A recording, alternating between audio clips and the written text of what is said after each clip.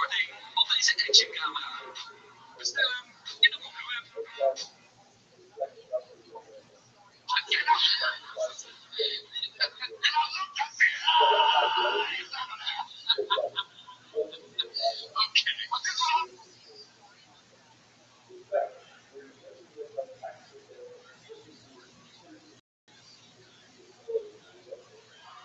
Oh, it's the fire truck.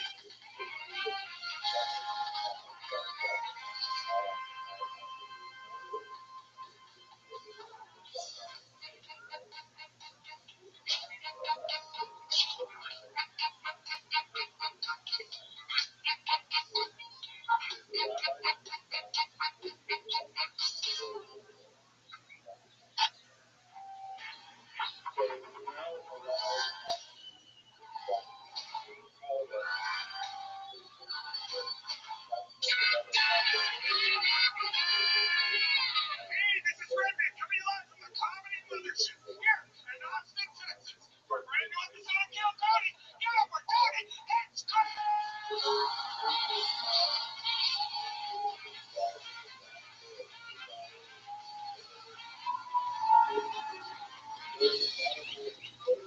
Who's ready for the best fucking night of their lives, huh?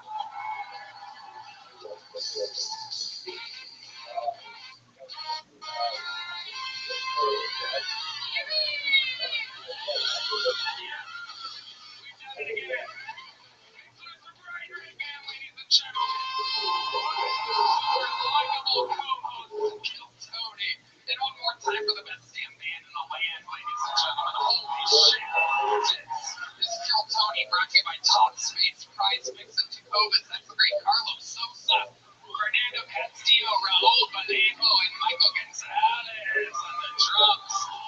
And muling on the electric guitar behind me, the great John Dees on the keys. And believe it or not, live in the flesh, that is D Madness, ladies and gentlemen. Holy shit.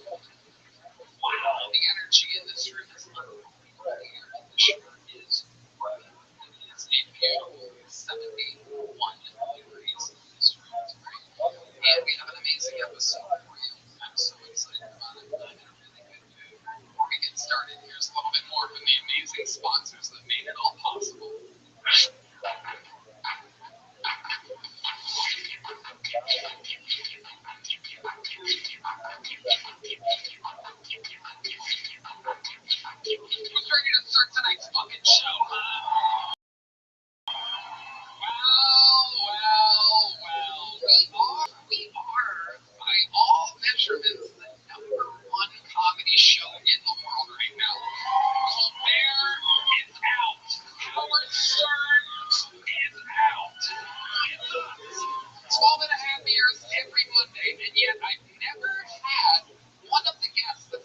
show, and I've always wanted this guest. The other guest has famously been on numerous times and leads the all-time record of walkouts by a guest during a taping of the show. What a chemistry match we have here tonight. Two comedy legends. One of the biggest comedy movie stars of all time.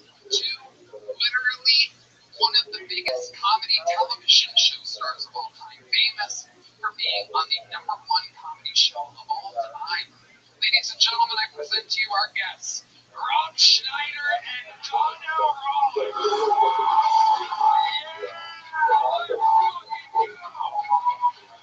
Rothschild'S.com.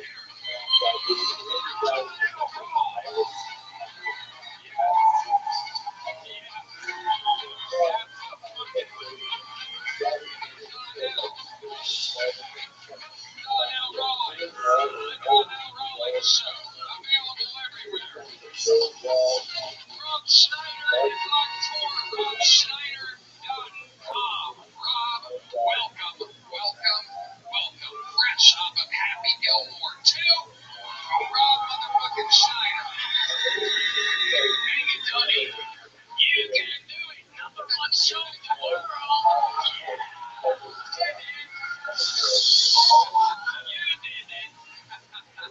You did it. How exciting is this? We've always wanted Rob on the show, and we got him looking stunning tonight. Twins are us, dressed up for us. We love it, Rob. Welcome to the cult. We got this shit, Stephen Marcus, and the gay almighty. Love it. That's my favorite section of Stephen Marcus. Everybody knows it. Donnell Rawley. I don't want to fucking be here. The walk-on king of the show. Say something. You don't get that. You don't give a fuck about Black Lives. Oh my God. You gave me a shirt that says Black Lives do not fucking matter on this show. The funny thing, we started as good friends. Yeah. And I had a situation, right? Where people say I crashed out to her. She was one of the motherfuckers. And they've been torturing me for the last fucking 5 years. Yeah. They said that you even came my podcast and said I was Christopher walking off the show. And these fucking, I love y'all, but y'all assholes at the same time. Don't give a fuck. Tell them what else I called you on that episode. Your favorite one. What did I call you? I can't remember. I called you names. Oh, no. And this is my friend. He said Dave Chappelle's butt plug. Yeah, I called you Dave Chappelle's butt plug. That's a good one. Yeah, that's what we call that. That's a good one right there. Yeah, because I'm telling these motherfuckers don't give a fuck about me. Yeah. Why you laughing, nigga? You don't give a fuck about me either, son. And that's it. I'm a father. I love being a father. And I deal with these ill Tony fans for the last fucking 4 years. They keep fucking with me, Tony. They don't give a fuck that I'm a father. I'm a black man. What the fuck is that? We're not gonna do this. So listen. These motherfuckers are so fucking ruthless. I posted a video of a horror movie. I'm teaching how to ride a bus.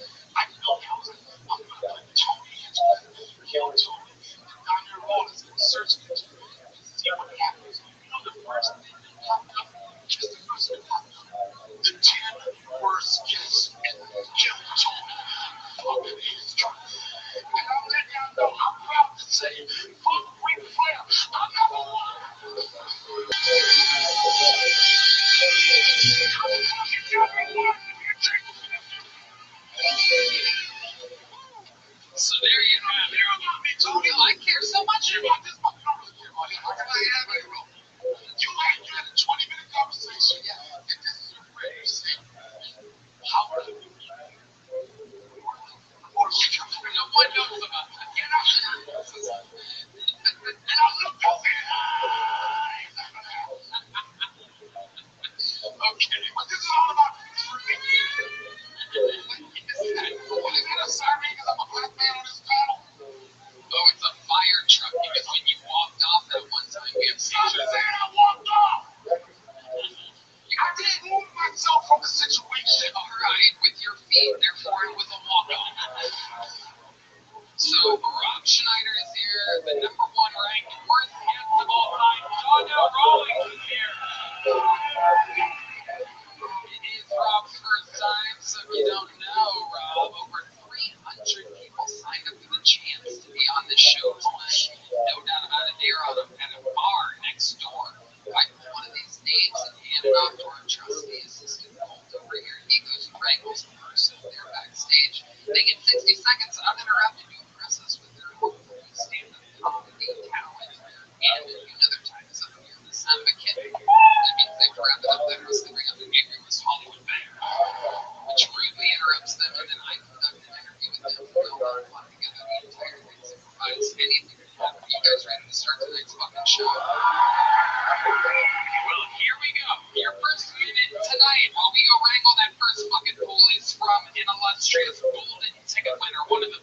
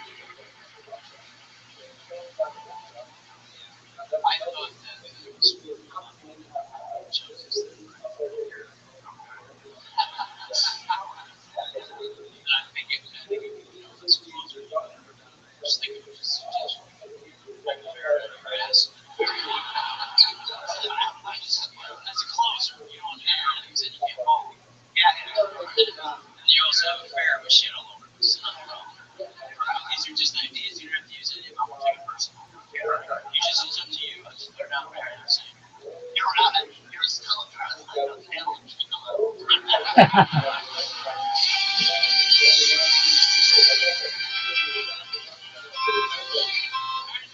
charge $10, but I'm willing to negotiate. That's huge, bitch.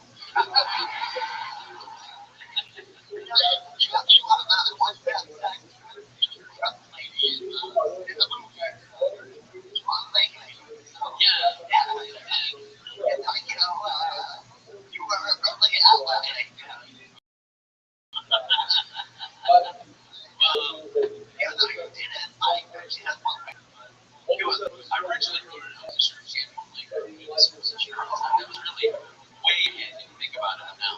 I had both legs.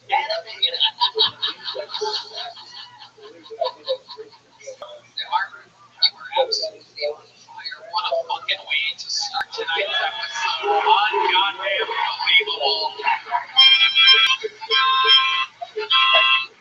Make some goddamn noise one more time for Mark.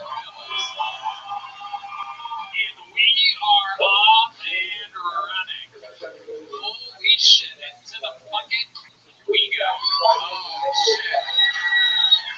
The lovely Heidi, ladies and gentlemen. See, this how it starts. That's how it starts. That's that walk-off juice right there. Red Bull gives you wings, that gives Donnell legs. Your first bucket full of the night. You guys know how this works. If you don't, anything can happen. It could be a crazy person. It could be the next great talent of the show. It could literally be the next best comedian on planet Earth. Or it could be someone who's putting no preparation into this whatsoever. It could be someone super stable. It could be someone completely insane. Anything can happen. There's no show like it. Your first bucket full of the night. Getting an uninterrupted 60 seconds is Brandon Lacaruba. Brandon. What's going on, everybody? I got cut off by the Waymo the other day, and I didn't know what slur to say. It was confusing. It was empty. But then it occurred to me that the whole time I've known about Waymos, they've always had slur in it. But I was like, what type of people is a Waymo? And it kind of made sense. And it's very fat people. Because they weigh more than you. I lost about 60 pounds doing the keto diet. If you guys are in Austin, you know what the keto diet is. It's high fat, low carb, 2 Adderall a day. You lose a lot of weight. I'm just saying. It's like having a bacon, egg, and sweet in the morning. The worst part about being formerly very fat is stretch marks don't go away despite the sport demographic. Trying to weigh ladies. We like to call them moms. No, they're always like, Brandon, cocoa butter makes the stretch marks go away. And I've eaten so much cocoa butter. They're still there. I'm not begging. Brandon Lacaruba. Am I saying that correctly? Perfect. Is that Italian? Italiano. You 100% Italian? 75. Ukraine. Whoa. Look at that. Oh, yeah, we got a Ukraine. I don't understand why that 75% Italian just doesn't completely take over that simple 25% Ukrainian. You know what I mean? Such an easy pushover. You're not wrong. He did a minute on Waymo jokes. Waymo is. I would expect that you to have way more jokes than that one.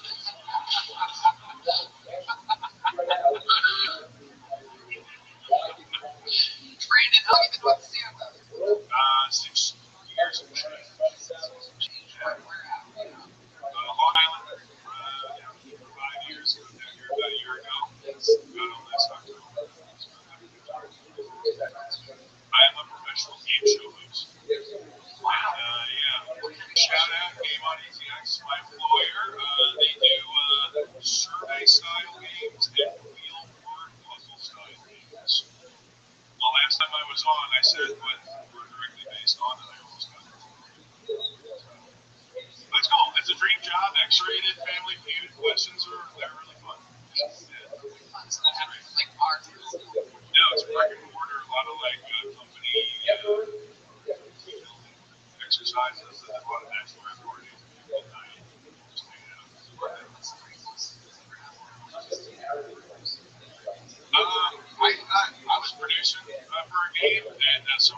mostly full beer can after the first time was hosting. And then that bowler was like, "Now we're gonna keep going. We're not gonna get out. We're not ruining this person's birthday." That's pretty ridiculous. A lot of people make their name tags. You gotta have like a fake game show name. A lot of people make their name like a slur. Okay. What a racial slur? Oh no, the other type. I'm just checking. Yeah, regular ones. N-word doesn't mean neighbor. Yeah, no, we recently had to start screening people for the N-word specifically. Sorry about that. I laughed too hard. Are you really? I laughed too hard at that. First of all, you're very professional. You can tell it. You don't have to end this. Just you could have a ferret come out of your ass. Just put it out there. So these are just professional suggestions. But I want to thank you. And I do think we're not showing stretch marks because I do think there was curiosity, at least from this side of the room. Don't get it. But I mean, I'm just saying, these are just suggestions. This is my first time on the show, so I don't know how far it's supposed to go with these. I love it. Rob Schneider, by the way, is on tour. I don't want to give away what his closer might be, but tickets are robschneider.com. Pretty sure you can watch him pull a ferret out of his ass. I'm like 85% sure right now. But the show ends with a bang, dude. Rob is on my soundboard at work. I'm sure you can imagine what the fun is. It's called the feature. Adam Sandler's calling. I know, so you can do it. Oh, you can do it. I was calling. Yeah. Why not? Thank you for that. Hey, thank you. All right. Wake your ass up. We're going to win tomorrow. Brandon, what do you do for fun? Tell us something crazy about your life or something. You're in the interview part of it. Tony, you had some time to think about it. Yeah, for sure. I'm a huge dork. Like, I love anime. I love Transformers. I love Rothschild'S. I play Smash Brothers for money, which is fun. Yeah, a lot of Smash Brothers.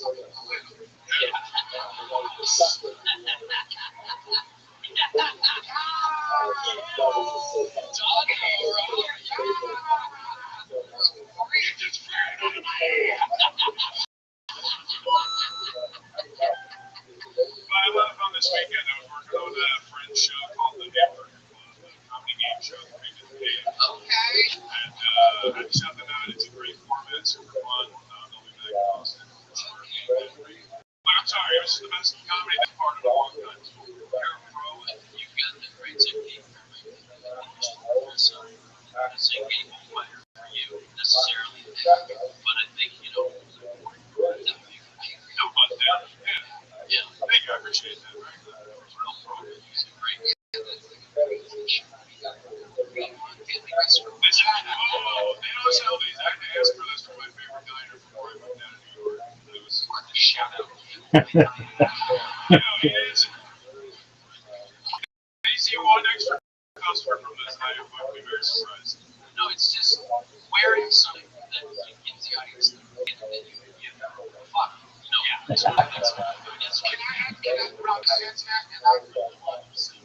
And I was one of those. I was this compliment.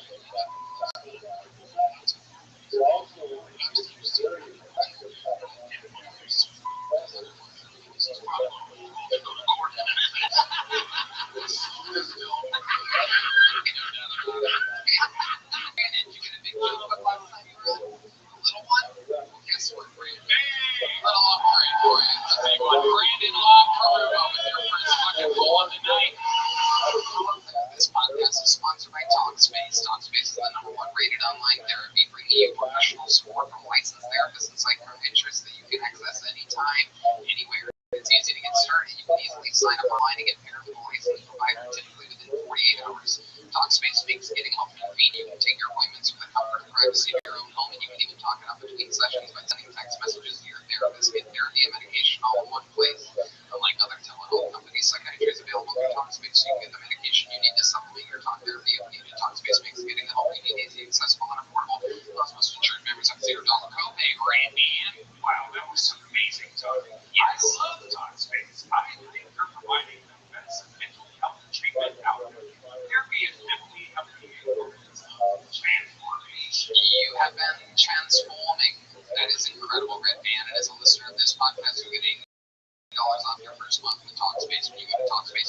patreon.com/Tony and enter promo SPACE80. That's SPAC80 to match with a licensed therapist. And you go to Talkspace.com/Tony and enter the promo code SPACE80. Oh, hello there. This episode is brought to you by Prize Picks. You and I make decisions every day, but on Prize Picks, we right and you pay. Don't miss any of the excitement this season on Prize Picks, where it's good to be right. The Prize Picks experience is so fun and simple. You know I'm stoked about football season, which is why I'm picking Josh Allen for more than 270 passing yards. Now to our quarterback. Sick picks. Prize Picks is simple to play. Just pick more or less while you choose 6 players stat rotation. If you get your picks right, you can cash in Prize Picks. Puts their users first, so all withdrawals are fast, safe, and secure. Prize Picks offers Venmo, Apple Pay, MasterCard, and more. For a quick and easy deposit into your account for this football season, it's the best place to win cash while watching sports. Join millions of users and sign up. Download the app today and use code Tony to get $50 in lineups after you play your first $5 lineup. That's code Tony to get $50 in lineups after you play your first $5 lineup. Prize Picks. It's good to be right. And here we go. We're playing with fire. Yeah, what about that? We're going to keep it moving right along and submitted uninterrupted for Garrett L, ladies and gentlemen. Garrett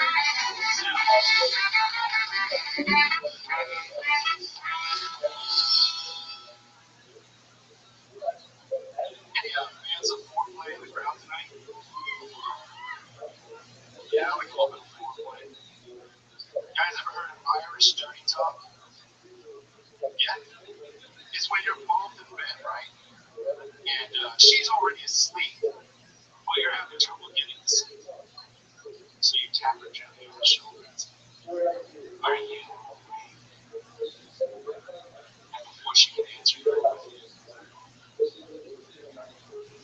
hey, I also have a version of that for you ladies. Okay, ladies? If you're in bed with your man, he's falling asleep, but you're awake, you can just lean over to the side table, draw a knife, tap on the shoulder and say, "Are you ready?" Before he answers, inside. Okay, here we go, ladies and gentlemen. Special night. I just want to say, I don't think a ferret wants to go with your best friend. First of all, that's one. Two, I don't know if rape jokes are quite back yet, but it's an interesting area that could be opening soon. And you're there early, that's all I'm saying. Very early. You have arrived early indeed. There's nothing possible. Was it Coco? You have a wife on her birthday. You just looks like the most child. It's creepy material you have there, Eric Bell. How long have you been with Stampa? Where at?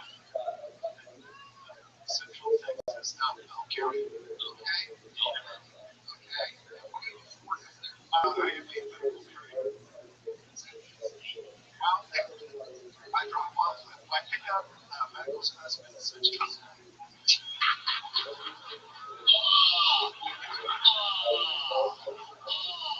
Before I do my show, I got 5 minutes.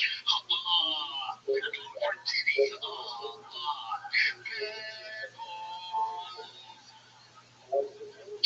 I think I have an image of what you do for a living now. Career. Wait, how long have you been with that?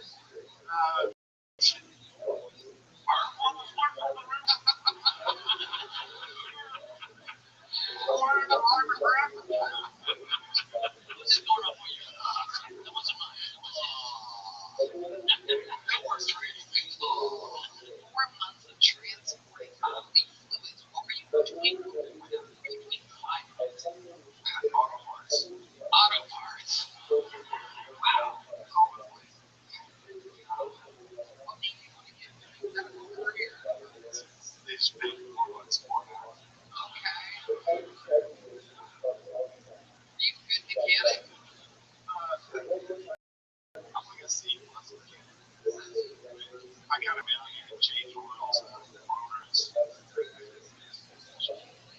did you learn how to do it? And grandpa had my 18 years.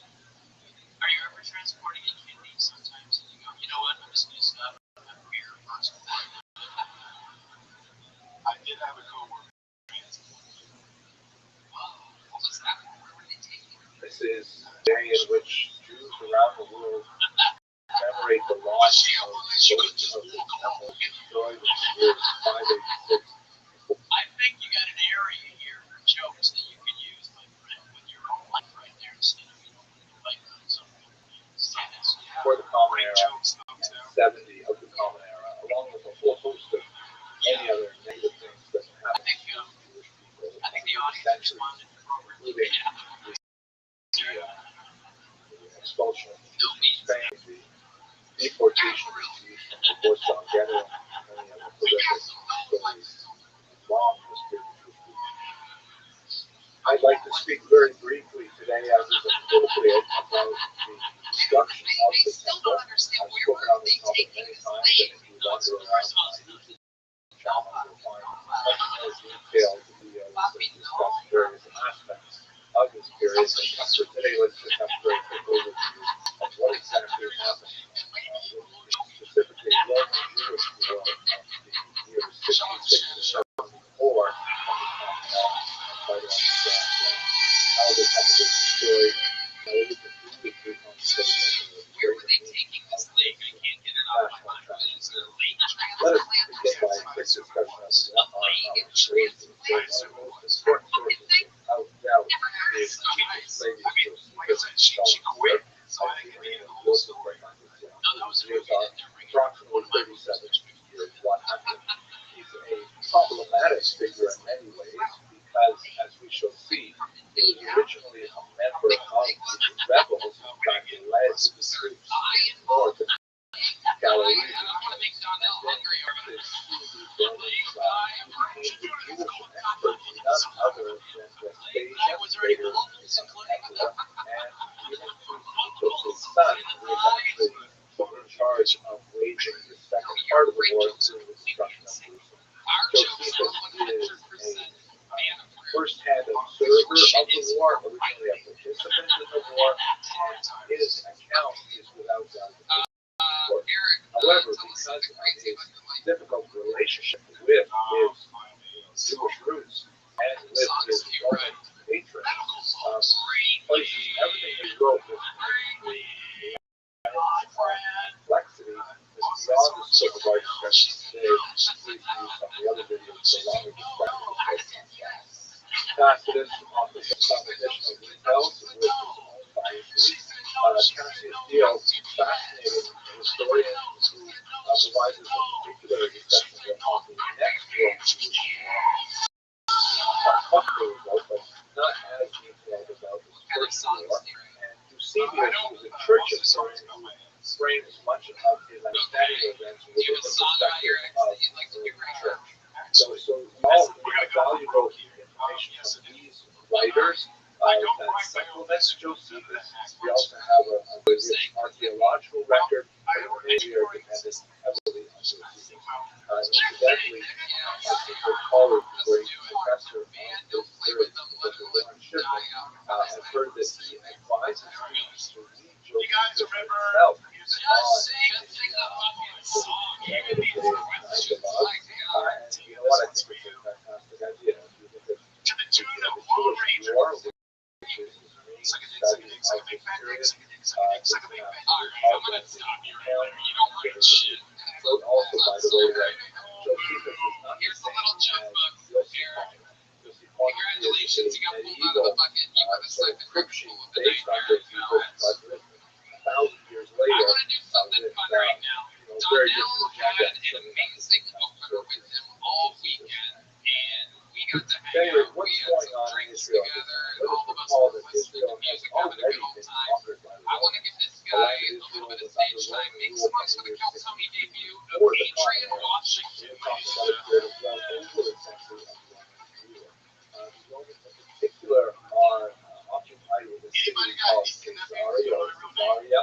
Caesarea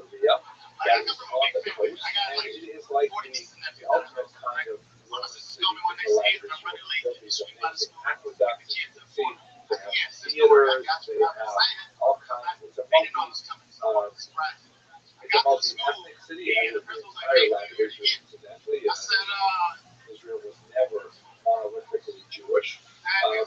But Kizari is one of those places that is especially associated with the Roman.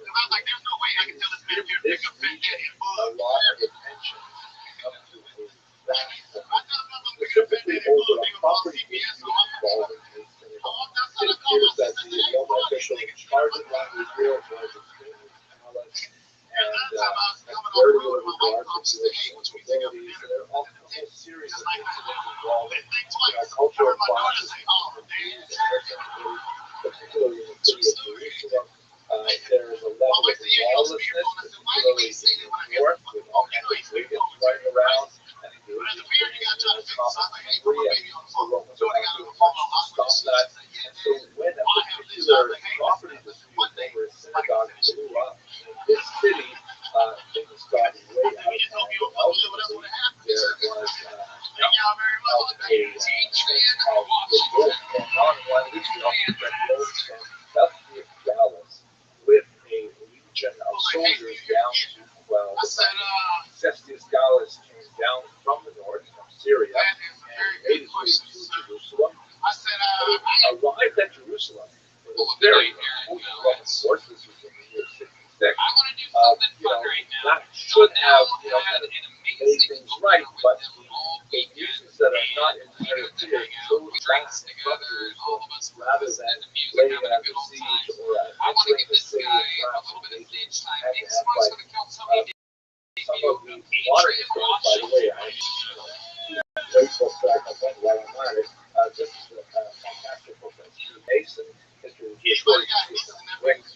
Nobody writes short books about this particular war. And just this year, this book by Diana Plain Rogers about the freedom of science.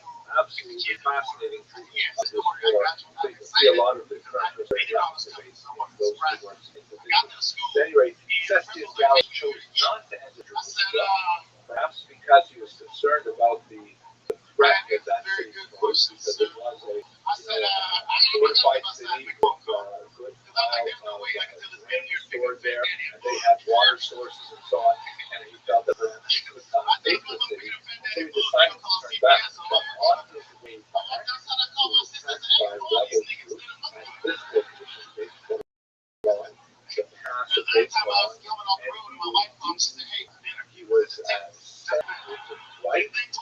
Our region was destroyed. A tremendous number of arms were seized by the rebels, including the Legion commander, which was an extremely insulting thing to happen to the Legion. Cestius Gallus himself survived and made it back to Rome, but it was a huge embarrassment that a group of guerrilla fighters should send an entire Roman Legion packing. The representative of the victorious for the rebels to think that they could go off the yoke of Roman rule. And remember that Rome is an incredible superpower at this point. With territories that went all the way out to Scotland, all of Europe, North Africa, much of the Eastern Mediterranean, and this tiny little province of Judea is going to reject Rome and drive Rome out. Emperor Nero decided to send a much more competent soldier to take care of them, and that's when the war got started. Vespasian was the general, battle-hardened general. Cestius Gallus was also, by the way, quite a battle-hardened general. He was a later man with could not handle the Jewish threat. Vespasian came back and took a much more measured approach. It took literally years to wage this war. He first approached the north and went to several locations in the year 67, location by location, placing these smaller cities under siege. Incredible brutality of some of them, but ultimately established this complete dominance of the north. It is, by the way, in the north that we have surrendered Antiochia Congress, which is commemorated here with this remarkable monument. It is at the Hamata, the modern Jews of Antiochia, that Josephus was a commander, and after a 47-day siege, it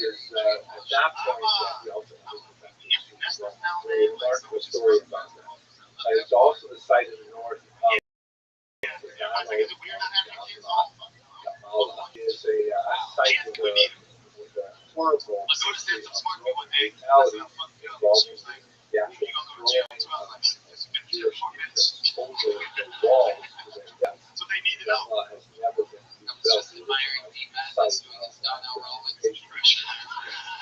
At any rate, it is in the glory that space starts and takes its time and goes through the entire region of So one major thing happens when this invasion is the land of Israel, and that is the departure of the rabbis to Yahweh. So Jerusalem is going to be under tremendous threat, as we will see in a minute. It is a site of tremendous sectarian fighting by Jews, and the group of Jews we are known in Christian literature as the Pharisees. Ultimately, decamped from Jerusalem to a place called Yavne. In this map, Christians, by the way, according to Eusebius, also flee the city, and they make their way up to the north to the city of Tel. So the Jews, in particular, the Pharisees, represented as a peace party that, unlike the rebels, was very much against the idea of a revolt against Rome. They felt that this was going to be very counterproductive, and ultimately their position was correct. Those sages who made their way to Yavne, however, were the roots of the later Mishnaic and Talmudic movement that would ultimately be the source of Judaism for the next 2,000 years. They were, so to speak, the saving emperor that managed to escape destruction that would come later. But at any rate, we're focusing on the war. What's going on in Jerusalem? We recall that in the year 66, the rebels had a short-lived victory, a very remarkable one against Cestius Gallus, but that was quite a much harsher retaliation, very large force coming from the nation. Ran in the north and took his time making his way down to Jerusalem.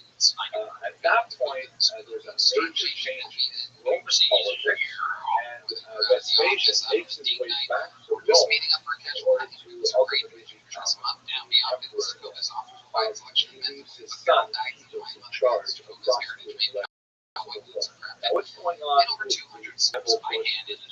You should recall that even though Israel was under the rule of the Romans, as was characteristic of their style of leadership, they granted the Jews kind of their own puppet leadership through kings, such as you can see here, which has the Apostle Paul appearing before King Agrippa, together with Agrippa's sister Berenice, and also the Roman proconsul Festus.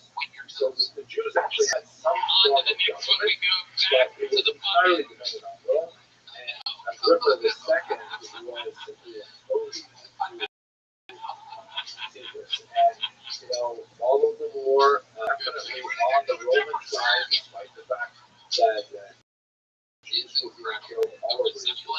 The more significant was the nominal Jewish leadership was the fact that there were multiple rebel groups active in Israel, and they were attacking each other. This was a situation where you had the so-called zealots, called the are literally attacking other Jewish sites. Ultimately, they're all going to find themselves in the fortified city of Jerusalem. Three major groups shown here in this particular schematic, which actually only shows it at one particular point of time because there were, changing allegiances between these groups. Elazar ben Shimon, John of Giscala, who happens to be an extreme rival to Josephus, and the ferocious Shimon Bar Gloria, all held different parts of the city of Jerusalem and the Temple Mount, and even the sanctuary itself. They hated each other so much, fought with each other so much that in an incredible little stupidity, the zealots burned down the remaining stores. They knew that this was on his way, and the siege was inevitable. This was absolutely disastrous for the future war effort, and virtually guaranteed that this nation would ultimately break the resilience of the rebels and that is in fact exactly what happened.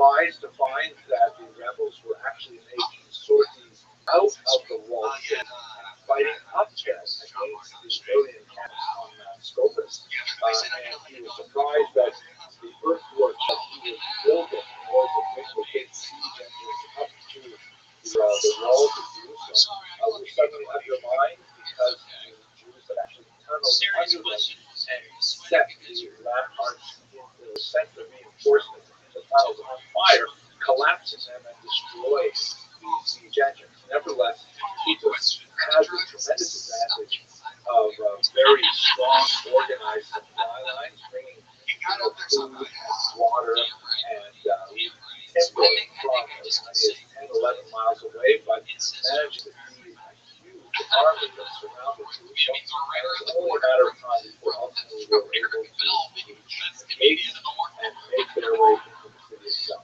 The fighting was brutal, and ultimately, in the context of that fighting, the temple itself was quite just Titus's account, which again has a real agenda. He's trying to use his patrons at the same time to demonstrate the bravery of his co-religionists, and also to justify to his Roman leadership the fact that this was a war that took 60 years to prosecute from beginning to end. Kind of like a massive endeavor for such a tiny little territory, and it seems absurd that Rome should take so long to put down this one rebellious people. But nevertheless, that's the image that he portrays of this protracted conflict, and he portrays Titus as being sensitive to the beauty and value of the temple as an architectural structure, as a cultural monument, and he portrays Titus as being hesitant to be involved in destroying the temple and actually express regret that it happened after he almost went.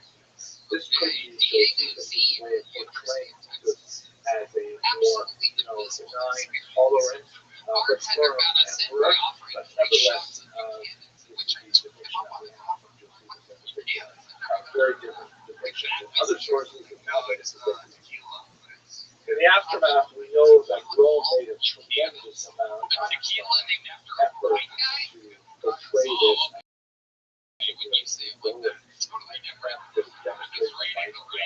part of the reason for this was that internal consumption. There was a huge amount of controversy over the transition to the Flavian dynasty. The Flavians did not have the same kind of lineage as other contenders for the role of emperor, and so a great amount of attention was paid to playing up this great victory in Judea, even though it had a strange place to portray victory. One of the marches, ceremonial Victorian marches that were constructed, this one here stands in one today, the Arch of Titus, and of course underneath there is this famous bas-relief that depicts the Roman soldiers carrying out the spoils of Jerusalem, including the candelabra, the menorah there.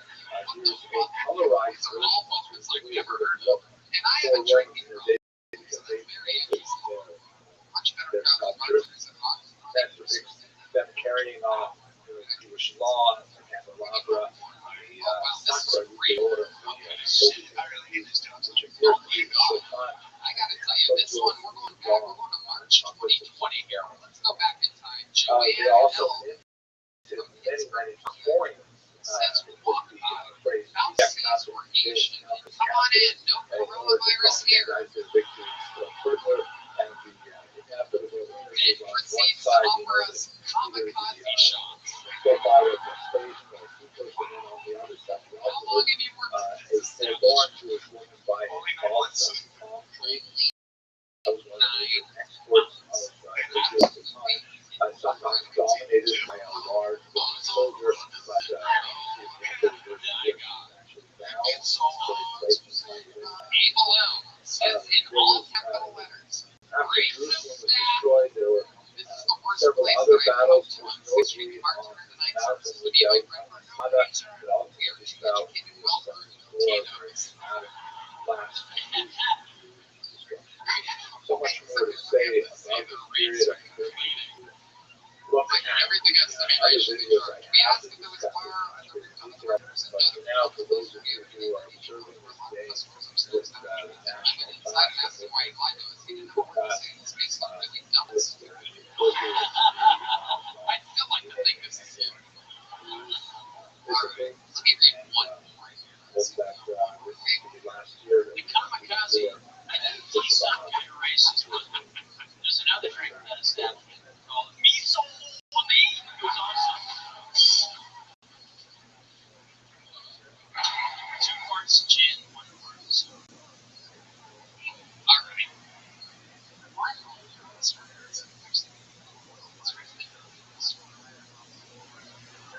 One of the favorite colors closest relationship is holiday. $10 for a fucking syrup ice. Okay. What do you think? You're the one getting the side cash. That is your kind of sucks. Okay. I'm not gonna lie, it's kind of dumb in there.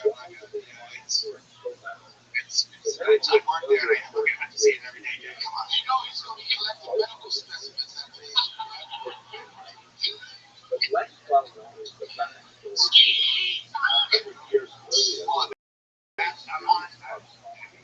Honestly, you know. Help me in my life. It's a great place, guys. Do you do drugs, Jose? The sweat. I can never really see it. It's you're always like,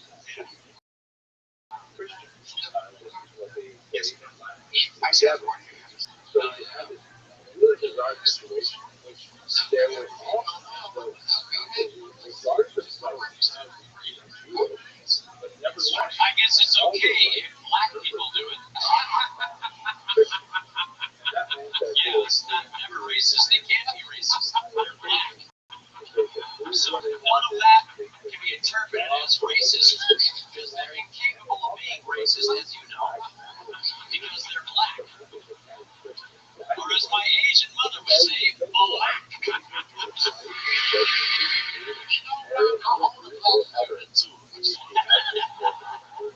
We'll be right back. Jose, you're leaving here with a medium-sized joke book. Ladies and gentlemen, Jose, we're having fun here tonight. There goes Jose, absolutely soaking wet. Oh, look at the lovely Heidi. Look what she has. That's real lotion, everybody. Real lotion with the elbows. I mean, Rothschild'S doing some of his famous lines from movies, and Donnell is doing real-life Ashy Larry. Oh my goodness, what an amazing moment in the history of the show. We'll get that one, Heidi. You know where Heidi's from, right? It is absolutely. Oh, we get a little unruffled there.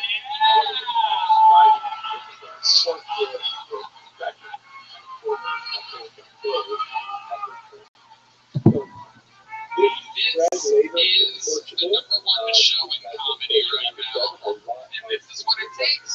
This is what it takes. The powerful white woman unashing Donnell. Rob Schneider's nipple getting a little residual residue.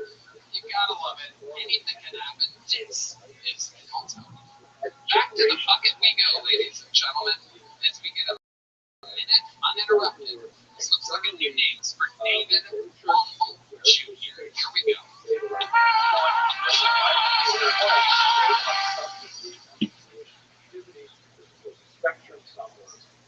I was thinking, Dad, my daughter is 14 years old, just finished ninth grade. The entire year, I was afraid of one thing. I was afraid that I was going to fuck my daughter. One day she came home, she said, Dad, this guy came up to me and he asked me, by the way, I thought to myself in ninth grade, but I had my dad hat on, so I said, how does it make you feel? Just very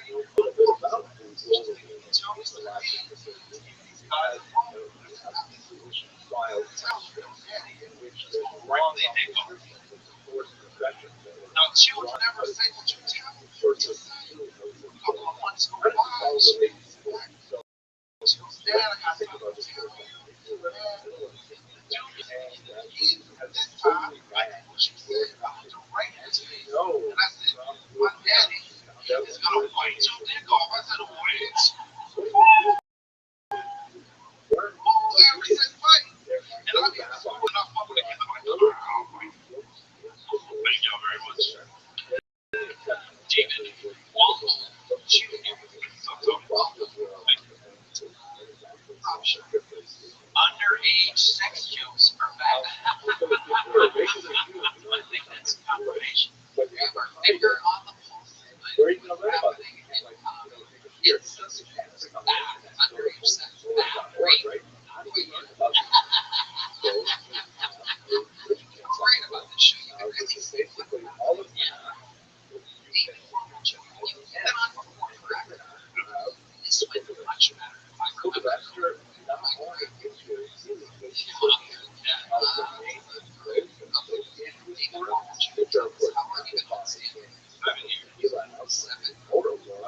Basically, you get the gist of it. There may be some things that you get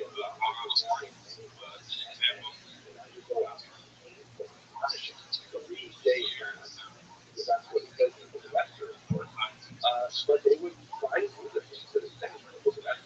And also think about general Mexico stories, like these My favorite thing right now is Donnell's fresh elbows are leaving a little pile of moisture for you.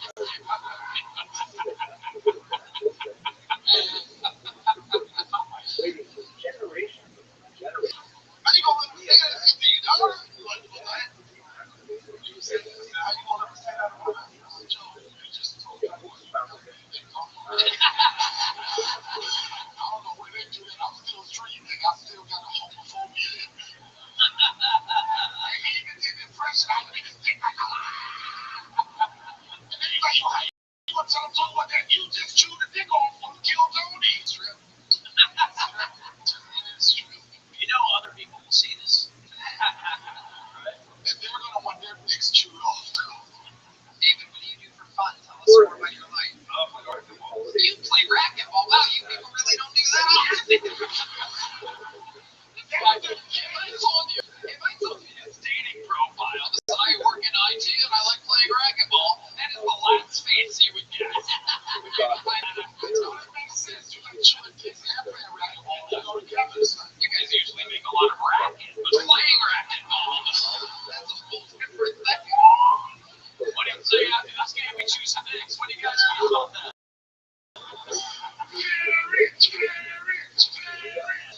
Yeah. Racquetball. Wow. My goodness. Wow. What else? The sport of you. White as black guy. Racquetball IT. Lived in a van for 4 years. Champagne. Oh, that's wow again. I mean, wow. Just throwing it out there, maybe not an answer. Wow. And, you know, my buddy Ace Henderson. Not much to do. Some situation.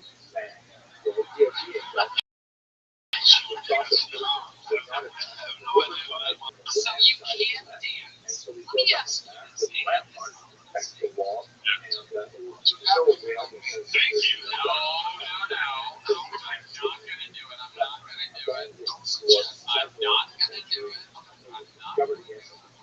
kidding. I'm gonna just ask you. Don't give him a damn. Just don't shake it up. Here we go.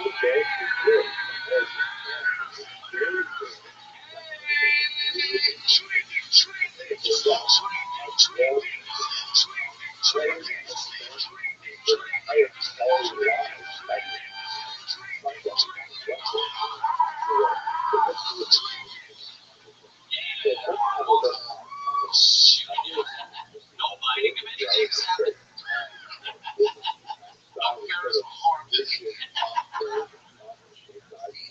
Junior, so you're a junior.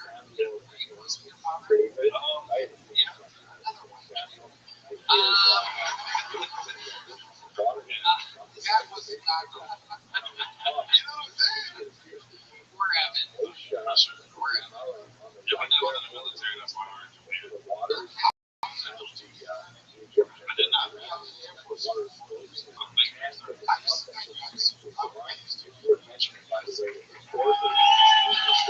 used to curse out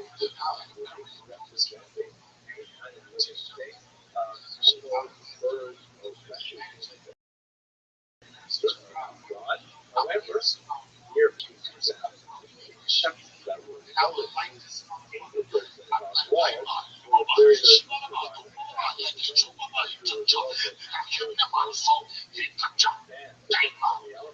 What I said was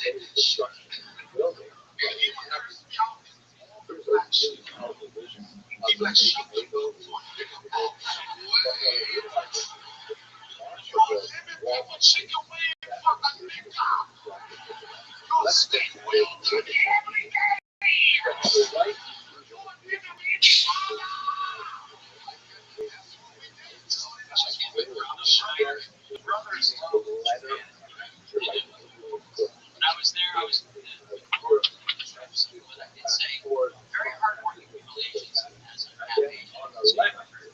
Koreans. Amazing, to be honest with you. No, you go to the Korean barbecue, the special one, the top soda, so okay, get the top soda, and then 2 minutes later they come back and it's like,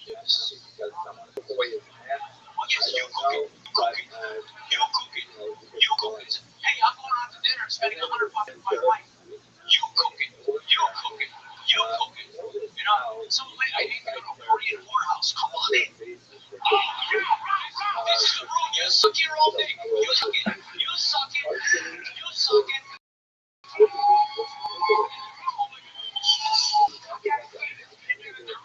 Do you know how to say how much for the plate? You say, Hoji, oh my God.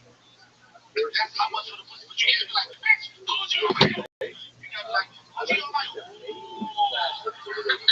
You say, Hoji, oh my God. That's how much for the plate. But you can't be like, bitch, Hoji, oh my God. You gotta be like, Hoji, oh my God. I'm hungry. Pick up on Taksan. Taksan, pick up on money. That's like I'm hungry. I want to eat. That's what it is. How you gonna pick up on money? Hold your fucking hand. That's what it means. Donnell. Shout out to Donnell. My story was a joke. I'm actually in a whorehouse. You were in a whorehouse in Korea. I was 18 years old. I was making a joke about a whorehouse. They thought it was funny. They didn't want to actually hear me see a man in a whorehouse fucking a horse like you did. Anyway, fuck whores. I participated. Okay, never mind. It was a cross-cultural experience. I get it. But there was the influence exchange. My kids are half Asian and their grandma hate this shit. Your kids are half Asian? Wow. So your baby mama is Korean? Wow, okay, yeah. Boy.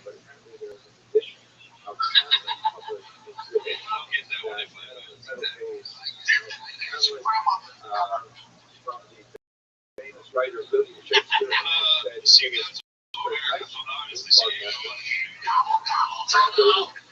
Donnell was in Korea. He was part of a cooking show called Warpath.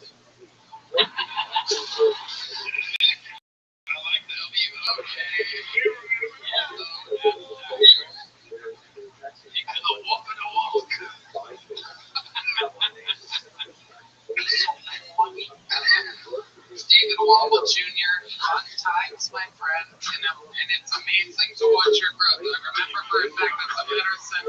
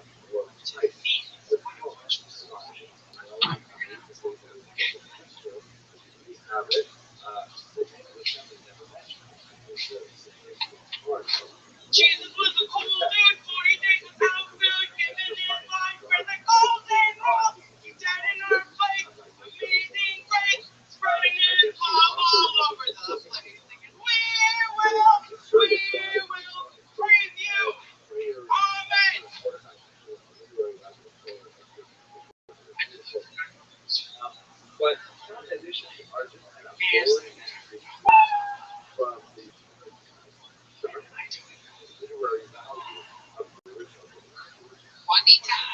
welcome back to the show. I got our baby sister already, like I watch her right now. We will fuck you. It's probably true, but until you find out she has a dick, Donnell. That is that's how it happens, ladies and gentlemen. But you can't tell. No, come back. The brothers can't tell. The brothers can't. They nevertheless trying to leave guys so you set me up. Donnell, the last the brothers look apparently is the Adams apple. Whereas white guys know.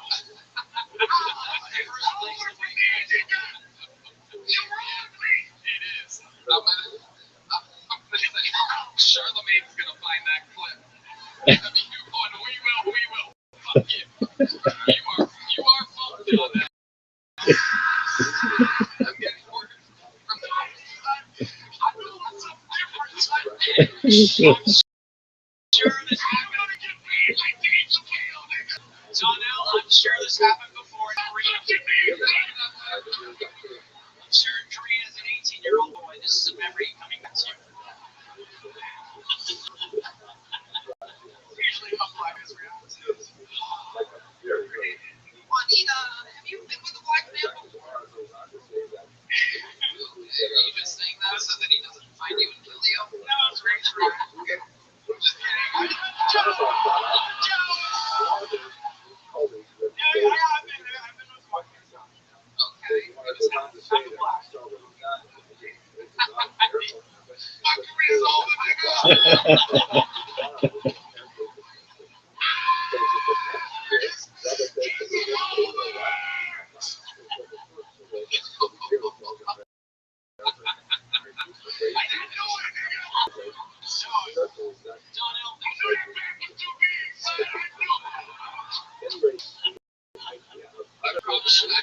It's not just that your career is over. This is also an opportunity to educate other black men. We have to look at that way. Never too much. Black guys out there, you know what to do. It's between the chest and the chin. It's called an Adam's apple. If they have one, they have something else. This is a special moment for you. So take that for what it's worth. It's worth a lot. The more you know. Juanita. An interesting sense. All right, let's just talk Tony. I know. But it's all right. You're living yourself up. You know, since 2025, maybe the streets will forget you. Maybe they'll go, wow, take a chance out there. Progressive. Maybe, I'm sure when Chappelle sees this, Donnell, you might put out, Donnell, I want you to emotionally pull the balls aside. Can you do that for me? I think you can, Donnell. You can actually spread them out, one on each side.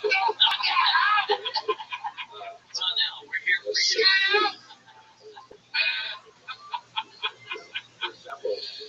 Yeah, it's okay.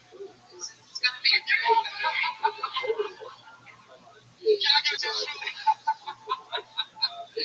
Oh my goodness, you tricked Donnell, and that is gonna be you see that trick? I mean, you see what happened there? You're fucked. We will fuck you.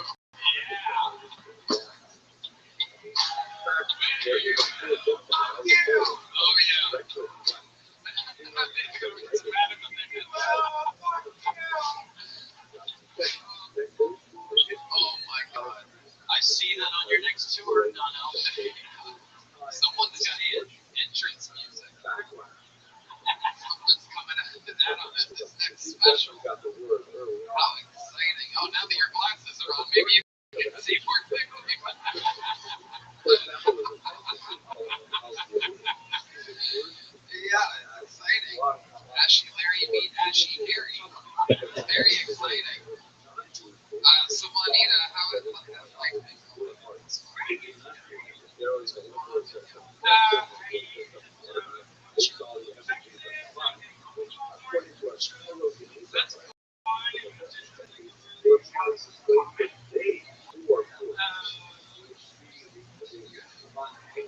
Last time you were out, you said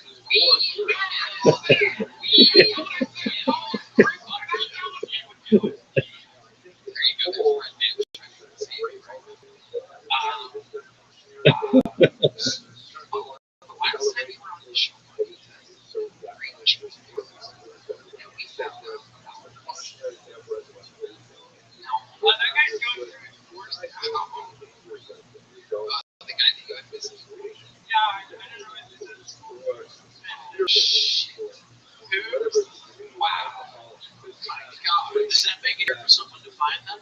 Say them. If you're in Turkish Australia, we're learning a lot of things this year. Yes, we are. Wow. So his wife found out about that from someone sending her or something. Yeah, but he told me he was single when I got him. She have a girlfriend. Yeah. So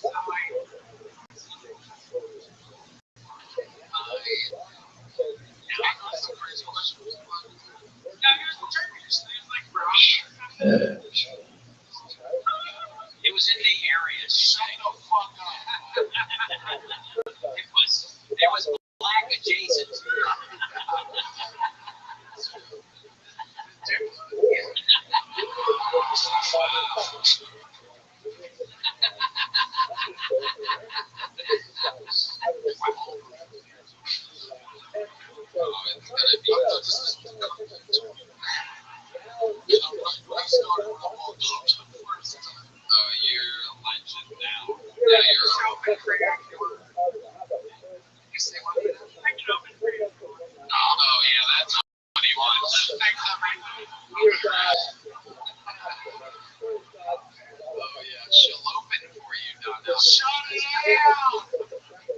So progressive, better than. Can you? Donnell only likes openers that look exactly like him. Can you?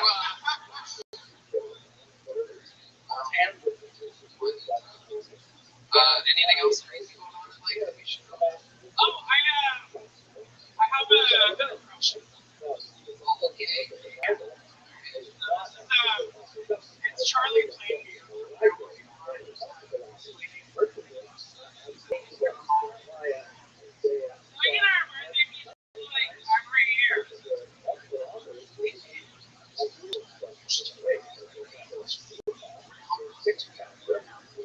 Yeah, but we did it like every year.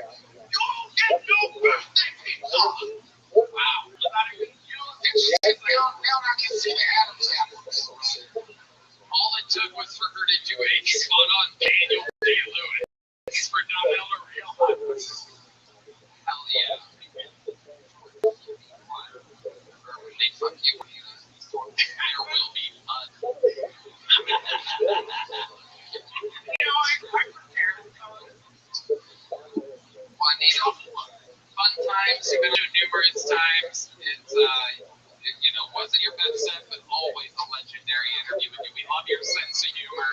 Proof that some trans people can roll with the punches. That's another appearance by the great Juanita, everybody. It's a stereotype. Some people say. Oh, yeah. We do have a golden ticket winner here, ladies and gentlemen. This guy's only been on the show one other time when he famously came on children's books for adults and changed his life forever. This is the second ever appearance from Charlie Mack, everybody. Big one for Charlie Mack.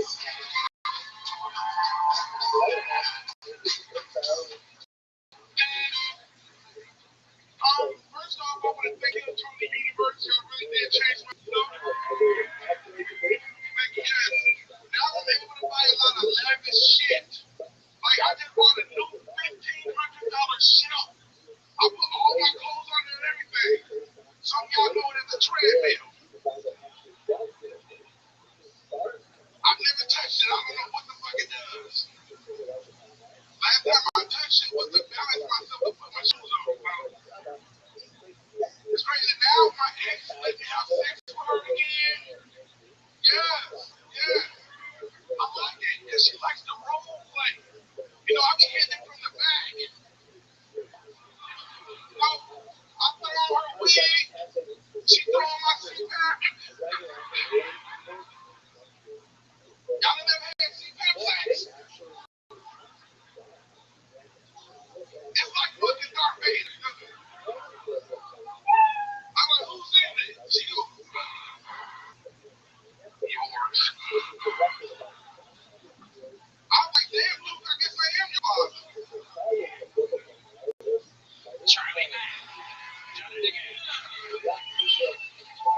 Schneider. Congrats, Steve. You're going to make it. You are. You're going to make it. And then for the rest of your life, it's going to be, next 6 years are going to be great. No doubt about it. Charlie, fantastic. She did wrong with those. I threw her wig and she pulled my CPAP. That's not good. If you want to roll back, I'm basically damn. Juanita, get back up here.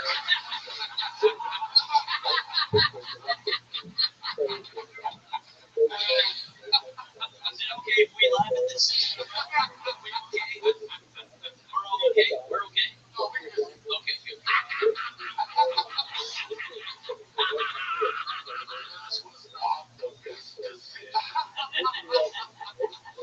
Charlie Mack, the last time you were on the show, you told us about your children's books, and I guess it blew up, right? Oh, hell yeah. They start calling me the hood Dr. Seuss. Yeah.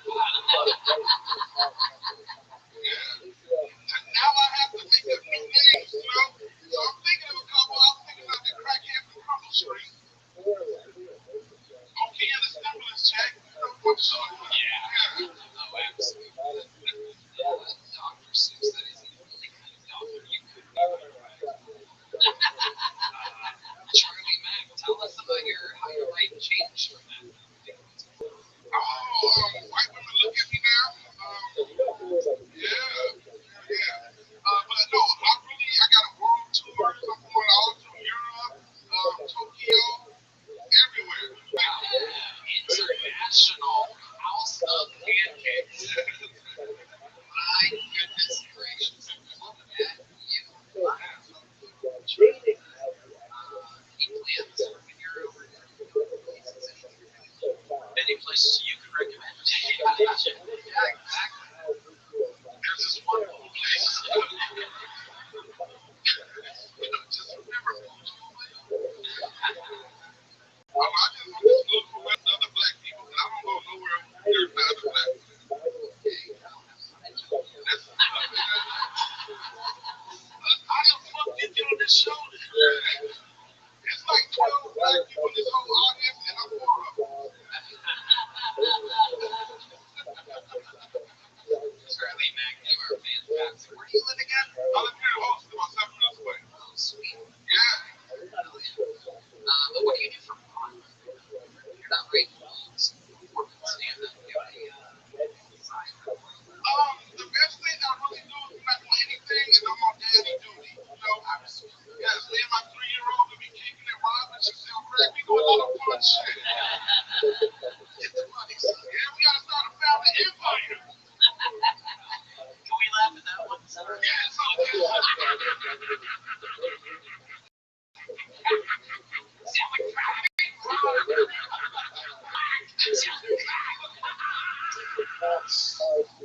Daddy duty is also what would have been on Donnell's dick if he fucked Juanita. I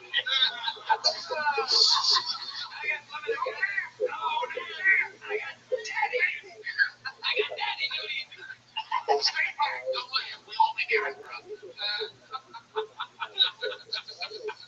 Rob's gonna breathe Ferris after the show. Oh my God, Charlie. Fantastic set. You've done it again. You're rock solid.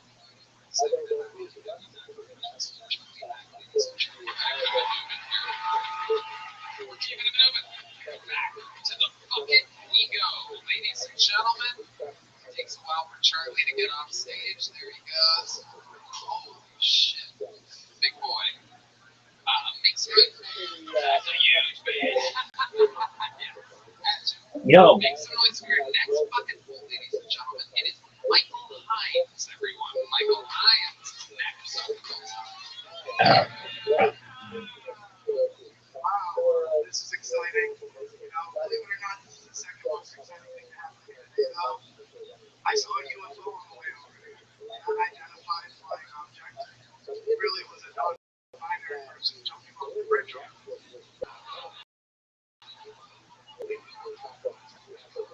they didn't identify as anything.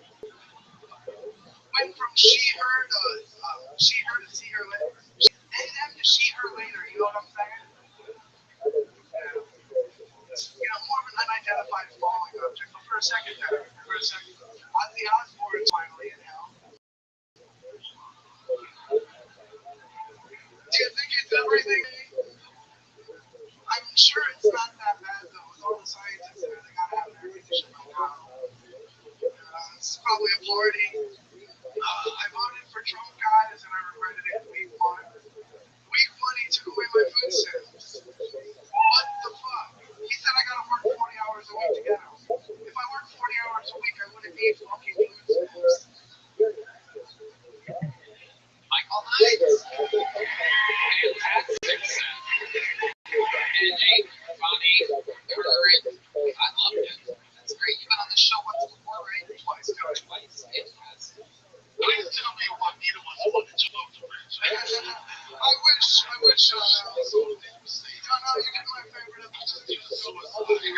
What was that like? That was on my favorite episode of Kill Tony of all time. You don't know? I love you, Don Al. You're my favorite. Yo, what up, Pimp? What's good, son? How'd you find out about me, big dog?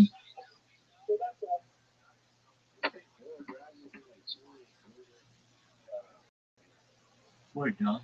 Everybody knows that. How'd you find out about me? I was in here a few months ago, bro. Dog, I got 1,900 people in here. How'd you find out about me? Yeah, dude, absolutely. Dude, I just hit it and quit it. You know how I do.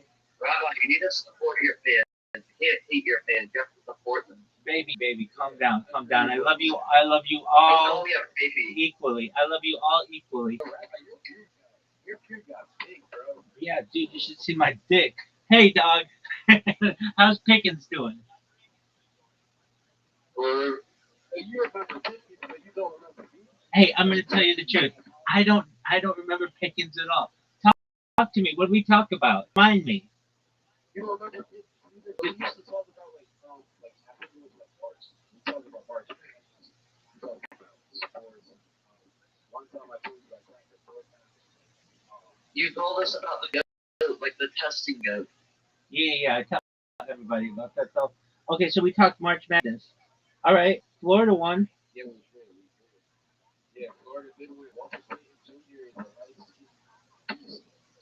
Doug, and I picked Florida to win, so I'm pretty psyched about that. Did you do fantasy football this year? How much? Yeah, I did 20 leagues. Dude, you took my advice. Well, me, you, and Eli want to start a fantasy league together. Excellent. We deal with bitches. That's not what I said. All right, so tell me about your team. Who was your number one pick?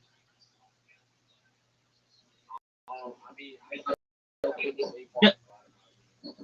All right, I get that. That's a good pick. That's solid. So did you do ESP? No pitch is my first pick. Yo, Pickens, calm down. Okay, very well. I would think that would be Justin Jefferson, but you never know. All right, dog. So you've got Saquon number one in many of your leagues. Who's your quarterback in most of your leagues? Dude, that's a Colin Kaepernick. dude. Okay,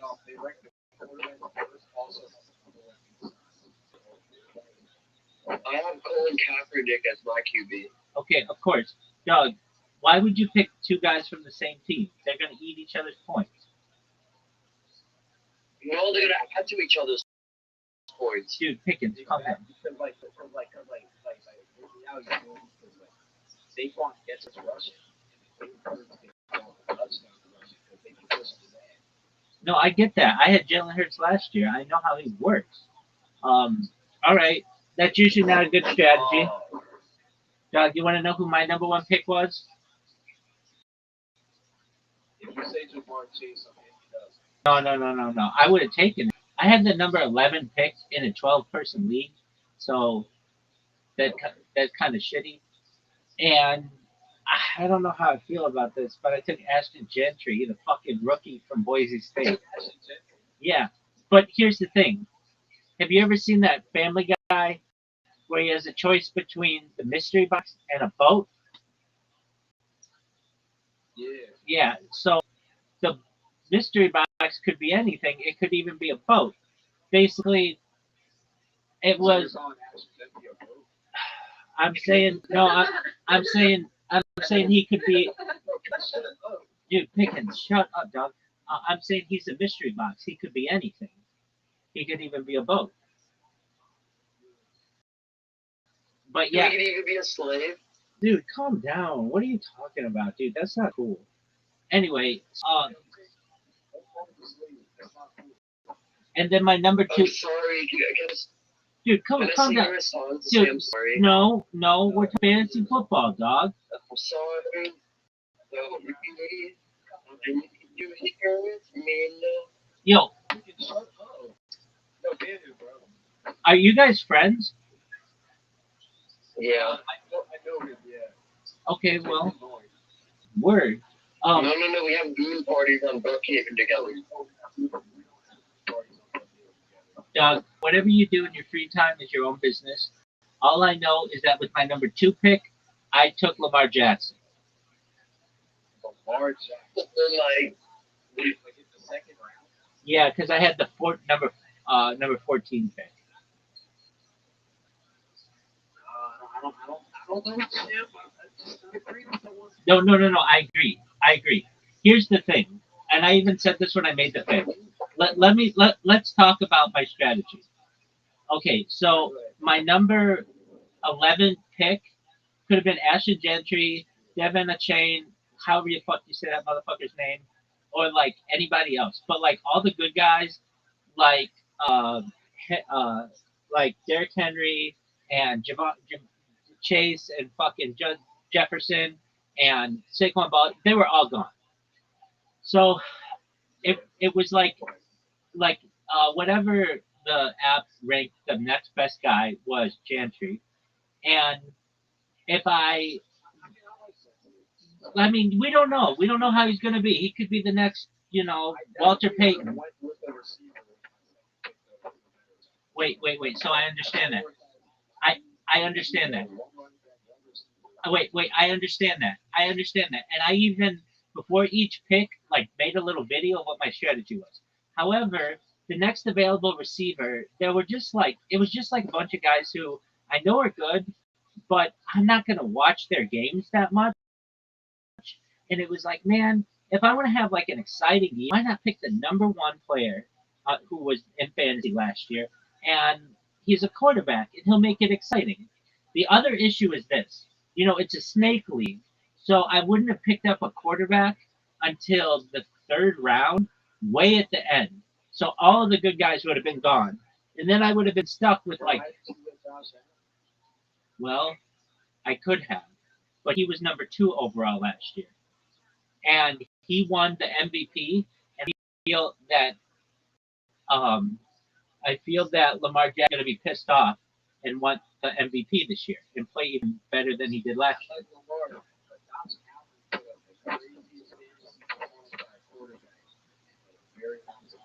I know he had 60 points. I get that. But still, if you want to go with consistency, Lamar Jackson had more points. He was the number 1 player in all of fantasy last year. So it was Shaden Daniels. No, it wasn't. What'd you say? I don't see Lamar Jackson getting his touchdowns. Doug, he had more running yards than any quarterback last year.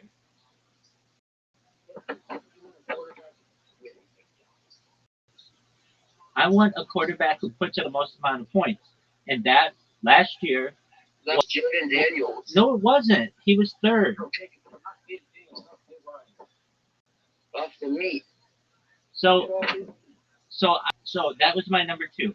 Then my number 3 was who I got as the number 2 overall pick last year, Tyreek Hill. So that was pretty. Tyreek is the 3rd. That's not a bad pick. No, it's not.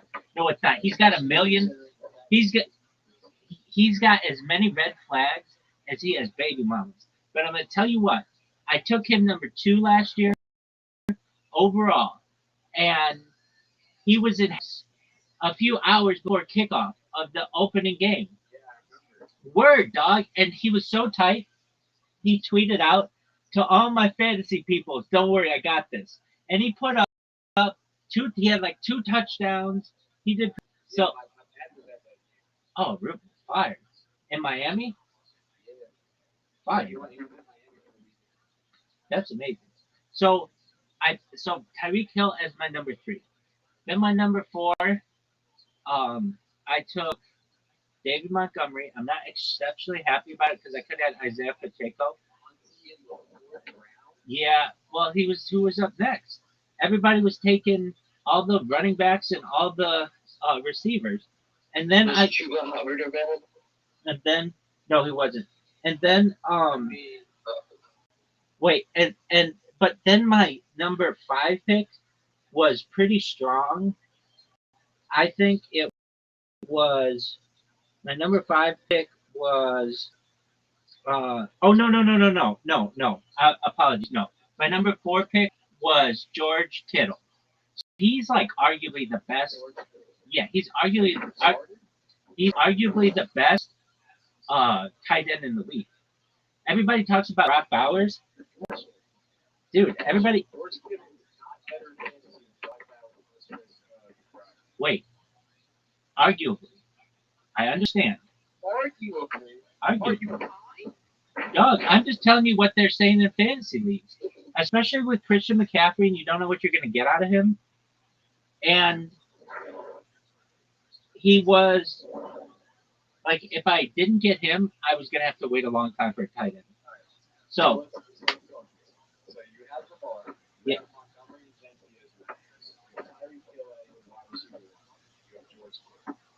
Yeah, and very good memory. And I got Tony Pollard, who's arguably better than Montgomery. So Montgomery's actually like maybe my flex.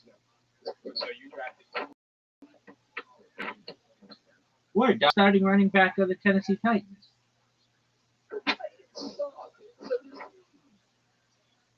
I mean, that's who was available.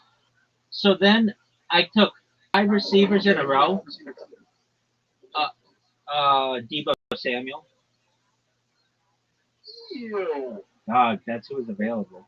So I got Deebo Samuel, Jacoby Myers, Rashid Shaheed, Michael Pittman, and Darnell Mooney. Then I took Jaden Blue, who's a rookie running back, Trey Benson. Then I got Cam Ward, the number 1 overall pick in the draft. And the reason why I got him is basically, let's say he has an amazing season, I can always trade him for somebody better. No, I don't think he will. But look, it was my 15th pick or like 14th pick. He was way at the end. I mean, it's a good gamble. Well, here's the thing. It would have been the same move that people would have made with Jaden Daniels, basically. And he turned out to be the number 3 overall pick. So I figured, whatever, we'll see how this goes. Then I have a kicker and a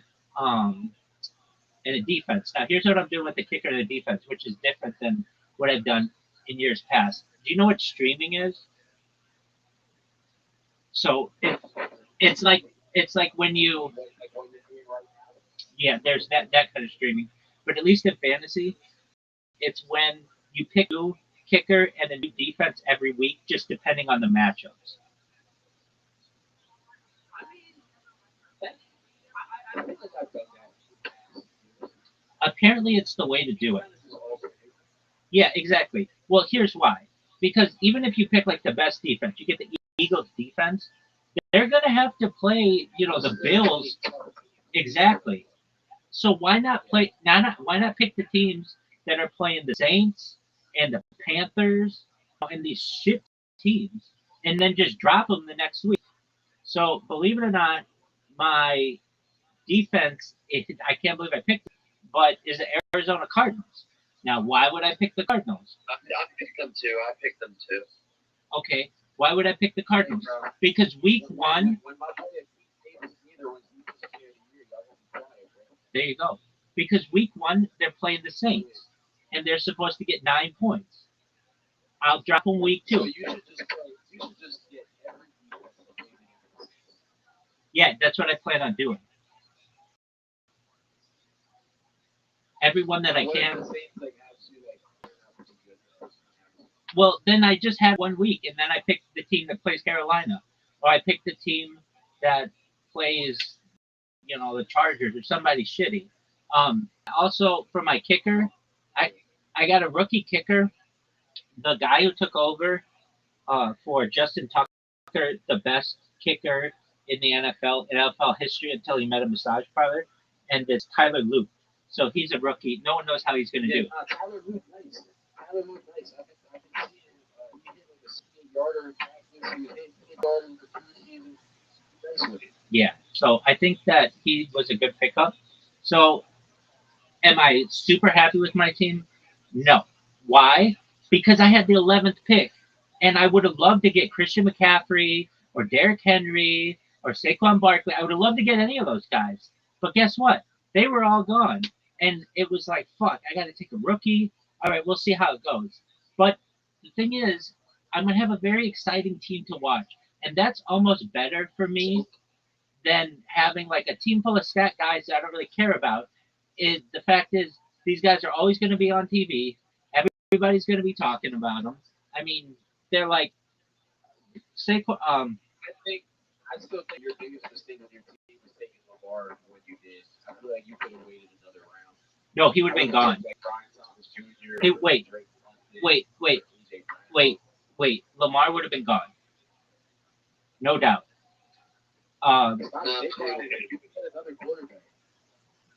Yeah, no, I know that.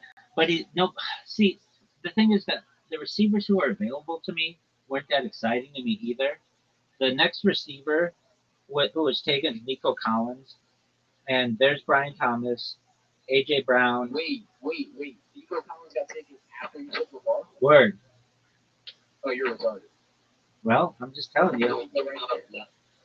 I'm just telling you that I wanted somebody exciting. So I took a quarterback, took the number 1 player overall, and you watch, Nico Collins is going to get injured week 1, quarter 1, play 1. He's going to have a dislocated. The ACL week 1. Exactly. And I'm going to make sure of it. I'm going to Nancy Kerrigan that motherfucker if I need to.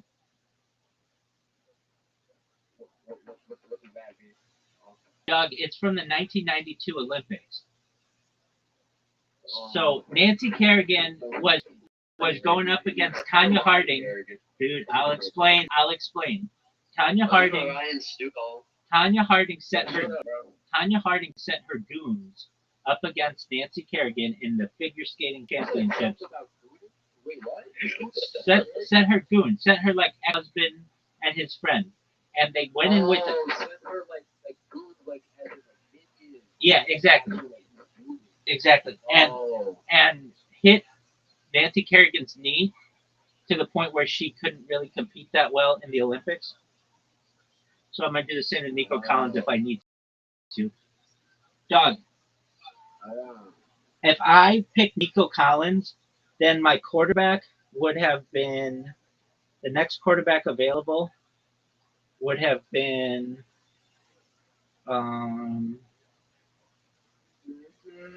Baker Mayfield.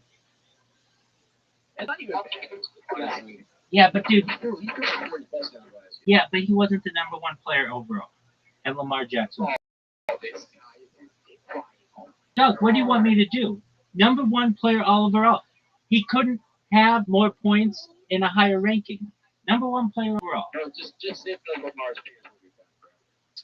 I'm just telling you, he's going to be exciting to watch. I'd rather have an exciting team. I was even saying, Of course, it's going to be exciting to watch, but you could look at just numbers. You could, like, Cooper is a good quarterback. You think of fantasy. He has great receivers, great running backs, who also can get the ball a lot of passing. Yeah, running backs don't help you. Yes, I do. Did you just say Rabbi? The running backs don't help you if you have the quarterback. Those are just yards that you're not getting for your team. All right. Yes. So there's this concept. It's called passing football, right? So you have a running back, right?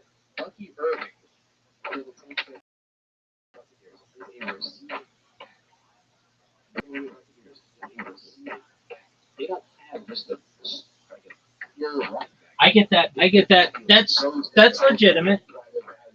That's legitimate. But he's boring as fuck to watch. You know who isn't boring as fuck to watch? Lamar Jackson.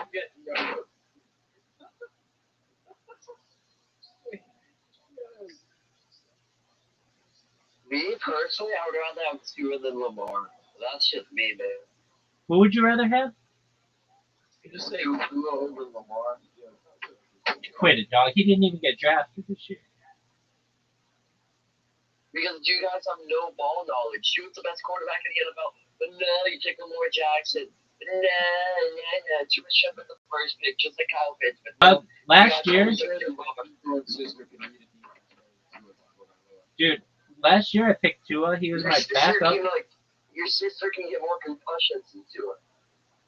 Has she? No. You just slam her head on the floor of a Kroger. Tua is one bad hit away from career ending. You see what he's saying, Rabbi? I hear him. Who wants my sister hurt? Yeah, dude, nobody wants that. She probably could have picked it. She's just a child. He gives to my sister. Don't let him manipulate you. What? That's nasty. You're nasty. Why would you have to? I didn't. Yes, you did. Yes, you did. I'm sure it's just a Hindu and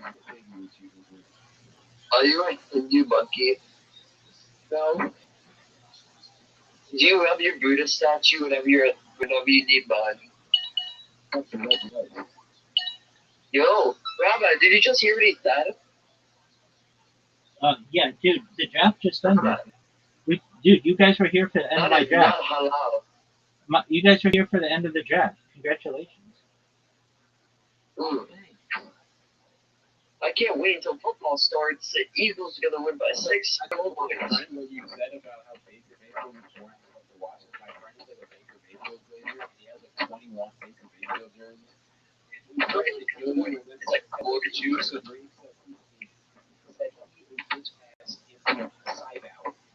Dude, I can tell you this. I really only like running quarterbacks. They're exciting. Yes, he was a running quarterback. He made some good tackles throughout the years. Good tackles. Yeah. That doesn't make sense. He was a good tackle. Like, after he threw an interception? No, because his wide receiver fumbled.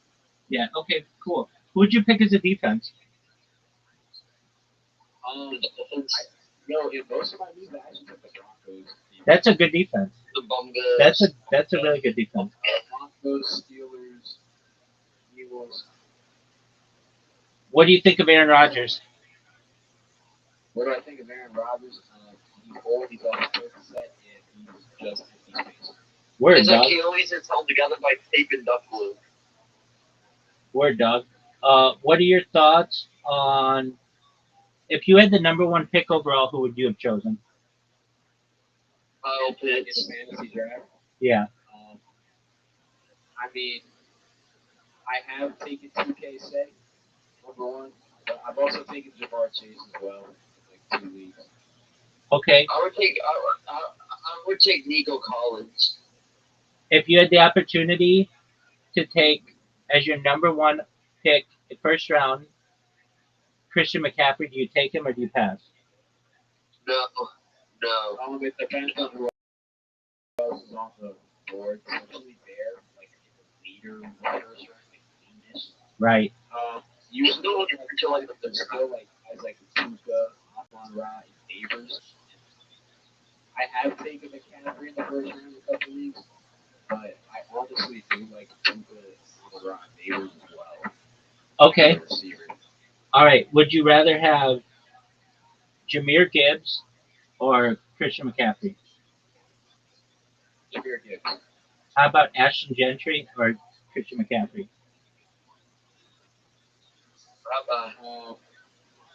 It's too early to tell for Gentry. Right. But then, yet again, McCaffrey is still like he didn't play 100% last year. Dude, he got hurt in the first. How exactly the three's gonna fully affect him. Exactly. I still think Oh, for sure, dog. Absolutely.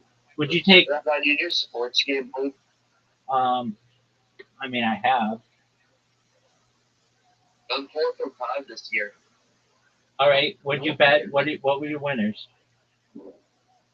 I took the TCU money line for this game.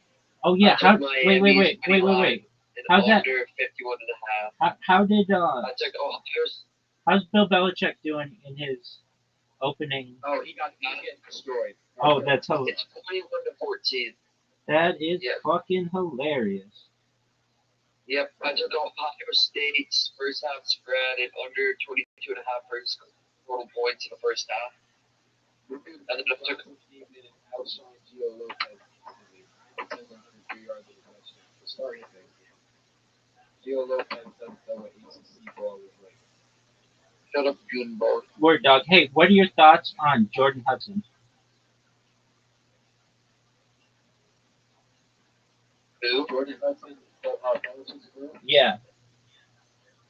she boppy, bro. She ain't really like that, bro. She chopped his head. She's I would not brag, personally. Oh, dude, she's like Sydney Sweetie without the boobs. dog, that bitch is hot as That would sweet, but like, he personally never done that that. bitch is hot as fuck, but she's writing herself into his will. You're crazy if you think she's bad. Oh, I'm sure Yeah, that that's bitch is different crazy types. in bed. I'm sure that bitch is crazy in bed. She fucking has a face of a villain, of a Disney villain. Wow. Oh, but she's Yeah, pretty. what do you think of Ruby Rose, Rabbi? You think of Ruby Rose? You know, I think Ruby Rose is hot as fuck. Hold on, let me make sure that's the right chick. Yeah, what's up, Ruby Rose? What's up, Ruby Rose? Hold on. Is this the bitch? It's like R-U-B-I Rose.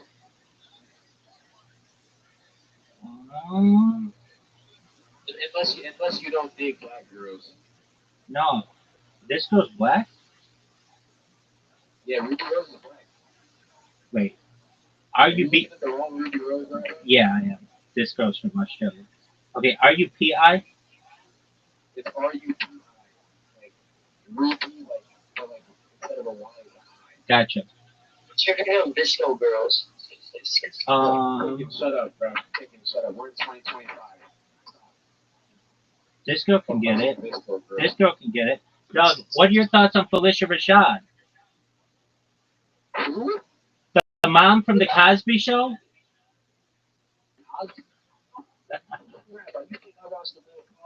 Well, why don't you? You got something against Doug? You got something against the Cosbys? Doug, why wouldn't you watch the Cosby Show? Everybody watches the Cosby Show. What's your Cosby. opinion on the Daddy O'Brien? Doug, what are your thoughts? Doug, what are your thoughts on Keisha Knight Pulliam? What are your thoughts on Keisha Knight Pulliam? Knight Pulliam. She was Rudy. She was Rudy. She was Rudy. Okay, for real. What are your thoughts on Ice Spice? Ice Spice? What do you know about Ice Spice? Baby, everybody knows about Ice Spice. What are you gonna do to that hair? Respect. Bro, I don't like her hair, but so is Gardner. So respect the sauce. Yeah. What are your thoughts on Doja Cat? Doja Cat, bro, she became weird. Like old Doja Cat, yes, but like then she started turning into like some demonic ball presence, and I couldn't do it, bro. What are your thoughts on Tyler? Tyler, oh, I'm cracking Tyler. Word, dog. South Africa for that bitch. All right. I ain't gonna lie, Rabbi, we tag teaming that. Absolutely. Woohoo! I put power to that shit. All right. Yeah, I think Power goes in. Yeah. All right. So you've got to pick between these four: Nicki Minaj, Megan Thee Stallion, Ice Spice, or Doja Cat. Who are you picking? Nicki Minaj, Ice Spice, Megan Thee Stallion, or Doja Cat. Word. Me personally, So I'm gonna go in order. All right. Yeah. I think Sydney Sweetie. Shut up, nigga. All right. You get a pick. 4 is gonna be Doja Cat because she's chopping. 3 is gonna be Ice Spice because I like this. 2 is gonna be Nicki, and 1 is gonna be Megan. But Tyler above all of those? Oh yes. For sure. That's the order, folks. All right, there we go. Tell you, Rabbi, that what's Absolutely. All right, let's see here. Would you rather take Sydney Sweeney or Tyler? Sydney Sweeney. No, I take Tyler as well. Sydney Sweeney looks like she's asleep. Poor dog. Why do you hate me? Rabbi, do you condone this? He keeps being mean to me. Dog, of course he's gonna be mean to you when you're acting like a little bitch.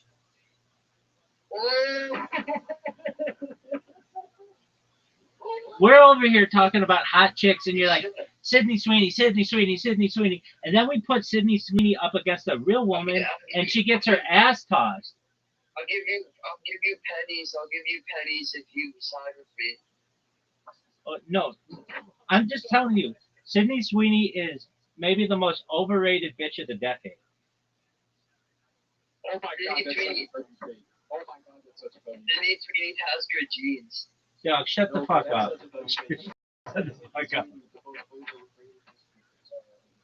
Word, dog. Is there a music buff in the server? Yeah, there's a bunch of them. Okay. All right. What are your thoughts? Excellent. Well, it's the truth. Everybody's bending over backwards for this bitch, and she looks half asleep. All right. Would you rather take? Would you rather take Sydney Sweeney or what's that Sugar and Spice bitch? Yeah. Hold on. Her last Carpenter, Sabrina Carpenter. Oh, Sabrina Carpenter? Where? Yeah. Where do I type it here, bro? I gotta go Sabrina, bro. I gotta go Sabrina. Although her drink at Dunkin' is overpriced. I've never buying that drink. No. All day long, Sabrina over that other bitch. Okay. Yeah, I grew up watching Sabrina, so it's like, it's gotta be Sabrina. Where did you grow up watching this person? She was on Disney. Oh. Okay. All right. Speaking of Disney, who's the hottest Disney bitch of the from 2010 to 2020?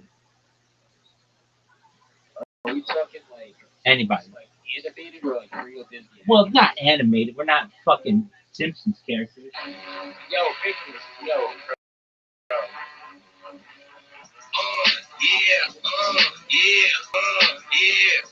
That's tight. Yeah. Wait a minute, get it how you live it. 10 toes in when we standing on business. I'm a big stepper. Underground like God. Got 9 toes, get a most nothing loose. Straight temper. But that guy I was. Okay, you were saying? Yo, Rabbi, you said like animated, right? No, not animated. No, not animated. Real people. Oh, not animated. Okay, real people. All right. Kingdom List gotta be up there. We're talking 2010. Kingdom List definitely crack away. What's your face? Actually, no. Rabbi, are you even allowed to talk about these people? Well, here's the thing. I didn't know about any of them until like 2025, but then I found out how they got famous, and it was on Disney Channel. But I'm talking like Victoria Justice. That's my girl. That's the answer I was looking for. Oh, Victoria Justice. Okay. Okay. Well, that's more Nickelodeon. Oh yeah, same shit. Same shit. Yeah. Okay. Check the We're just talking about like Nickelodeon, Disney, all of that. Yeah. In fact, I've never seen an episode of any of those shows. I gotta go Ariana Grande, bro. Wait. Hold on. That's what I was getting to. But before she put herself in a blender. Before she put herself, I respect that. Dog, she needs to eat something, and she's a better looking brunette. She got writing all over herself. Dude, Yeah, but she's so pretty, bro. dude, So pretty. word. When she was, Rabbi, I look you think you can back that. I look you think you can back Ariana Grande. for sure. I think everybody knows that. That's obvious. You a baller, bro. You a baller. Word, dog. I'll make her even more famous than she is. Yes, sir. Word, dog. They'll be making Wicked 10 after I'm done with that bitch. She could be the wizard if she wants. All right. So we've got Ariana Grande, but Victoria Justice is the one I really was getting to because that bitch is super fine and no one's heard of her since. Word. All right. But she's a very pretty woman and she doesn't get enough credit for it. Absolutely. Okay. Ariana Grande was great looking. Now looks like dog shit. And she could be super, super pretty, but she's too skinny and she had like a facelift and it just doesn't look good. All right. And I mean, I don't know that many others. Let's see here. You know who actually kind of surprised me? Who I know she got like pregnant early and stuff, but Jamie Lynn Spears had a chance to be like superstar. Word. She had a chance to be superstar, but just didn't live up to expectations. But still, right? Yeah. No, I mean I don't blame her. I'm saying like who is this? She was like the Arch Manning of Nickelodeon, but never lived up to our expectations. I don't know how else to put it. Yeah. Rabbi, I got a question for you. Hit me with it. Would you crack Taylor Swift? Yeah, definitely. She's a pretty lady. Disgusting.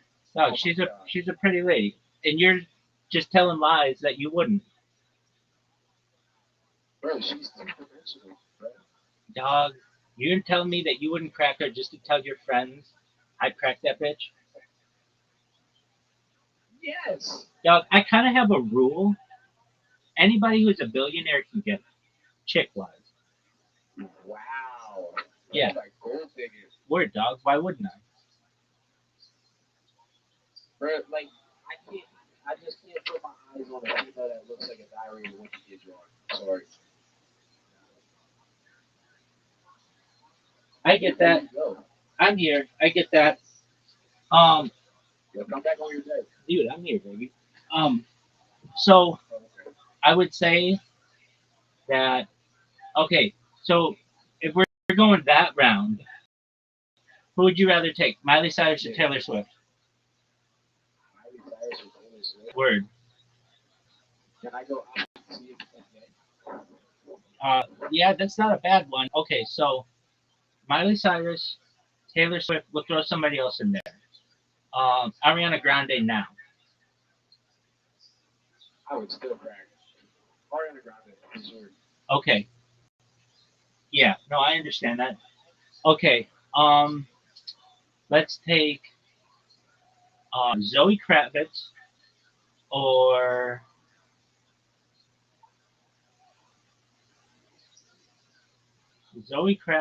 Ariana Grande. Low-key? I mean, Zoe is bad. I don't like her hairstyle, though. Yeah, she chopping off. All right, that's cool. Ariana Grande or Victoria Justice. How about both at once? That's okay.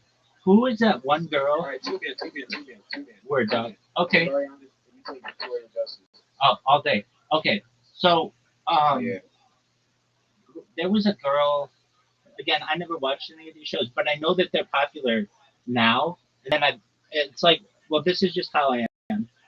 I find out, I'm like, wow, that person's really pretty. I go to Wikipedia. How did they become famous? And then it's like they all had Disney shows or Nickelodeon or whatever. Okay.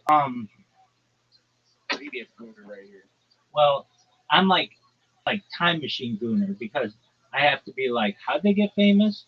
And frankly, I think these girls look better older than they do when they were like in their early 20s. I think like Victoria Justice just gets better with age. What up, Miss Aquarius? How you living, girl? I'm good. How are you? Living the dream. Every day's a holiday. Every meal's a feast. Just enjoying life with my friends You here. ain't gonna have no for Miss Aquarius? You ain't gonna ask how I'm doing, Miss Aquarius? What you say? Are you gonna ask how he's doing? How I'm doing, Miss Aquarius? Right, what? Why didn't you ask how I'm doing, Miss Aquarius? Oh, I'm sorry. I didn't see you. I don't know who you are. But hello, Eli.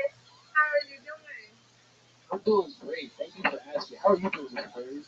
I'm doing good. I'm doing good. I'm not rude. I'm sorry. Oh, no, it's okay. It's alright. This Aquarius and I You have had a good day? Yeah, I enjoyed my holiday. Was driving around with some friends, doing scenery, but not being rather talking about cranking video. You know how to be. we were talking fantasy football. Miss Aquarius, you have an invitation every night. I have a ritual I got you. with Miss Aquarius. We play Yeah, bowling. Mr. Aquarius, you still that rabbi be a kid, bro. You need to like bag it, bro. Like rabbi really do all the details. You know that. Miss Aquarius knows You she's ever go about it? she's very well aware of what I do. Yeah, rabbi loves it, bro. Oh, he's a baller. He is a baller. Are you a baller, Mr. Aquarius? You got games, Mr. Aquarius? I got do work. Are you? Are you Aquarius? This is all good. Eli, remind me, how did you find out about me? It was in like March. Like I was in a server and then I saw you in the Okay, so and I joined like thinking you're about me. absolutely. So it was from Discord. Excellent. Miss Aquarius, very nice face. Thank you. You're welcome. Eli, if you're wondering, what are you guys doing? We're playing bowling. We do it every night. It's like our evening ritual. Y'all bowl? Yeah, we play bowling on our phones. Do you ever bowl, Eli, in real life? In life, yeah. I ain't gonna lie, I used the bookers until I was like 13, bro. Of course you did. Why'd you stop? Miss Aquarius, this might be the most amazing shot ever. Yeah. Yeah, well, see, black people aren't good at bowling. That's what my mom told me. Okay. Well, you can change things. Yeah, you're right. But I don't know. Listen.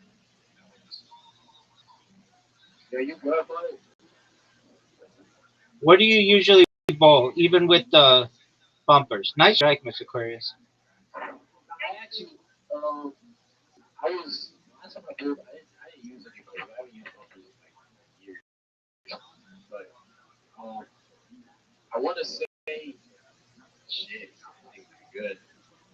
Maybe like 130, 40.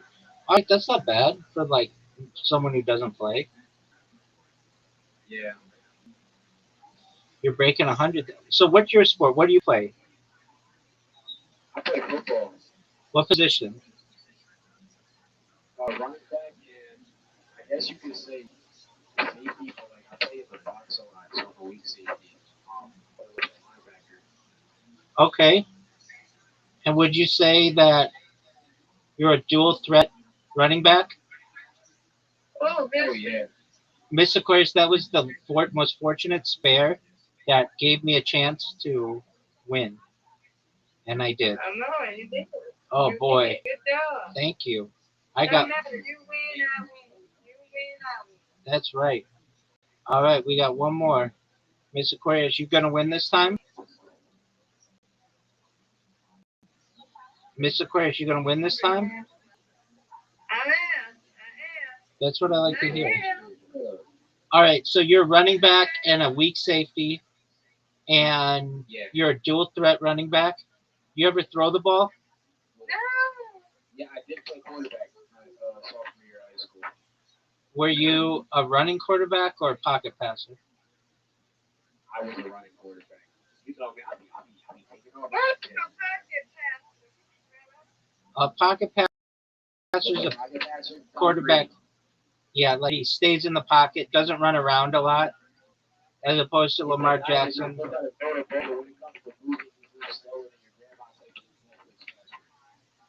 That's true. That's absolutely true. All right, and did you get hurt? No, I didn't get hurt, but I was just like, I wasn't that good of a quarterback because like I was too good at running and like my throwing wasn't Good really strike. good. Thank I you. had the best mechanics, so I was just a running back. How many? Your sophomore year, how many touchdowns did you throw? Like 6 or 7. That's good. How many did you run? I think also like 6 or 7, honestly. Okay. And then your senior year, No, were you recruited anywhere? No, shit. My senior year, um, I wasn't recruited because I didn't really want to play football in college. So I just kind of went on academic scholarship. Okay. If you could have played at any college, where would you have played? My favorite college is Notre Dame, but I also like Rutgers. Why do you like Notre Dame? no. Why do you like Notre Dame? My grandpa grew up in Notre Dame, and he's Catholic, and I grew up watching Notre Dame. I'm not really think I'm Catholic. I don't really pay attention that much, but I just like the game. I gotcha. All right. And then would you want to play quarterback for Notre Dame? They would eat my ass out. Can't do that. Okay. You want to be running back? They would also eat my ass out. I'm not gonna do that. Miss Aquarius, Well, amazing strike. Thank you.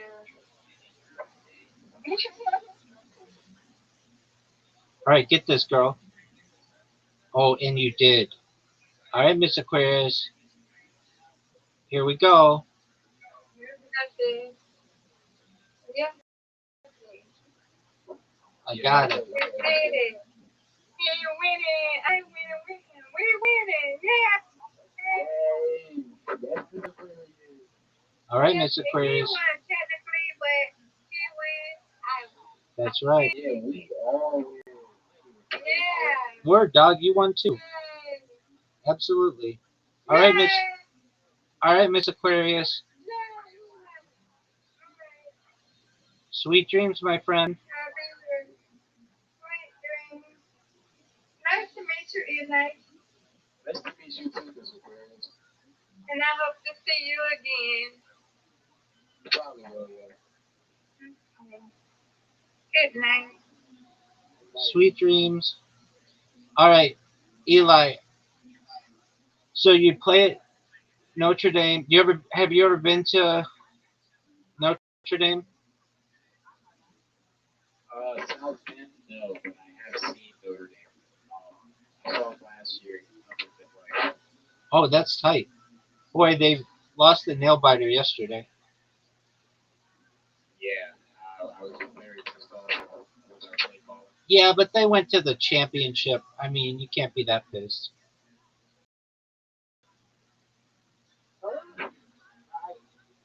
That game, like Dendrock decided to jerk off the screen pass.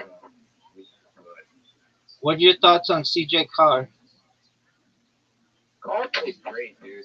Like, I'm impressed with Carr. He showed a lot of poise.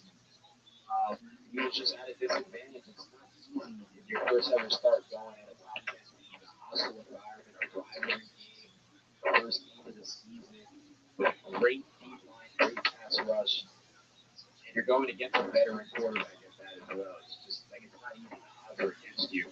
But Dog, I think he played great. what a catch that CJ guy had for Miami. That Yeah, fuck him. dude, that was like that might be one of the catches of the year. Yeah, it definitely is. Yeah, and that put him down 14-7, like right at the last second. I mean, Yeah, right at the half. yeah, exactly. But that's all right. They'll maybe come back. You never know. I want like Dendrock fired. I wanted him fired last year too, but Riley Leonard saved his job, unfortunately. Word dog in that QB draw. They must have run that play. He still scammed CJ Carr. Like, Carr is not a runner like Riley Leonard. Just let Carr throw the freaking ball. and you can only do that. First half, all he threw was screen passes. He didn't go downfield once. No, you didn't. And you can only do that QB draw shit enough, and then that guy gets hurt, and then you're done. Exactly. Mike Bedrock has the brains of an 8-year-old. All right. Well, maybe we need to replace him and put you in. How was that sound? Rabbi, honestly, I think you would do a better job. Lamar Jackson, number 2 pick. I don't know if I'm going to do much better, but if I had it my way, we would go deep every time.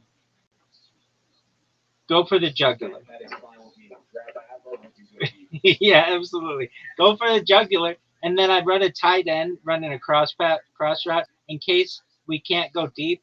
Get like a quick 15, and then if anything, all of the DBs and the cornerbacks are already downfield, and I do a bootleg, and then if needed, then we just run the ball. Like, I mean, have the quarterback just run, and that way you've got chances to go deep. You've got a tight end kind of midway who's like a big, like I think the Irish had like a 6'7" guy, and if needed, if needed, just bootleg. And I'll tell you what, people don't maybe agree with this strategy, but if I were recruiting, I would only recruit tight end size guys and just have a team of just massive dudes who could block and catch. Well, you with like big dudes. Absolutely. No bad. And I think it'd be really smart to do. If you outweigh the other team, especially in like the goal line, you're gonna dominate them. So anyway, that's just what I think. All right. So Not defensively if they just run around you. well, the thing is, if your guys are like 6'7", they don't have CBs that are like taller than like 6'1", 6'2". So you've already got like 6 inches on these guys. So Yeah, I mean, that's what my ex-wife told me. there you go, big dog. So you can kind of just throw it up for them. I know a lot of the DBs can get up there, but a lot of them can't, and so you just toss it up to them. All right. So, what did you think of Texas Ohio State? That game was the shittiest thing I've ever witnessed in my life. I literally took a 30-minute shit, came back, and the same report, and nothing happened. Word, dog. What are your thoughts on Arch Manning? It sucked. All right. What are your thoughts on who's that Ohio State receiver? Jeremiah Smith, Yeah, I want to step on his ankle. I understand. Do you think he's going to be the next big thing? Yeah. Dog, what happened to your boy Jeremiah Love? So Mike Dendron, when he dials up plays, he kind of just like plays with a bunch of letters on an easel and kind of just throws them around and puts them right there. He doesn't really know what he's doing. So what he does is he spins a wheel every drive to see who gets the ball on what play. And Jeremiah Love just his luck wasn't there. He wasn't winning those wheel spins. Dog, you know what Dendron, retarded. you know what Jeremiah Love does better than anybody? Freaking jump over his Word, own dog. He leaps like a motherfucker. He's fun to watch. He's gonna get himself fucked up if he does that in the pros, but if he does it the way he does it in college, he did it against the Miami guy. There was a penalty on the play. There's holding on an offensive lineman, but that was a sick play. That was another posterization. He has some sick. I think. He hurt over that 3 times yesterday. One time it was trying to go over 3 guys and he almost killed himself. Yeah, he can only do that so many times, but man. And then who's that other guy you guys have? He's pretty good. Yes. What a ball thrower. Jadarius Price is so tough. Dog. Yeah, so Bro, I used to think that person was better at the beginning of last year. I got you. He's just so much more efficient. I could see that. Dude, how you living, pimp? Dude, you gonna talk or you just gonna jerk yourself off raw?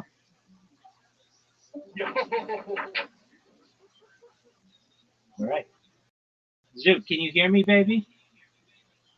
Yo, Lord. Zoot, you Hey, there? Big? Rabbi. Yo, what up, pimp? Dick, All right, what's good, son? you know what I was thinking? What were you thinking, big man? Why can't they just fucking use MRIs to diagnose people with these diseases? And then I realized because if they can't use MRI to find them with the technology we have now, they probably don't exist. Are you Australian? Yeah. Oh. I get people from. Wait, have you ever seen a kangaroo fight? I have videos of me with kangaroos. They play like people. Yeah, they do. I can go find a kangaroo now. Go take it to it. Turn on your camera and just like swing on a kangaroo and see what happens. Have a social experiment. Yo, what up, Zoot? Zoot, are you allowed to own a kangaroo as a pet? The kangaroo is a pet. Yeah, are you allowed to have that?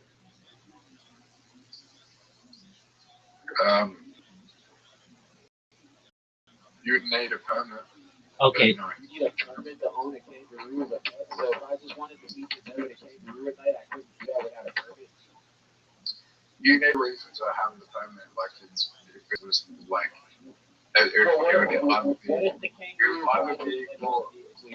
either be for like you're running a wildlife sanctuary or you're a veterinarian. That's the only time you have a kangaroo at your house.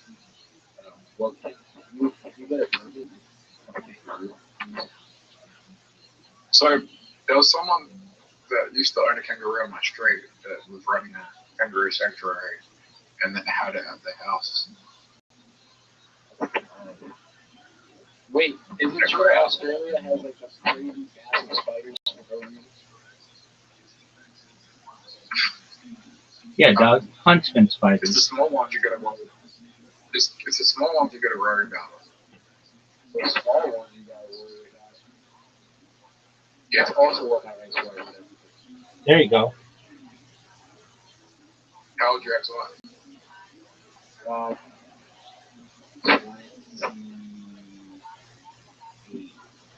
I think. You sound very young. I'm not good with numbers. Was she? You sound like you're 30. I'm like, what? You sound like you're 30, 31. Yeah, I'm not that old. Was your ex-wife older than you are? Nah. I go younger, bro. Ever since high school, I've been going younger. I used to get with all the freshmen. Okay, that's a bit weird. You get older, they stay the same age? If the schools touch, you touch. What's the saying? Like if the schools touch, you touch. Like if you're in the same school, like, you know, it should be good. You know what I mean? What do you mean? Like, I don't understand. Like if you're in the same school with a female, you should be able to talk to the female. You know what I mean? I get what you're saying there, but you say if the schools touch, implying that your schools are plural. Oh. Nah, that's not what I was talking about, bro. Right. So you would say like, Nah, if, I ain't never feel like a middle schooler. That's what it means.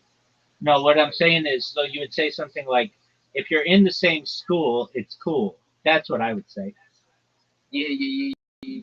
There you go. You know what they're saying. Do you have a school up to like that one? Do you have schools over there that do like we have it here, but it's very rare. We have schools that do the whole system, so they do primary school and high school. I think over there, yeah. There's typically like elementary school, and then a middle school, and then a high school. From what I remember.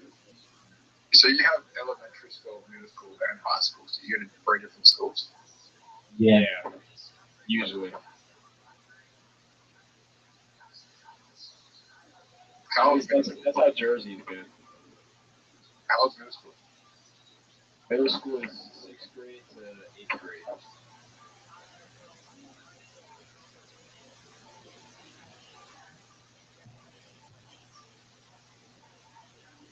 And high school is 9 to 12.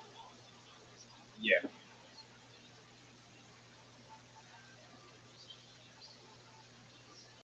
We just have primary school where I live, so it's like up to, well, where I live is up to, yeah, grade 8. But But there's no it's not like grade 8. kindergarten to 8th grade. So what do you say? Is it just kindergarten to 8th grade for primary school? Primary school, I did like year 1, 2, 3, 4, 5, 6, 7, 8 grade.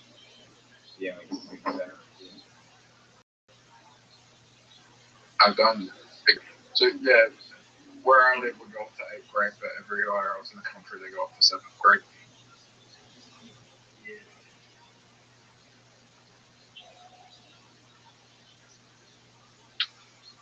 All right, there you go.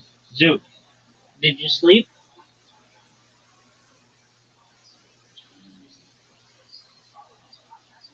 Zoo, did you sleep? I want to watch Survivor. All right, we'll watch Survivor, baby. I'll watch it with you. Spoilers. No spoilers.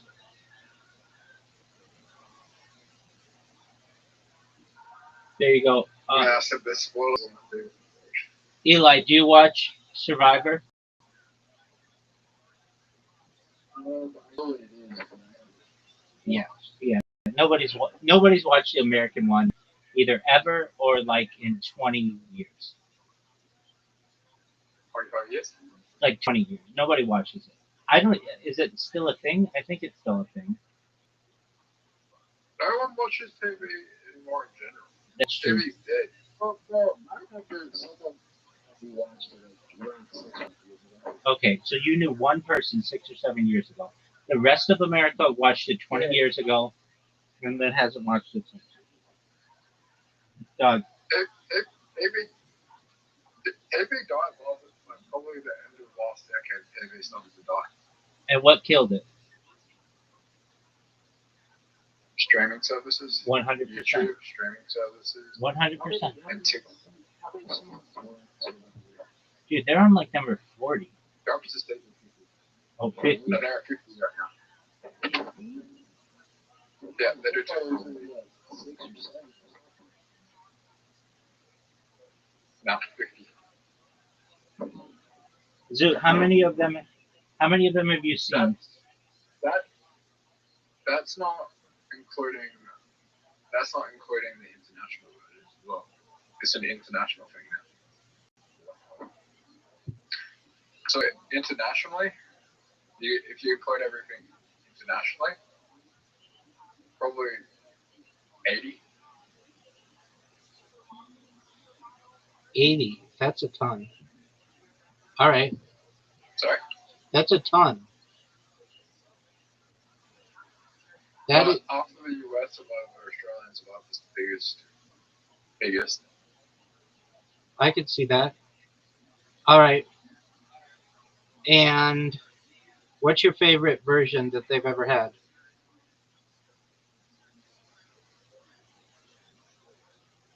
My favorite version? Yeah.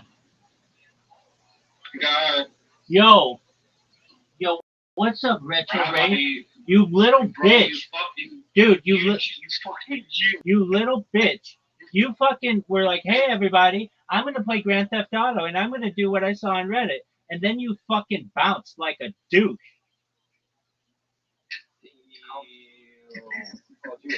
Dog, you're going to come at the throne. You better come hard, son. Retro Ray, are you done jerking yourself off, and are you ready to show us what you've got on Grand Theft Auto? Hey, you Jew-ass motherfucker, you already know what I'm about to say right now. You live with roommates, and you calling me out for some shit, bro. Get your own place like I did, and get off your home. Doug, you live with your in-laws. Not anymore. Until Drop it, bro. yeah, until like last I'm week. doing good for myself. Until like last week. Bro, listen. All I want you to do is shut the fuck up. All I want you to do, because you've been sipping on that bottle, it's quite obvious. Everybody wants you to play Grand Theft Auto and quit being a bitch. You know what? I will do that, actually. Are you gonna do this? Yo, dog, are you gonna do the thing with the bus? I'm gonna do the thing. I'm gonna do all the things, bro. Dog. What other things you have? Because it's fucking boring. Dog. You come with the most boring ass content. Dog. Come with some better content. Bro. Doug, everything I tell listen now, to me. Everything I tell you to do, you suck at. I say to you, hey, I saw this thing on Reddit. Do this thing with the bus. You fail at it. Literally, not one person went over the cliff. I say to you, dude, change your fucking outfit and put on some camouflage or black. You wear a red fucking clown hat. You wear a red fucking clown hat. I say to you, hey, dude, you should do sniper wars with guys, and then you don't do it. So how am I the asshole? You know what, Rabbi? Suck some dick, and I'll come back and That you were dog, man. That's what you were doing earlier.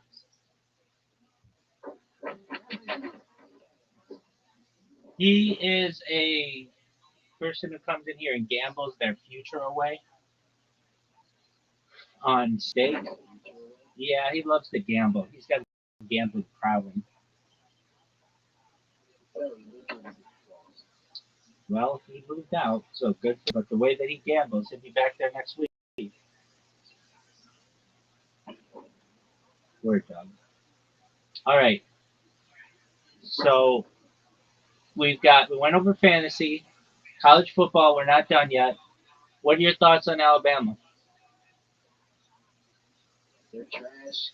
The voters will probably get fired soon, or at least get fired. Word. Oh, dude, he's on the hot seat. That motherfucker is on the hot seat. You know it. All right. So, word, dog. They're used to playing their players. All right. So we've got. What are your thoughts on Brian Kelly and LSU? Well, I hate Brian Kelly. Okay. Number one. All right. That's why I mentioned him. I'm not buying anything because they typically go 8-4 and struggle their SEC schedule. Word, dog. I honestly don't think Plus is all that good. I like they're overrated. The ACC's weaker conference, much weaker. So once LSU starts playing SEC teams the way they play Clemson, then I will be sold. Is Ohio State going undefeated? If they can't beat Michigan, I guess, for 4 straight years. Yeah, that's true. What are your thoughts on the Michigan slap on the wrist?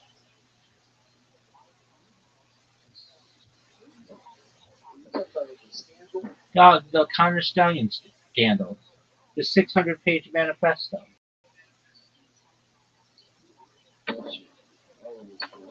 All of it's bullshit. They should have had games fucking retracted or whatever. It's crazy. They had none of their wins, but Notre Dame had 21 wins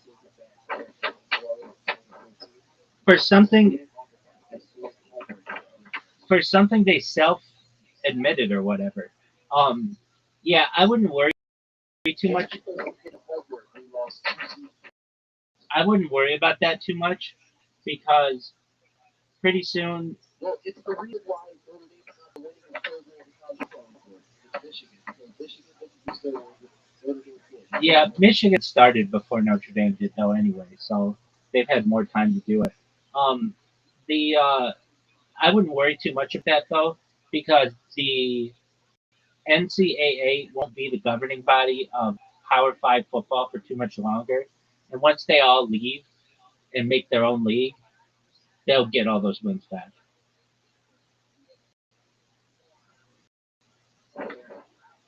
That you watch within the next 10 years, but that's too long. It might be in the next 5 years.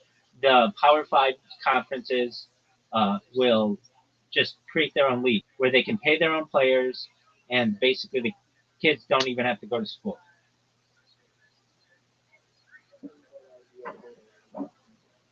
Yeah, I think that's what's going to happen. If Yeah, no, I know. I don't either. I like the pageantry of college football. I love the upsets, but that's what it's been. I mean, if you have somebody playing for an SEC school, they're basically playing for the NFL junior.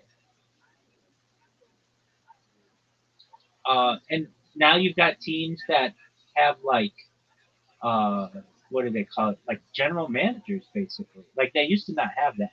It used to just be the head coach, but now they have like literal GMs. And it's becoming big business. Not that it wasn't already, but um, okay. What are your thoughts on whatever NIL was now to what do you call it now? Just straight up players as employees. What are your thoughts?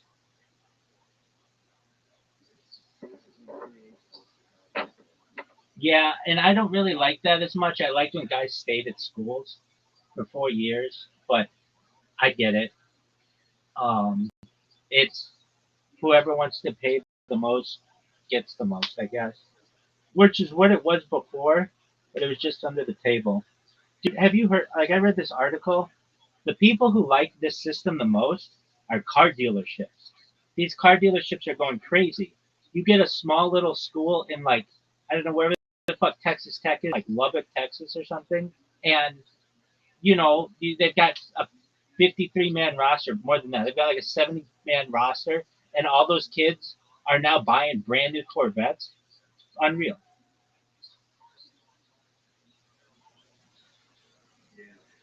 Uh, I was reading about who's that? Who? His name starts with an E or his last name. The guy who played for Texas before Arch Manning, Quentin Ewers. Yeah, that guy. He went when he got to town.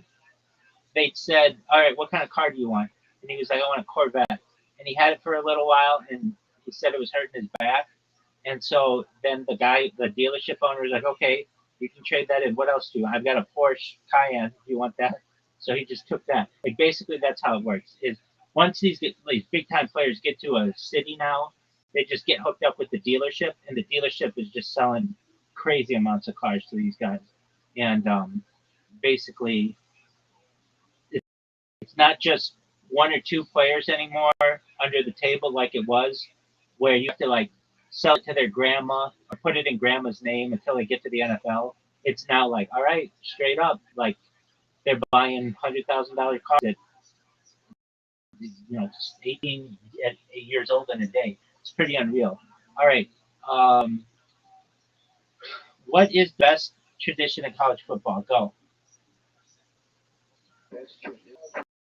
word.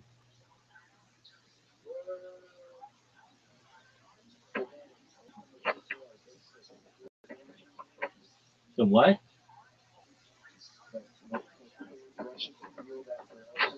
Yeah, not what I mean. I mean like Ohio State's dotting the I, or the Iowa thing where they wave at the kids who have cancer, that kind of shit.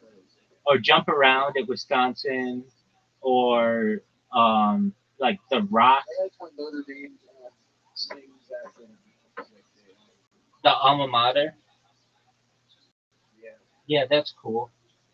I think it's interesting that they do that, like even when they lose. Like that's got to be a tough thing. I wouldn't want to fucking be out there if I lost. I don't want to sing that fucking song. Yeah, but still, they're human. They want to fucking. I mean, I don't even think. I know it's a Catholic school, but I read like it's only like 20% of it is like not Catholic, and like of the football team, it's like the majority is not. I don't know. Right. So, um, they've got. There's like okay, so that's kind of a homer answer, and I get that. Okay, so anything not them related, like don't pick anything them related.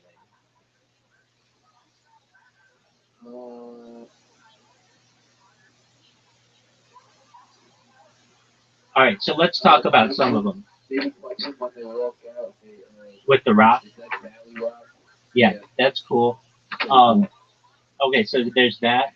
I like the LSU Tiger thing. I don't like the idea that they have a tiger that's locked up, but I like the. I mean, if you're gonna have a tiger locked up, which I'm not, I don't think is that humane, but nevertheless, they make the opposing players walk by it and it growls at them. I think that's kind of cool. Um, it's very intimidating. There's the Michigan M Club like support you or whatever. There's a dotting of the I at Ohio State.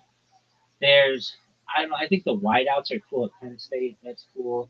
Um, in the SEC, I love the the alligator chomp. That thing's cool.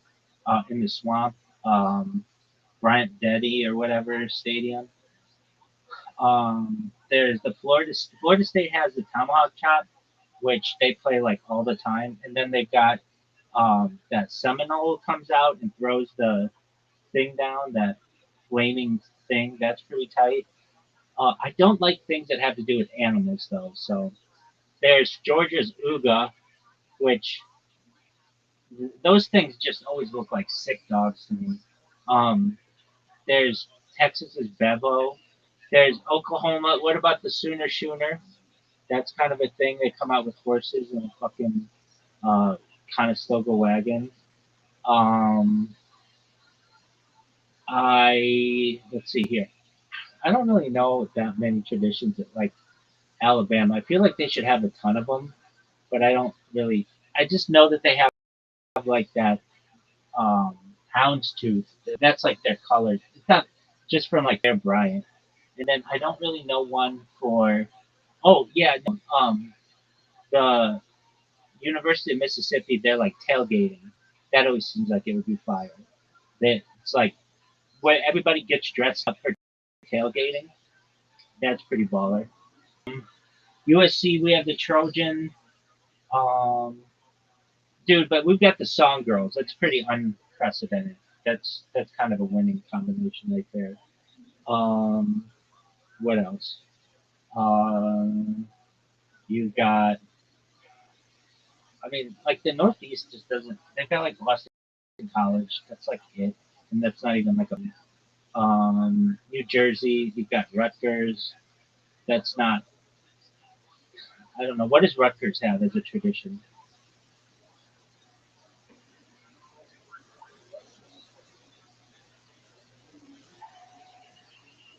Are you covering your mic?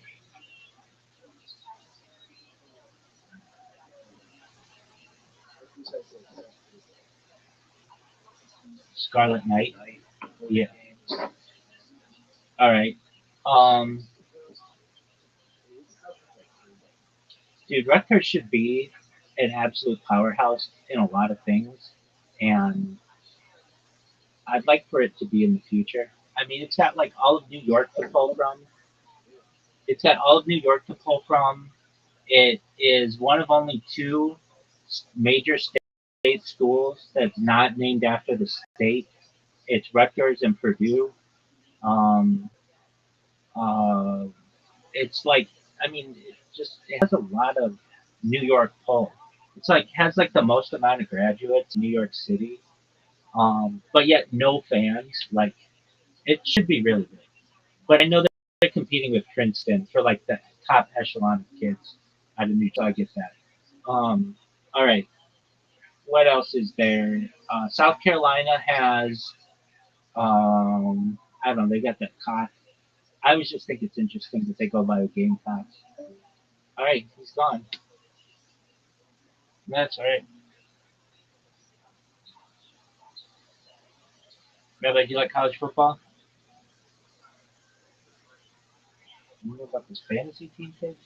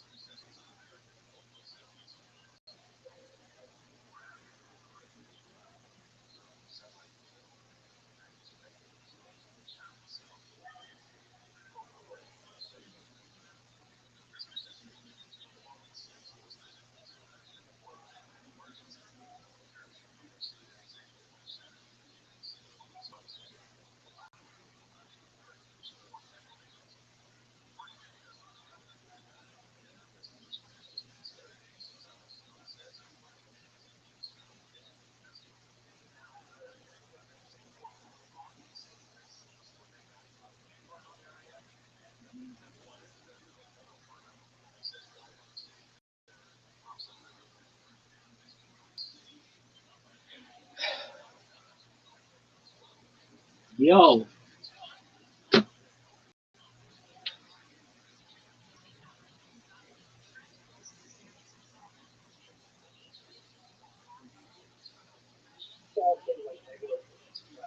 Rothschild'S. I've learned that laughing at the suicides of 9 non-binary people are back. Yeah, no doubt about it. So much coming. You gotta hang out in Austin more often. You really love it here, Rob.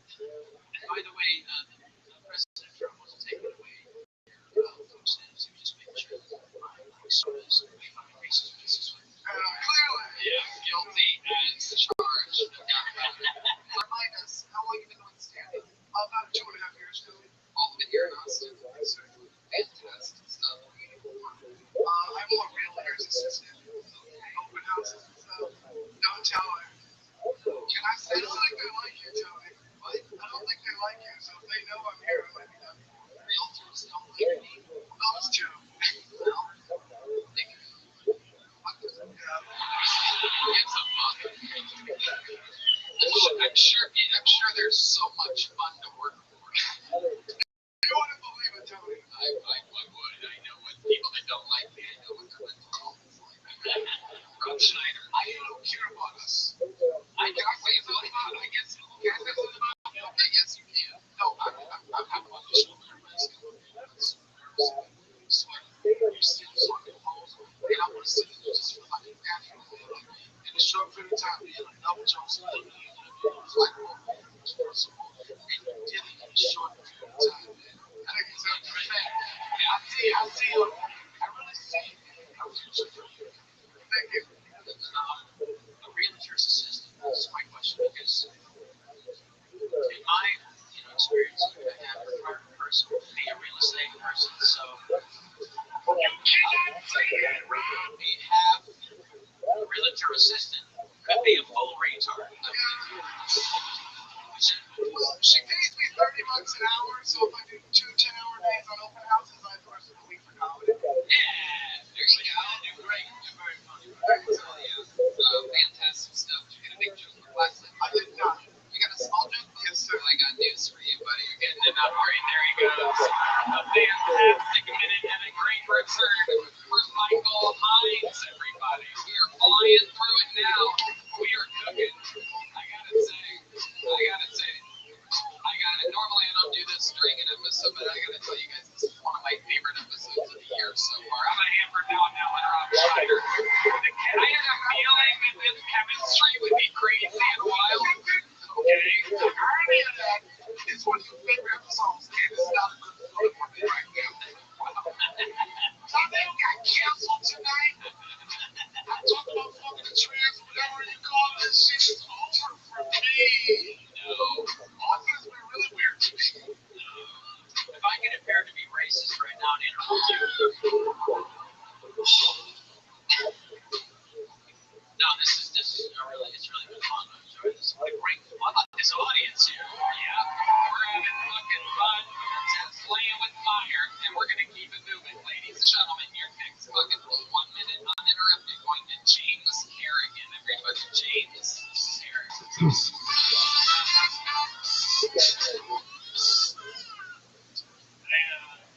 Went out with this girl a couple times, and the other day she sent me a text that started with the phrase, after some reflection. I didn't read the rest of the text. Because nothing good ever happens when a woman texts you after some reflection. It's never after some reflection. I think we should try anal. It's never happened in the history of women or anal. So it's after some reflection I realized we're 2 different trees going in 2 different directions, and you're poor. Now, if a man sends you a text that starts with the phrase after some reflection, it's a picture of his penis. Followed up by we should try anal. Dick crowd in here? No. I've never been big on dick. Sorry. I've never been big on dick pics myself. Alright, that came out wrong. Alright.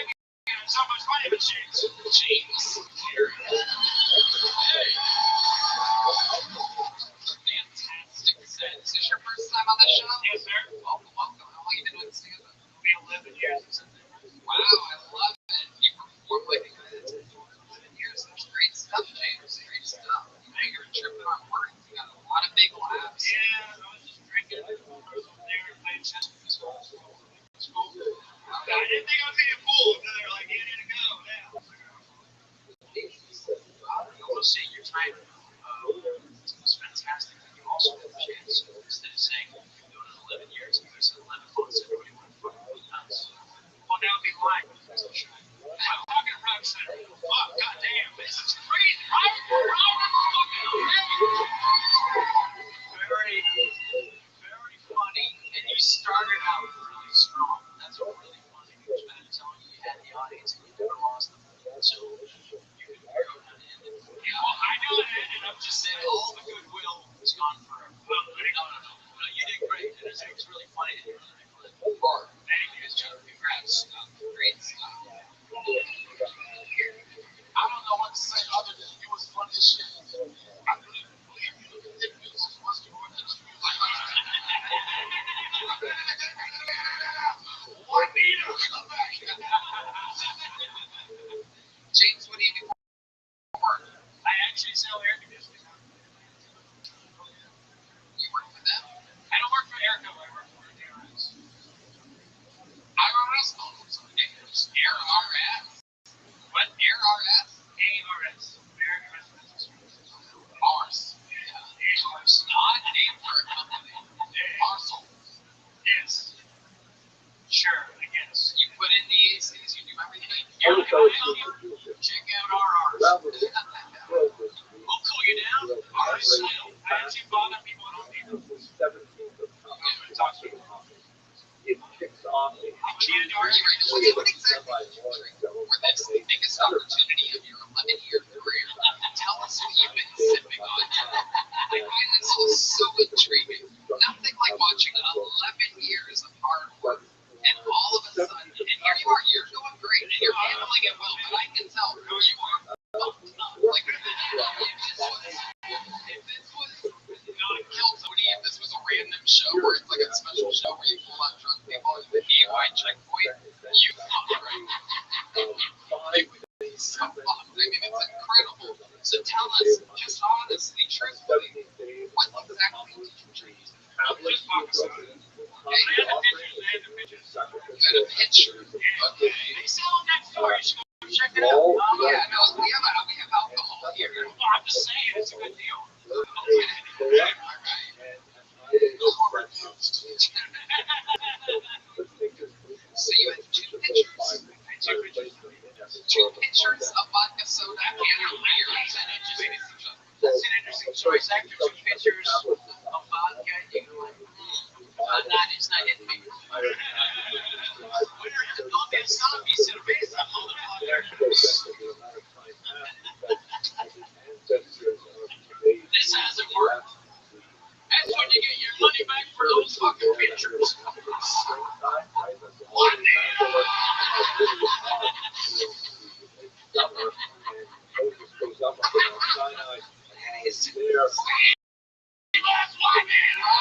Rob brings it unbelievably great. Here, after the two pictures of vodka, I didn't think it was a fools. Okay, that's what everybody says. That's what everybody says, especially when you're that blacked out. Wow, do you normally drink this much? No, but I don't really come here, so. Okay. Really?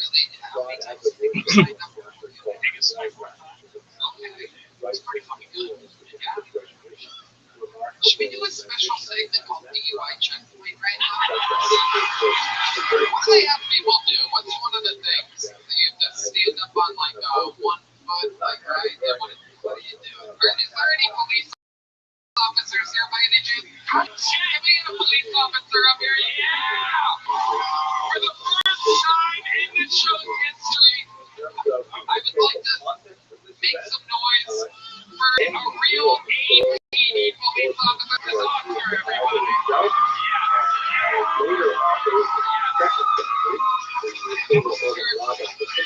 This is what I love about Rob. When I was in LA, you couldn't find a fucking police officer. If they're lighting up a grocery store on fire, you couldn't find a fucking police officer. Here, I'm like, hey, let's try a little. Oh, fuck, there's one right there. This is unbelievable. Oscar, don't know what it is. Are you scared because there's a police officer? When I was in the military, but I was an Air Force. That was my job. I was police officer. Oh, wow. You never mentioned that you were in the military. I was the worst police officer. I made 0 arrests in 4 years. Wow. Yeah, that's a true story. I was a military police officer. You used to choke yourself? Shut the fuck up. Red man. Red man, you can't. Don't fuck up. Red man, you can't ask things like that. No, that was funny. Did you used to choke yourself? I'll check it with Rothschild. I can't. I'll check it with Rothschild. I still can't get over the fear after the 2 pictures. I mean, what's the next thing next? Was there a gun? Not tonight. Where did you get that drink from? Some night give that back. Give the fucking drink back. You guys are crazy. All right, Hunter, if you don't mind doing us a favor, this is the first time in the history of the show we've done anything like this before. Thank you for playing along. How about one more time for Oscar? Step on up to that microphone real quick that he has. Give him the mic there, James. Give Oscar the mic. Would you mind giving a quick little DUI test to James Garrigan? Talk right into that tip of that mic. Just take us through. Pretend like we're not here, and then you just pull this guy over, and you got him out of his car. Let's see what happens here. James, where are you coming from? Oh shit! Oh shit! Oh shit! Oh shit! Dude, get the fuck down, these assholes. All right, I need another microphone. Do we have one under the table? Where under the table is it? Very far right. Is there one more under there? There it is. Yeah, by the way, that was very badly. Oh, this is so fucking. This podcast is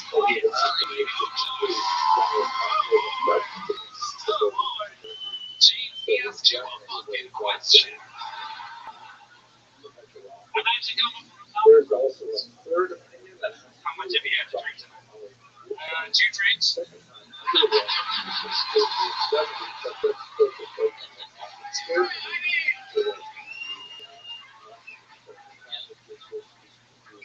Honest. Just not specific. Specificity. I'll ask the question. Open up some bigger. And James took advantage of it. Advantage of James. Continue. How big were those 2 drinks? That was like a shot each. Again, slightly big. Shots can be fucking huge, apparently. second major destruction. Where you at? Just home. Oh, yeah. Such a answer. That's all I'm doing. Not doing anything else. Just driving home. James, you seem way too familiar with this experience. It happened 4 months ago. You got a DUI? I didn't know. You got out of it? Hey, you ain't getting out of this one, motherfucker. Oscar, let's do it. Fucking hit him with it. What do you think? Well, we're gonna risk. By the way, let's just take note. What do you think? When Oscar talks into the microphone, I've been doing this show for 12 and a half years. I've never seen anyone so commanding and clear. It's like a specific type of police fucking, like, where are you coming from? I just have to say, this may seem racist, but you're drinking tonight, we should still arrest on it.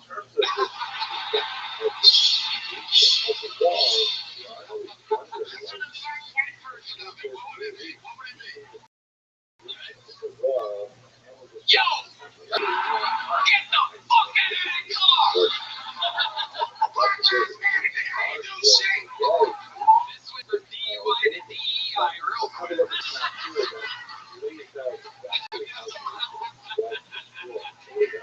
Rob Schneider's moving to Austin. I can tell we're having fun tonight. We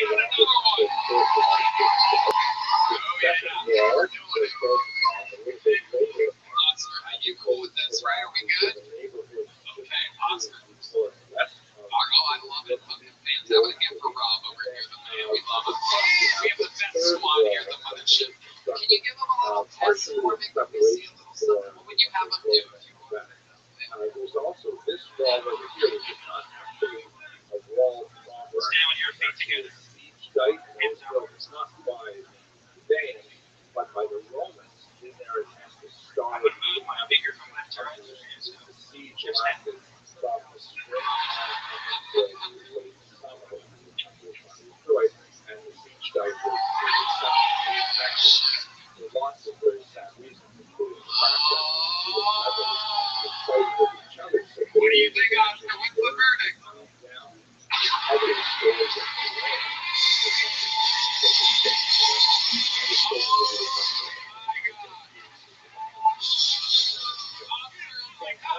Oscar, you're leaving here with a big joke.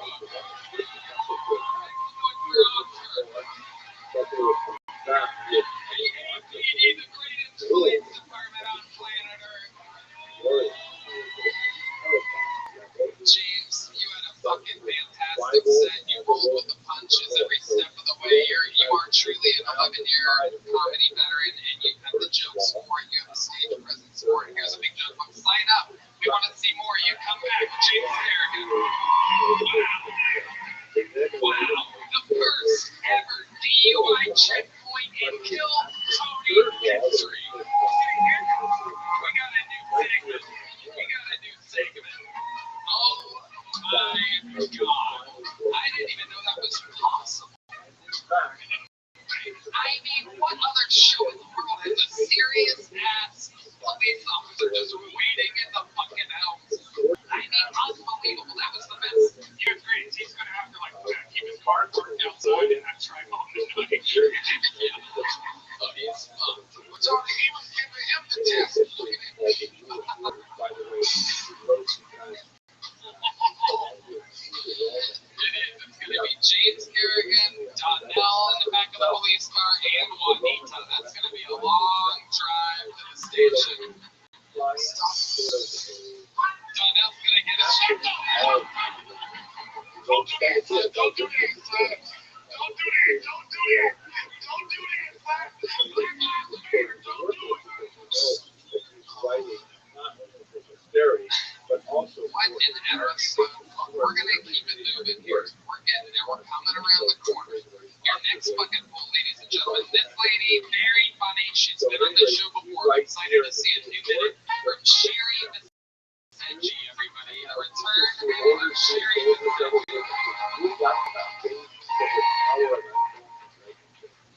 Thank you. I am originally from Iran. We're women traditionally don't have pigs.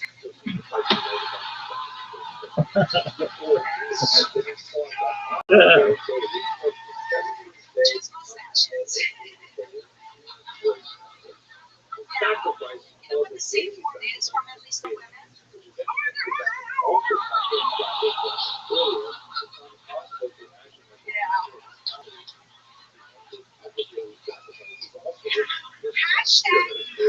Hashtag not all lives matter.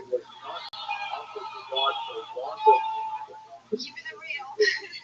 I have a friend who's so obsessed with the size of her boyfriend's dick. She's so happy. I mean, do women who care about size, do they have like a measuring tape in their nightstand every time that you run long? They're like, oh, let's measure that. They go,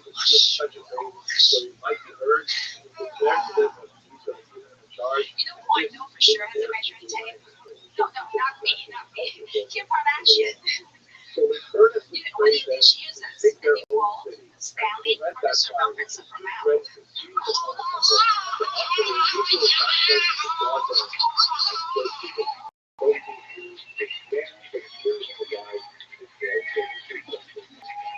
Sherry Vicenci is done it again. Rob Schneider. Sherry. I just want to say, I look forward to your first tour in Iran when you get beaten to death. It's going to be special. Nor are they when I meet you. Very funny. Funny. That's what's true. Fucking kill me. Just really funny. It's just what's the word. It is true what Rob said. If you ever do a show in Iran, you're going to get first, not first immediately, get so after a show, but that type of way. Of course you can, yeah, you're against it. How long have you been with her? About 2 years. This round I used to do comedy here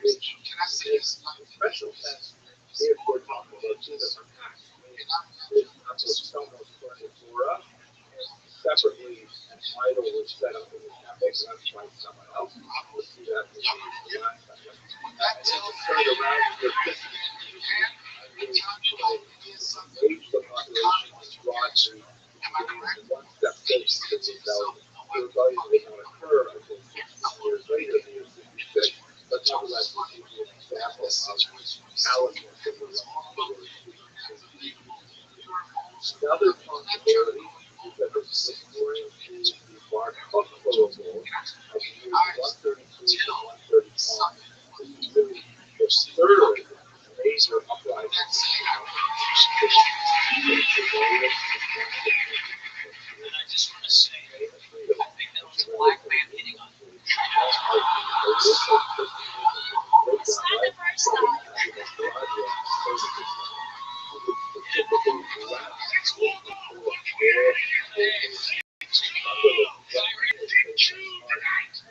Iran meet my wall.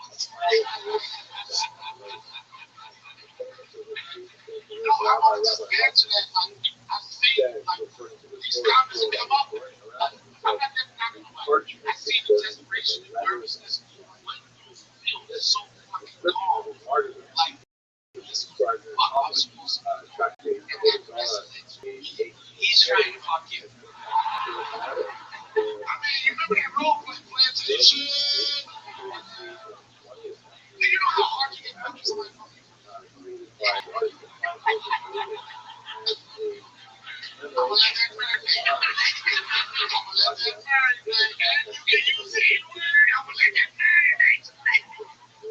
Might be time for another reload shooting of these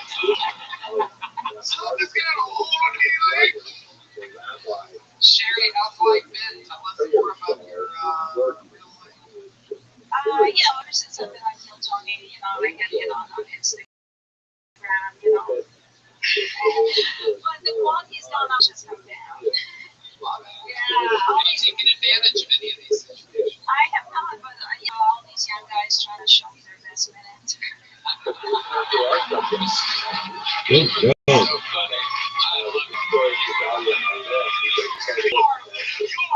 You really are. Really are. What are some goals for you, Sherry? You are how much time do you think you have? Like a lot. Not in life. I'll give it about 80 months. The clock is ticking. I need to hurry up with this one. As far as this 10 goes. I think I can do it 20 minutes. But I have more material. I just need an opportunity to do my material. You're going to get out there to the plantation. I can take you.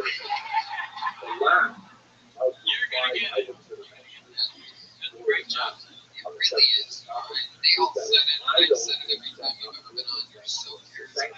Delivering and executing your material so goddamn likable. It's unbelievable. Sherry, take that again. Red man, Sherry, I'd love to have you back on the Secret Service. She just got booked on a real show this Thursday from the Sunset Strip Comedy Club. Sherry and Senji. One more time for Sherry.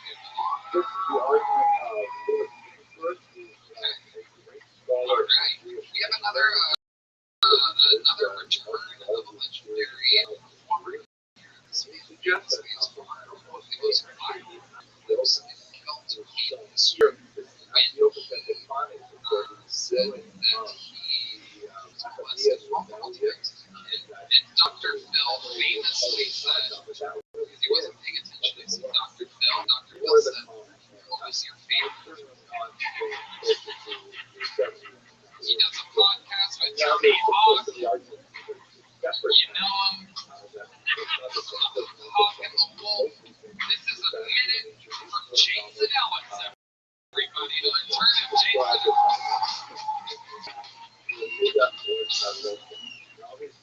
What's up, motherfuckers? So yeah, I know what you're thinking. I don't like that game. Well, picture me naked with a guy's penis in my mouth. For that, five historical events that are described. Yeah, I know. Does it every time. But I'm not gay anymore. I retired from that shit. Fuck that shit. It's hideous.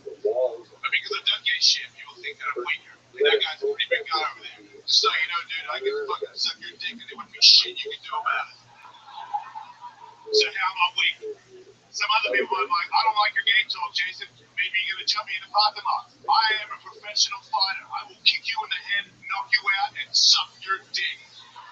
I'm now finished. I'll film it, and then I'll put it on the internet, and then you'll be gay but not gay, just like me. And you wake up and be like, I'm not gay, bro. I'm like, pretty sure this video says otherwise. Thank you. Wow, Jason Ellis with the best minute he's done on this show. This special episode today. Somehow I'm scared to death and turned on at the same time. I feel both soft and hard right now. As I prepared myself for this Jason Ellis. all of us Jason did my podcast. He did my podcast. maybe taking trips on whole day. Especially as an expert historian in our community, who wants to share his time with our community and of course with the larger community that's the gathered virtually. I really enjoy Apparently the word is back.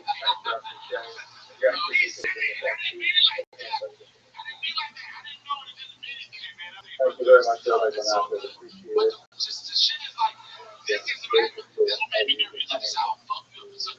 Okay, that's We talked about something that I what? try to get Give me the other side. I'll beat your ass and fuck you. all of you I realize that with the fair lawn, it's very different community that's really good in the fun town. You might be gay to me, dude. My son-in-law pointed out to me that one of the challenges of this school time slot, setting aside the fact that we're all fascinated, that's gay, but the fact that They can't be racist, so we all let them jump in whenever they fucking want. Demand whatever they want, apparently. All I mean, say is that what I mentioned was a guest of my podcast. Let's begin by looking at something totally different from the period of ancient Israel. I'd like to look at the unusual phenomenon of the That's what you interrupted Rob to say. Thank you for doing my podcast. You know what? We're going to bring Juan David back up here right now. No one even remembers the riot was very hard to see. Let's check. We have no recorded deaths as a result of the smaller scale program, but the sheer speed that was remarkable and spreading throughout the We love you. I can tell you have that look in your eye. I've seen this before. the reason behind it was primarily economic and social. This was a period of tremendous change of the Jews of Europe as they were beginning to transition from a medieval status in which they had distinctly second-class rights, no right of residence, limitation on the number of Would be the world's greatest and as they strove for emancipation in 19th century Germany, that seems to have stressed a lot of the fabric of society, resulting in violence. In particular, what there was demand at the national meeting in 2015, which It's different. requested equal I rights just want to say I learned requested to be emancipated folks. and And it seems that these tensions within a society that would obviously take more than a century to decide you are a scary guy. How's it been on in they Norway? were expressed Really good. Yeah, very difficult how I got a girlfriend. She's got vaginas moment. hope and determination that had not been seen for a decade. Society still he was gay. Now he's no longer gay. I was never gay. I was just a sex addict. were accompanied by an unusual surprise. But when you fuck parents, what you say? Anti-Semitic attack, by the way, about 75 years before the term anti-Semitism was even When you try to invented, fuck a lot of ladies in one day, it's a lot of they talk. apparently constantly moved to the cry of Dudes just suck it and leave. It's pretty convenient. The shouting only bad after thing that. about it is pretty And gay. a lot of scholars have wondered at the strange Since the origin moment of I this realized I'm on the wrong fucking shit. what exactly it means. It's not a word. I think it's the moment. And one particular author writing at the time, I think it might be time for the audience. They need a shower at this moment. This appears to be the Jason, original what's the source gayest thing you of ever did? the etymology of worship specifically it is an I'm trying abbreviation to of the move Latin past term that. Like the things of Christmas past. Jerusalem is I guess. lost. And this particular writer, What he you can tries imagine to the turn whole letters together, wrote about the life of and the author as an etymology that the writers were somehow taking advantage of this Latin phrase that was, according to the author of the letter, the first stage of in the Bible. And cites a few authorities for it. The problem with this is that, first of all the truant of the states. We don't have any of these specific sources from the states. We have no other records, Jews or otherwise, of the state receiving this Latin. Why would 19th century German anti-Semites take this strange term out of something that occurred 800 years earlier and use it in their back? And it dies down thereafter. So it's one campaign, passes words to the period of the access one. A much more reasonable argument is that in 19th century German, the phrase was used to animals. Like we say in English, Makia, to make a whole. I don't know if that actually works, but it's tried it, but that is apparently the word in English, yeah, and it only makes sense in English, not people context. And of course, in German at the time, that makes a lot of sense. Because the Jews would have been viewed as subhumans, viewed as less than equal citizens, and driving along the animals to take the street has the ring of truth survived here. It has ironically survived outside of the anti-Semitic context, partially in English, and most likely through this phrase used which is an expression that I'm sure many of you are familiar with. It's a wartime song called the music, this phrase is and it's an expression of joy, of celebration, of the acclamation of one individual or another for some activity, if the way that may in fact be related to the strange anti-Semitic Now, why do I start with this medieval footnote? Early modern footnote. It goes back to my own appreciation of anti-Semitism that I'd like to share with you. Our personal background, I grew up as the only Jewish child in a very remote village in Ontario, Canada. It was a very small town, 4,000 people. The population was divided between French Catholics and Protestant Anglos. And there were a few of us outside of the city. There was my best friend whose father ran a restaurant, of course. My father ran a dry goods store. There was a black gate away and we were the ones who were kind of the lightning rod of all of the social concepts of the population. And my parents had tremendous expense. When I was 10 years old, they sent me to Toronto, a much larger community, so I could learn something about what it meant to be Jewish, have a bar mitzvah, brought me back to small town here, so I was 14 years old. And that's when I first discovered anti-Semitism. Because so many of the kids that I played ice hockey with, that I went hiking in the woods with, that I went skiing with, they were my best friends. Both the Anglos and the Francophones.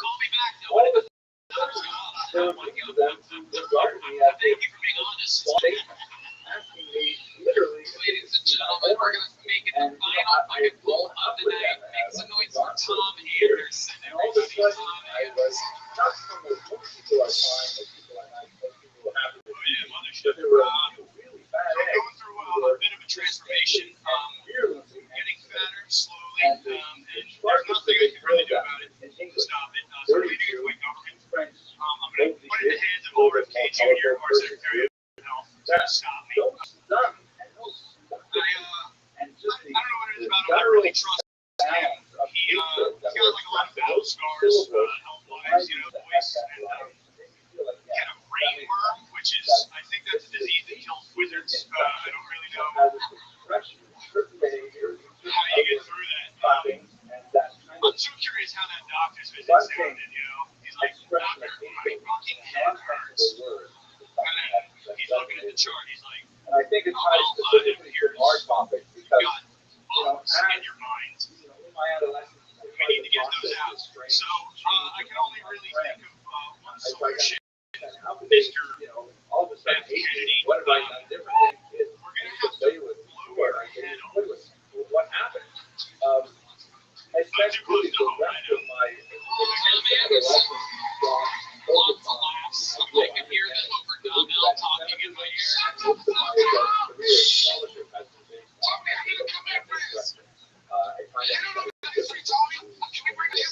In many ways, words of a long this brings us to our topic because the topic that we're discussing today on this day, Tisha B'Av, is really at the root of our book. It is that moment where Jesus pours into the world and pours back for us, and yet fails or refuses to accelerate the system as a thorn in the side of the monolithic population. This is really at the root of the fact that we have retained our ancient culture, our heritage, our language, our religion, our beliefs that seem to be insurmountable for them. They hate us desperately. Yo. So on that note, what I'd like to do, How are you? I've given myself a rather long amount of time to discuss this because What's good? Fortnite? well, we will definitely start at the predetermined time. Do you play Fortnite? I play Fortnite. How are you? Good. How'd you find out about me? Social, basically. You found out about me from Socialized VC? Yeah. All right, very cool. How old are you? 23. Excellent. Well, you're welcome here whenever you want. We're just chilling. Are you gonna play Fortnite? Where's Mr. Quarter? Oh fuck, man! Where's Mr. Quarterback? She's asleep. Is it Brandon? Yeah, it's me. Well, you had me tricked, big dog. Brandon, you want to know something interesting? Why? Are one of the top 5 most active streamers of all time in this Discord. It's like you and Miss Aquarius and a couple other friends that I have. So the more time you spend in here, the more time you accumulate. Did you know that? Yeah. So you get like little awards, and you rank up. So I'm just making you aware. If you ever can, leave your device in here because you'll get more time. Oh, then. Is it gonna live the mic here? Dog, you can live in here if you want. Hey, Mike. The mic's in here when I go to sleep. Absolutely, please do.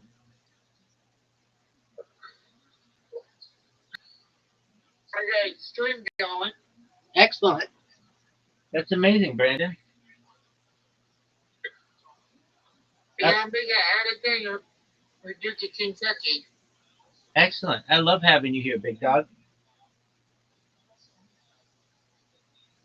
Where have you weren't here for a little while. What were you doing? How have you been? I'm playing Fortnite. Okay. Well, you can always do it in here, and I'll watch you. I'll comment on your games when I have time. Do you play Fortnite? Yeah, I do. Or what's this? I can add you. Oh, I haven't played it in a long time, but I've played it before. I've played it on stream. They call me the Fortnite guy.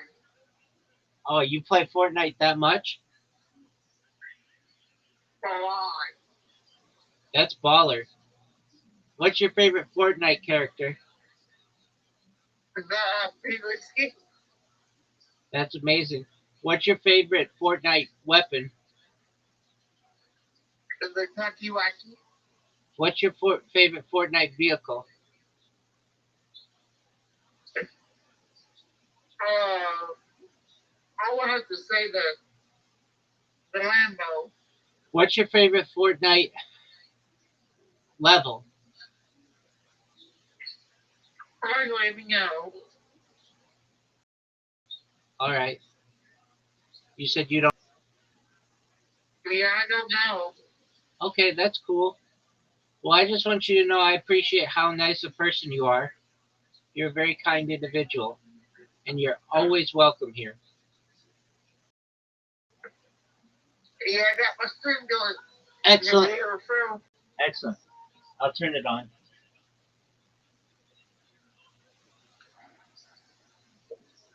Alrighty, dog. Well, I'm going to be getting to sleep pretty soon, but I'll fall asleep to your stream. I'm watching you right now. You watching it right now? Yeah, well, you've got, on one thing, you've got like a game show. You like game shows? Fucking love them, dog. Brandon, what's your favorite I game? like one of four. I love one of four. One of 14. Oh, okay. What's your favorite game show? One of 14 and the prices, right? Absolutely, dog. You're amazing, Brandon.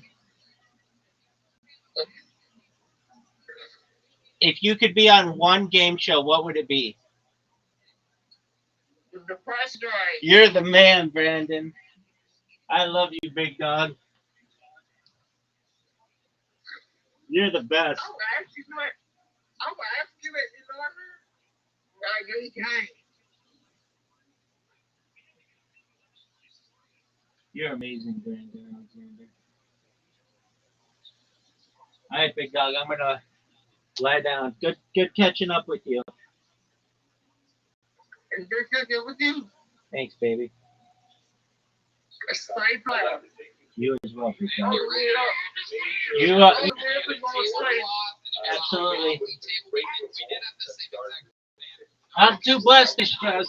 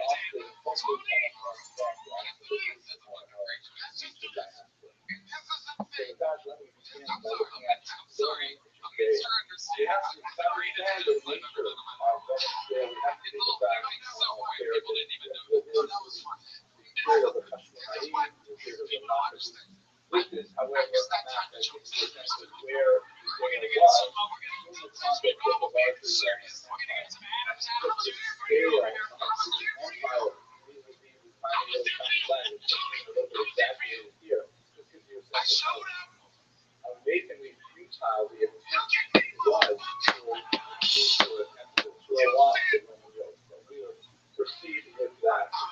So the period, to understand properly, we have to go back to the St. Alexander.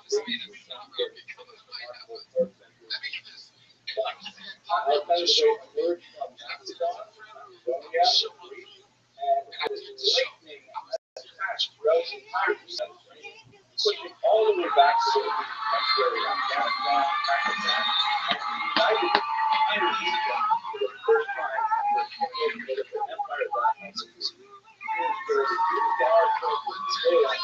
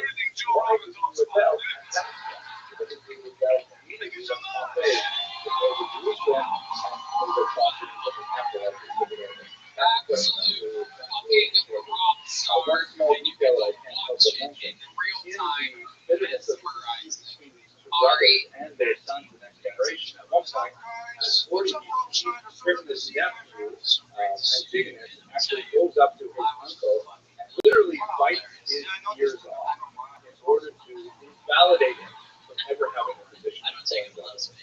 The position in Israel, the political leadership and the religious leadership were uncomfortably enmeshed.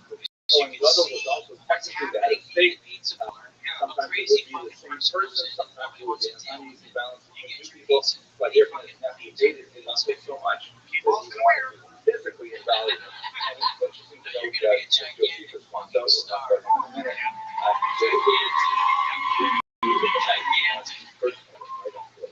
And you might get fucked by a crazy guy in the back. This brings us, however, to I gotta say, it's so great to hear rock finish his thoughts completely on that arena.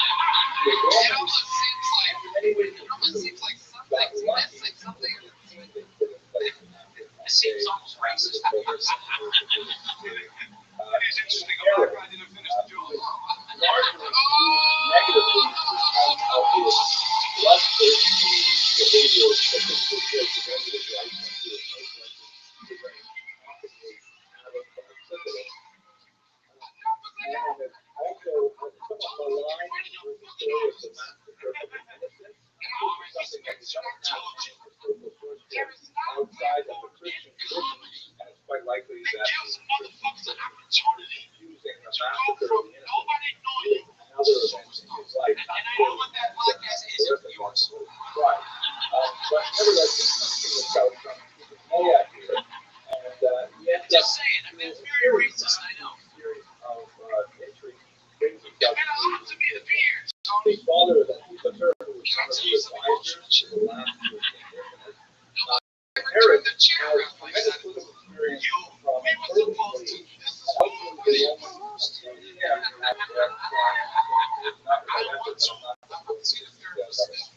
he had very, very effective.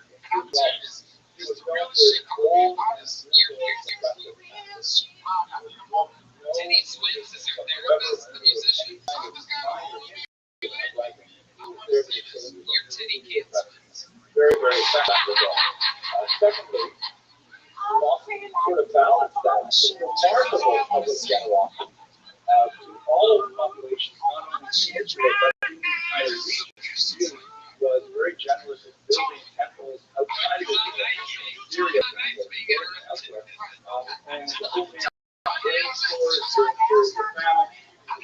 He was a leader, but on the other hand, extremely generous to the public, fixing on his building campaign. And he was third, a very, very unique politician. How to negotiate alliances, to abandon alliances at the right time, to great favor with Augustus, particularly for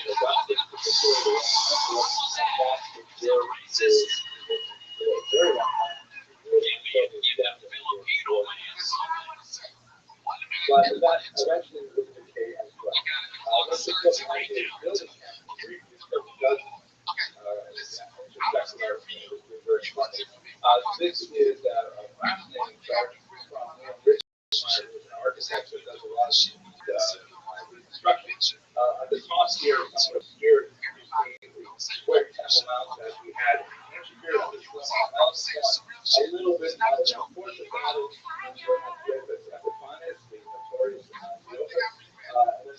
I added some extension, but then sees the value of the temple and invests phenomenal resources into building this infrastructure. The temple that we appreciate today was basically the hotel. It is true. Darnell is referencing that 24 hours after the time all of the news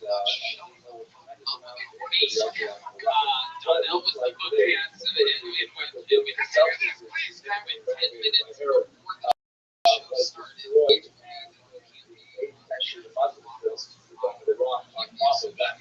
Site. No, I know. It's not like that.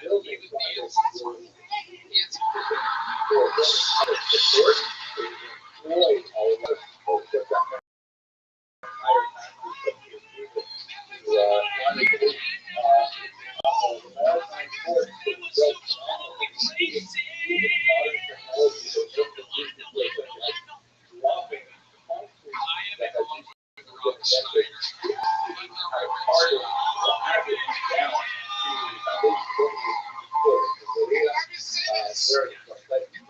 hardest call to make amphitheater, hippodromes, and things like that, public entertainment was very, Caesarian kind of idea of providing services for everyone. Not, however, in Jerusalem itself, because he understood the local sensitivities that Jews in Jerusalem would not be favorable to the idea of having theatrical plays and certainly not gladiatorial and such and things like that. But if you look elsewhere in Israel and in surrounding countries as well, not just general Africa, where incredible builder of Israel. He also built a number of palaces, this one at Masada that we returned to, that were sort of being built for it.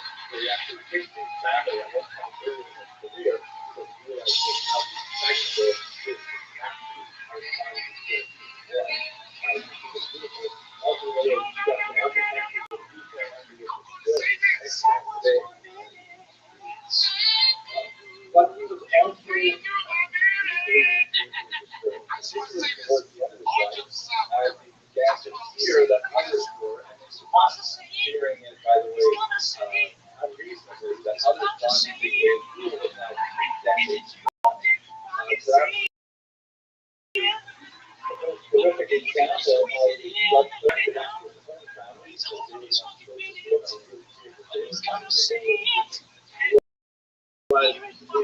his beloved wife, Mary, who was explained that she was a legitimate princess of that Herod was for a population that population had fortunately lived through amazing stories that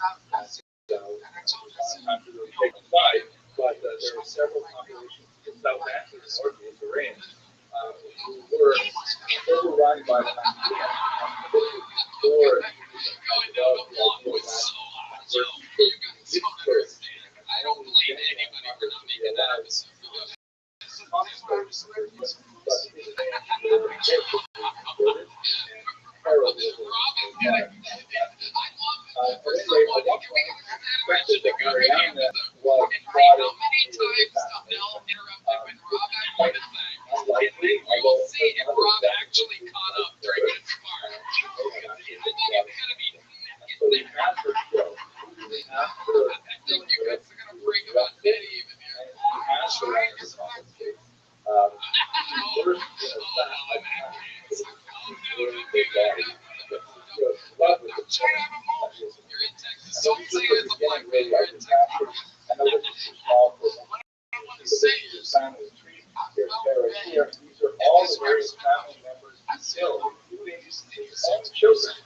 Having them drowned in the pool of Jericho and so on. Exiling multiple wives, some servants were actually married on that was also that he named a lot of his kids after himself, his grandchildren after himself. But, I guess they're very honored. So, the sheer rampage of his family was so awful that Emperor Augustus, who was Herod's ally, at one point said, it is better to be Herod's pig than to be his son. Which was kind of a rip on the idea that Augustus was aware that Herod was not born, it was not Jerusalem, and probably but there is, by the way, one out the uproarious laughter in the room. I think the microphone doesn't pick it up properly. But Augustus thinks it's better to hear a pig because Herod was a pig than to Herod was, and of course, situation. So that's basically the way that big and his death, he wanted to make sure that people were sad, therefore important to arrest the left order that when he died, all of those leaders were killed, and that way he was guaranteed that he was widespread mourning. He was definitely white guy on the show's name. At one point he attempted to take his own life with an apple knife, and he was not successful. And then the last act was when he was possibly rebelling against the order and killed, and So for the second final time, his sister Salome was able to address his views, but nevertheless, afterwards he was very Herodias. Brilliant in some ways and horrific. He was Israel for several decades. It is the end of the Herodian period, even though it's nearly 6 decades before the Great Revolt breaks out. But it is ironically the loss of Herod that leads directly to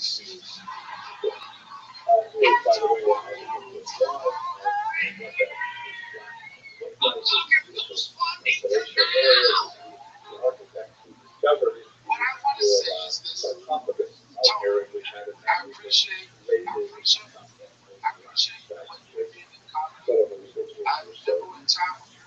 so let us understand what actually happened after Herod died and how does that substantiate my statement reference to the greatest. So here is the region of Judea. The emperor Augustus as well. Remember, Judea has this strange level of quasi-independence. Herod was a quiet king operating under Roman authority and Roman officers. And when he dies, Augustus is hesitant to give anyone the rule over the land. You know what? It's so good. I'm giving you a medium-sized joke, that Herod left multiple wills, sorry, which he indicated that he left his favorite child to rule, and so Augustus let me tell you basically something. People are going to say Donnell interrupts, Donnell this, and people make the Chappelle and this and that. But let me tell you something. The reason why people make the Chappelle jokes about Donnell is because he wants to have the greatest comedy show of all time. they all seem to be And more than that, you absolutely have to see Donnell Rawlings live. He's always touring. DonnellRawlings.com and the Donnell Rawlings Show available everywhere where shows are possibly available because he is a true fucking comedian. And after one more thing, he wants to say one more thing. not so bad if you don't see that job. How wild can this place get? Our first time guest and nominee already for 2025 Guest of the Year.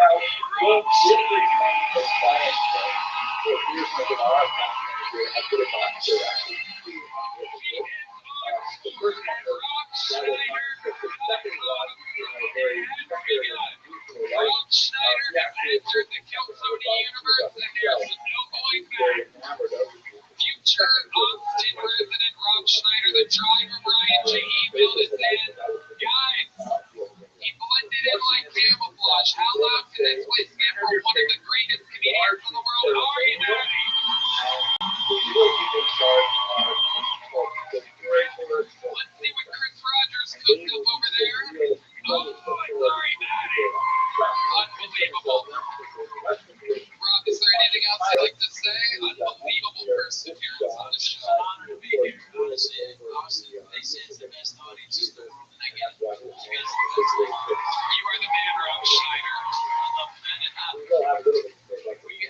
This is, by the way, the fun fact, this is very rarely happens. But let's look at the variety of everybody. This is the first time I've ever worked with Rob Schneider in any way. My God, love it first whatever that says. Unbelievable. a little bit later in this. I know you can't do it during the show. You and I've been on tour singing together. We can put a song together if you want. Yeah, just play us out. Play us out tonight. Guest of the Year 2025 nominee, Rob Schneider. Thank you to Talkspace for Red Rick. And to go this, thank you to this audience for a band. One, two. Says that English is so bold for the other had two students, Sada and Boatus, and they both misunderstood a basic teaching of this, in which Antigonus, of course, the Mishnah says that you should serve the master not for the sake of receiving a reward. And he understood that to mean, well, I guess there is no reward, there is no Olam Haba, no will to come, and so they advanced a different vision of Buddhism that was very physical offenders.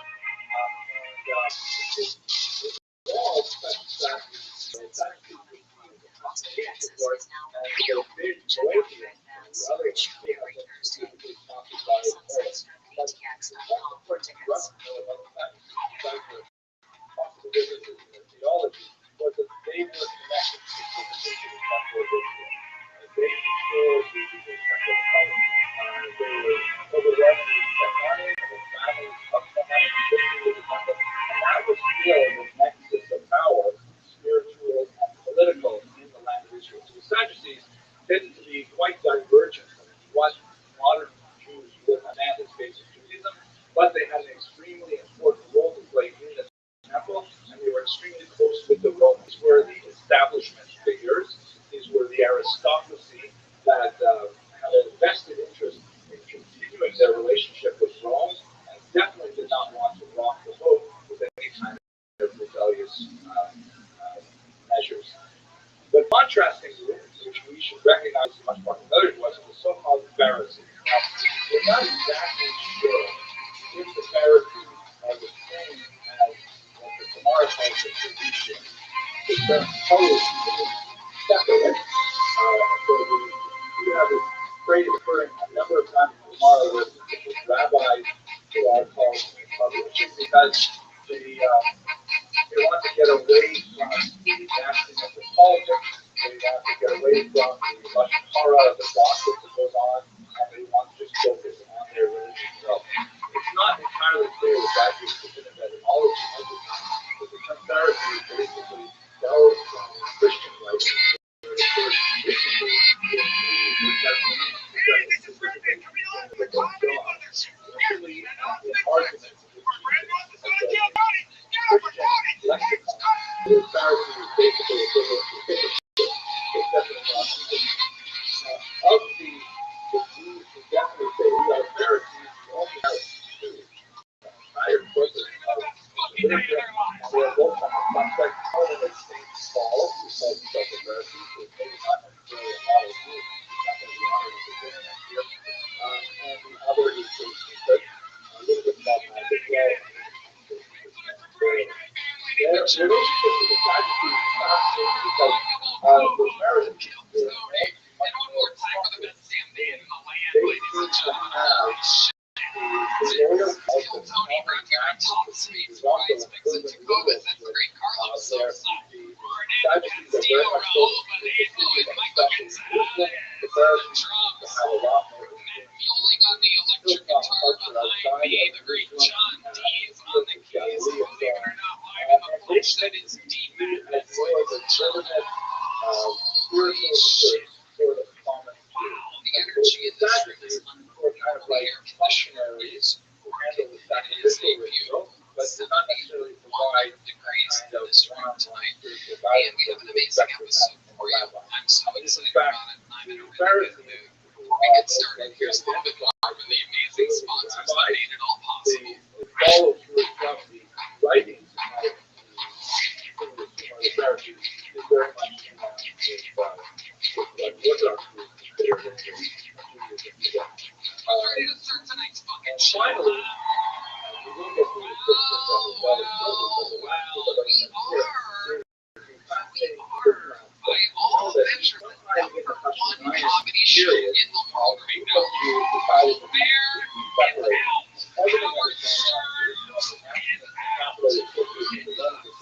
So I have beers every Monday, and yet I've never had one of the guests that's on tonight's show that I've always wanted. The other guest has famously been on numerous times, and leads the all-time record of walkouts by a guest during a taping of the show. What a chemistry match we have here tonight. Two comedy legends. One of the biggest comedy movie stars of all time. Two, literally one of the biggest comedy television show stars of all time. Famous for being on the number one comedy show of all time. Ladies and gentlemen, I present to you our guests, Rob Schneider and Don Roller.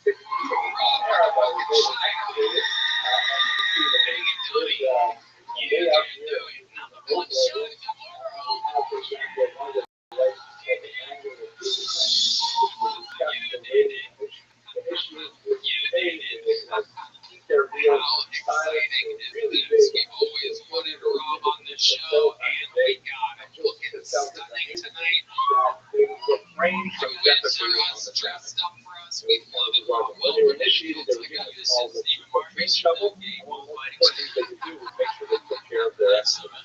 So they were kind of a That's my favorite section in David Mark. Everybody knows it. Donnell Rawlings. That gives you a sense of how bizarre the environment is as you're moving into the system. You don't even gather all of them. We don't know if we look something like this is the fact of 18th century representation. But he is unusual man in those situations. When you're 37, and you felt that there were times you worked on a while to be that he came from an aristocratic family with Pharisee and gaming. He described himself as a Pharisee, although he definitely had an external group. He experimented a little bit spiritually. And he was apparently important enough that he was sent to Rome on the young man out of his dedication to the while in Rome, he was pulled around the buildings and the architecture and the government and the society. He thought that was absolutely fantastic. When he returned to discover the land was open to rule, and he was placed in charge of the gallery. At a young age, he was in his 30s, and he was work as a pastor. So he must have been quite an important figure, certainly because he talks about how he was so precocious that at the age of 14, all rabbis would come to him with their child. And never suffered from excessive humility. But anyway, he ends up, the reason why he is so important to us is that he left us a remarkable book, The War of the Jews, the Jewish War, that tells us everything we really want to know about what happened in the war, but he is an extremely problematic source. Because basically what happened is when he was the settlement of Yokohama, were attacked by the Romans in the Great Revolt, he ultimately prevented the invasion with the emperor, and he became an aide de camp to the Romans. Sort of cultural interpreter, literal interpreter, and he was literally side by side with the Romans as they were going. Very valuable. Then after the war, he went to captors, now patriots. He took their family name. He was very useful. He was effectively a that. He was the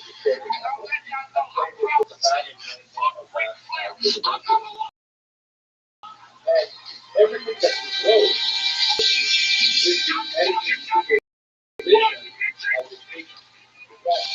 You know that he wrote a version of it. So there you have it. But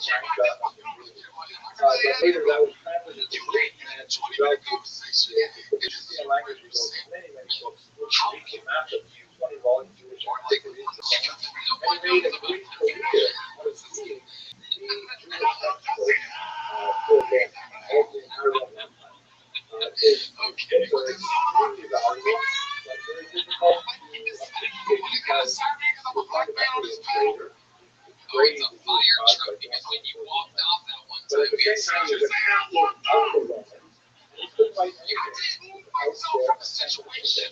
With your feet, therefore it was a walk-on. The emperor himself is going to have to so Rothschild'S is here, the number one ranked worst gift of all time. Donnell Rawlings is here. I just wanted to say, and it is Rob's first time, so if you don't know, over 300 people signed up for the so chance we to rely be on very the show heavily tonight. on No doubt about it. They're on yeah. a bar next door. I got one of these names and hand it off to our custody assistant. Over here, he goes and wrangles the person there backstage. They 60 seconds uninterrupted to impress us with their hopefully stand-up comedy talent. And then you have the terms of the sound of a kitten. I mean, think right, but after the rest of the interview was Holly which greatly interrupts them, and then I conduct an interview with them. We all have fun together. The entire thing improvised. Anything can happen. Are you guys ready to start tonight's fucking show? Well, here we go. Your first candidate tonight, while we go wrangle that first fucking pool, is from an illustrious golden ticket winner, one of the greatest lifting winners in the history of the show. Ladies and gentlemen, this is a brand new minute with the great and powerful Martin Phillips, everybody.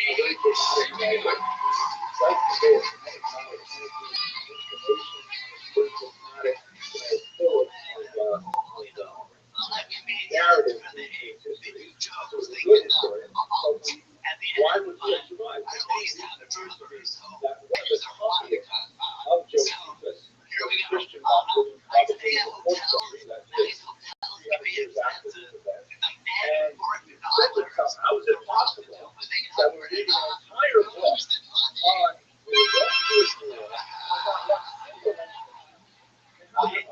So we decided to add a paragraph called the testimony of faith to be centuries afterwards. But it has this really bizarre paragraph that describes when Jesus came, he was the Messiah, and now back to the war. And but ironically, because it was the first century Jewish historian, and we had this reference to the church preserved his work. Jews were not leaving. Jews only when the Italian Jews translated a version of it called Rothschild'S into Hebrew, we weren't looking for the all. We weren't for it either. But you got one little copy that the church wanted to preserve the work. So we have a shelf life in the church that we're grateful for that because we have okay, we're at the period, the end of the Herodian compromise. How is it possible that we get to a period where we are in registered revolt after the Herod? So, I gotta do this again. Yes, here we go. So, first of all, what did Herod do? Herod was, even though he was a madman, and he would murder individuals, and he would repress us in any kind of rebellion, he understood what Jews wanted, and he was very careful to make sure that he never stepped over his boundaries. For example, in Jerusalem at this time, there was an extreme allergy to physical images. So, for example,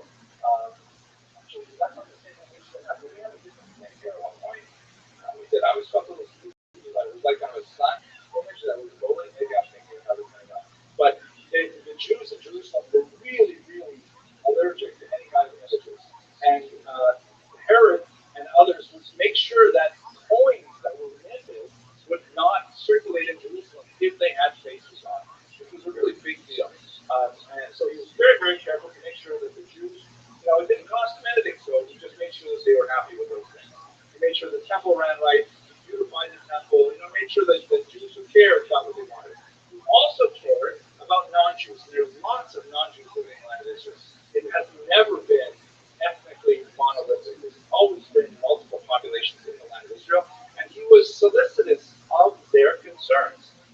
He would not put an amphitheater in Jerusalem, but he would put an amphitheater in Caesarea, for example. He felt that that's what people wanted there, and they can have it there. And when he went there, then all of a sudden he was a different kind of king. So he made sure that the various populations were more or less qualified with what they cared about. And he maintained unwavering loyalty to Rome. This is after he decided where his bread was best buttered. But once he had tied himself to Augustus, then he was very, very kind and made no hint of ever disobeying Israel and Moses. And these three things together really meant that he was able to establish a stable Judea for 40 years. With his death, you have a whole cascade of events where they rapidly, and I'm just going to give you 5 or 6 of them right now, but you can imagine how over the course of a few decades, the peace with Rome, which had been intact for 6 years, was now fraying and eventually was boiled over into open war.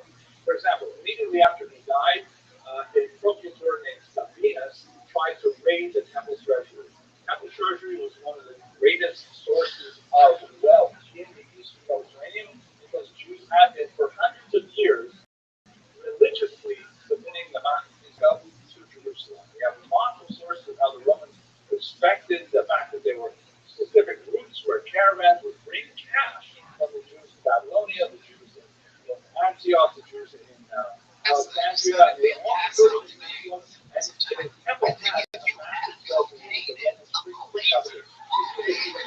Earlier, the open, for example, wanted to raise the emphasization of that. So, the located shortly after her died, tried to take some medicine to come treasury.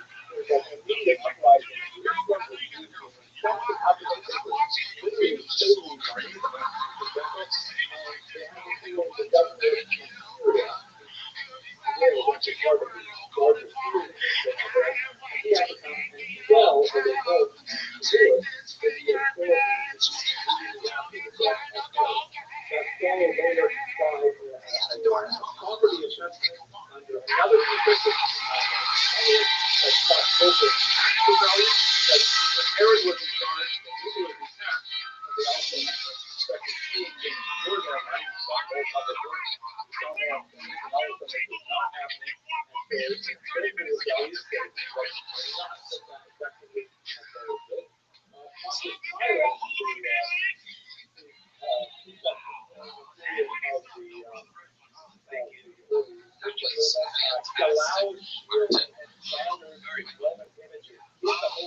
Favorite part of that is you called him Darnell.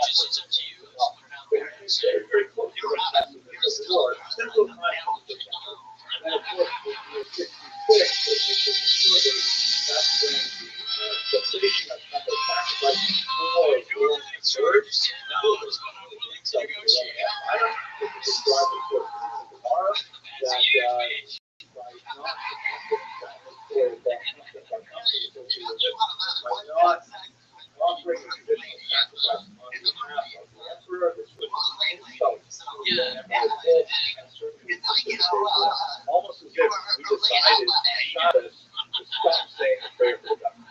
Even though, they may not be saying things like that, who knows what they want to be doing. They were points that you're not going to do anymore. That's that. That was really So that's what really brings us to the moment that sparked the war occurred in the city of Caesarea that we talked about as largely a non-Jewish city. The Emperor Nero actually did a war with the Greek population that was on the area at the time. And the goddamn noise one more time for Mark. We are off and running. Holy shit, into the fucking we go. Oh shit. Lovely ID, ladies and gentlemen. That's how it starts. That walk-up juice right there. Red Bull gives you wings that gets downhill legs. Your first fucking bowl of the night. You guys know how this works. If you don't, anything can happen. It could be a crazy person. It could be the next great talent of the show. It could literally be the next best comedian on planet Earth. Or it could be someone that's put no preparation into this whatsoever. It could be someone super stable. It could be someone completely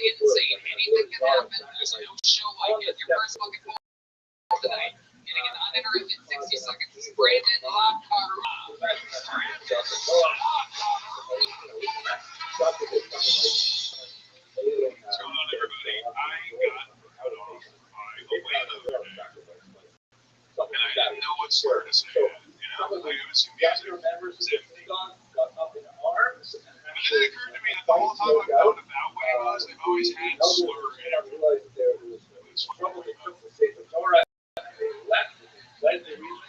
was like, what type of people is a whale? And it kind of made sense. It's very fat people. Remedy and Because they weigh more than you. this ultimately resulted in rioting in Jerusalem, especially after I lost about 60 pounds doing the keto diet. Which, you gotta know what the keto diet is. It's high fat, carbs, a lot of all money, the day. but in the context of what the one man You lose a lot of weight, I'm just saying. It's like robbing a bank I can speed more than $10,000. The worst part about being formerly very fat is stretch marks don't go away despite this one demographic that's constantly like trying to weigh in. Pushback from the women there, I like to call them but they also openly mock Jeffrey's no, work they're always like, Brandon, cocoa powder makes the stretch marks go away, and I'm getting so much cocoa powder, they're still there. I'm good, thank you. Brandon, After these massacre hours, am I saying that correctly? Perfect. Is that Italian? What's the other 25? Ukraine. Garrison Whoa. station there, Understand why that 75% Italian just doesn't completely take over that simple 25% such an easy pushover. not only was it active credibility, but it also meant that the Romans saw that this they were fighting the Jews. I'm expecting you to have way more jokes than that. This is our main account for this. The phrase the Jews in this context was possible, right? Brandon, how long have you been with Santa? 6 years and change. 6 years and change. Where have you from? Long Island, 5 years, moved out here about a year ago. Got on last October. All this was going on in Jerusalem. I am a professional game show host. Tax revenue data. Shout out ATX, my employer. They do survey-style games and wheel-word puzzle style games. The last time I went, were directly based on almost got Violent let's go. It's a dream job. X-rated family feud questions are there for the about 5,000 So that had to be like bars. number of no, brick and mortar, a lot of like company march down team building exercises, and a lot of bachelorette parties. right What's the craziest stay thing? there for about 4 days.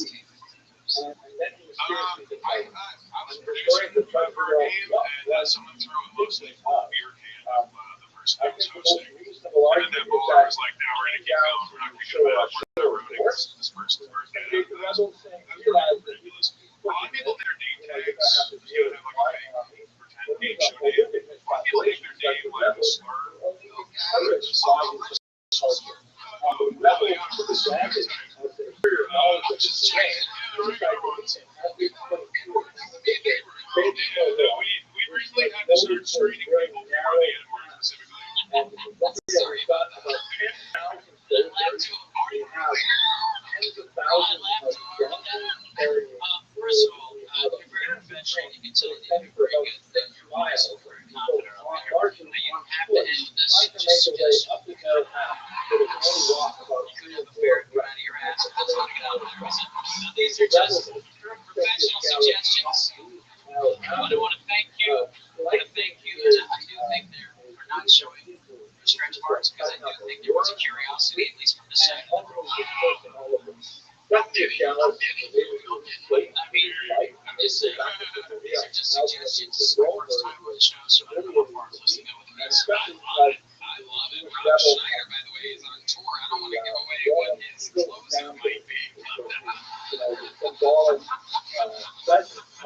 Tickets are Schneider.com. Pretty sure you can watch a full fair. I'm like 85% sure right now. But the show ends with a bang, dude. Rob is on my soundboard at work. I'm sure you can imagine what this but it's called the HMN. So Adam Sandler's calling. Oh, you can do it. Oh, you can do it. Maybe this show of course, here I am, Thank you. and the rebels, Wait, cut her ass up. We got to wait tomorrow.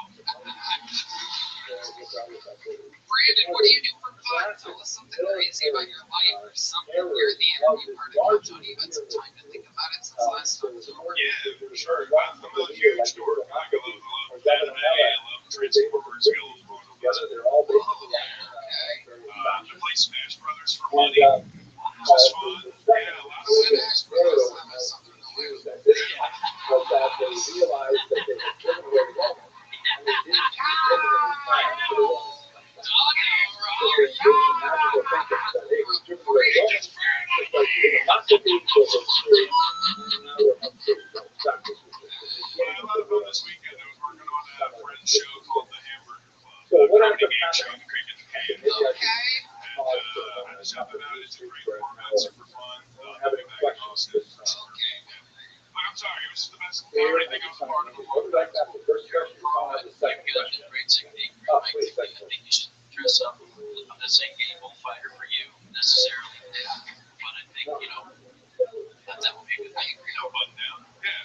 Yeah. Thank you. I appreciate that. Very real pro. You got a great, yeah, that's like a free t-shirt that you got from Oval Green Lawn Family Restaurant. They said, they don't sell these. I had to ask for this for my favorite diner before. That's an excellent question. This is a period Roman, If they see one extra the customer, Romans were basically running the which, No, it's just as long wearing as you were the audience to feel that then everything was copacetic. yeah. And that the Romans very happy to share authority with those populations. The Jews were not the only population in this situation, whereas the local aristocracy could be elevated to a level of rulership to varying degrees of real authority. And under Herod in particular, they were basically their own board, other population, mandatory and gathered things to it's kind of like, America.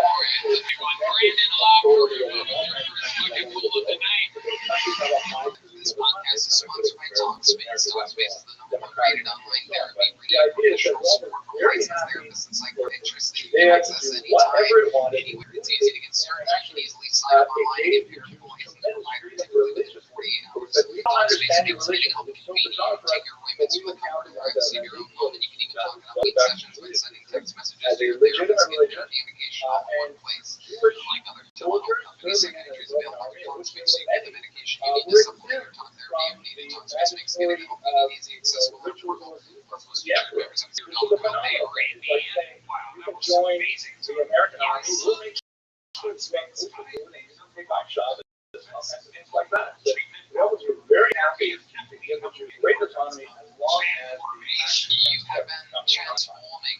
That is incredible, Red Band, and as a listener of this one, you can $8 off your first month to Talkspace. You go to Talkspace.com/Tony and enter promo code SPACE80. That's SPAC80 to match licensed therapist today. Go to Talkspace.com/Tony and enter the promo code SPACE80. Oh, hello there. This episode is brought to you by Prize Picks. You and I make decisions every day on Prize Picks. Being right and you pay. Don't miss any of the excitement this season on Prize Picks, where it's good to be right. The Prize Picks experience is so fun and simple. You know I'm stoked about football season, which is why I'm picking Josh Allen for more than 270 passing yards. so it's Now not the quarterback. basically a relationship with in general, we lived with the Romans for 60 years and it would have been a lot longer if we were not for Herod was able to hold off that so long. Okay, let's go on because we unfortunately have a lot more to go. So Emperor Nero discussed it with Septimus Gallus. What is humiliation? It's attacking by a bunch of people anyway. So You don't know the answer. You just go to Tony and get $50 in lineups after you play your first $5 lineup. That's right, Tony, get $50 in lineups after you play your first $5 lineup. Prize and Picks. Nero had a bit of a grudge against him. And here we go. We're playing with fire, pure momentum as we come into bucket hole number 2. We're going to keep it moving right along. It's the minute uninterrupted Virginia Bell, ladies and gentlemen. Mandatory attendance was recital. And it was like the poem that he had composed for various audiences. The creation, unfortunately, fell asleep during one of those recitals, and Nero Guys, ever heard So of then he said, Irish okay, dirty but talk? then you are going to, you're going to clean up the mess of Jessica Scala's. She's already Vespasian asleep. was a far more Well, you're having competent trouble general getting to sleep. than Jessica Scala, and he decided to begin as did Jessica Scala in war, but rather than marching directly to Before she he can spent answer the your first year, 67, mopping up territories in the Galilee, which was largely populated by the Hilltop versions like this one in Kamala. He went from one to the next, and the Romans had like a hedgehog kind of he's strategy. falling asleep, but During a siege, it's going to be really expensive. It's hard on the besiegers, hard on the people who mount the siege to survive it, but really invest in the logistics, the donkeys bringing food and water from wherever, wait there until they starve. ladies and gentlemen. One village after another, using machines that don't same thing over and I over. just want to say He did it also in Jerusalem, and it was the I same don't thing. think a fair wants to The guy was basically the Roman strategy almost so people's wasn't commanding the Romans. He describes all kinds of really I don't know if Fred jokes are going back yet, but the Romans, like, for example, it's an interesting when they were running short on water, area that could be opening soon. people of one time would block all of You're their there laundry early, and that's all I'm hang saying. it under the Very walls of early. the city. So the Romans would keep giving that laundry, and they said, oh my gosh, there's not kind of a lot of water. You have arrived early And ultimately, always one and the situations that they took the time really sent those to go. One particular day, he was this royal at a city called a town called Rothschild'S. That is some creepy material you have there, Eric Bell. How long have you been on stand-up? Where I at? mentioned to you earlier how they turn coats. Central It might be Texas. useful to mention that Okay. the way in which he describes the scenario is that after mightily attempting to defend Yokohama, he realizes the soldier finds himself in an underground tunnel with about a dozen other soldiers. They're all angry with him because they said, why is he doing this? So wait, I got a better idea. Rather than surrendering to the humiliating, I'm thinking about why don't we just engage in a show of law? We'll each choose a straw, and whoever gets the short straw, I think I have an image of what you do for a living.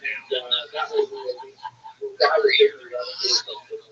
And we do this in small How long have you been doing that? well, finally, amazingly, he just turns out to be one of the last two guys holding the short straws. All the others just killed each other. And just essentially can't wait a second. Let's do things. And he ultimately decides that he's not the short straw. And that's when he presents himself to Vespasian. And the rest of the story. So Yokohama, we fell in the summer of 67. We're just see this magic is while there's a really important note of difficult to fit into the chronology, but it's extremely important that that's the rule. And that is that if we could be led by Yochanan ben Zakkai negotiating with Vespasian, the story of this negotiation is driving the bar and Rabbi.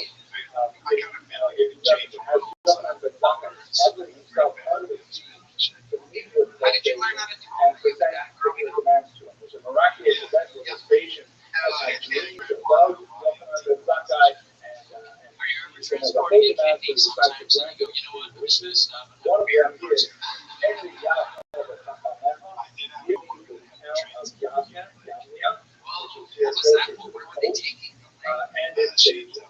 And this means that the small coterie of Pharisees, who are largely opposed to the Lord, who were not defending its rule, they felt that it was futile and dangerous. So that they allowed them to take a leap out of Pharisees from these areas and move to Yamnia, and that seems to be the nucleus of the growth of the future.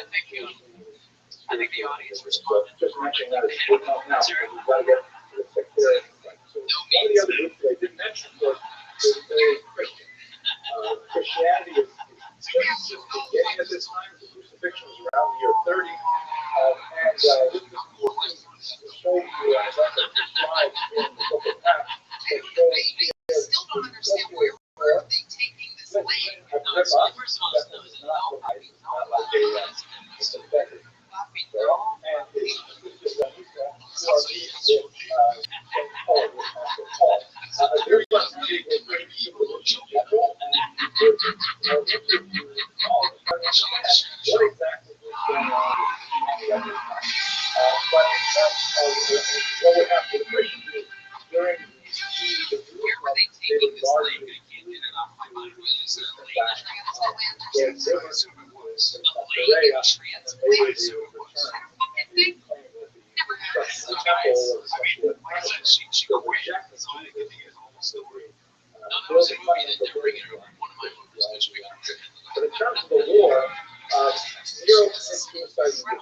He dealt with very challenging things, burning of Rome, the attack of Rome, and so on. And this long period of civil war, several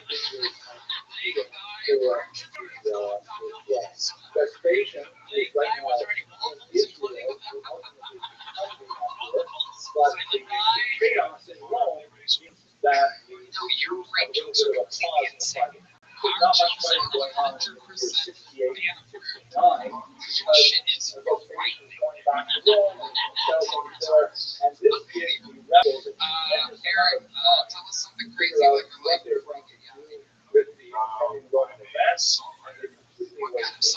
They spend more time fighting each other than preparing for all of this, by the way,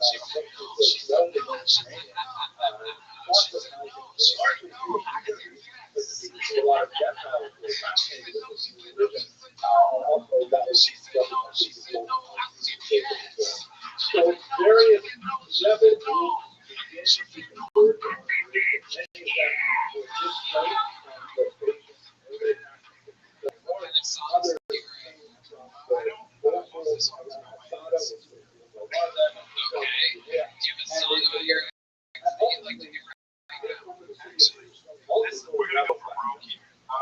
came from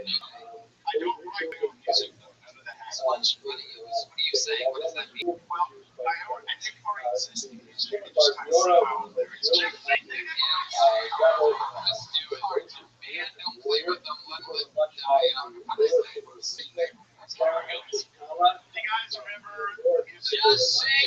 around Masada, which was Rwanda, To the tune of Lone Ranger. Suck a dick, suck a dick, suck a big fat dick, suck a dick, suck a dick, suck a big fat dick. Alright, I'm gonna stop you right there. You don't write shit. Here's a little joke book. Congratulations, you got pulled out of the bucket. You were the second bucket full of the night. Here it goes. I want to do something fun right now. Donnell had an amazing opener with him all weekend, and we got to hang out. We had some drinks together, and all of us were listening to music, having a good old time. I want to give this guy a little bit of stage time. Make some noise for the Keltoni debut. Adrian Washington, ladies and ultimately, the patient will become the emperor and he will set aside his resources to manage the siege. I got a big family. I got like 40 nieces and nephews that are right? My sister's still going, they say, and I'm running late. You swing by the school, pick the kids up, come here. I said, yeah, it's a story. I got you. I was excited because they didn't know I was coming, so I wanted to surprise them. I got to the school, and the person was like, hey, who you here to get? I said, Strategy. that is a very good Surround question, them, sir. cut them off. I said, I got the bus last week phone call. Because I'm like, there's no way I can tell this man there to pick up Fat Daddy and Bug. But they did have I tell them, look, pick up Fat Daddy and Bug. They gonna pull a CBS on me. I'm gonna tell son, I called my sister and said, hey, who are these niggas? Another time I was coming off the road and my wife called, she said, hey, what should we take out for dinner? I said, the tits. Just like that. Didn't think twice. I heard my daughter say, oh, man. True story. My wife said, yeah, you don't speak for us. I said, why you ain't say that when I have you? You know ain't speaking for material, right? But as a parent, you gotta try to fix it. So I was like, hey, I'm my baby on the phone. Daughter got on the phone. Awkward as shit. She was like, yeah, Dad, I have this job. Like, hey, listen, one day somebody goes to that shit. short-sighted leadership work. I said, man, you told me on my girl, that's what happened. Thank y'all very much. Out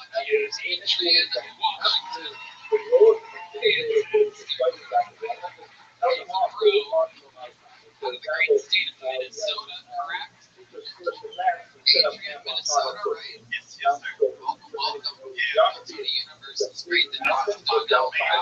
around the world And without stuff, man. you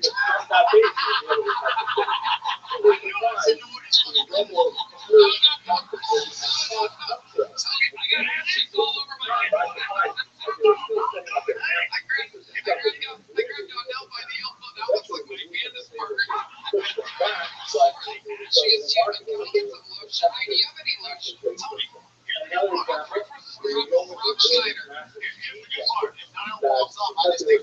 on that basis, you'll be able to have a valley surrounding it. Let's check in with our chief where fair correspondent. grass is what the wind against the wall. So yeah, you don't have Minnesota's changed so much. ground like that. Minneapolis has so many Haitians now, it doesn't even have Somali anymore. Engineering what they need to do They are. You hang out with any of the Haitians at all?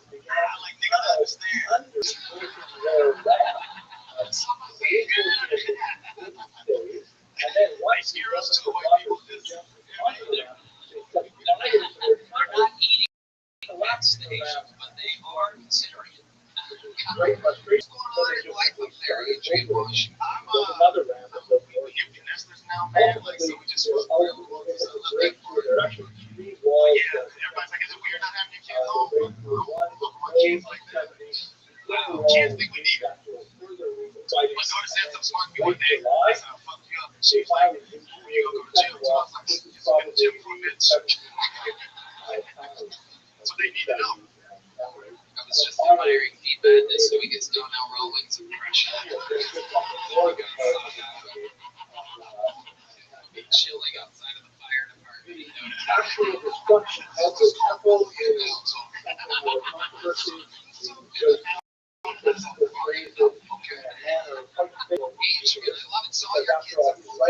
Yeah, my youngest just turned 18, man. Just got his license. Man, that's like a son.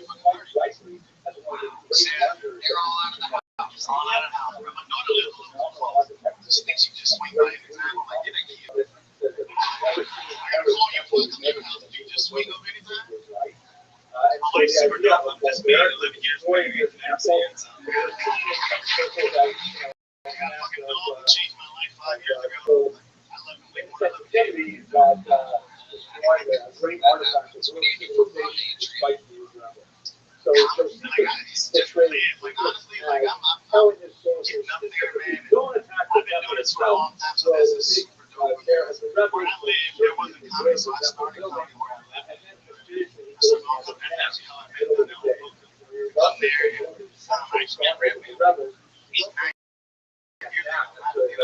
It's hard to believe you did that. And I appreciate that. Is it more interesting? Far more likely that Find more of your work, Adrian. It's funny man, Adrian W. That's funny man, Adrian W. There's some other niggas that just fire me, Adrian.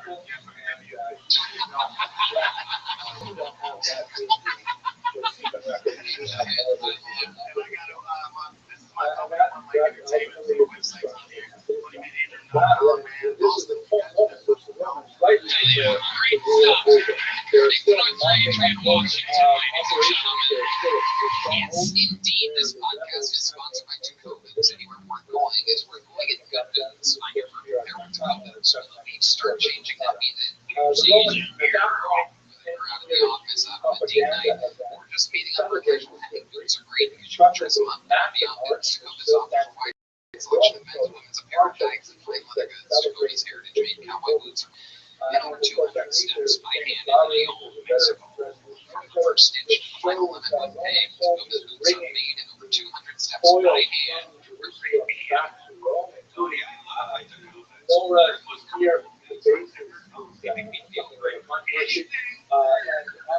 Right now, get 10% off at Copens.com/Galtoni when you sign up for email and text. That's 10% off at TCOBAS.com/Galtoni. Copens.com/Galtoni. These are your details. Copens, when your toes once. On to the next one we go. Back to the bucket.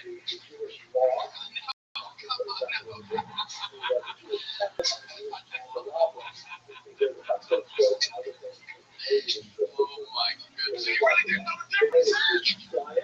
It's incredible. The resemblance is striking. Y'all really do look alike. Your next bucket pool, ladies and gentlemen. Back to the bucket we go. Makes points for Jose Ayala. Everybody, Jose.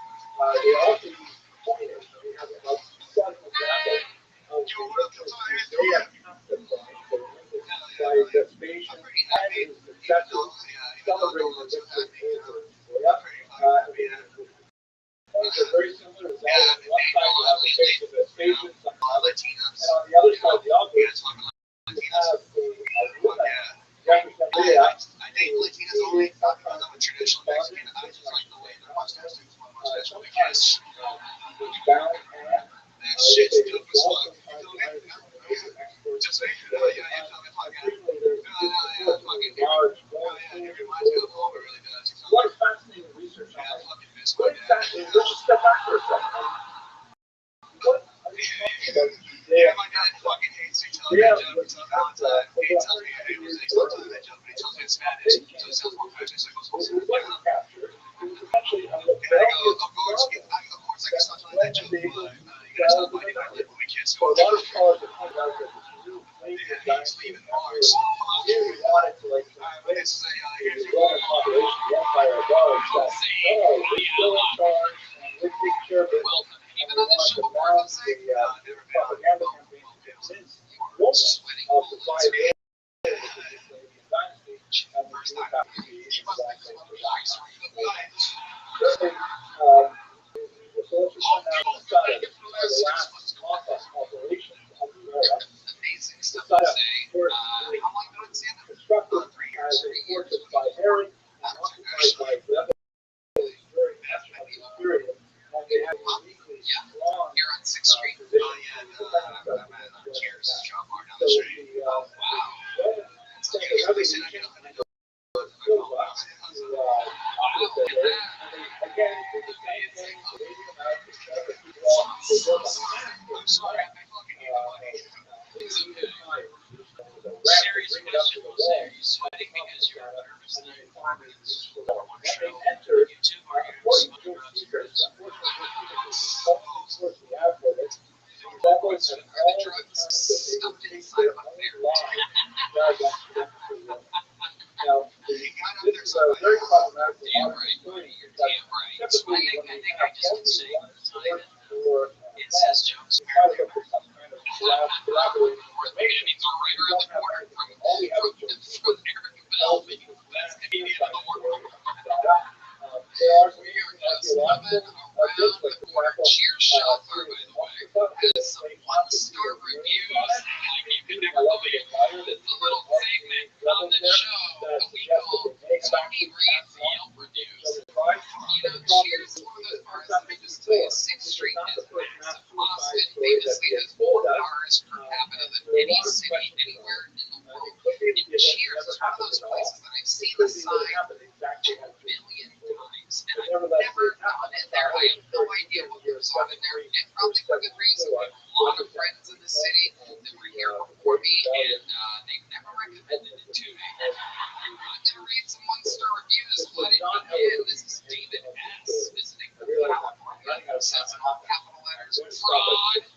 Make sure to check your credit cards, David. 18% gratuity was included in the bill. another They have rebellion encouraged breaks to down write in here petition. one fifteen. When I cross it off, do not go The to this bomb. Jews after the That's how war I think so. were in a terrible state of allegedly, so like, it could be anybody. Okay, DOC, University of Texas. Absolutely abysmal experience. The bartender got us in by offering 3 shots of Buchanan's, in which I took the off. any Buchanan. association. I've never even heard of that. Like bad whiskey or something. No, it's The tequila. checkout, which is that donation given every year by Jews around the world. Tequila named after a wine guy? Oh, okay, when you say it like that, it's totally different. Reading the writing here, it really needs your accent. Maybe there's a little Latino accent marks on it. Buchanan's. 3 shots of Buchanan's. 3 shots of Buchanan. See the difference? Anyway, to come up on his offer. Later in that same evening, I went to the bathroom and he followed me in and accused me of offering cocaine to other patrons. I was frightened and escorted out. I was the only Hispanic male in the establishment and felt racially targeted. If you see a 6'4", 225-pound male, as now,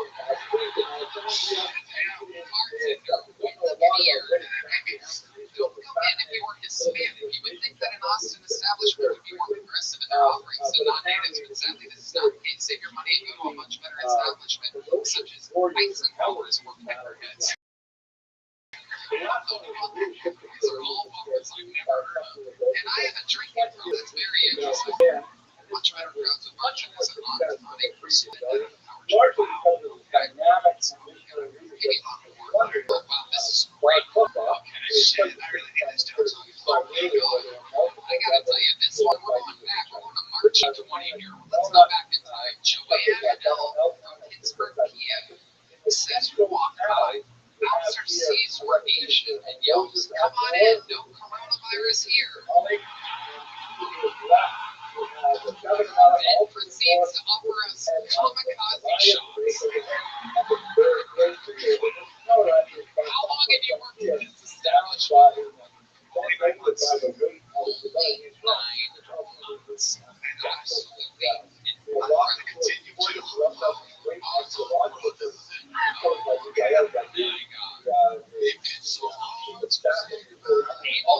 It says in all capital letters, racist staff.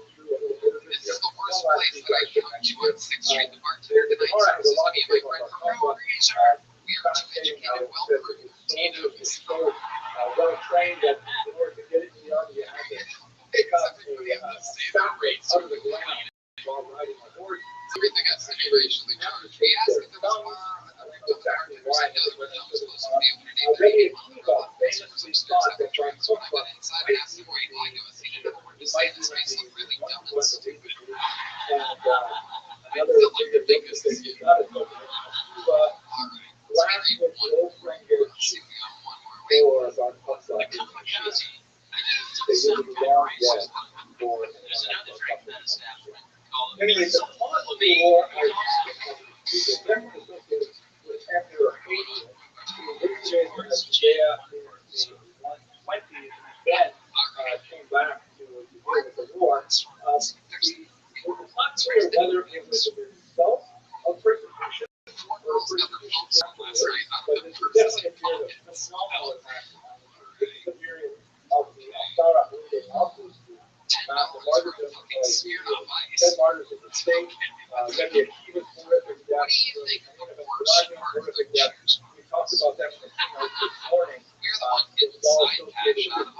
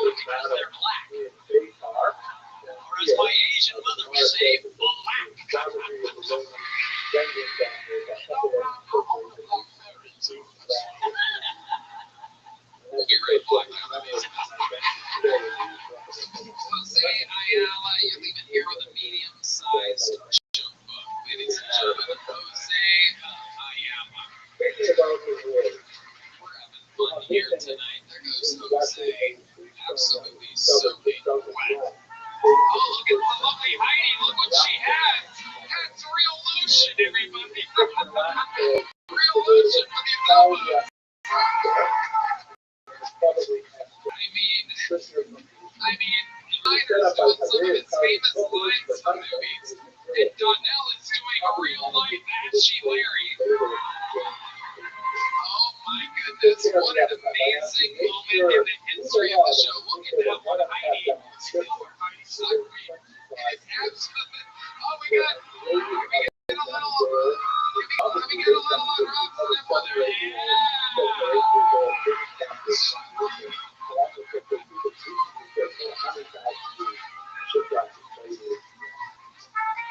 This is the number one show in comedy right now. And this is what it takes. This is what it takes. The powerful white woman unmatching Schneider's nipple getting a little residual residue. You gotta love it. Anything can happen. Taste is back to the bucket we go, ladies and gentlemen, as we get a minute uninterrupted.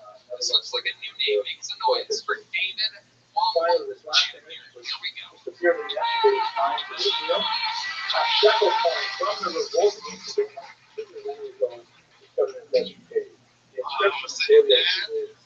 My daughter is 14 years old. Just finished 9th grade. The entire year I was afraid of one thing. I was afraid of them on class. I was trying to fuck her up. One day she came home, she said, Dad, this guy came up to me and asked me if he could hit it. And I thought to myself, 9th grade, pretty good line. But I have my dad hat on, so I said, how did it feel? She said, very uncomfortable. And she said, can you tell me some ways to get these guys on board? I said, absolutely. I said, tell them your daddy is going to rip their dick over. Now, children never say what you tell them to say. A couple of months go by, she comes back. She goes, Dad, I got something to tell you. Dad, the dude came up and asked me to get it again. But this time, I did what you said. I looked him right in his face, and I said, my daddy is going to bite your dick off. I said, what? Never said bite. And I'm in the school every now and then, and I fuck with the kids. I'm like, well, I'm sure. Thank you very much. David Womble Jr. Rothschild. Underage sex jokes are back. I think that's confirmation. We have our finger on the pulse tonight of what's happening in comedy.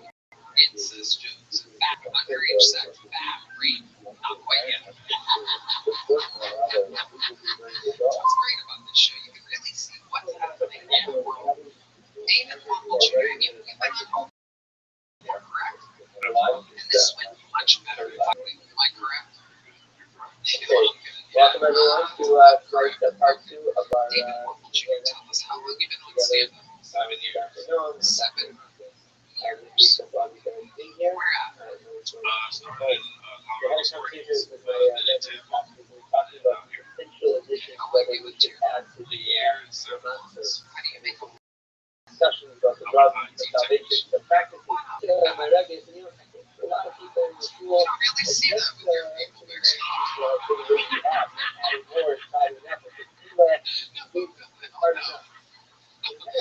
My favorite thing right now is Donnell's fresh elbows are leaving a little pile of moisture.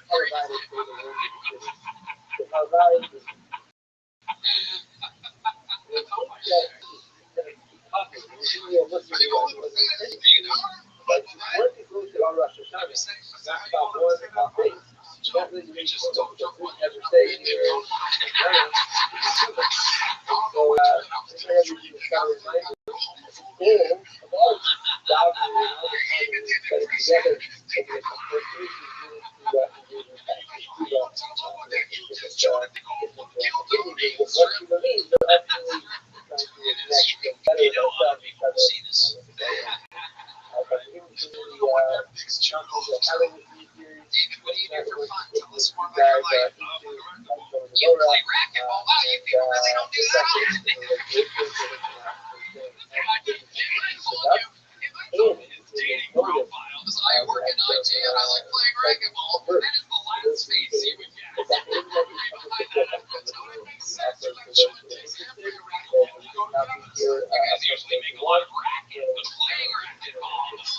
live now?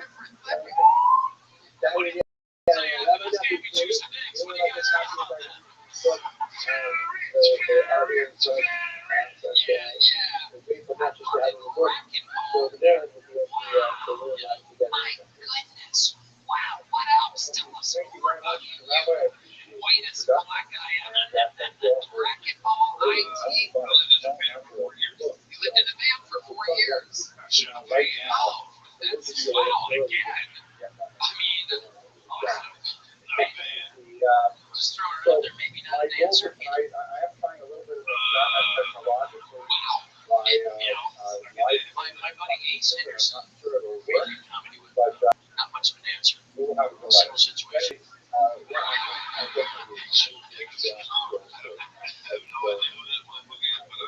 So you can dance. Let me ask you this, David. This is a little segment. Do not no. I'm not gonna do it. I'm not gonna do it. Don't suggest. Okay, I'm so not my gonna goal do it. I'm not gonna do it unless you put me next to it. I'm kidding. I'm gonna just ask you. Don't give up a damn. This little shake it up.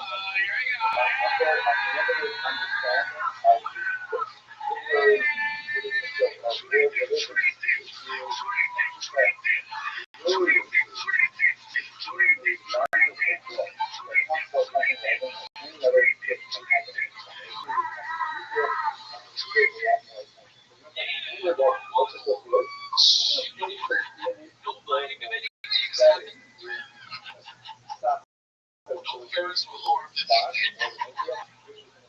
David Womble Jr., so you're a junior. Are you close with your father? I'm going to take you into sort of Kabbalah 101.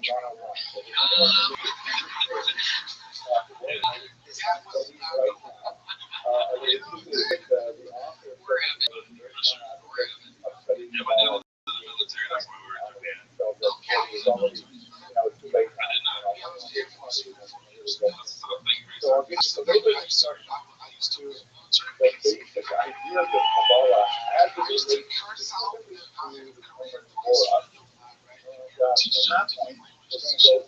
into the actual spiritual forgiveness. There are 13 basic strategies for how to forgive people in this book. And we have time to maybe just do a four of them. I really could have an hour on them and not exhaust all of them. But the things that might be the four, and I'll wrap it up with that. So I can tell you what is something really important to me. I heard the Torah about 30, and I talked about it in my local bookstore, and I was Kabbalah, and I was sort of like, allowed you to look at this, and I was there. I was but it's just the troops, but I can say very hardworking people, Asians, as I'm half Asian, I can say very hardworking Koreans. that, A little lazy, to be honest with you. You go to the Korean barbecue, Korean barbecue, I've got a lot of one of the same books.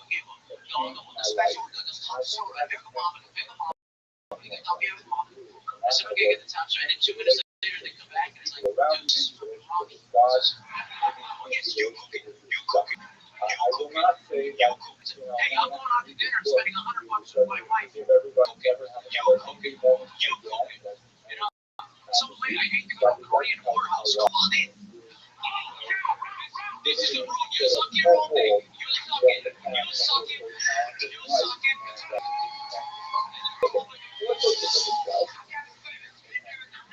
Do you know how to say how much of a secret? How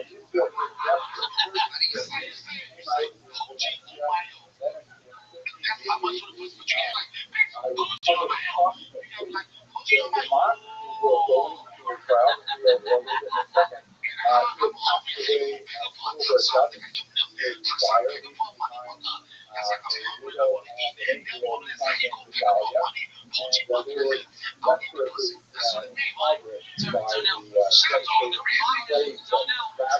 my story was a joke. In a whorehouse. You were in a whorehouse in Korea. Wow.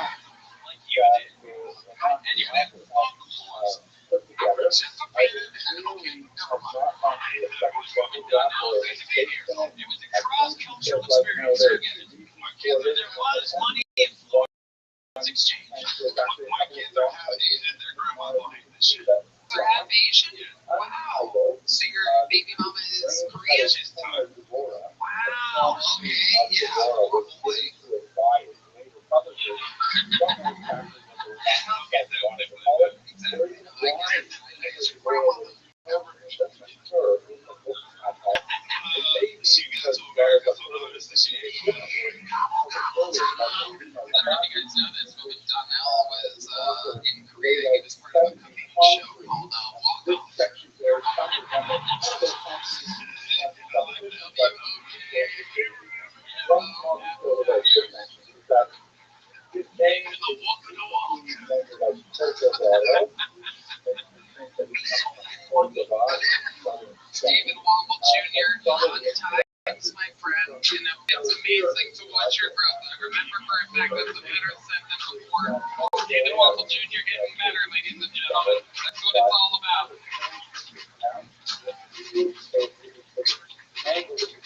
All right, this is a fun one. This young lady is what we call Kill Tony famous. Ladies and gentlemen, make some noise for the long-awaited return of the one and only Juanita, everybody. Juanita is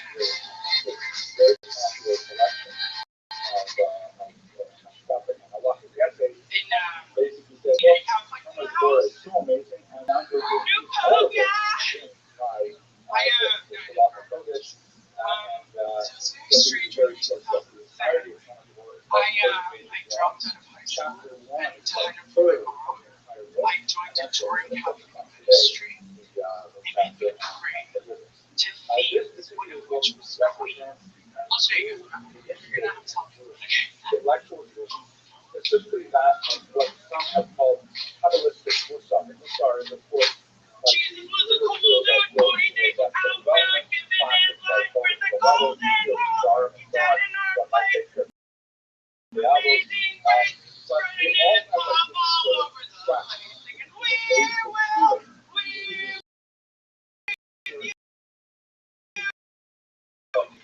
negative. Harsh criticism. Others is kind of like Back to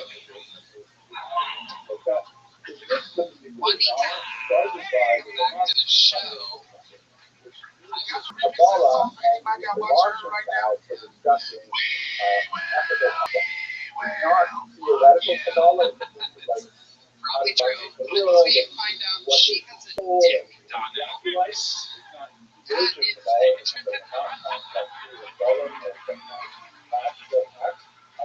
how it happens, ladies and gentlemen. I can't tell. no God. The brothers can't tell. The brothers can't. They never. The last place. The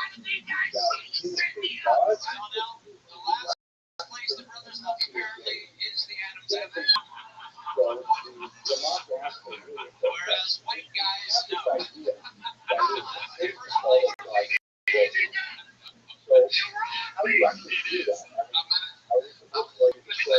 Charlemagne's gonna play that clip.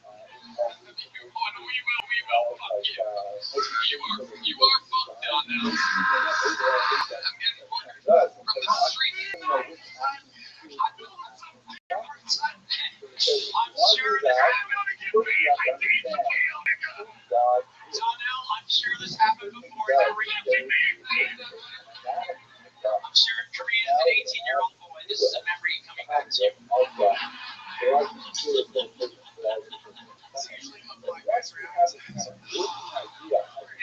Juanita, have you been with a black man before? Okay, are you just saying that so that he doesn't find you and kill you? No, it's great try. Just kidding. I've been with one. Okay, he was half a black. My career's over, nigga.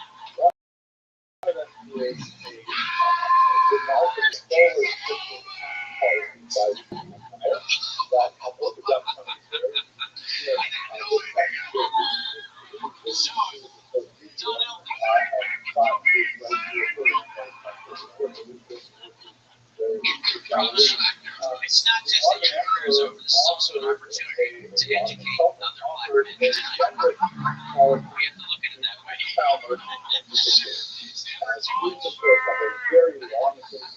Black guys out there, you know what to do. It's between the chest and the chin.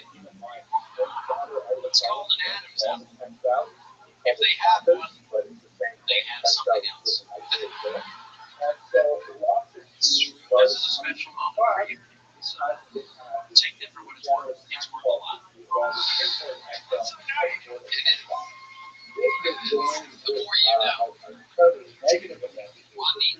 Juanita. An interesting set tonight. Let's just talk about it. Shortly afterwards, It's okay, I know. But it's alright. Pick yourself up. Who knows? It's 2025. Maybe the streets will forgive you. Maybe they'll go, wow, take a chance out there.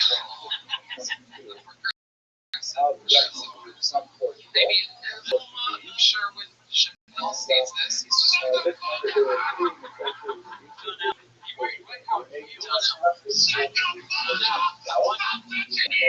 Donnell, I want you to emotionally pull the balls aside.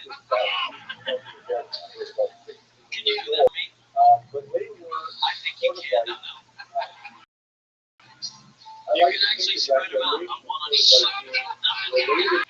Donnell, we're here for you.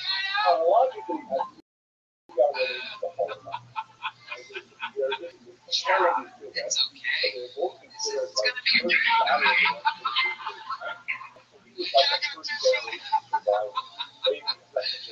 Oh my goodness, you tricked Donnell. That is very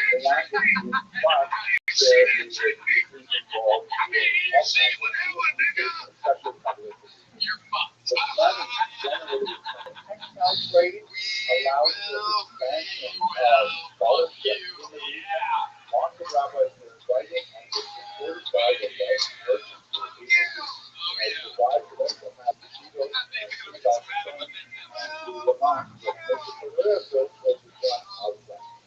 Oh my God. I see that on your next tour, Donnell.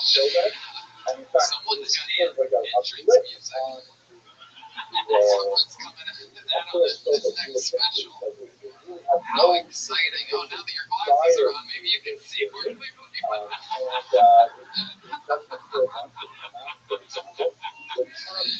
Yeah, it's exciting.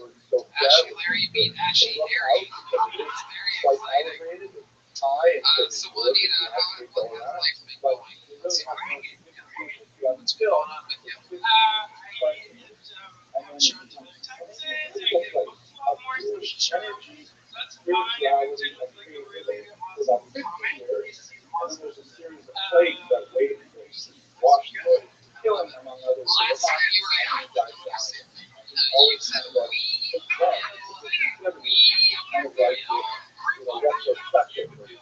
back towards There you go, there's Red Man trying to save you right now. Imagine, The last time you were on the show, Juanita, the great Jimmy Barnes, and we found out about whiskey. Now, when that guy's going to force the house, the guy that you had whiskey. Yeah, I realized that. Shit. My God, does that make it easier for someone to find? We're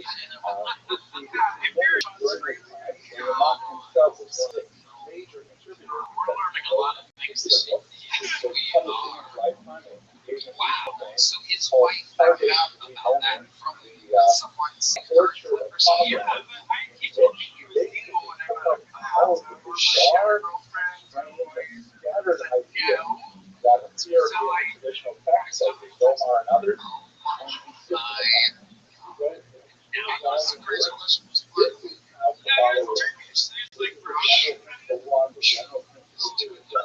It was in the area. It was black adjacent.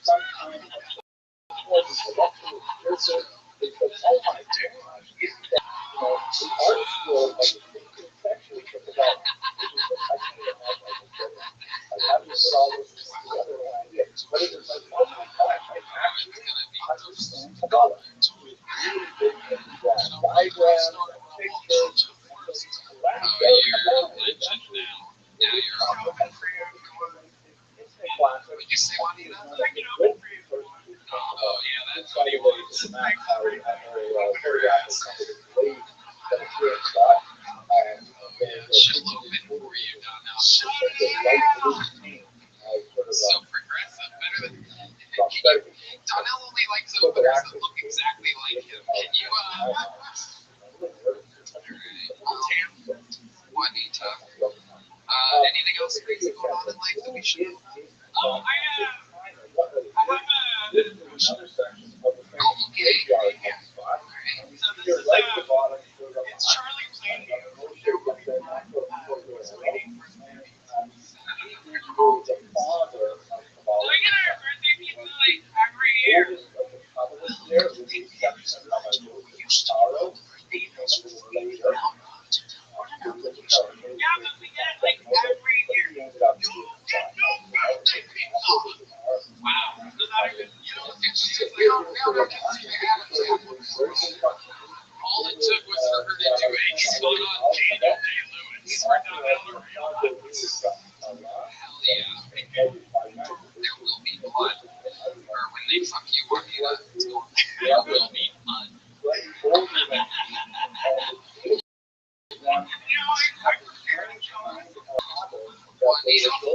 fun times. You've been on this show numerous times. It's, wasn't your best set, but always a legendary interview with you. We love your sense of humor. Some trans people can roll with the punches. That's another appearance by the great Juanita, everybody. It's a stereotype. Some people say. We do have a ticket winner here, ladies and gentlemen. This guy's only been on the show one other time when he famously came on with children's books for adults and changed his life forever. This is the second ever appearance from Charlie Mack, everybody. Big time for Charlie Mack.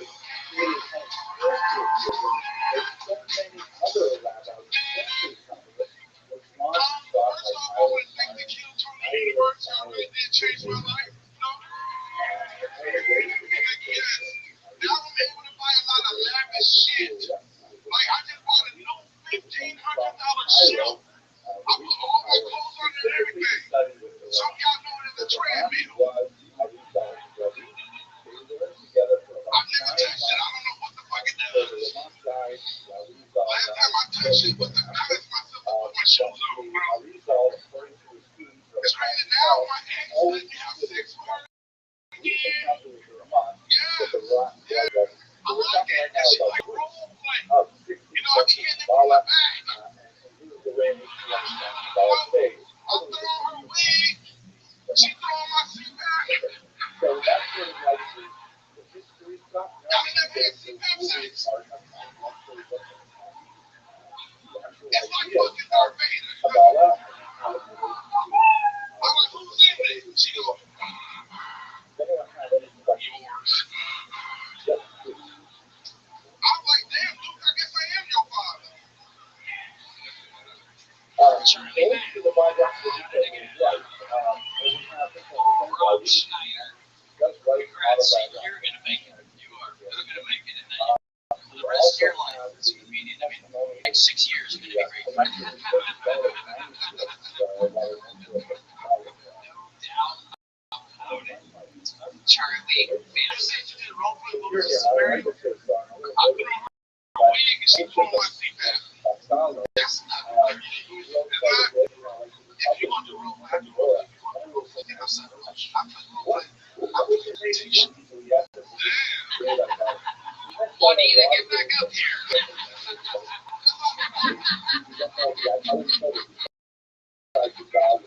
Is it okay if we lie to this? We're okay? We're okay? Okay, good.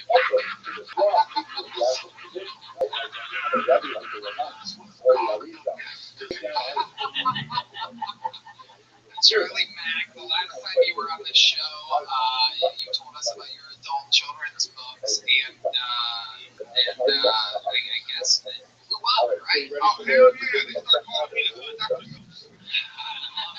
Now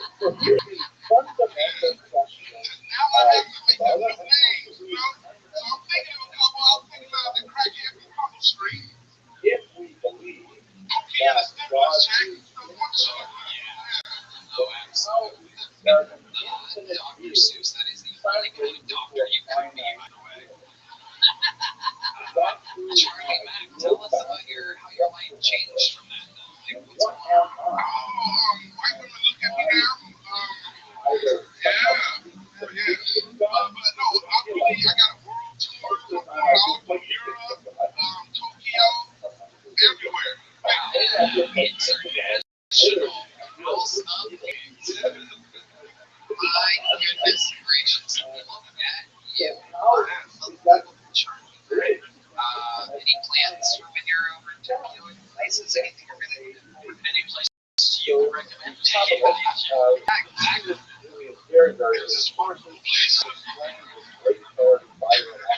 just remember, God has been there. I'm close with other black people, but I don't go nowhere if there's not other black people.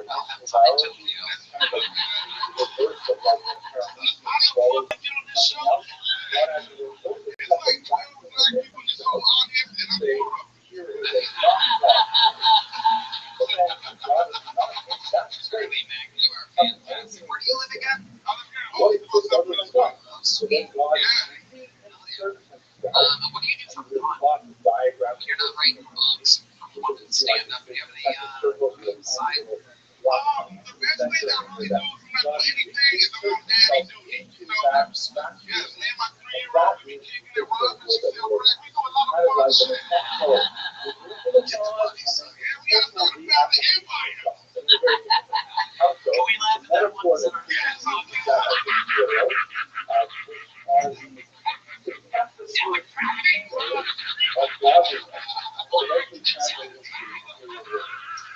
Yes, Daddy duty is also what would have been on Doghouse Dick if he fucked Juanita.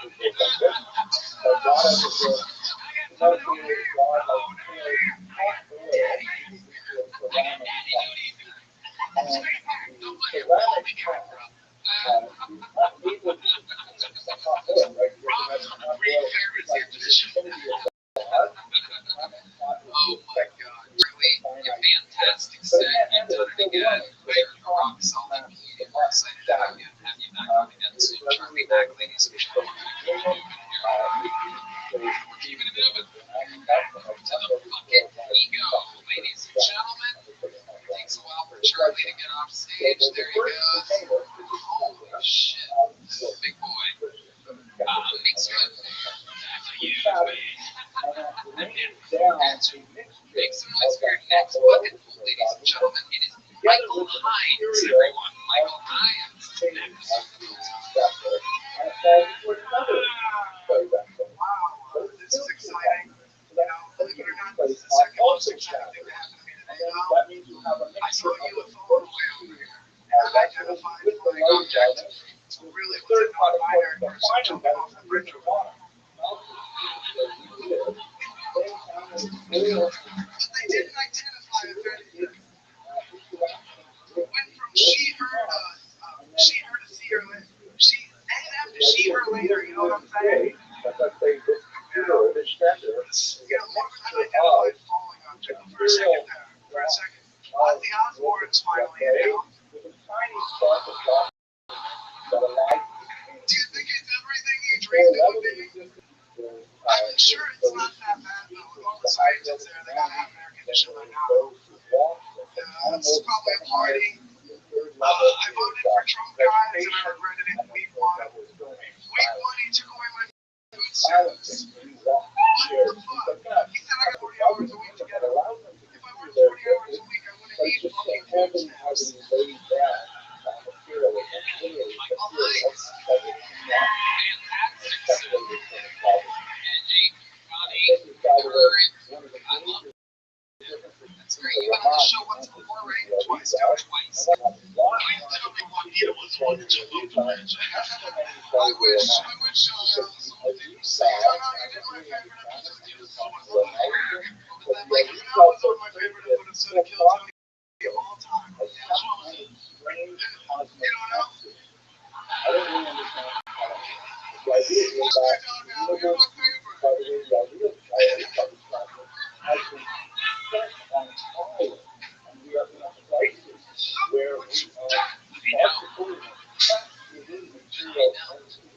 Tom Schneider. I've learned that laughing at the suicides of non-binary people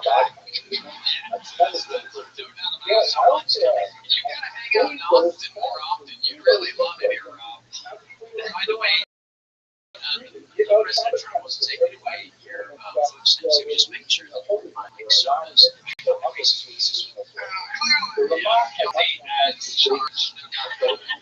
well, remind us, how long have you been doing stand-up? About 2.5 years. Both been here in Austin. Yes, sir. Fantastic. I'm a realtor, open houses and stuff. Don't tell me. And I think they like you, Tony. What? I don't think they like you, so if they know I'm here, I let you know. Realtors don't like me. They can go. Fuck themselves. I'm sure there's so much fun to work for. They wouldn't believe it, Tony. I would. I know what people that don't like me. I know what their mental health is like. Rothschild'S. I don't care about us. I can't wait. I guess. I watched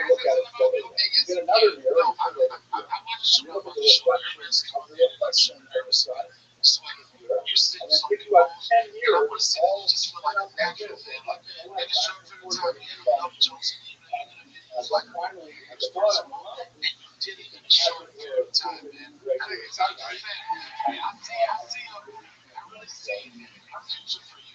Thank you. A realtor's assistant is my question because in my experience, even a half a door person, a real estate person, so a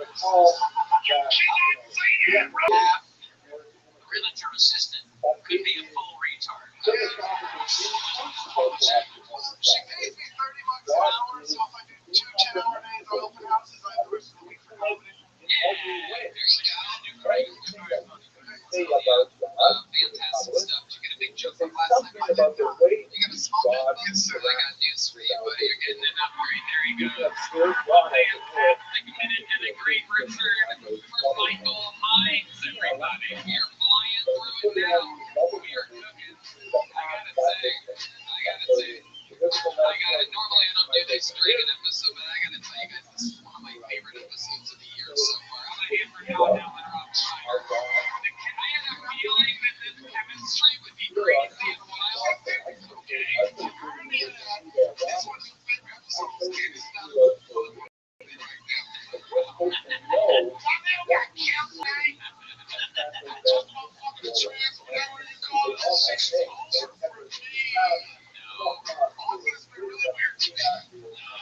if I could appear to be racist right now,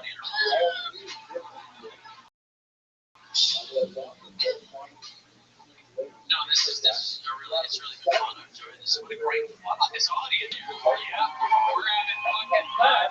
We're playing with fire. And we're with, ladies and gentlemen, your next fucking 1 minute uninterrupted going to James Harrigan, everybody. James Harrigan.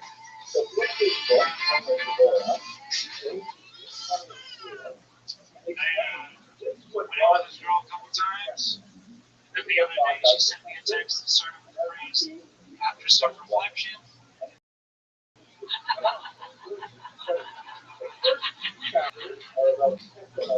didn't read the text.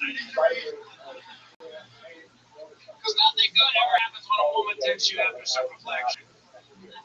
It's never after some reflection. I think we should try anal. It's never happened in the history of women or anal. So it's after some reflection. I realized that you can retreat going in 2 different directions, and you're bored. Now, if a man sends you a text that starts with the phrase after some reflection, it's a picture of his penis. Oh, that's why we should try anal. Big dick crowd in here? No. I've never been on dick. I'm sorry. I've never been big on dick pics myself. Alright, that came out wrong. Alright. Thank you so much. My name is James. James.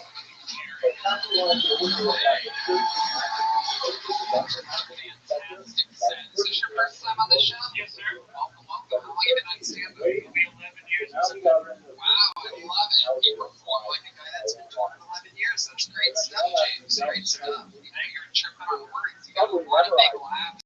Yeah, chest when this one was rolled. That was cool. I didn't think I was getting pulled. I know now. Amazing stuff. Rob, I will say your time was fantastic, but you also had a chance, instead of saying you've known it 11 years, you said 11 months and go to one foot nuts. Well, now be fine. Talking about center. Fuck, goddamn. This is great. Very, very funny. And you started out really strong. That's really funny. I'm telling you, you had the audience and you never lost them. So you couldn't figure out how to end it. I got it, and I'm just saying all the goodwill is gone for it. No, you did great. And it was really funny, and you really made me laugh. Congrats. Great stuff. I don't know what to say other than it was funny as shit. I really couldn't believe you look at that bitch. Just was the right up. You was like, one meter. James, what do you do for work? I actually sell air conditioning. Air conditioning was broken. You work for them? I don't work for Airco. I work for ARS.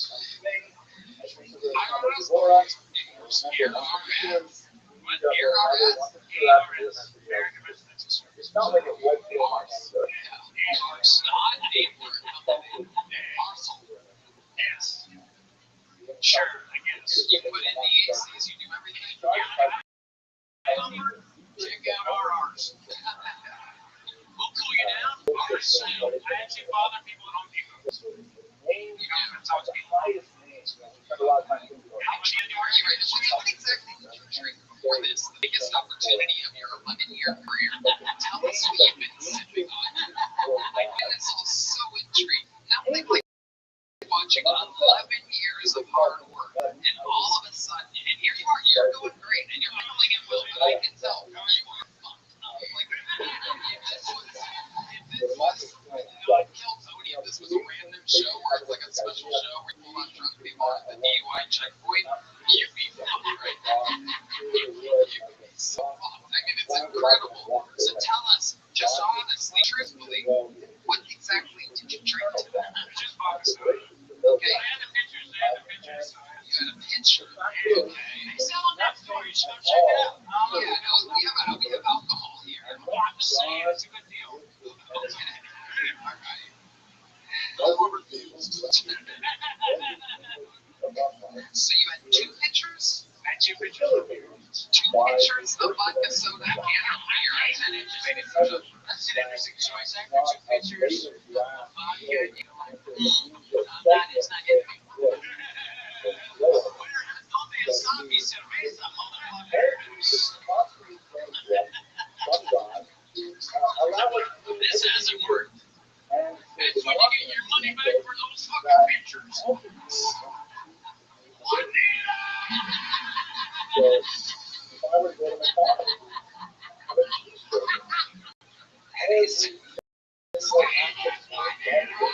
Rob brings up an unbelievable. You had the beer after the two pictures of vodka? I didn't think I was That's what everybody says. That's what everybody says, especially when you're that blacked out.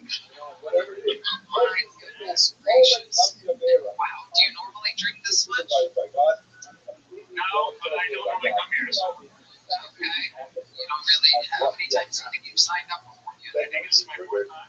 Okay. It's pretty fucking good. Yeah. Should we do a segment called DUI checkpoint right now? What do they have people do? What's one of the things? They have to stand up on like one foot, like, right? And what do you do? Is there any police officers here by any chance? Can we get a police officer up here?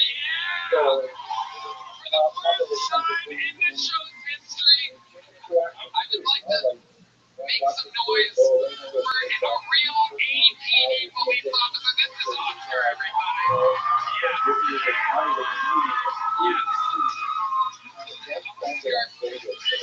That's what I love about Austin. Rob, when I was in LA,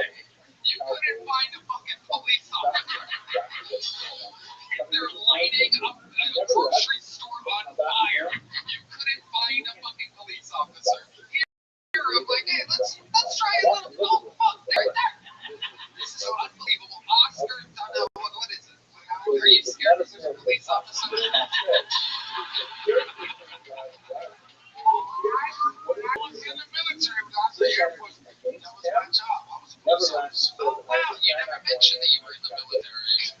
I was the worst police officer with 0 arrests and 4 years.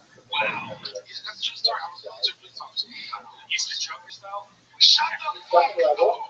Red man. Red man. Red man, you can't dirty motherfucker. Red man, you can't ask things like that. Did you used to choke yourself? Let's check it with I can't. Let's check it with Rothschild'S. I still can't get over the fear. What's the next thing next? Was there a gun? Not tonight. Where did you get that drink from? Something I gave you that back. Get that fucking drink back. You guys are crazy. All right, Officer, if you don't mind doing us a favor, this is the first time in the history of the show we've done anything like this before. Thank you for playing along. How about one more time for Oscar? Step on up to that microphone real quick that he has. Give him the mic there, James. Give us the mic. Would you mind giving a quick little DUI test to James Kerrigan? Talk right into the tip of that mic. Just take us through. Pretend like we're not here, and then you just pull this guy over, and you got him out of his car. Let's see what happens here. James. James, where you coming from? Oh, shit. Oh, shit. Alright,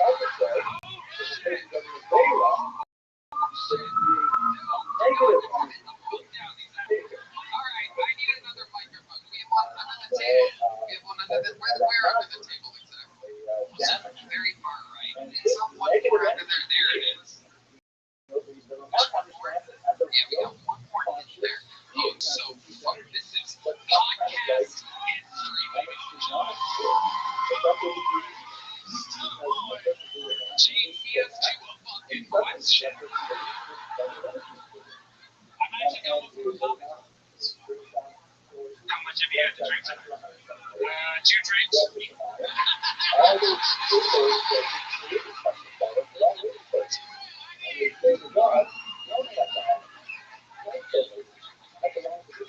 Honest. Just not specific. Specificity of the officer's question opened up some vagaries, and James took advantage of it. Advantage, James. Continue. That's like a shot each. Again, slightly made. Shots can be fucking huge, apparently. Where are you headed to? What's going on? They should. Oh, yeah. Just saying. That's all I'm doing. Not doing anything else. Just driving home.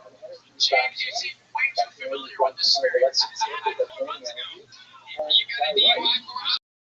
I don't know. I got out of it. Oh, you ain't getting out of it. Oscar, let's do it. Fucking hit him with it. What do you think? Oh, we got arrested. By the way, let's just take note. Can I just say, when Oscar talks into the microphone, I've been doing this show for 12 and a half years. I've never seen anyone so commanding and clear. It's like a specific type of police. Like, where are you coming from? I just have to say, this may seem racist, but you're drinking tonight, we should still arrest on them.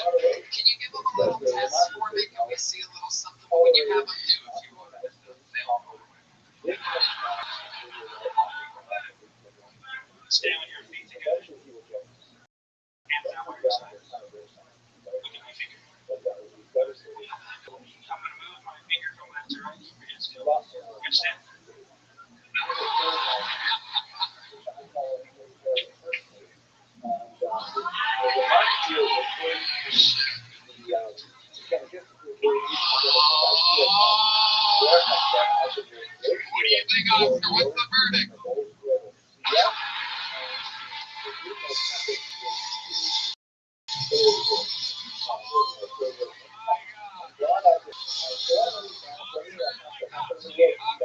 here with a big joke.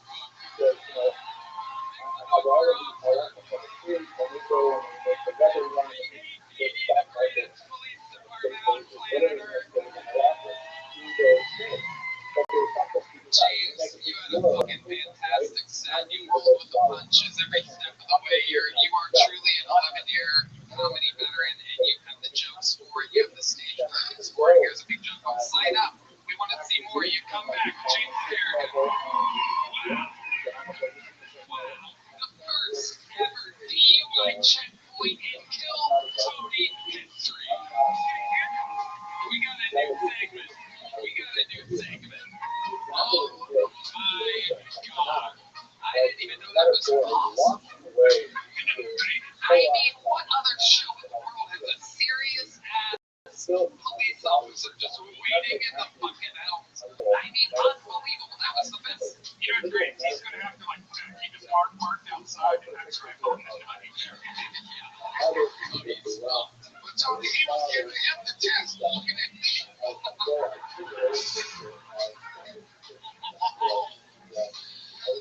It's going to be James Garrigan, Donnell in the back of the police car, and Juanita. That's going to be a long drive to the station. Donnell's going to get a check.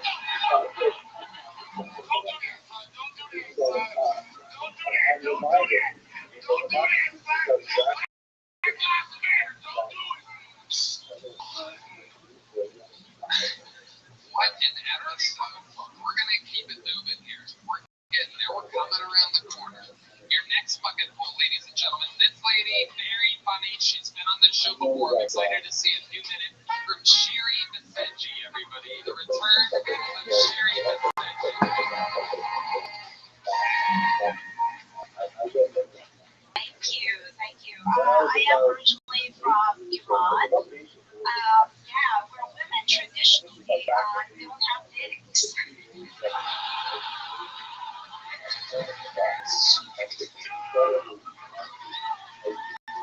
Just mustaches. You know what the safe word is for religious women?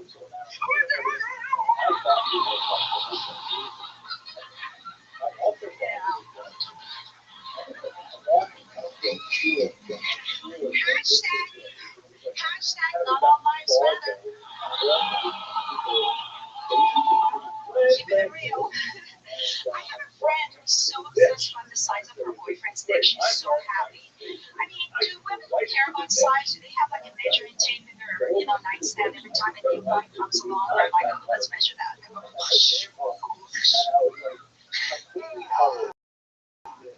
you don't quite know for sure. No, not me. Kim Kardashian. What do you think she uses? A new old Stanley for the circumference of her mouth?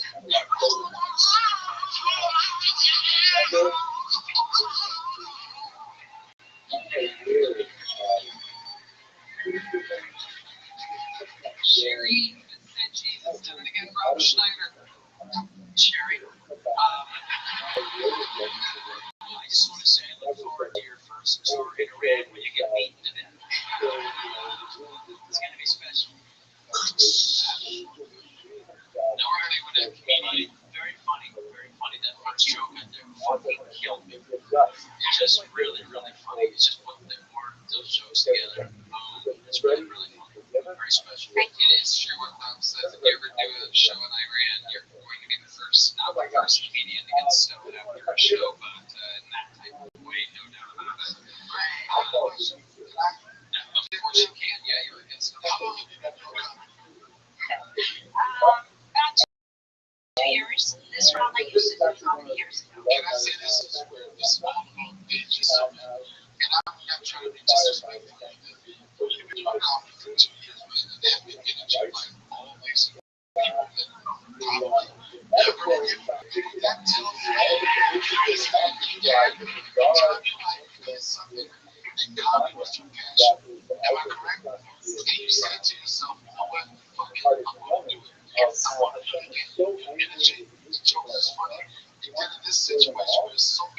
South Korea. You're not reliable.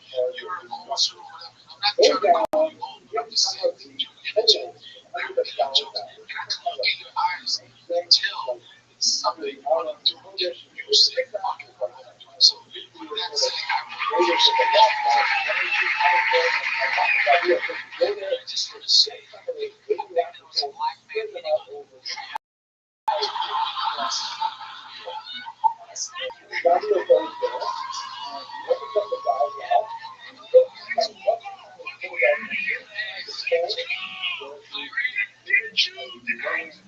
Iran, meet my wall. I've seen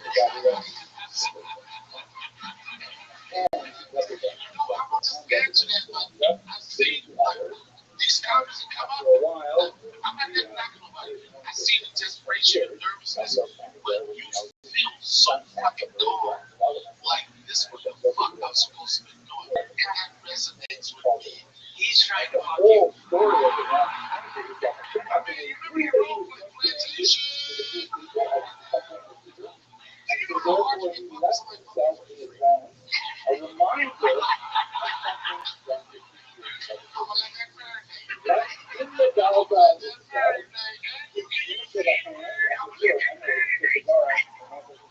Maybe time for another reload. She's gonna need something's gonna hold on to you. Sherry, how's life been? Tell us more about your real life. Ever since I've been on Kill Tony, I get hit on Instagram, But the quality's gone up and the age has come down. Have you taken advantage of any of these situations? I have not, but all these young guys trying to show me their best minutes. You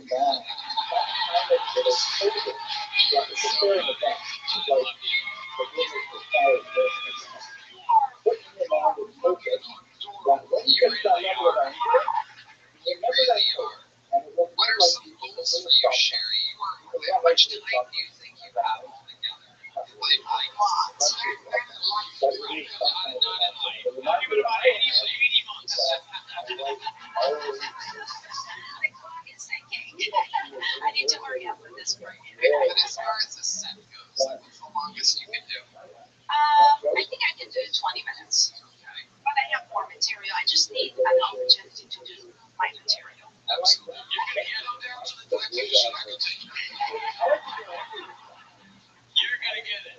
You're gonna get that. Great job. It really is. You are. They all said it, and I've said it every time you've ever been on. You're so charismatic. You're delivering and executing your material so goddamn likable. It's unbelievable. Sherry, take that again. Right, man? Sherry, I'm looking at you back on the Secret Show. She did this on a real show. It's Thursday, so the Sunset Strip Comedy Club. Sherry Vincenzi. One more time for Sherry. Okay. All right. We have another return of a legendary performer here. This man famously is part of one of the most viral clips in Kill Tony history when he said that he was molested multiple times as a kid. And Dr. Phil famously said, because he wasn't paying attention, I said, Dr. Phil, and Dr. Phil said, who was your favorite? He does a podcast with Tony Hawk. You know him. Hawk and the Wolf. This is a minute from Jason Ellis, everybody. The return of Jason Ellis.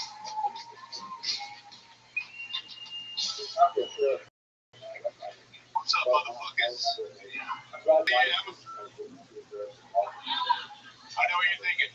I look that good. Well, it should be naked with the guy's penis in my mouth.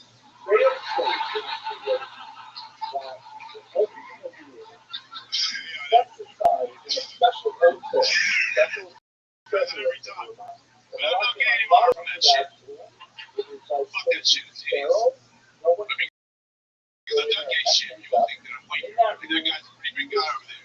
Dude, I can fucking suck your dick and there wouldn't be shit you can do about it.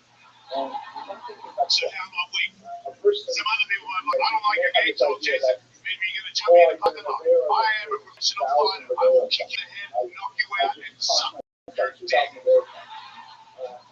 they're finished, I'll film it, and then I'll put it on the internet, and then you be gay but not gay, just like me. And then you wake up and be like, I'm not gay, bro. I'm like, pretty sure this video says otherwise. Thank you. Wow, Jason Ellis with the best minute he's done on this show. What a special episode this is. Somehow I'm scared to death and turned on at the same time. I feel both soft and hard right now. Absolutely incredible performance, Jason Ellis. Jason did my podcast. Remember that? He did my podcast. And I didn't know these. That's what you said, Trent. No, that's what you said. But I'm telling you, this is a scary one. Like, you know, I mean, but Apparently, let me say this, son. Apparently, the word in his back. So he said it. I didn't mean it like that. I didn't know it didn't mean it. Man, I'm about this. It's so good. But just the shit is like, this is what made me do it. Like, this is how it felt. Okay, that's horrible. But the other side, I was like, I'll beat your ass and fuck you. I was like, oh, I can't do that. All the other 12 levels. Oh my God. You like that shit. You might be gayer than me, dude. As someone, what I'm saying is, black guys in a row, I'm being gay. Here it goes. And it's not based on now. They can't be racist, so we all know. They can jump in whenever they fucking want. And demand whatever they want, apparently. Is that when I met you, he was a guest on my podcast, he was dope shit. I forgot what we talked about, and I didn't really give a fuck about sexuality. I didn't know it, but you was cool. Thank you for doing my podcast. What the fuck? That's what you interrupted Rob to say. Thank you for doing my podcast. You know what? We're gonna bring Juanita back up here right now. No, I'm kidding. No one even remembers you. You're being mean to me, Tom. The other day, you told me how much you love me. What's check I do? And the other day, you was like this. I remember when we first met down in Connection. You said all this, and now you just leave it out. Leave me out here. People, you don't give a fuck about me. No, Donnell, we love you. I can tell you with that look in your eye. I've seen this before. I got 10 days on the show before I go to the bathroom. I'm saying, I can't get it out of my head, but I would like to see Jason beat the shit out of Donnell while he's fucking Juanita. That is true. That would be the world's greatest racist. As someone who enjoys non-violent sex.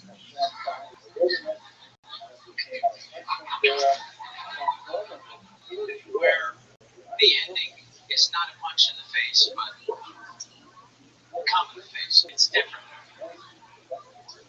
I just want to say I learned something tonight from you, and I will sleep well. Thank you. You're welcome. Jason, you are a scary guy. How's it been going in normal life? Really good. Yeah. Better than ever. Tell us about it. I got a girlfriend. She's got a vagina. She was born with one. So, thank you. I'm confused. He was gay, now he's no longer gay. I was never gay. I was just a sex addict. Oh, okay. I just fuck everybody. Okay. And it's like, but when you fuck a lot of women, when you say that, the other one looking at me, fucking scared. But when you try to fuck a lot of ladies in one day, it's a lot of talking, you know? So, dudes just sucking and laying is pretty convenient. The only bad thing about it is pretty gay. At this moment, I realize I'm on the wrong fucking show. This is the moment. I think it might be time for the audience. They need a shower at this moment. Jason, what's the gayest thing you ever did?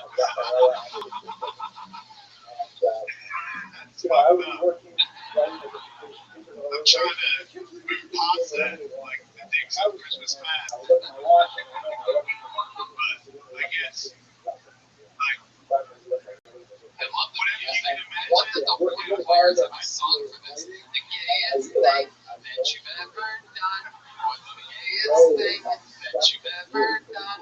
It's the gayest thing Jason's ever done. And everyone wants to know. Gayest thing. I know how it's so fucking gay. We wanna know. I rollerbladed once.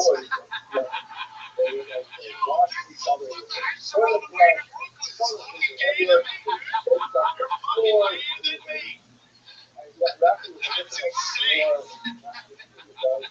You can't tell a black man sit like that. Because they take your seat. Well, if I tell you to take this, you're going to leave. Take the actual seat. I think one question that the audience is thinking is, what is the tattoo that's on your neck? That is a good question. That's the last one. I got one more gap, and that's it.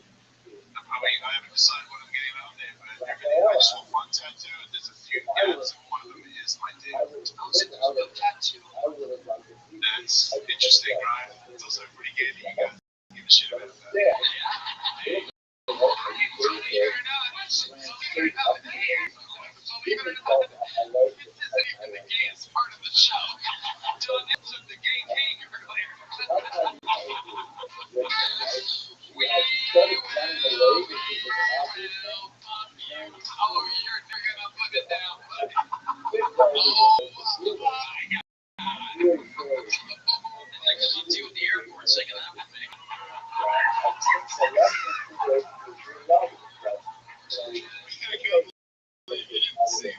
She was really made shit. Jason Ellis is like, yeah, don't know your case. You will fuck you. Oh my God. You're saying it with such fucking passion. No, I did.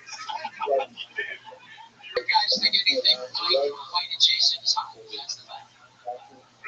As it was proved tonight.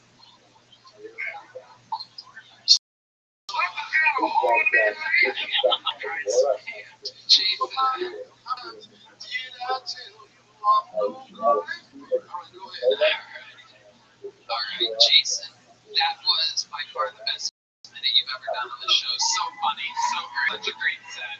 My favorite part of the show is literally when people get better in front of our eyes. One more time. Anything else you want to plug? You have the Hawk of the Wolf? That's close shut down. Oh, Tony's not as good at skateboarding as he used to be, so he has to like get a job. I just like saying that in case he sees it. I'm fucking old and you suck, Tony. But it's Tony Hawk. yeah. Sorry, wrong guy. But I'm a comedian on the road, so thejasonellis.com is where all my tour dates live. Perfect. Make some noise one more time for Jason Ellis. He is the gayest thing. We want to know what's the gayest thing. Right? All right, I gotta find on my podcast. I'll tell you on our podcast, DonRothschild.com. Is something you need to look at. So I got my meeting suggestions on the other people. I really appreciate that. You know, my podcast, it's okay, it's probably whatever. Like, that show me love. Well, it's great that you know how to fight this, so you'll be able to get Juanita off on top of you later. How much time before the show's over? You're in it too. But don't touch me, Rob. I'm sorry, I just went down with the beer. No, I have to cancel being on your podcast.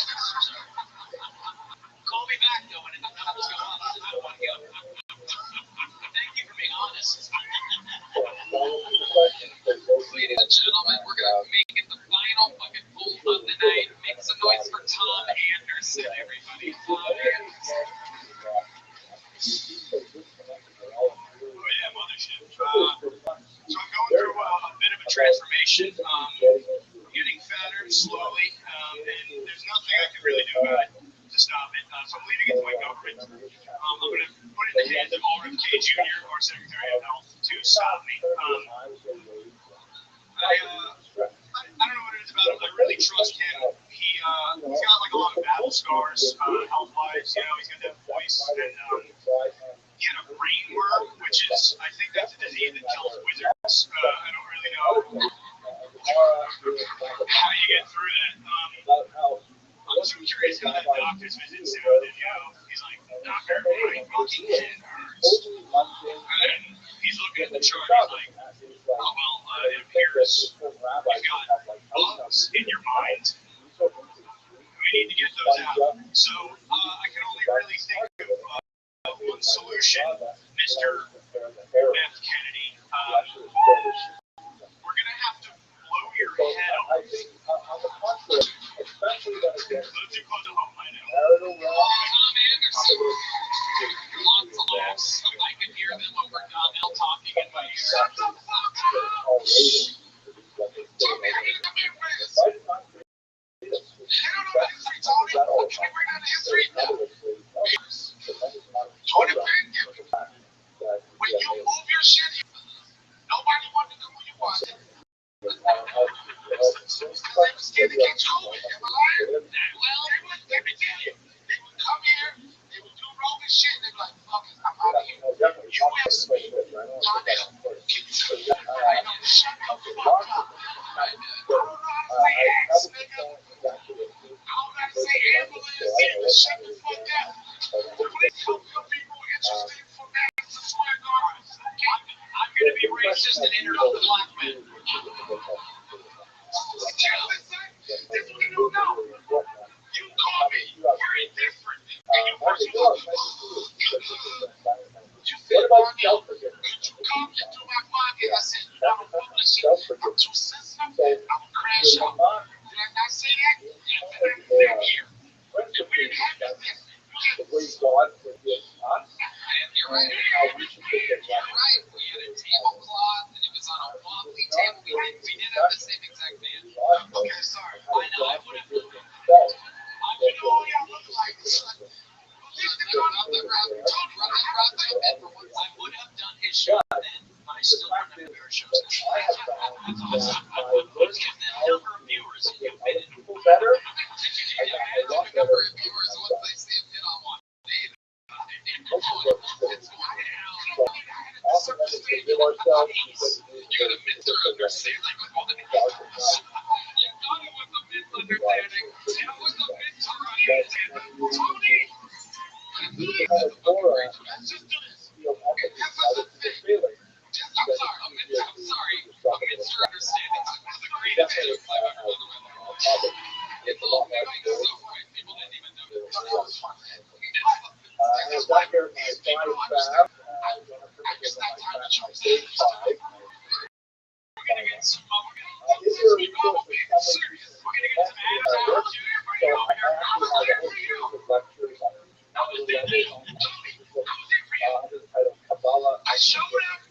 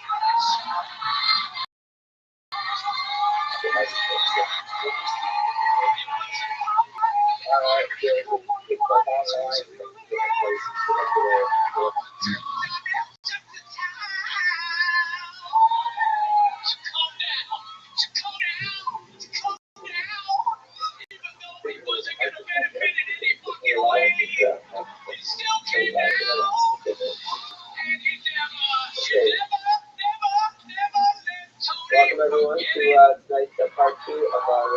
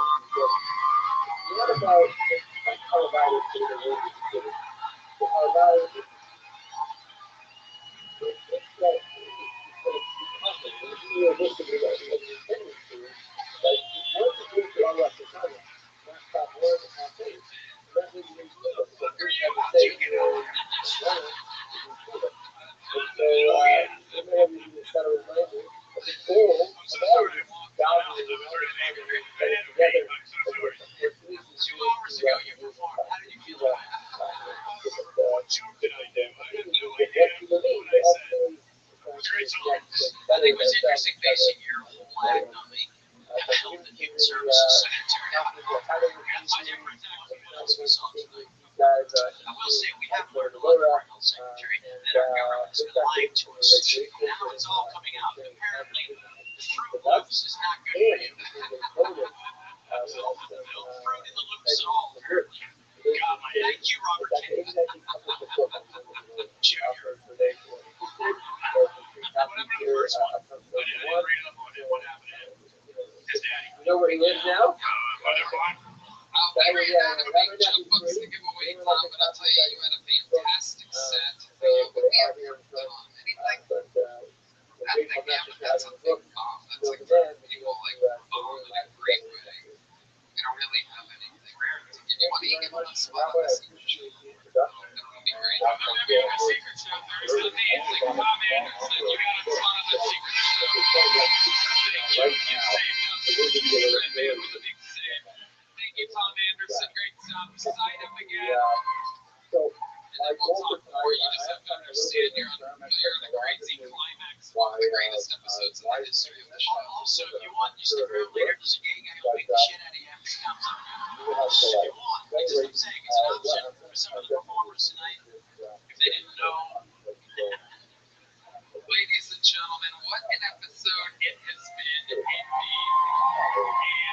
there's only one more performer, ladies and gentlemen, but it is not William Montgomery. Let it be known. William is out on vacation tonight. However, there's only one other human that could possibly end an episode like this. A fucking freak of nature, widely considered, without a doubt, one of the top young rising comedians in the world. Soon to be one of the greatest American comedians. For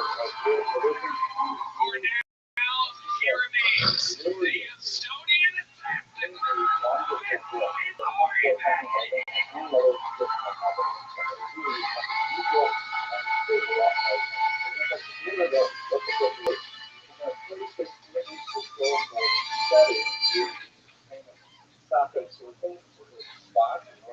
So, are we getting these rainbows? Kill the homeless at night.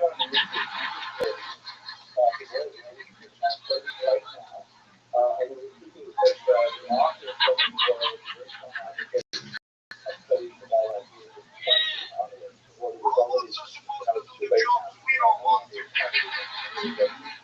I see them driving around all empty. There's people that are like chicken parking lots out there.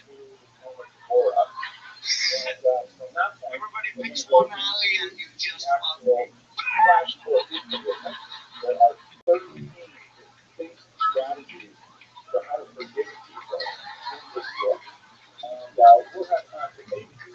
What's out, robots? Or if you want to be like vegan about it, fucking get a car full of them, drop them off and use them right outside.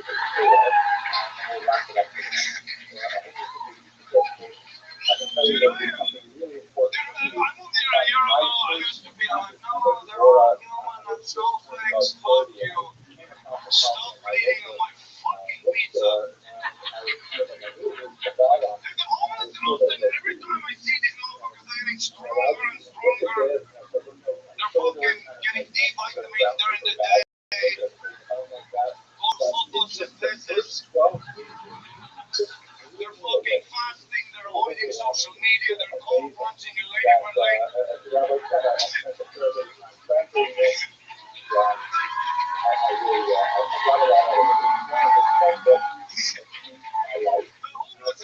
Everything Joe Rogan talks about.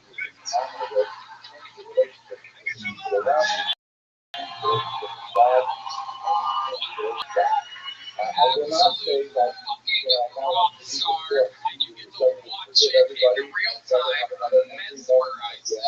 Ari Matty, ladies and gentlemen. What's up, guys? What's up, Rothschild'S? So good to see you, my friend. So great to see you, and I'm gonna tell you, I was fucking dying. Hilarious. Yeah, I know this one. Okay. I don't take up a lot of space. Stop bleeding on my fucking pizza. Such a beautiful image. As you can see, what's happening in the pizza parlor. A crazy fucking person comes in and nobody wants to deal with it. You get your pizza and he fucking bleeds on your pizza. People do it. Now you're gonna be a gigantic fucking star. You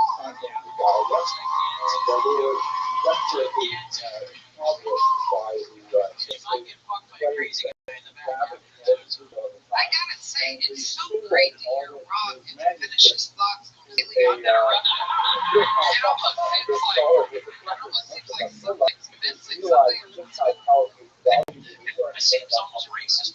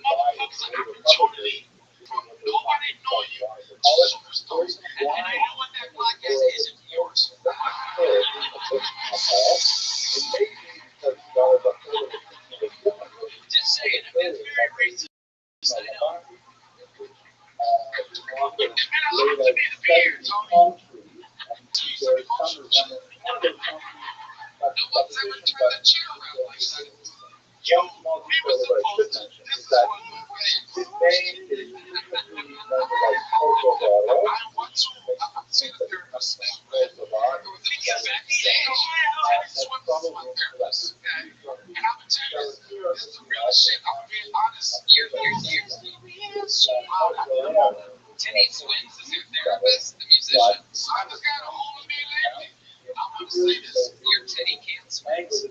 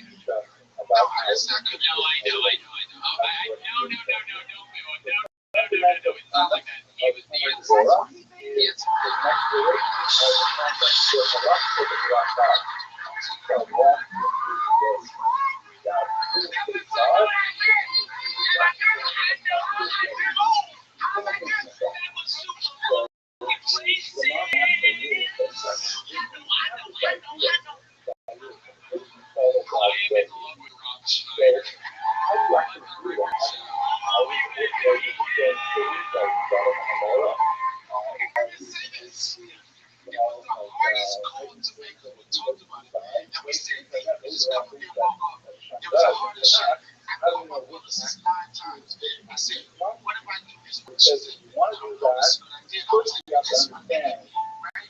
why And then he was using the system does is goes to That's why Filipino makers usually hate the word. This podcast is once you have a kind of working idea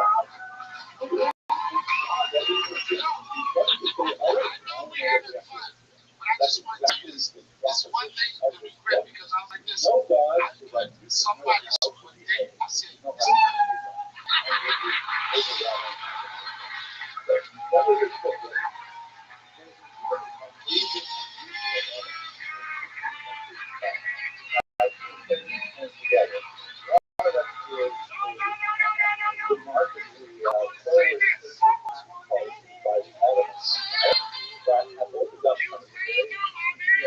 I just want to say this. All jokes aside, whatever. I just want to say this. He's supposed to say. He's gonna say. He's about to say. This is from the what he's saying. Because he's in here. He's standing up. He's over his fucking minutes. He's gonna say. And here it fucking comes. We can do this. Hold on. You go ahead. We can do that all we want, but I'm telling you. No, we're kidding. You're getting a taste of your own medicine. This whatever. I just want to say this. You can say whatever. What I'm saying is the one thing, because I said, like I told you, I said, yo, what the video you show, I said, right now, it feel like this is political. shortly afterwards,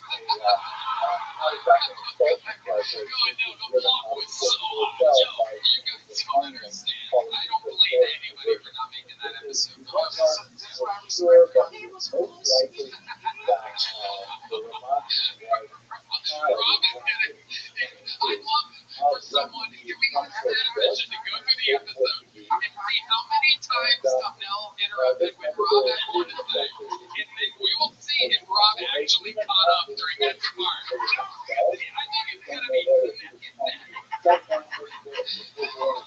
you guys are gonna break about dead even here. Trying is black.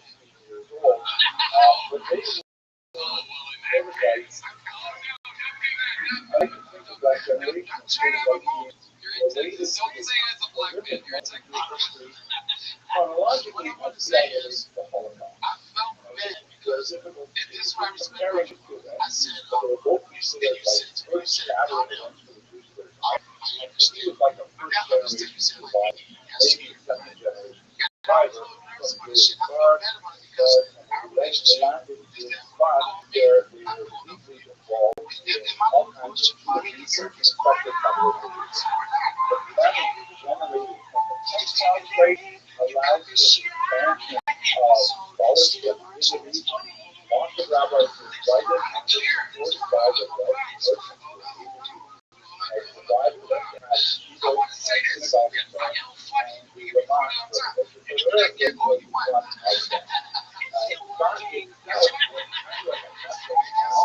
It's going to continue to work. Yes, that's funny. But the point I want to make, whether you know it or not, the thing I feel bad about is because when I called you to my shit, my little podcast, you showed up for me. The thing that I'm fucking mad about is that in that situation, you know the I promise you, when it gets bigger, I'll show up too. You watch. I don't care. When I tell you, get big. I don't care about I'm talking about. That's why I'm not going to get you all the time. Or even now. We're fucking even. You told me what a joke. You told us to do the show. No doubt about it. You're a legend. Isn't it crazy that the white guy on the show's name Rob? Isn't this weird? No, this is what I want to say. This is what I want to say. This is what I want to say. And I mean it. And y'all can crack it up or whatever. What I'm saying is, what I'm telling you is that I respect you as a friend. I feel bad that I couldn't show it, and I appreciate there, the possibilities ideas, they found themselves all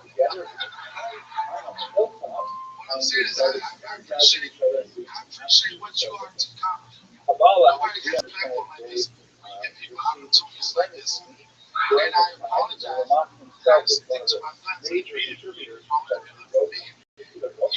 Yo, fuck you. I mean, people think I'm so stupid.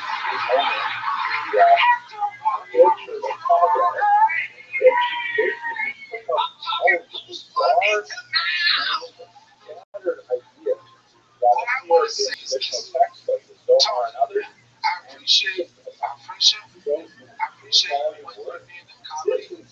I remember one time when you went to that bullshit when they tried to cancel you for saying everybody wants to fuck with you. You stayed to your guns and did the shit. And right now, we have one of the biggest fucking shows on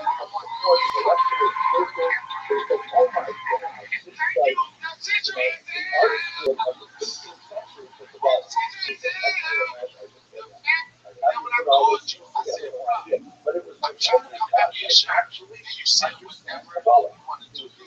I mean, diagrams, pictures, Donnell Rollins. You know what? That was so good. I'm giving you a medium-sized joke book. Donnell Rollins. It's written in on that guy, by the way. And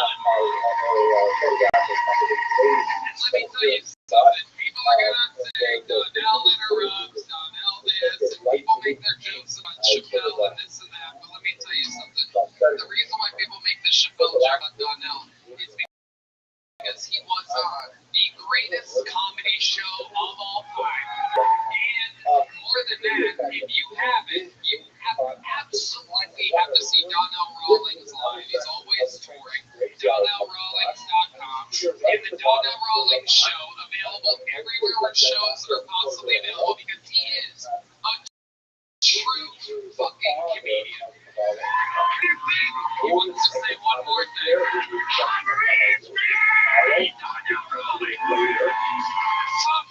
Fried sticks and Tagobas.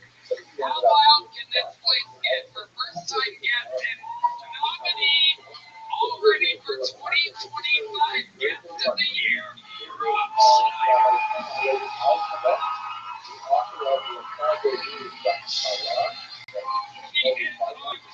At RobSchneider.com.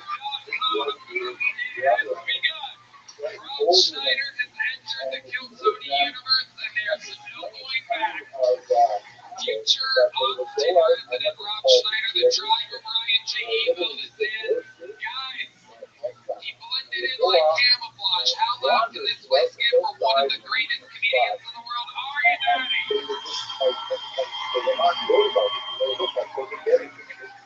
Let's see what Chris Rogers cooked up over there. Oh, sorry, Maddie.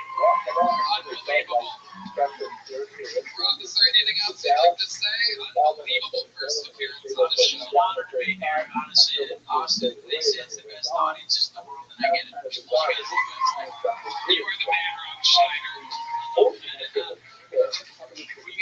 This is, by the way, a fun fact, this is very rarely happens, because I've worked with and met almost everybody. This is the first time I've not worked with Rob Schneider in any way, and my God, I love it. First fucking whatever this is, unbelievable.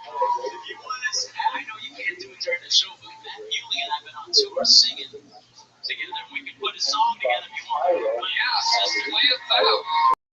Play it out tonight. Guest of the Year 2025 nominee, Rob Schneider. Thank you to Talkspace, Fried Sticks, and Tagobas. Thank you to this audience. Red Man, look at it. 1, 2, 1, 2, 3.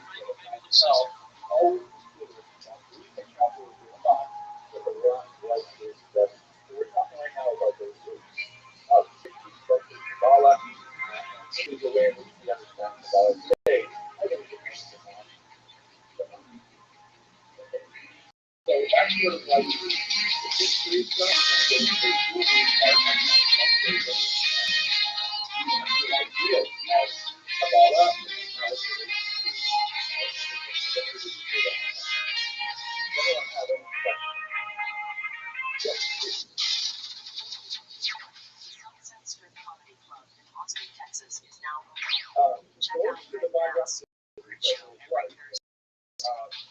Visit sunsetretx.com for tickets. We also have the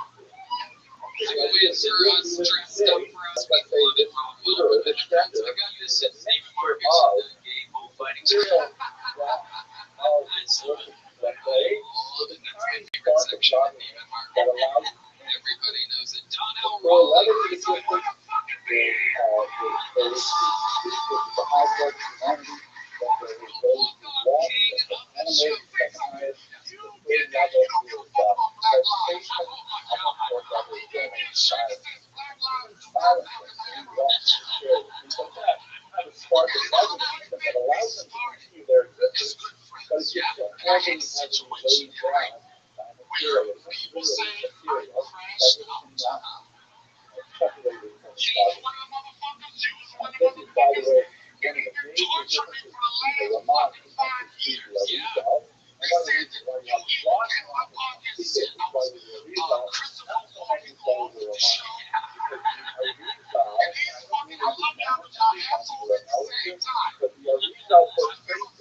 them what else I called you on that episode. Your favorite one. Which one? What did I call you? I can't remember. I called you Dave's. Oh, no. This is my friend. He said, Bruce Bill, what club? And I called him Dave to club. Yeah, that's what we call that. That's a good one right there. I'm telling you, these motherfuckers don't give a fuck about me. Yeah. Why you laughing, nigga?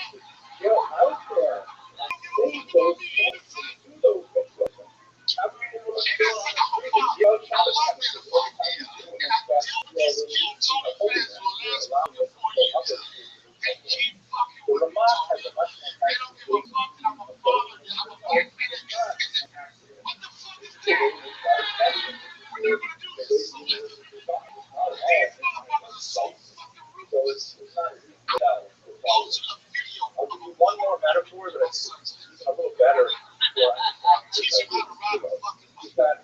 Okay, so somebody wanted your fucking fans.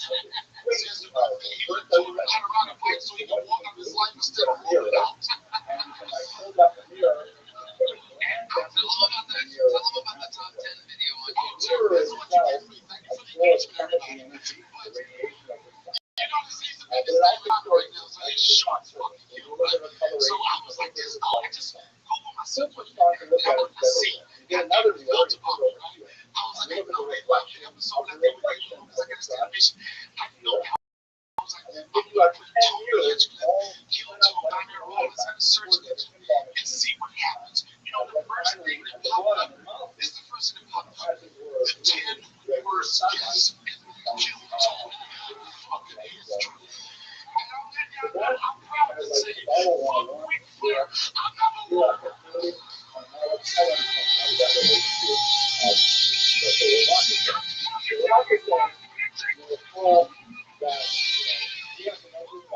So there you have it. About me, Tony. I care so much about this book. You don't really care. I really have your role. You ain't got a 20-minute conversation yet. And that's your practice. How can you make it in every way? Or like one more shit. One note about that. Okay. But this is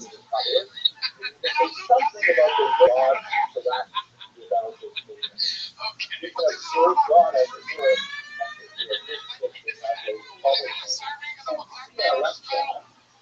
Oh, it's a fire truck because when you walked off that one time, we have seizures. Myself from a situation, all right, with your feet, therefore it was a walk. So Rothschild is here, the number 1 ranked worst gift of all time. Darnell Rawlings is here.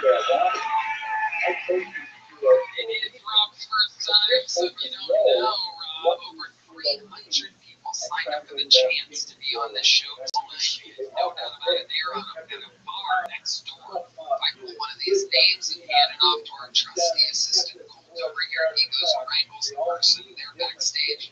They get 50 seconds, and I'm interrupted to impress us with their stand-up comedy talent. And their time is up, and you're the son of a kitten. That means they wrap it up. The rest of the Graham the Negro was Hollywood Bear, which rudely interrupts them, and then I conduct an interview with them. We all have fun together. The entire thing's improvised. Anything can happen. Are you guys ready to start tonight's fucking show?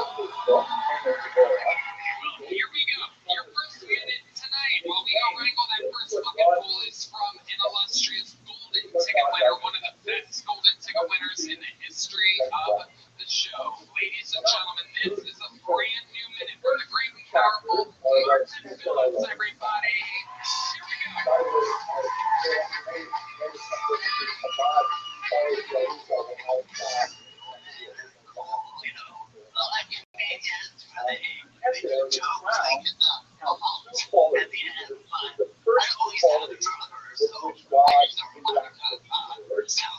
Here we go. fun I here. stay at hotels, nice hotels. More We pay God's expensive. data. It's like $400. So we feel about the crazy world. How much was that money? So that's the first chapter. It's all about God. My favorite soda is Sprite with coffee. It's an acquired taste. I sure So that's what we're not going to do. I don't have a cold. Secondly, chapter 2 is also I like told places we still had a system, we got like beta ones. so chapter 1 is I think I can bring it in the boat with me. I think they do like, oh yes, that raccoon house.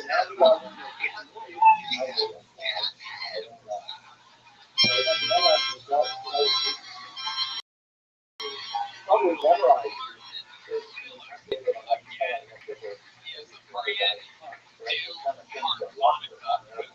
This is brand new. those guys told us about I don't know how to play I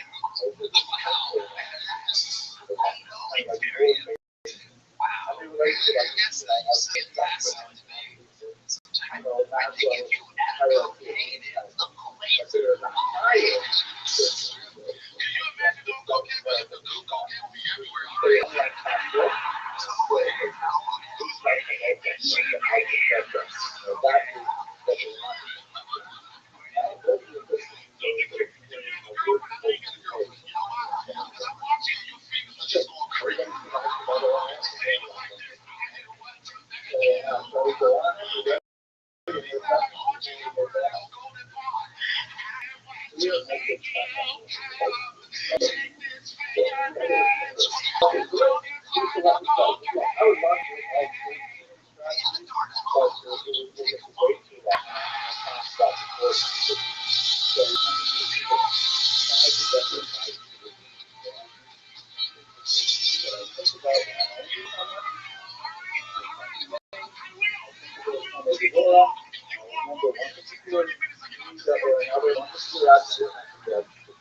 It's not like it was here.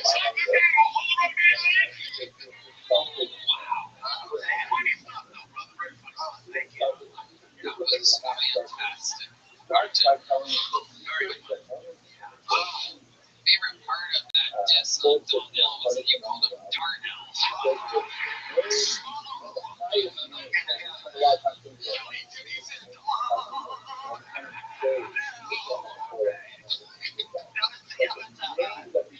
funny, that has an episode. I didn't know it was this movie. And I thought it was kind of bad. The episode just dropped. I was looking at the reviews. Turns out nobody could understand it anyway.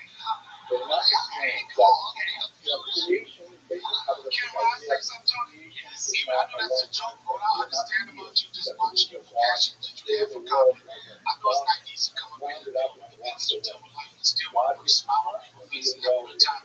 So whenever you crack jokes, whatever, but I respect that. I see it in your face. I can just tell how hard you go. So I got to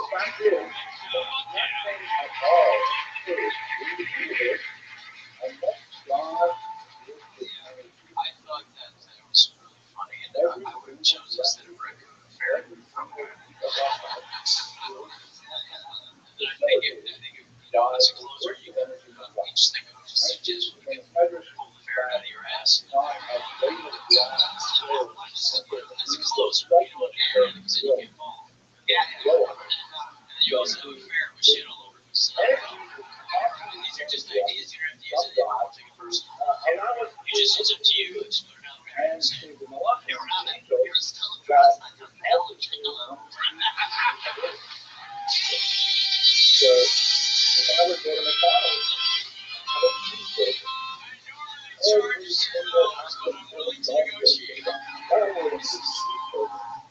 That's a huge bitch.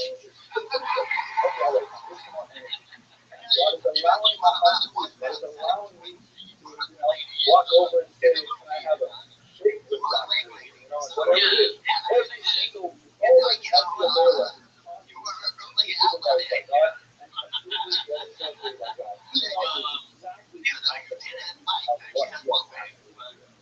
I wasn't sure if she had one leg or a penis. He wasn't sure. That was really way ahead if you think about it now. I have both legs and a penis. You are absolutely on fire. What a fucking way to start tonight's episode. Goddamn unbelievable.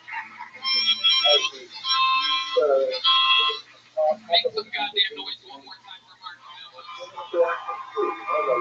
And we are off and running. Holy shit, into the fucking we go. Oh shit. Lovely Heidi, ladies and gentlemen. See, that's how it starts. That's how it starts. That's that walk-off juice right there. Red Bull gives you wings that gives Donnell legs. Your first fucking bull of the night. You guys know how this works. If you don't, anything can happen. It could be a crazy person. It could be the next great talent of the show. It could literally be the next best comedian on planet Earth. Or it could be someone that's put no preparation into this whatsoever. It could be someone super stable. It could be someone completely insane. Anything can happen. There's no show like it. Your first fucking bull of the night. Getting an uninterrupted 60 seconds is Brandon Lakaruba.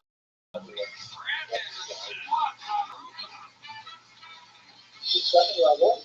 Hold on, everybody. I got brought off by the Waymo the other day. I didn't know what slur to say. You know, like it was confusing. But then it occurred to me that the whole time I've known about Waymos, they've always had slur in everything. It's fucking Waymo. But I was like, what type of people is a Waymo? And it kind of makes sense. It's very fat people. Because they Waymo.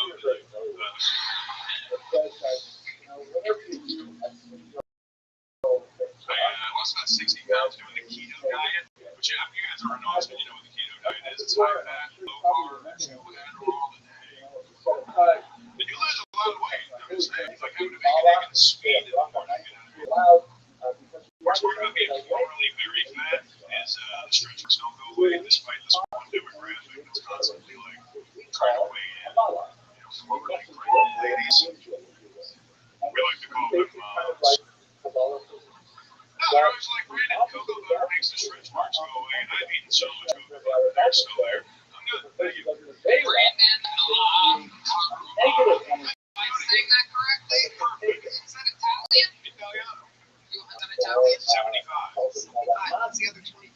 Ukraine. Whoa. Oh, yeah, we got a Ukraine. I don't understand why that 75% Italian just doesn't completely take over that 25% Ukrainian, you know what I mean? Such an easy pushover.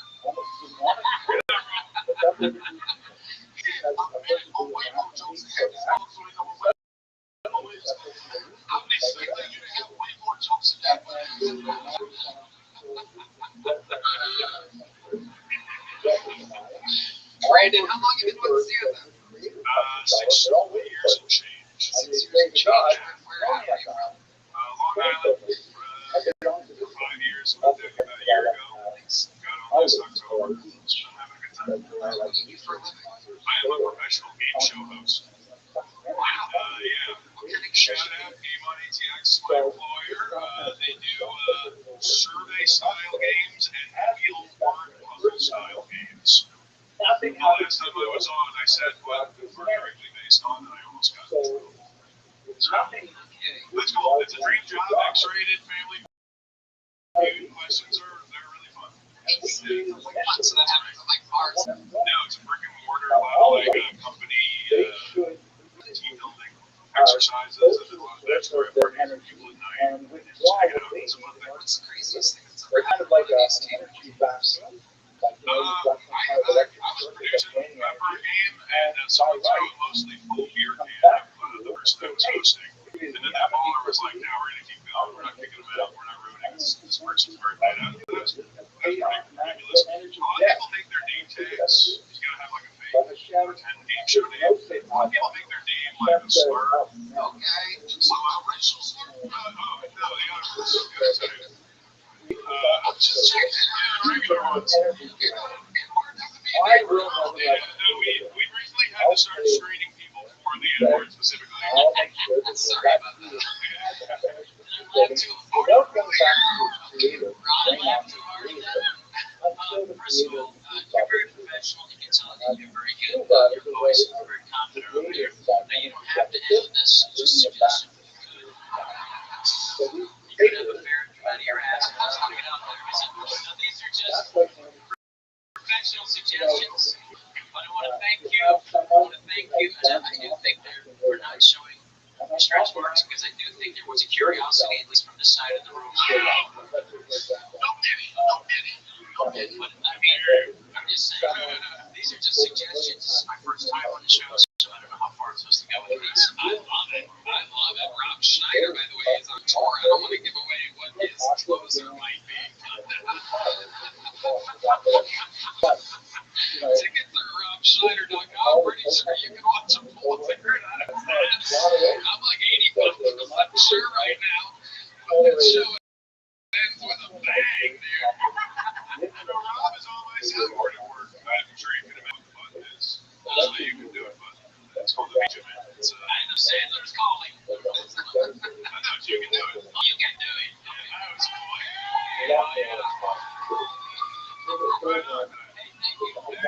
All right, come on, wake your ass up. We got a week tomorrow. Brandon, what do you do for fun? Tell us something crazy about your life or something. You're in the interview part of it. Don't even time to think about it since last October. Yeah, for sure. I'm a huge dork. Like, I love anime, I love Transformers, I love Rothschild'S. I play Smash Brothers for money, which is fun. Yeah, a lot of Smash Brothers. But a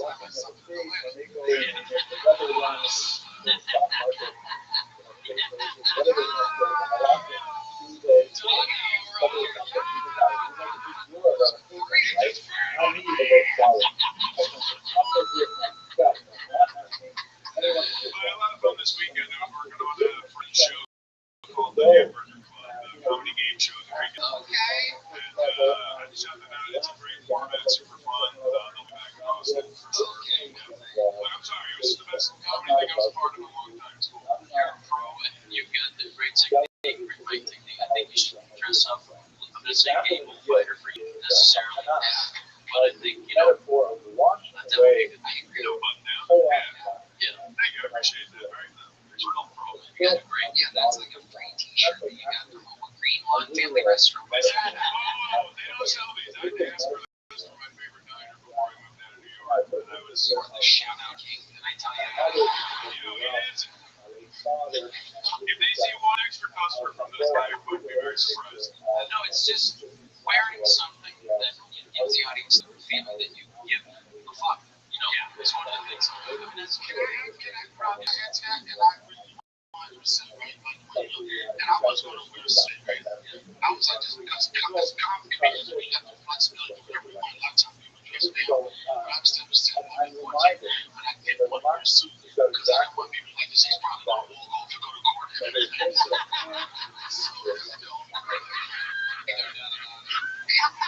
Brandon, did you get a big joke with last time you were at? A little one? Well, guess what, Brandon? Hey! Little upgrade for you, the big one. Brandon Love, we're with your first fucking pull of the night. This podcast is sponsored by TalkSpace. TalkSpace is the #1 rated online therapy, bringing you professional support from licensed therapists and psychiatrists that you can access anytime, anywhere. It's easy to get started. You can easily sign up online and get paired with a licensed provider, typically within 48 hours. TalkSpace makes getting help convenient. You can take your appointments from the comfort and privacy of your own home, and you can even talk it out between sessions by sending text messages to your therapist. Get therapy and medication all in one place. Unlike other telehealth companies, psychiatry is available through TalkSpace, so you can get the medication you need to supplement your talk therapy if needed. TalkSpace makes getting the help you need easy, accessible, and affordable. Most insured members have $0 copay or APN. Wow, that was amazing, Tony. I love TalkSpace. I think they're providing the best mental health treatment out there. They're being transformation. You have been transforming. That is incredible, Red Man. And as a listener of this podcast, you'll get $80 off your first month of TalkSpace when you go to TalkSpace.com/Tony and enter promo code SPACE80. That's SPACE80 to manage your licensed therapist today. Go to TalkSpace.com/Tony and enter the promo code SPACE80. Oh, hello there. This episode is brought do my prize picks. Even I make decisions every day, but on prize picks being right, and you pay. Don't miss any of the excitement this season on prize picks where it's good to be right. The prize picks experience is so fun and simple. You know I'm stoked about football season, which is why I'm picking Josh Allen for more than 270 passing yards. Now to our quarterback. Tony, I love prize picks. Prize picks is simple to play. Just pick more or less on 2 to 6 players' salary machines. If you get your picks right, you can cash in prize picks, which their users work so all controls are fast, safe, and secure. Prize picks offers Venmo, Apple Pay, MasterCard, and all for quick and easy deposit into your account for this football season. It's the best place to win while watching sports. 20 millions of users and sign up. Download the app today and use code Tony to get $50 in lineups after you play your first $5 lineup. That's code Tony to get $50 in lineups after you play your first $5 lineup. Prize picks. It's good to be right. And here we go. We're playing with fire. Pure momentum as we come into fucking pool number 2. We're going to keep it moving right along. This is a minute uninterrupted for Eric Bell, ladies and gentlemen.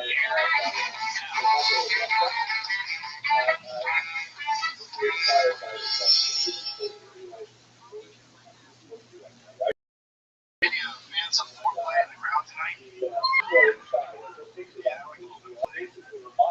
guys ever heard of Irish dirty talk? Yeah. It's when you're both in bed, right? And she's already asleep. Well, you're having trouble getting to sleep. So you tap her gently on the shoulder and say, "Are you awake?" And before she can answer, you're already Hey. I also have a question for you ladies. Okay, ladies, if you're in bed with your man, he's falling asleep, but you're awake, you can just lean over to the side, draw a grab something out and tap him on the shoulder and say, "Are you awake?" Because when he answers, you're already inside. Okay, Eric Bell, ladies and gentlemen. Special kind of. I just want to say, I don't think a ferret wants to go in your house. First of all, that's one. Two, I don't know, rape jokes are quite back yet, but it's an interesting area that could be opening soon. You're there early, that's all I'm saying. Very early.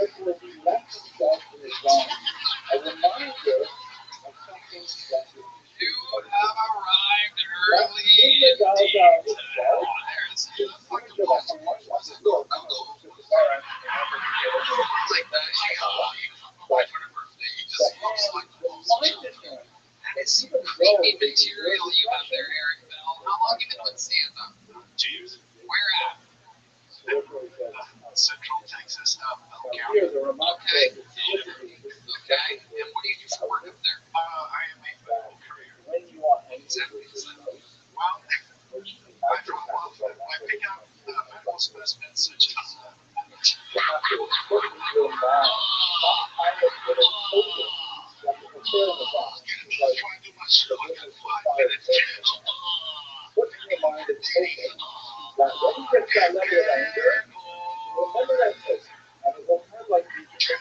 think I have an image of what you do for a living now. Career. Okay. How long have you been doing that?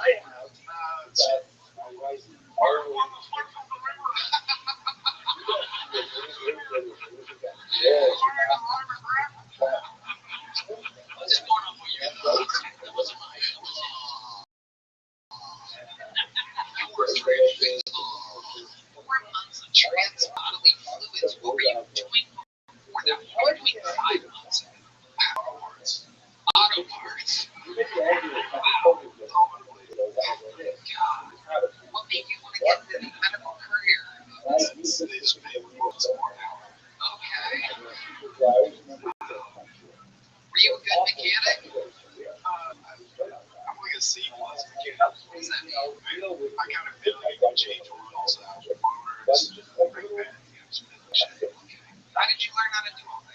Another one is Yeah.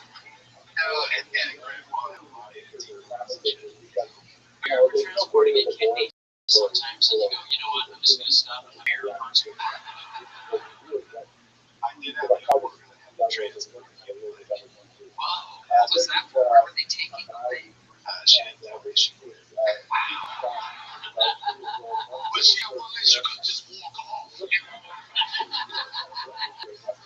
I think you got an area here for jokes that you can use, my friend. Put your own life right there instead of putting something up the man's ass. Yeah, great jokes though too. Yeah. I think the audience responded appropriately. Yeah, that's right. Exactly. No means no. You have some no's like this. I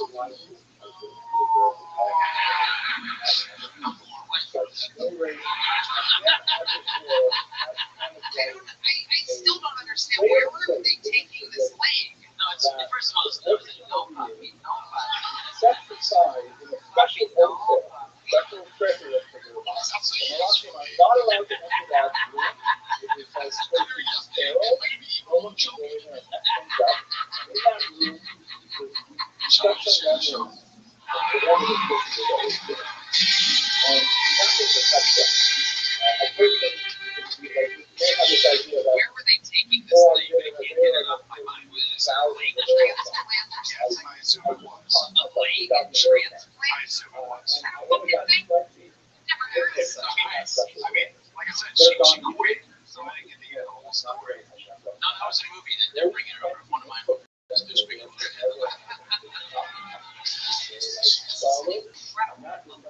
Like from the knee down, do you know how big the leg was? We didn't get into the specific. Thigh involved? I don't want to make Donnell hungry over here, but leg, thigh,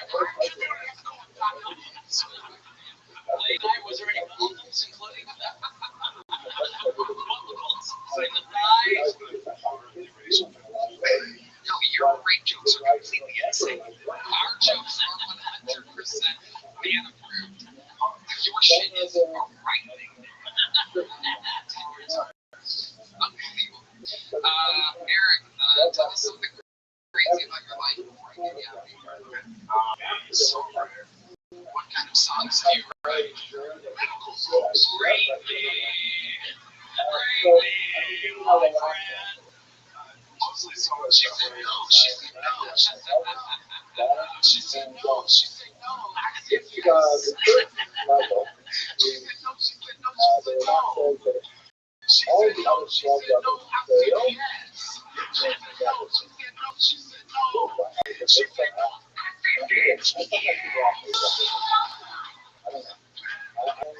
What kind of songs do you write? Most of the songs about my ex. Okay. Do you have a song about your ex that you'd like to do right now? Actually, we're gonna go over yes, I do. I don't write my own music. As much money. What are you saying? What does that mean? Well, I take already existing music and just kind of sing my own lyrics. Band, don't play with them. Let them die out. How does that work? There we go. You guys remember music? Just say it. Sing the fucking song. Even these questions. Like they are. This one's for you. The tune of Lone Ranger. Sing. Suck a dick, suck a dick, suck a big fat dick, suck a dick, suck a dick, suck a big fat dick. Alright, I'm gonna stop you right there. You don't write shit. Fun song. Here's a little jump book, Eric. Congratulations, you got pulled out of the bucket. You were the second bucket full of the night, Eric. Congrats.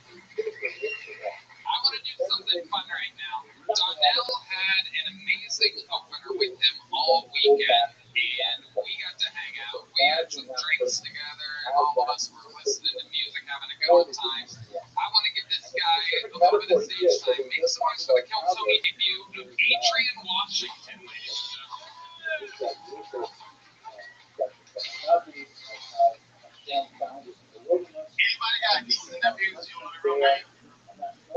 I come from a big family. I got like 40 nieces and nephews that I know of, right? One of my sisters called me one day, said, Adrian, I'm running late. You swing by the school, pick the kids up for me. I said, yeah, sis, don't worry, I got you. I was excited because they didn't know I was coming, so I wanted to surprise them. I got to the school, and the principal was like, hey, who you here to get? I said, that is a very good question, sir. I said, I got to myself a phone call. Because I was like, there's no way I can tell this man here to pick up Fat Daddy and Bug. I tell my mom picking up Fat Daddy and Bug, they'll call CPS on my I walked outside, I called my sister and said, hey, who are these niggas? Another time I was coming off the road and my wife called, she said, hey, what you taking up for dinner? I said, the titties. Just like that. I heard my daughter say, oh, damn. True story. My wife said, yeah, you don't speak your phone. I said, why you ain't say that when I answer the fucking phone? You know I ain't speaking phone. Right? But as a parent, you gotta try to fix it. So I was like, hey, put my baby on the door. I got on the phone all awkward and shit. She's like, yeah, man, I have this job. I was like, hey, listen up. I said, one day, somebody gonna say this shit to you. So you told me you don't fucking live with us when it happens. Thank y'all very much. Adrian Washington. He's a pro out of the great state of Minnesota, correct? Adrian, Minnesota, right? Yes, sir.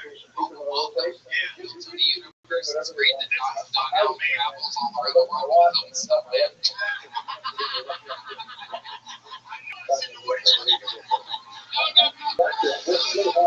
So I got ashes all over my room. I grabbed a nail by the elbow. That looks like my hand is burning. Ashy is human. Can I get some lotion? Hi, do you have any lotion? Here's Rob Schneider. Here's the good part. If I don't walk off, I'll just take that seat in your arms. Let's check in with Rob, our chief ferret correspondent. Now, you're from Minnesota. I'm originally from Minnesota. It's changed so much in the immigration. I mean, Minneapolis has so many Haitians now. It doesn't even resemble Somalia anymore.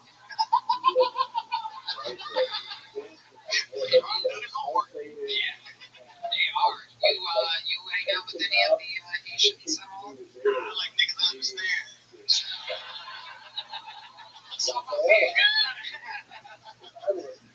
They scare us too, white people. They're not eating pets, the Haitians, but they are considering it. So what's going on in life up there, Adrian Washington? We empty nesters now, man. Like, so we just fuck wherever we want to. So I love that part. Like, yeah, everybody's like, is it weird not having your kids home? My kids like that. Wow, kids think we need them. My daughter said something smart to me one day. I said, I'll fuck you up. And she was like, well, you gonna go to jail too? I was like, just been to jail for a bitch. So they need to know. I was just admiring P-Madness doing his Donnell Rawlings impression. I'll be chilling outside of the fire department in no time.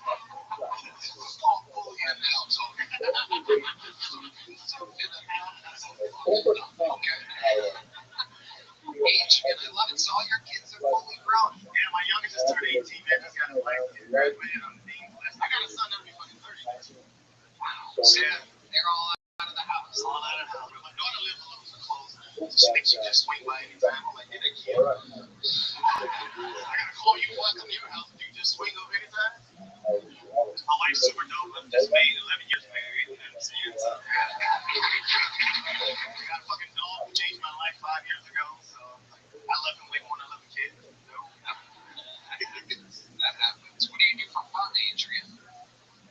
Comedy. Like, I just live. Like, honestly, like, I'm getting up there, man. And I've been doing this for a long time, so this is super dope because where I live, there wasn't comedy, so I started comedy where I live at. You know what I mean? I started my own company. That's actually how I met them. They don't have folks to come there. And I actually met Rabbi 8, 9 years ago. I ended up hosting for him at a club. It's the best thing. I appreciate that, bro. See more than just a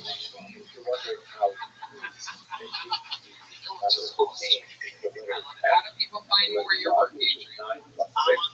Instagram for Funny Man Adrian W. That's Funny Man Adrian W. There's some other nigga who just wants to find me Adrian W.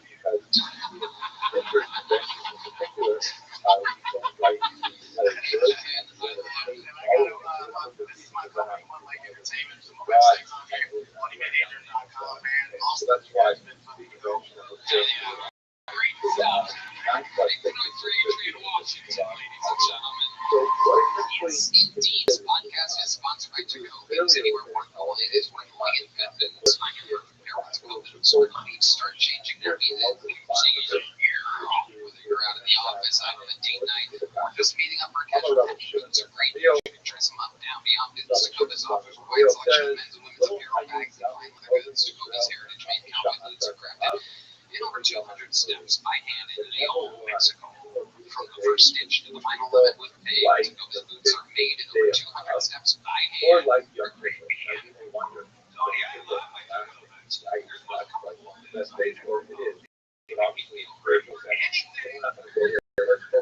Right now, 10% off at Tacomas.com/GoToMe when you sign up for email and text. That's 10% off at TCODAS.com/GoToMe. Tacomas.com/GoToMe. See for details. Tacomas, when your toes once. On to the next one we go. Back to the bucket. Oh, come on now.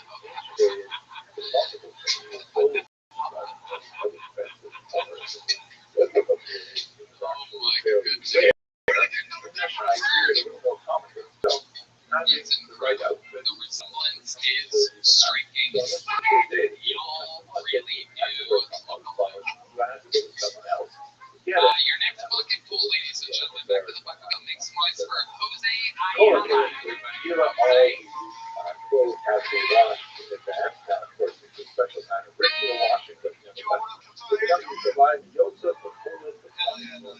I'm pretty happy, even though I'm not too happy, I'm pretty fucking happy. I've been dating a lot lately, I've been dating a lot of Latinas, you guys fucking Latinas? I date Latinas, I'm a traditional Mexican, I just like the way their mustache takes my mustache when we kiss. That shit's dope as fuck, you feel me? Just me? Yeah, you feel me? Fuck yeah. It reminds me of home, it really does, you feel me? I fucking miss my dad. My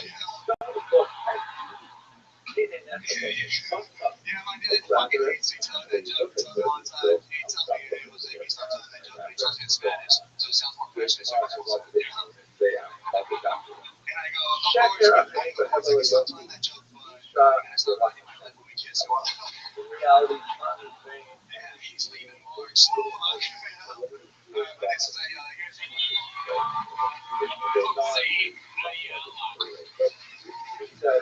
even on the show before, let's say, never been on a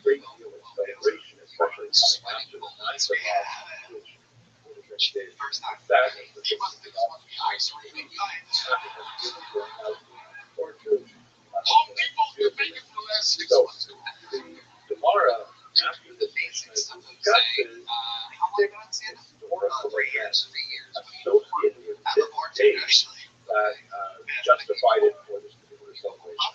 Yeah, here on 6th Street. Wow. Cheers. Wow. Yeah, they said I get $100 for home. The tribe will allow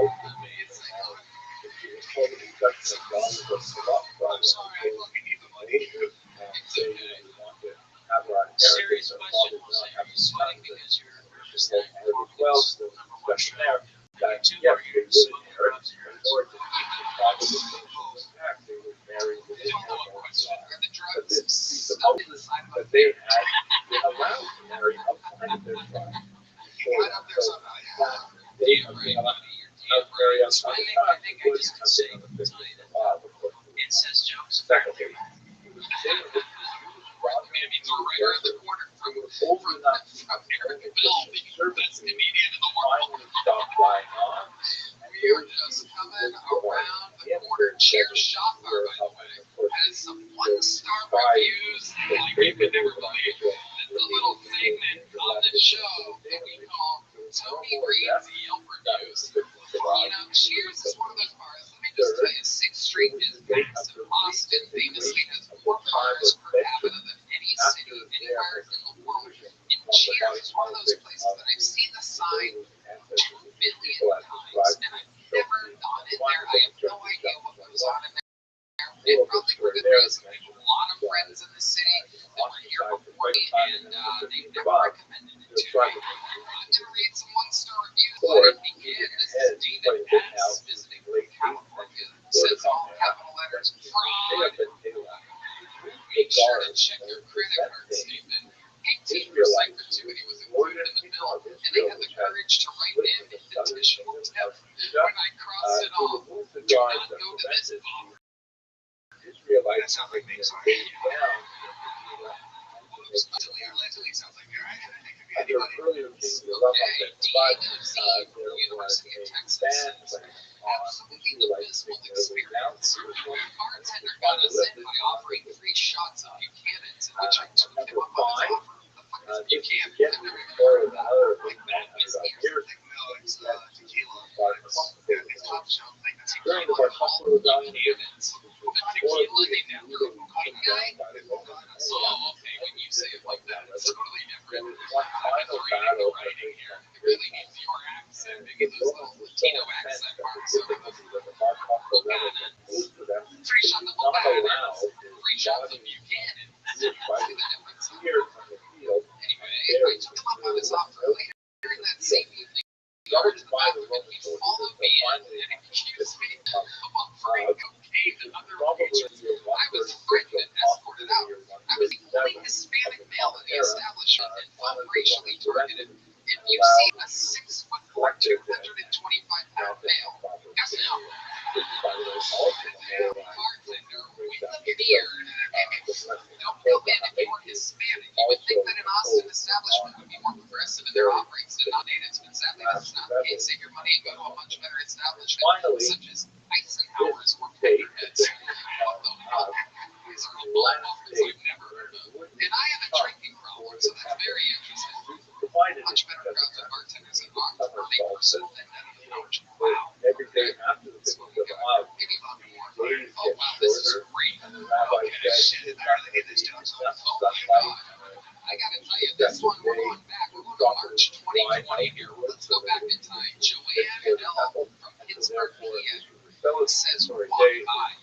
Officer sees we're Asian and yells, come on in, no coronavirus here. I probably should have put that one. Then proceeds to offer us kamikaze shots. How long have you worked in this establishment? Only 9 months. So that's the 6 historical events that are associated with this. I'm going to continue to. My God. It's so hard to say goodbye. Abel O says in all capital letters, racist staff. This is the worst place that I come to on 6th Street. The bartender tonight serves to me and my friend for no reason. We are two educated, well-proven Latinos. Amazing holiday of the Everybody I has to thought say I'd their race. take Like everything has to be racially charged. We asked if there was a bar historical or insight into either the Exodus as we have it described in the Bible, or the Haggadah, interesting things that we find out from extra biblical sources. I'd like to begin today by talking about Pharaoh Manasseh's short overture. So, first of all, Pharaoh Manasseh was the leader of Egypt, of course, in the late 30s before the Common Era, and in approximately the years 1220 before the Common Era, he made kind of a smash and rush north into the land of Israel and wreaked havoc on all kinds of communities there. And later he described it in this stele that he erected located in southern Egypt. Here you can see the stele itself. It's a massive obelisk, spans something like 20 feet tall, and it has depictions of various ritual things in the top, and then written in Egyptian hieroglyphics is a whole list of amazing achievements of the Pharaoh.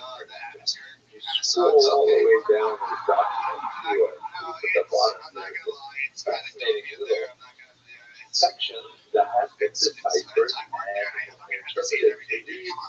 Israel is wasted, its seed is no more. Now, there's a lot to say about this passage, but what's especially valuable to me is that this is the first clear statement of the word name, the concept of Israel outside of description.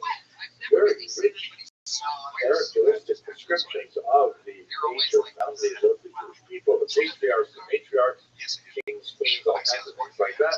But this is the first time we have a clear, unequivocal statement of Israel, the people, existing in the historical record outside of our own family.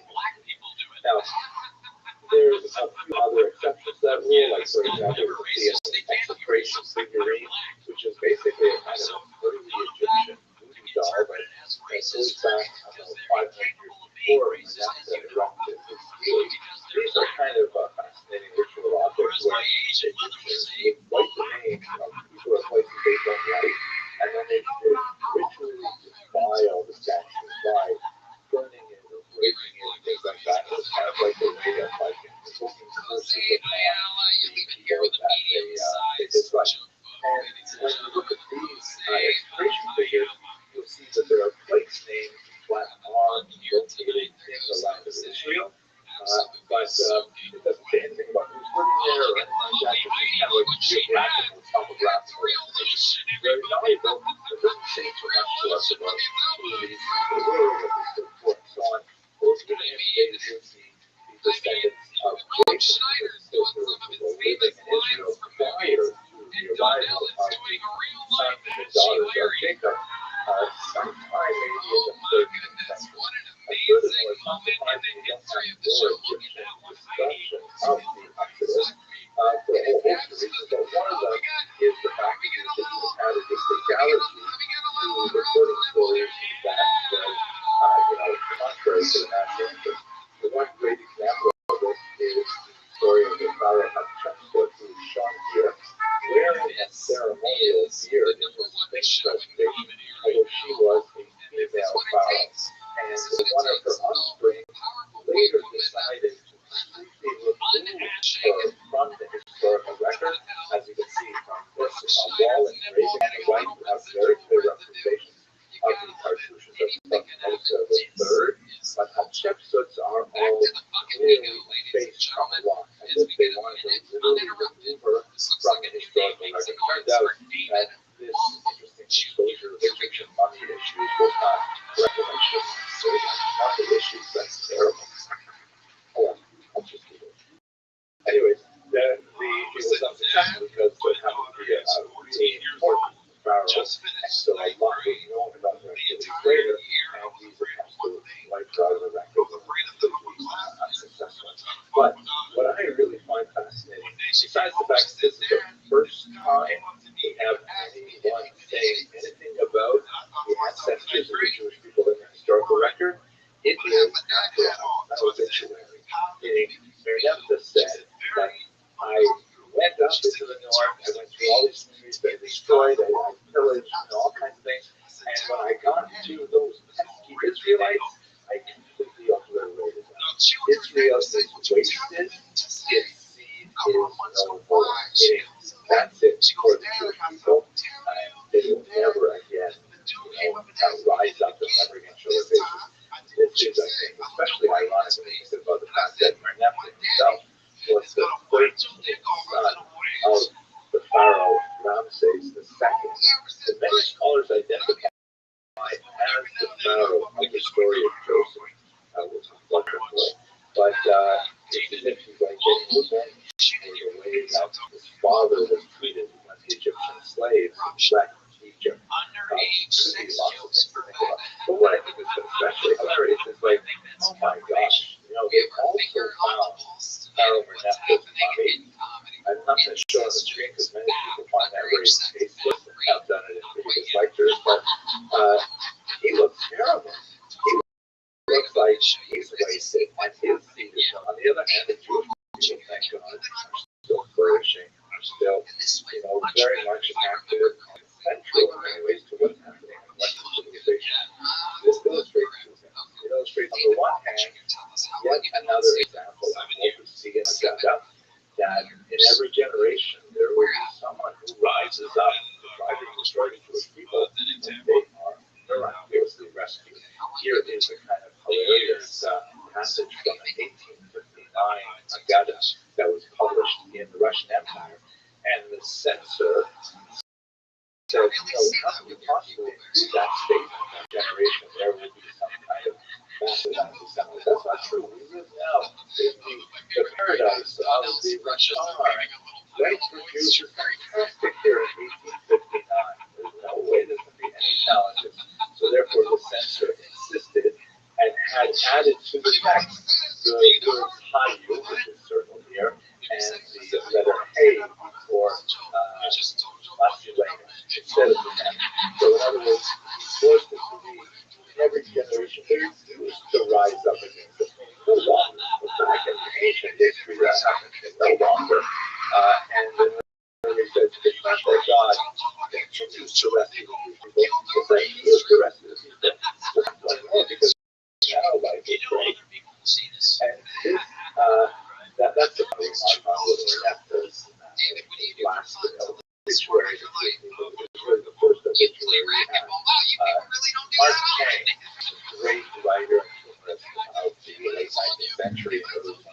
America. There was a famous story, I'm sure you've heard this, that at one point someone thought he had died in the public obituary, and he quipped, and they're very descriptions of what he actually said or wrote. But being something to the effect of, most of my demise are greatly exaggerated. And that's also, I think, reflective let us get back to Mark Twain to close this out. And I often reflect on something he wrote in the year 1899, a remarkable essay in Harper's Magazine called Concerning the Jews, dated later reprinted in 1934. And he writes, about a 15-page essay about the status of Jews in Europe and in America, and he reflects on the concept of anti-Semitism and so on. And he says a lot of really fascinating things. Some of the real howlers, like looking at it a century later, we see how wrong he was in many ways, but his conclusion is so powerful. I'm going to read it to you because I just think it's a great sort of mindset to bear in mind as we go into the Passover season, as we go into the celebration of Haggadah. Once again, we go through another year of reciting his ancestral story and thinking about what it means for the Jewish people and for the world. So here is Mark Twain's conclusion of his journey to Jews. To conclude, if the statistics are right, the Jews constitute 1% of the generation. That's smaller than it suggests a nebulous impact of stardom lost in the blaze of the Milky Way. Properly, the Jews are harder to be heard of, but he is heard of, has always been heard of. He is as prominent on the planet as any other people, and his commercial importance is extravagantly important. It's almost adult. His contributions to the world's listing of great names in literature, science, art, music, finance, medicine, and are also way out of proportion to the numbers. But he has made a marvelous fight in this world, in all the ages, and he has done it with his hands tied behind him. He can be vain of himself and give youth for it.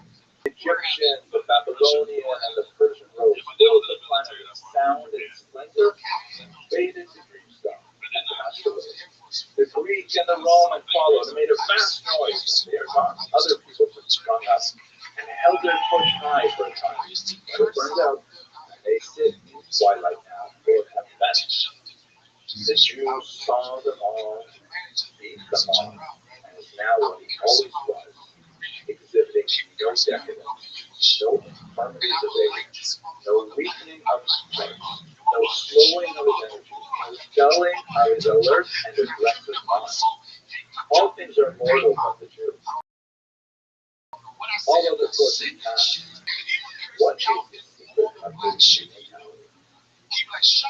Wow, that's an amazing message. Thank you, Mr. Twain, for that amazing conclusion to the message. And this is what I think about it. I believe the Passover series. It's been centuries upon centuries. Jews have gathered around the table really dressed like how they sometimes would sit on cushions on the floor, and others in distant times would recline to their left on shaded lounges, because that's the way that they used to be in Hellenistic Israel. I mean, it's just amazing that there's this phenomenal continuity. And what Twain says only a century ago is so dramatically true today. Thank you very much for watching. I hope you have a fantastic night.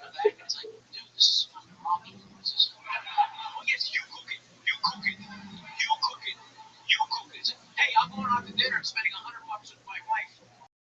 You cook it. You cook it. You cook it. You know, so late. I hate to go to a Korean whorehouse. Come on in. You suck it all day. You suck it. You suck it. You suck it. I want to talk a little bit about the barrel of course, this is a vibration stop. Where just like there's tremendous things that are positive that get them through that 7-year family. Everyone's really grateful to Joseph for all his ways. But this barrel of gold, he would not go to remember what he People pick up on money. Culture how of to the do new. it. I'll Just make this. and This is gratitude me, towards God. Donnell. Shit, on the reality. Donnell.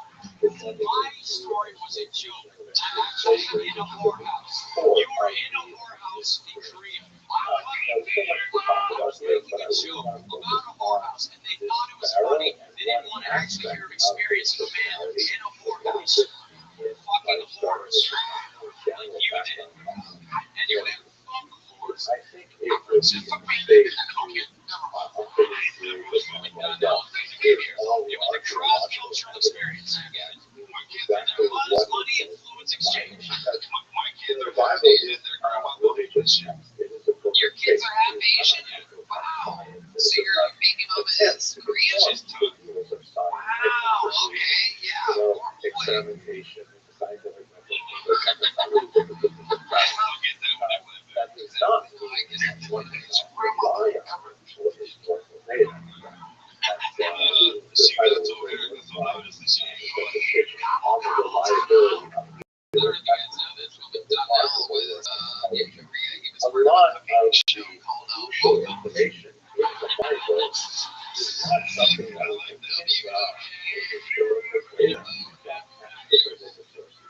for a whole three process and all this, but I do want to illustrate why that's not necessarily the right way to go about it. Stephen Womble Jr. is untied, my friend, and it's amazing to watch your growth. I remember for a fact that's a bitter sentence before. Stephen Womble Jr. getting better, ladies and gentlemen. That's what it's all about. Canada, and we looked up at North All right, this is going to be a fun one. This young lady is what we call Hilltony famous. Ladies and gentlemen, make some noise for the long-awaited return of the one and only Juanita.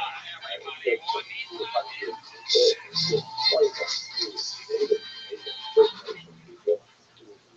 did not have structures that would withstand my grandfather, my own father, who was not born at the time, but my grandfather could see that there was something terrible coming. So he just started his business of dry goods and finally did what he dug a massive hole in the backyard, took all of his stock, which was basically like work pants and shirts and things like that, buried it wrapped it in burlap and buried it in the backyard. And the fire came, devastated the town, but he and his wife, who was then expecting my uncle, they all ran to the Atchison River and they waded through the river until it was safe to come out again in the fire. The town was devastated, it was impoverished, but they could go for my grandfather who gave them those free. They could pay back later when they were back on their feet. But this act of foresight, courage, and kindness ultimately allowed the entire town to survive, and my grandfather's business to survive, and it went on for a century after that. His father took it over, his mother took it back. Now, this is very hard to find she has a historical data. The records simply aren't there. We know the fire happened, we know the name, people were killed, people were digging their graves, but we don't have these smaller stories of incredible importance, which is not reported. More importantly, that's the real story that what my father told me. He never illustrated what he was saying. I don't know. The last place the brothers look apparently is the Adams Apple. About his father, Whereas white guys know. First place the white guys that's how we look at the historical data we have on actually Charlemagne for gonna find that clip. yeah, with the right foot, everything under a microscope. Find this factor, find that factor, this idea, that idea, that we look at it was fine. From the street. You want to go to Louisiana, have a look at annotations, go to the for example, this is the data. I'm sure this happened before in Korea. Some ways I'm sure Korea is an 18-year-old boy. This is a memory coming back to you. Bible with extra biblical events, such as fully in Joseph. We know that in Exodus chapter 37, verse 28, we have the sale of Joseph for 20 shekels. And when we compare that price of 20 shekels with how much those slaves cost in the coast of Rabbi, the text from Mari, and Babylonia, you see that that's not what you would expect the slaves to cost in the precise era when slaves actually existed. Moreover, we look at the price of slaves as recorded in Exodus chapter 21, verse 32, with what we know that slaves were going for with documents and nearby you see that, my gosh, it's exactly the same. And finally, we look at the price of the redemption of the nobles under Nasha. The nobles were taken into Ashur. They, over there in Kings 2, chapter 15, verse 30, that price is exactly between about the price of slaves and the chin. And you could track all of these in a chart, and you can see that it's pretty linear progression that tends to confirm the statement of the sale of Joseph for 20 shekels, placing it appropriately within its historical context. Pretty amazing, I think, to see this collaboration. This is data that's derived from Dr. Kitchen. Let's go to our main subject, of course, the interesting personality of Rabbi for a second.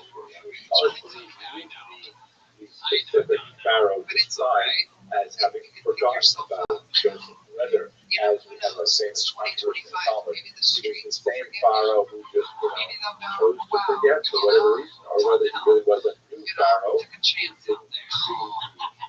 Egyptian history. One of the most fascinating things about Pharaoh Ramses is what is the degree of his culpability for the maltreatment, especially because as the slaves were instituted, the verse says, and it says this only about Pharaoh Ramses II and his directed contributors, that his heart was made heavy, calculated. In other places, his heart was hard and flat, for example. You see that in several places in the Bible, but to see his heart made heavy is the only time it is with regard to what exactly does a heavy heart mean? In English language, when we say a heavy heart, we mean, responsive, sad, something like that. But it doesn't make sense in the context of the making of one's heart heavy in the book of Exodus, is that Ramses became more belligerent, more obstinate, the opposite of a soft heart or an open heart, or inclination for culpable. Now, here's an insight from Dr. Shlomo Payne, fascinating Egyptologist from Columbia University. He shows that if you look at Egyptian the main thing Pharaoh has to do, the one job that he has, is to maintain something called which is an Egyptian term meaning harmony, order, balance. I.e., that the Pharaoh has to make sure that society progresses in an organized fashion with equity and justice. And this is what a Pharaoh is judged for. So, for example, if you look here at remarkable 13th century representation of Pharaoh's 17th verse, presenting a little statue of the goddess of the goddess of this kind of balance, indicating that this is what he is offering. Behind is frequently portrayed as having a headdress that is adorned by a large feather. Here's another example of that. Now, why I'm saying this is because it's an amazing thing, Professor Schlein points out, that in the Egyptian Book of the Dead, there's famous scene where after a pharaoh dies and he's mummified, part of the process is his heart is removed and placed in a canonical jar. And then it is weighed against the feather of the eye. If his job done, then his heart will be lighter than the feather of the eye, and he will get whatever benefit belongs to him.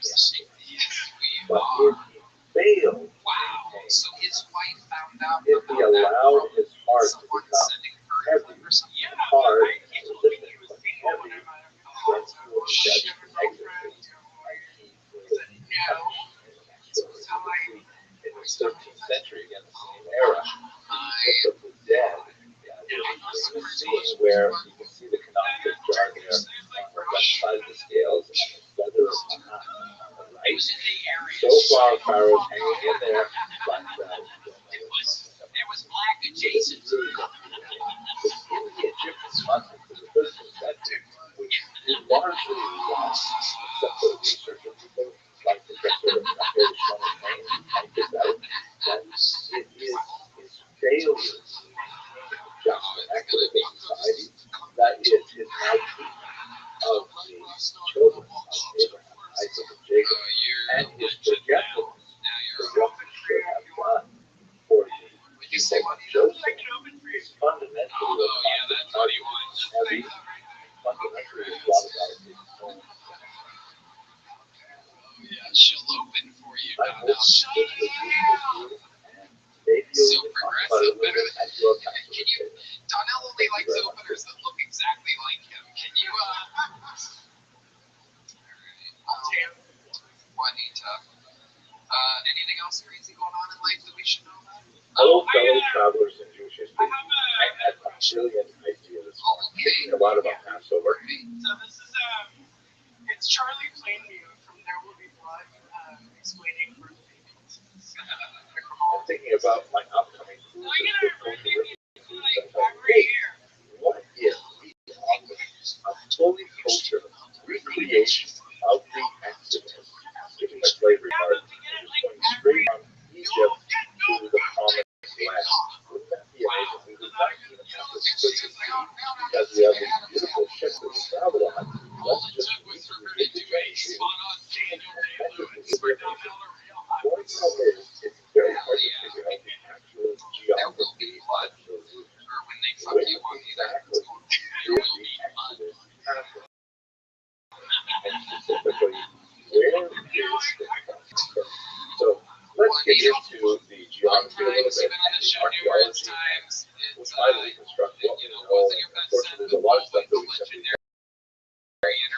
Part of the reason why this is so complicated is because there's natural over the 3,000 plus years since this occurred. Now we look at this satellite imagery to see the primary geological feature of the land of Egypt, which is the Nile River that flows from the south to the north. That's why the lower Nile is actually higher on the map, and the upper Nile is actually lower on the map. And the Florida history and beyond the Nile has regularly flowed along this route and emptied out into a large delta that flows into the Mediterranean Sea. Now, the challenge is that there is a certain amount of natural change to the geography of rivers and they move a little bit off slopes that form, and as irrigation changes, the river has been heavily drained for irrigation over the centuries. Sometimes the nature of the delta can change and so on. And this is complicated by the fact that in 1970 a big dam was built in the upper Nile. You can see at the bottom of this map the African Dam, and that changed a lot of the features of the water flow as well. So how does that affect what we know about the biblical sites that are described as the settlement of Jews in Israel? Historians believe that Goshen, the place where Jews settled after Joseph is described as coming to the leadership of Egypt, would be in the eastern delta, and you can see where I indicated here on the map. And in fact, not too far away is a site called contemporary Arabic Kamkir, or Ramesse, which is likely the site like Ramses, one of the sites that we have described in the Bible as a construction site that we exist to live on. So we know that all these things are happening here in the eastern delta. The challenge is that while some things are actually really well supported, for example, the Mikra talks about the actual soil of Ramses being very unstable, and the Jews are building buildings, and the buildings collapse. That actually makes sense based on the nature of the composition of the soil in the delta there. But we don't have much archaeological evidence from that period of any of the buildings that they may have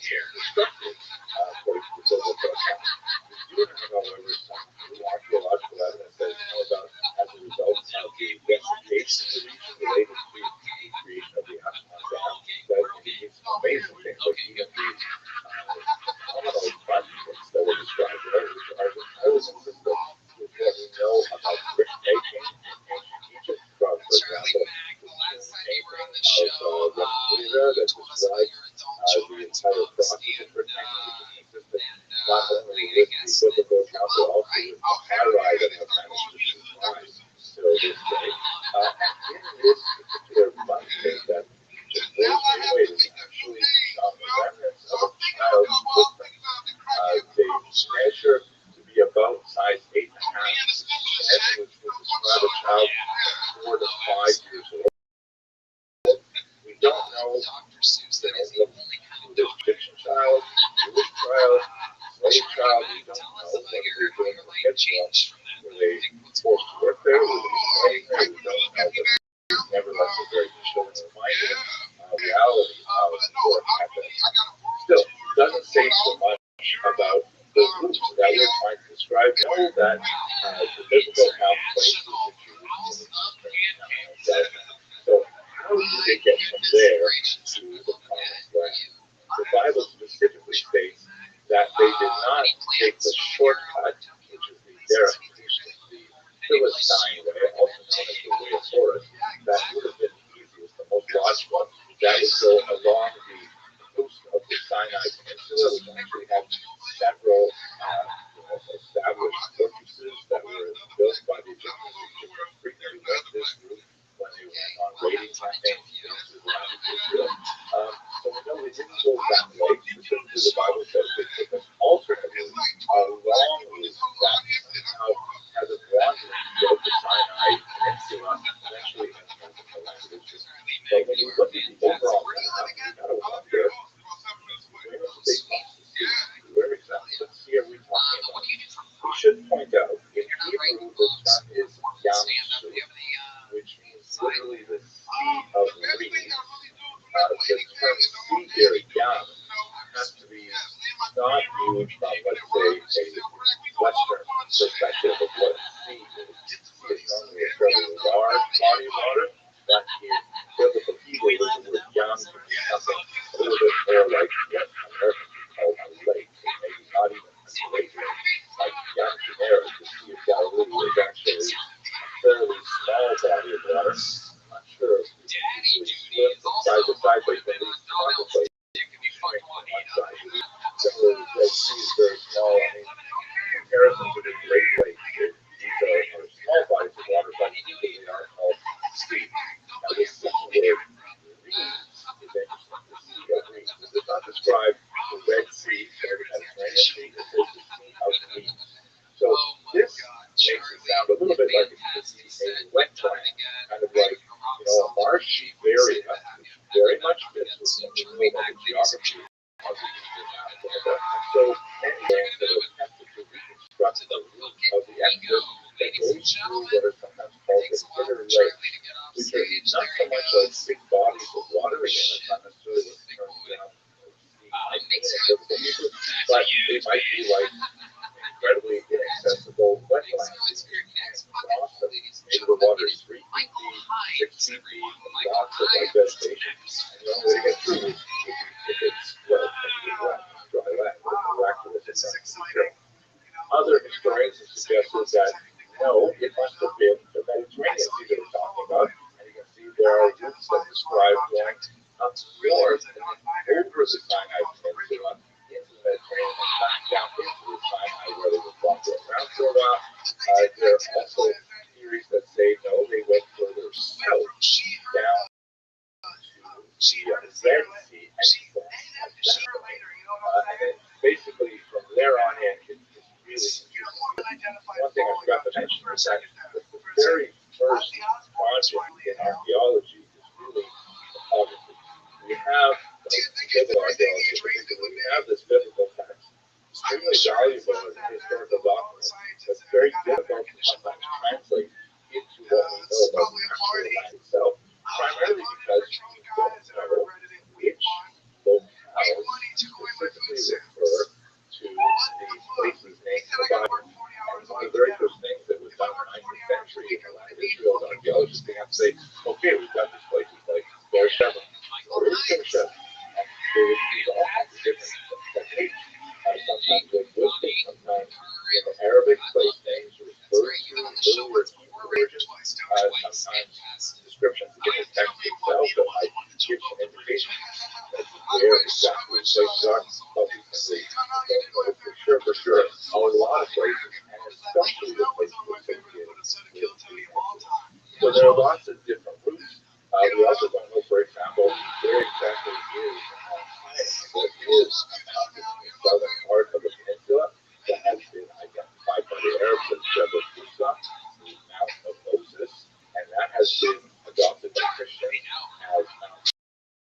Sinai, there was a monastery at the top of it, things like that. But there are also the possibilities that Mount Sinai would be in what would be called today Saudi Arabia. And we have no concrete idea where the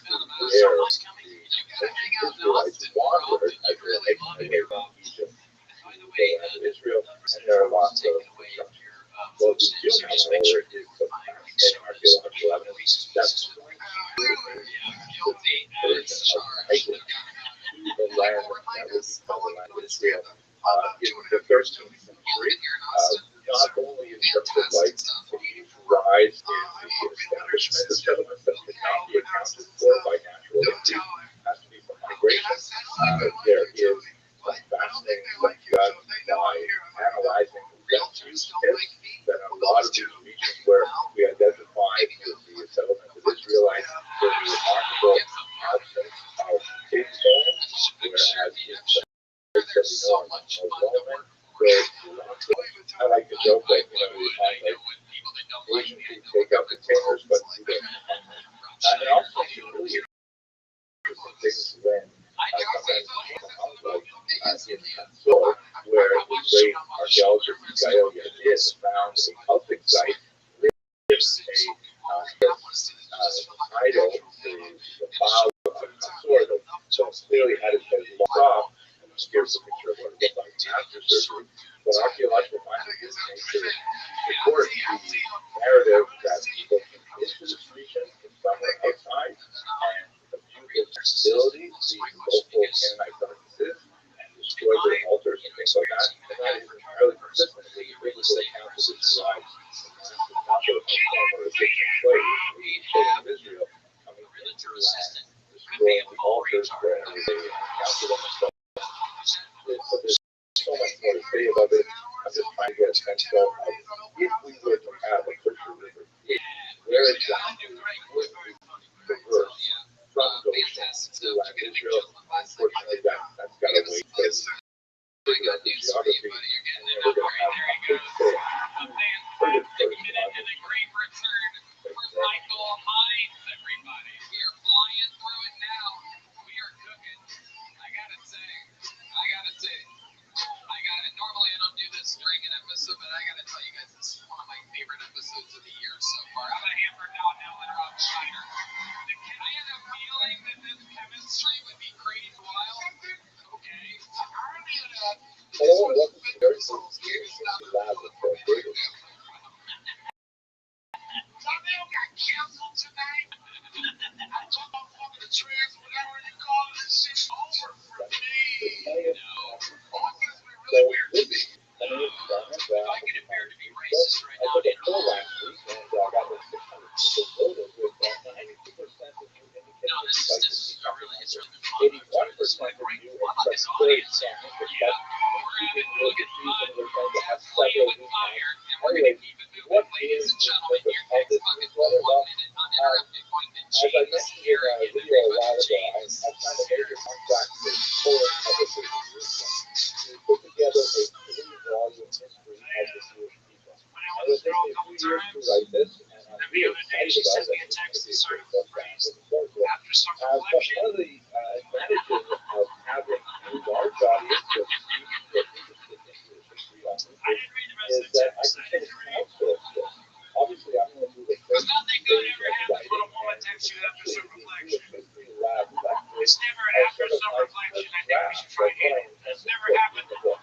And I get a lot of feedback in the comment section, sometimes personal emails, and it's actually very good to shape the book. So this is what we intend to do in your newsletter. First of all, I'd like to say a little bit about what's coming up.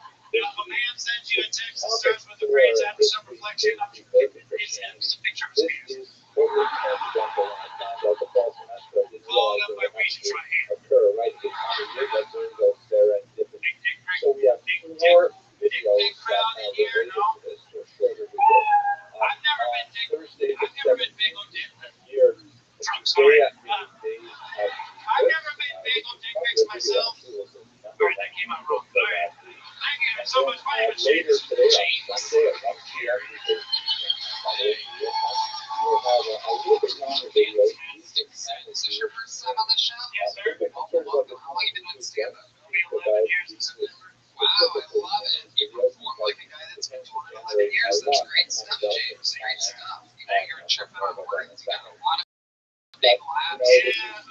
drinking over there and playing chess with his uncle's brother. I didn't think I'd be a fool. They're like, you need to go now.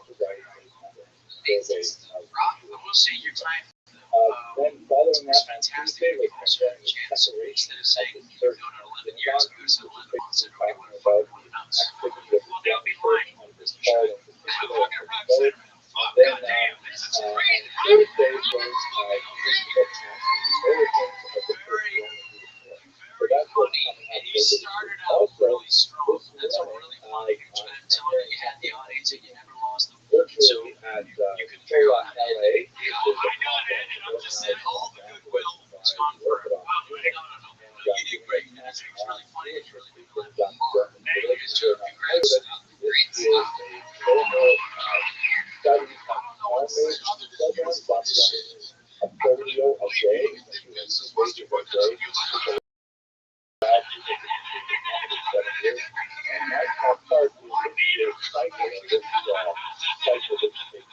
James, what do you do for work? I actually sell air conditioning. I don't work for air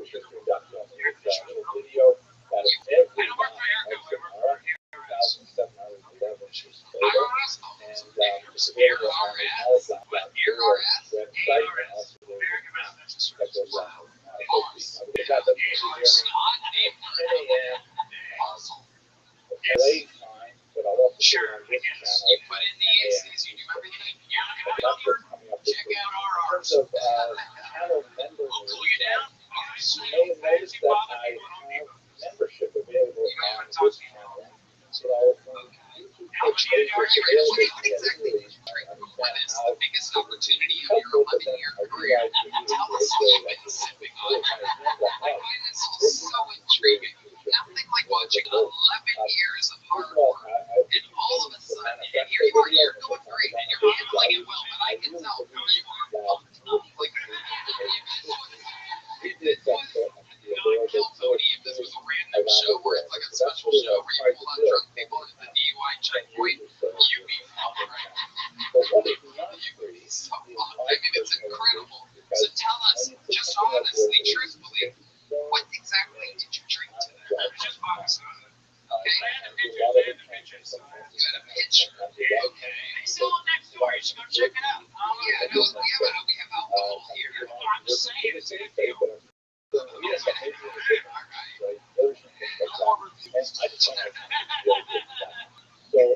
you had two pictures.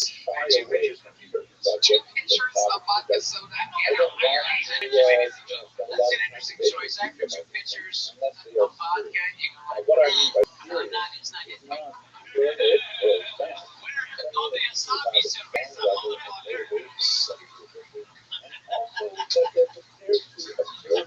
This hasn't worked. That's when you get your money back for those fucking pictures.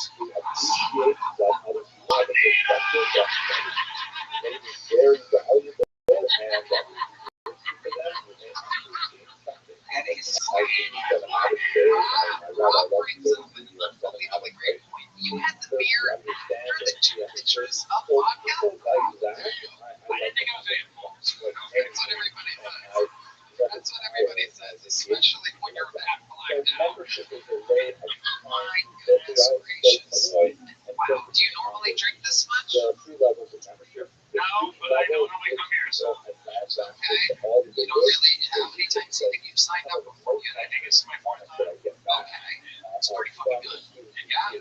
Should we do a special segment called DUI Checkpoint right now? What do they have people do? What's one of the things? They have to stand up on like one foot, like, right? And what do you do? Is there any police officers here by any chance? Can we get a police officer up here? Yeah! For the first time in the show's history, I would like to make some noise for a real APD police officer. This is Oscar, everybody.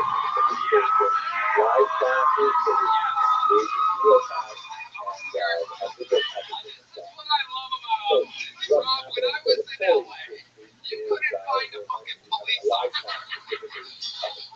They're lighting up a grocery store on fire. You couldn't find a fucking police officer. Here, I'm like, hey, let's try a little. Oh, fuck, there's one right there. This is what I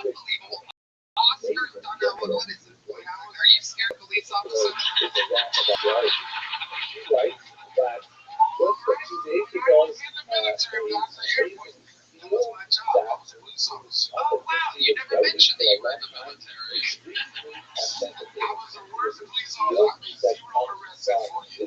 Wow. Yeah, that's true story. I was a police officer. Used to jump yourself. Shut the fuck up. Red man. Great man, you can't dirty motherfucker. Great man, you can't ask things like that. No, that was what did you used to jump yourself? Let's check it with Rothschild.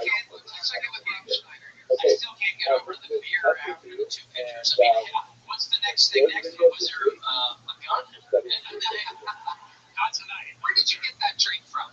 Some guy gave that back. Give that fucking drink back. You guys are crazy. All right, Oscar, if you don't mind doing us a favor, this is the first time in the history of the show we've done anything like this before. Thank you for playing along. How about one more time for Oscar? Come on up. Come on up to that microphone real quick that he has. Give him the mic there, James. Give Oscar the mic. Would you mind giving a quick little DUI test to James Kerrigan? Talk right into the tip of that mic. Just take us through. Pretend like we're not here, and then you just pull this guy over, and you got him out of his car. Let's see what happens here. James, where are you coming from? Oh, shit. Oh, shit.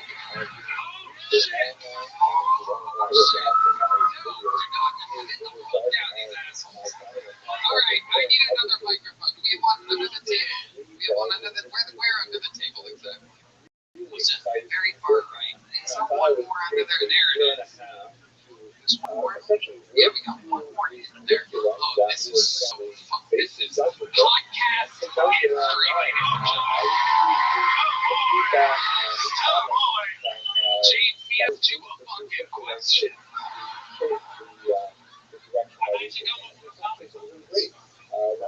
How much have you had to drink? 2 drinks.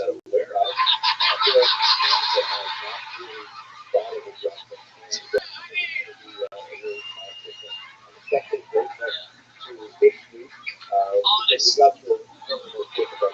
Just not specific. Specificity of the officer's question opened up some vagaries, and James took advantage of it. Advantage of James. How big were those 2 drinks? That's like a shot each. Again, slightly big. Shots can be fucking huge, apparently. Where you headed to? Let's go home. Oh, yeah. Such a suspicious answer. That's all I'm doing. Not doing anything else. Just driving home. James, you seem way too familiar with this experience. 4 months ago, you got a DUI for it? No, you got out of it? Oh, you ain't getting out of this one, motherfucker. Oscar, let's do it. Fucking hit him with it. What do you think? Oh, we can arrest him right away. Let's just take note. And I didn't say, when Oscar talks into the microphone, I've been doing this show for 12.5 years. I've never seen anyone so commanding and clear. It's like a specific type of police fucking, like, where are you coming from? I just have to say, this may seem racist, but you're drinking tonight, we should still arrest on them.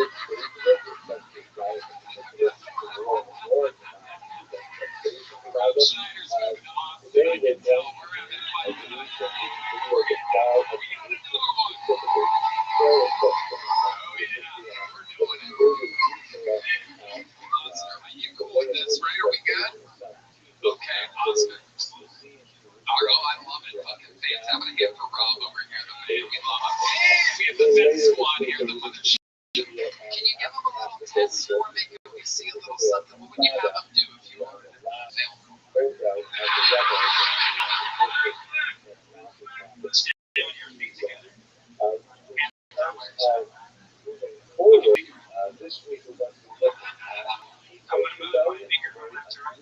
Understand? Especially if they itself would expect it, but you would ask for outside it, how do you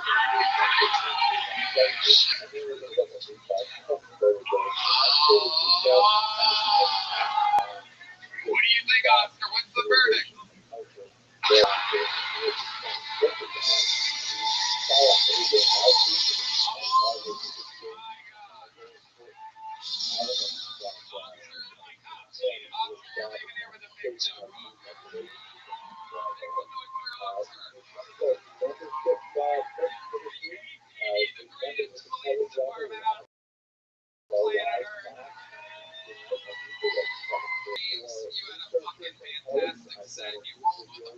Every step of the way. You are truly an 11-year comedy veteran, and you have the jokes for it. You have the stage presence for it. Here's a big joke book. Sign up. We want to see more. You come back, James Harrigan. Wow.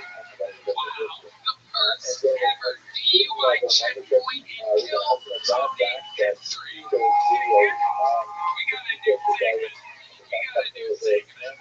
Oh my God. I didn't even know that was possible. I mean, what other show in the world has a serious ass police officer just waiting in the fucking house? I mean, unbelievable. That was the best. You know, it's great. He's going to have to keep his car parked outside and not drive home at night. Oh, he's fucked. But Tony, he was giving him the test, looking at me. It's going to be James Harrigan, Donnell in the back of the police car, and Juanita. That's going to be a long drive to the station. Donnell's going to get a check. Don't do that, son. Don't do that, son. Don't do that. Don't do that. Don't do that, son. Black Lives Matter. Don't do it. What an episode. We're going to keep it moving here. We're getting there. We're coming around the corner. Your next bucket full, ladies and gentlemen. This lady, very funny. She's been on the show before. I'm excited to see in a few minutes. From Sherry Vicenci, everybody. The return of Sherry Vicenci.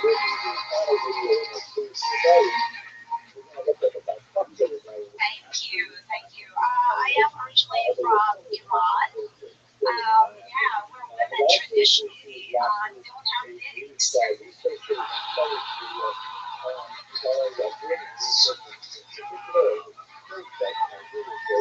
Just mustaches. What the safe word is for Middle Eastern women?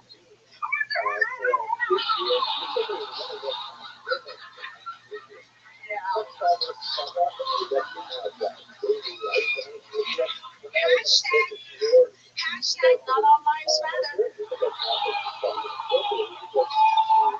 Keeping it real. I have a friend who's so obsessed about the size of her boyfriend's dick. She's so happy. I mean, do women who care about size, do they have like a measuring tape in their, nightstand every time a new guy comes along? They're like, oh, let's measure that.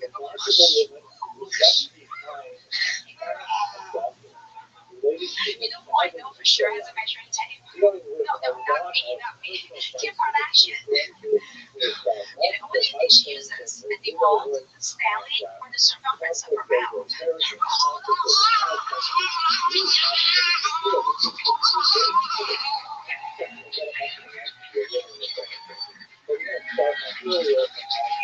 Sherry Vicenci is to get Rob Schneider.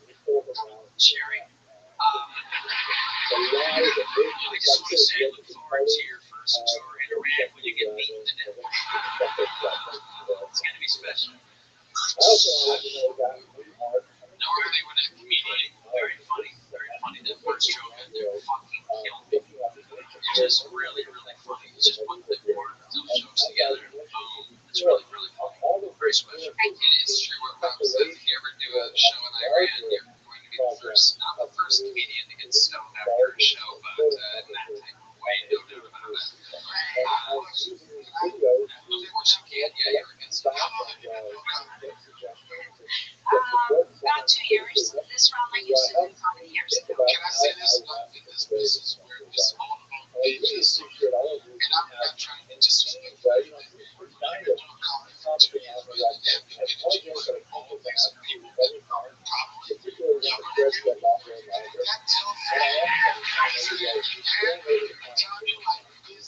And comedy was your passion. Am I correct? And you said to yourself, you know what?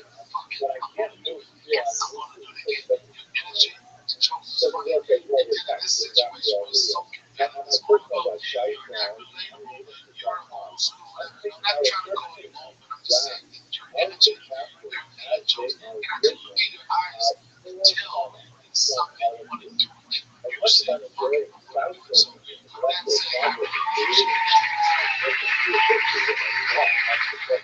I just want to say, I think there was a black man hitting on you.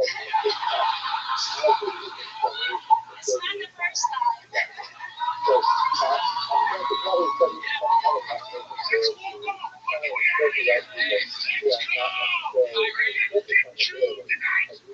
I ran, meat, I walked. I wanted to back to that. I see these comments that come up. I'm not that level. I see the desperation and nervousness. But you feel so fucking calm. Like this is what the fuck I'm supposed to be doing. And that resonates with me. He's trying to fuck you. Do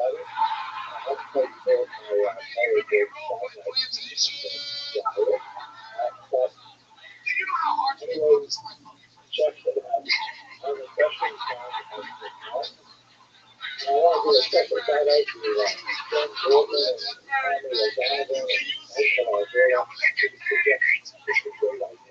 Maybe time for another reload shit of these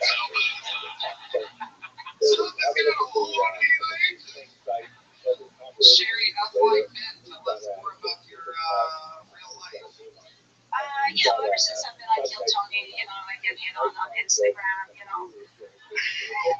But the quality's gone up and the age has come down. Have you taken advantage of any of these situations? I have not, but all these young guys trying to show me their best minute. It's so funny. I love you. You are fucking adorable. You really are. You really are. What are some goals for you, Sherry? You are away. How much time do you think you have altogether? Like a lot. Not in life. Right. Not in life. I give it about 80 months. Hello, fellow. I need to hurry up with this break.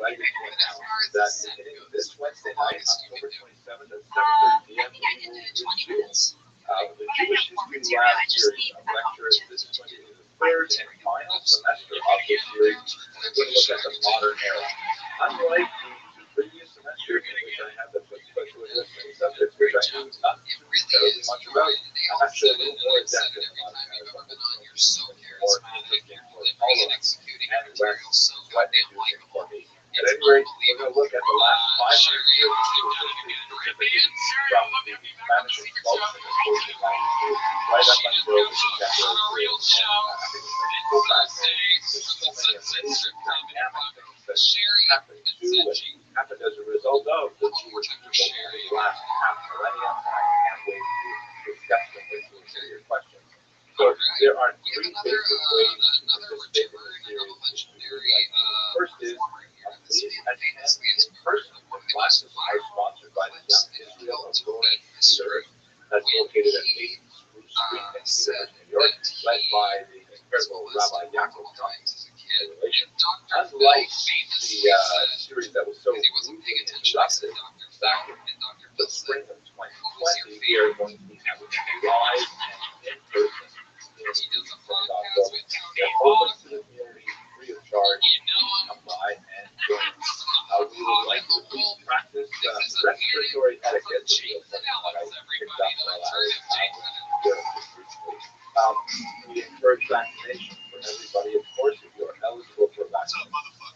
Please do not come not feeling well. Masks are welcome and encouraged for anyone who feels appropriate wearing one. They are mandatory for those who are not present. The lectures, I have to say, will not be recorded. So there are some advantages to coming in person, and there are some disadvantages. The advantages are that, of course, the live lectures really set the gold standard for an educational experience. Spontaneity, live conversation, questions and answers. There is a small disadvantage that you may need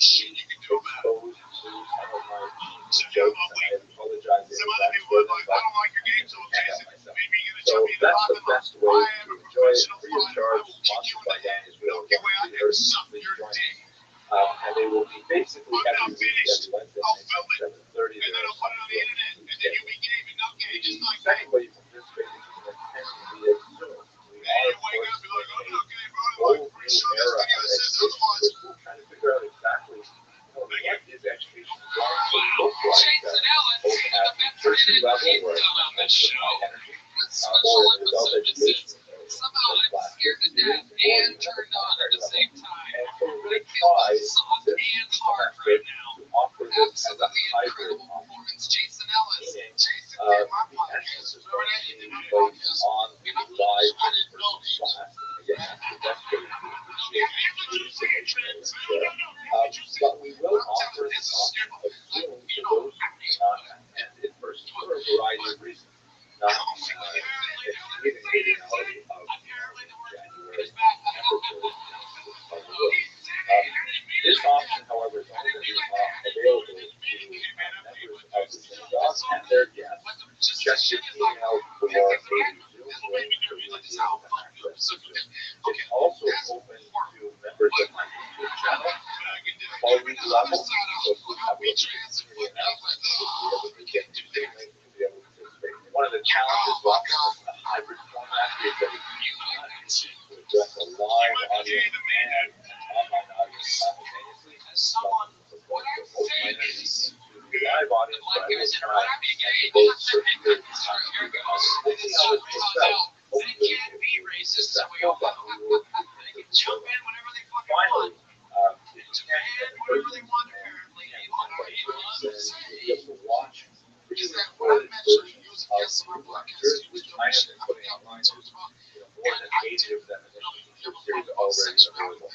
And this, of course, is open to all because I really believe that Jewish history, during That's what you interrupted Rob to say. Thank you for doing my so that people podcast. can learn You know about what? this amazing. We're going to bring Juanita back up here right The now. advantages of doing the pre-recorded lectures are that one, they're shorter, a little bit more tightly edited and so on. There are very, very few cheesy jokes. That's the other day. You told me how much you love me. There's not as much opportunity for interaction. First met our Sometimes connection. respond to all You of see the all this, questions it and now comments just, that are you in know, the inbox there, but you will have the opportunity to interact with other audience no, members. Donnell, we love you. I can tell you in that look in participate your in eye. I've live seen chats this more before. or less once a week. So that you have a chance to interact with others. Okay, so that's basically it. It starts Wednesday night, 7:30 p.m. Eastern time, and we're going to do That is true. That would be the world's greatest priest. As someone who enjoys non-violent sex.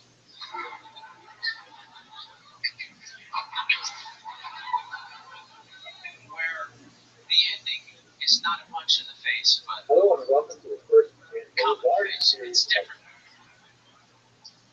I just want to say I learned something tonight from you, and I won't sleep well. executive style lectures that I like to call the Jewish history of the lab. Calling it a lab because this is somewhat experimental in nature. I'm very proud to let you know that I signed a contract with four publishers. I got a girlfriend. She's got to be Johnny from Smallwood. I'm very honored to be producing a multi-volume massive survey history of the Jewish paradigm over the I course was of never gay. I was just a sex So addict. these I lectures used to are fuck kind of everybody. my rough draft It's of all good when you put them on a materials that will ultimately find The their other way one looking at into me, printed work. I hope you will snap up copies of them when they're available. but when you try to fuck a lot of ladies in one day, it's a lot of talking. I know that. So it's experimental in the sense that I'm going to put Dudes my just first sucking draft and laying. together It's in pretty a video convenient. format and The put only it up bad on the thing about internet. it is, I'd it love is to hear pretty from you. gay. Put your comments in the box It below was this at this video. moment that I realized I'm on the wrong fucking show. Suggestions, and then let's see how we go forward as I transform these lectures into the list of things to do. I think it might be time for the audience. They need a shower at this moment. How it fits within the larger Jason, what's the perspective gayest thing you of ever the did? history of the Jewish people. Many people tend to look at the land of Israel as something like this amazing 6th I'm century trying to that was move discovered past in that, Babylon. like the dicks of Christmas past. What do I mean? They look at the great, But I guess, intriguing and like, fascinating, but I love the whatever you videos. think I of it, imagine the whole players have a song for this. The so what gayest exactly thing is this? that you've First of all, ever it was done. discovered What's the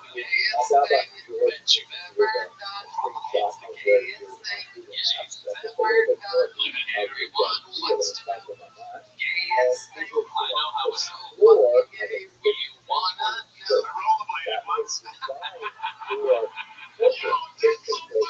are all the way to Brooklyn so I can get you the back. You're fucking kidding me. That's insane. You can't tell if I'm sitting like this. You can take your seat. Well, if I tell you to take it to your homie, you wouldn't take the actual seat. I think one question that the audience is thinking is, what is the tattoo that's on your neck? That is a good question. That's the last one. I got one more gap. That's it. I haven't decided what I'm getting on there, but everything. I just want one tattoo. There's a few gaps, and one of them is my dick. That's interesting, right? It's also pretty good that you have to give a shit about that. Believe it or not, this isn't even the gayest part of the show. Donnell took the gay cake earlier. We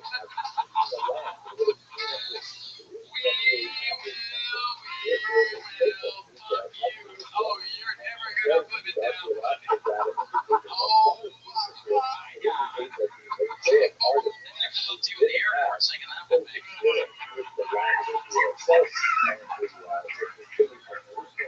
I can't believe you didn't see she was she. Even Jason Ellis is like, yeah, Donnell, you're gay as fuck. You will fuck you. Oh my God. You're saying it with such fucking passion. No big deal. You know, when black guys think anything is like, why did Jason stop? That's the matter. That was right by so I'm the panel.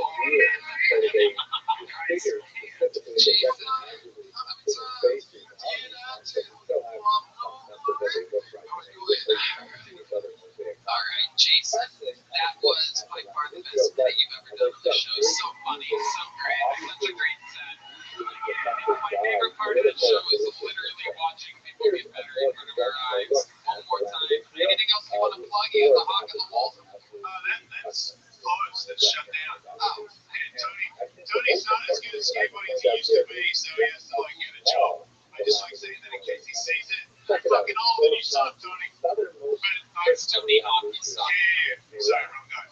But I'm a comedian on the road, so thejason.com is where all my tour dates live. Big noise and one for Jason Ellis. Basically, the gayest thing we would do know. What's the gayest thing? Alright,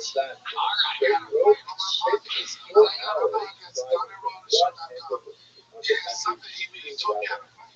So like, I might be getting suggestions on how to handle it. I'm really appreciative of that. You know, my podcast is okay. So I'm whatever. But you told that me short. It's great that you know how to fight and so you'll be able to get working off on top of you later. How much time for the show's over? We're here to but don't touch me, bro. I'm sorry, I just went down with the man, bro. I have to cancel being podcast. Call me back though, but it's not true. Thank you for being honest. Ladies and gentlemen, we're gonna make it the final fucking goal of the night. Make some noise for Tom Anderson, everybody. Tom Anderson. Oh yeah, mothership. So I'm going through a bit of a transformation.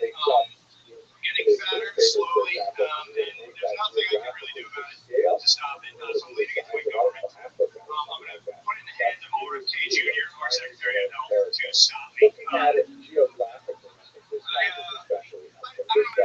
really trust him. He's got like a lot of battle scars, health-wise. You know, he's got that voice, and he had a brain worm, which is, I think that's a disease that kills wizards. I don't really know how do you get through that.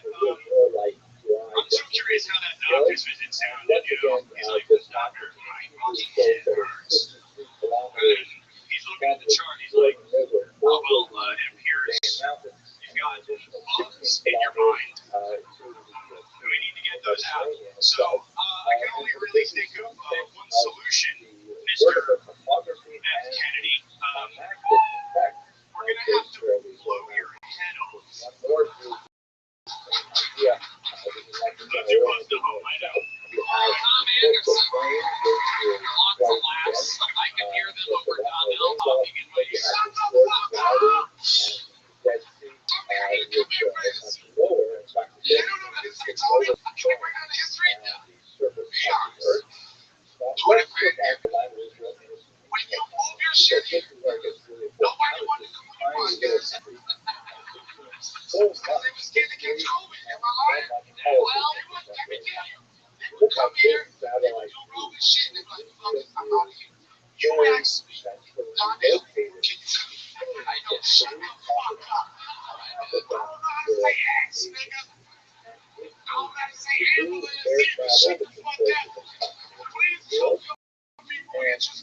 Consider I'm going to be racist and interrupt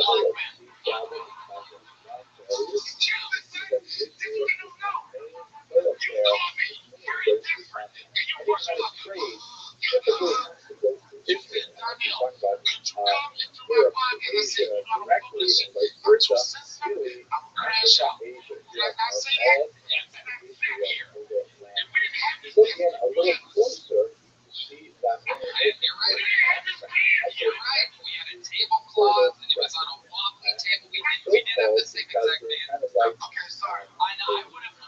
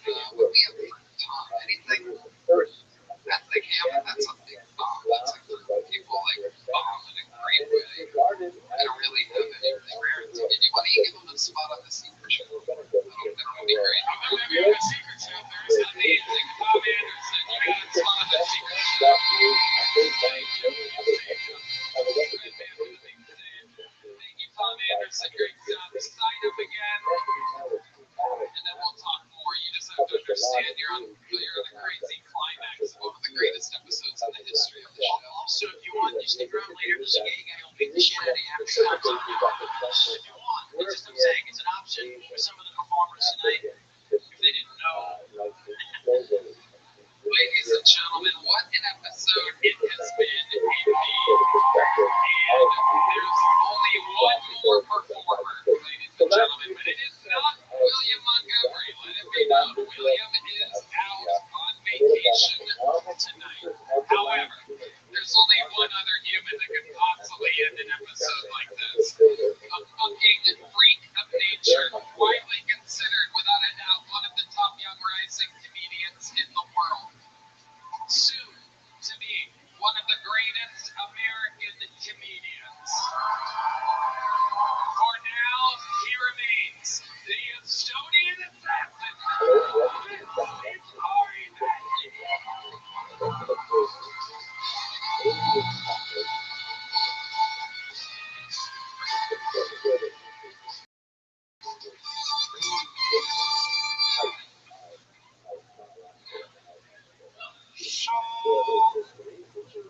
When are we getting these Waymos who kill the homeless at night?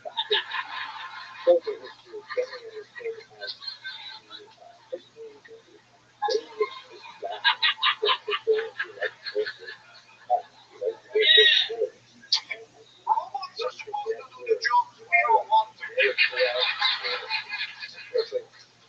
I see them driving around all empty. They should get together in an HEB parking lot something. Everybody picks one alley and you just fuck.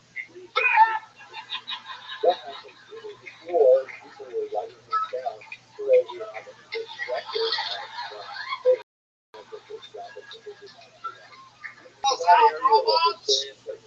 Or if you want to be like vegan about it, fucking get a car full of them, drop them off in Houston, you know what I'm saying?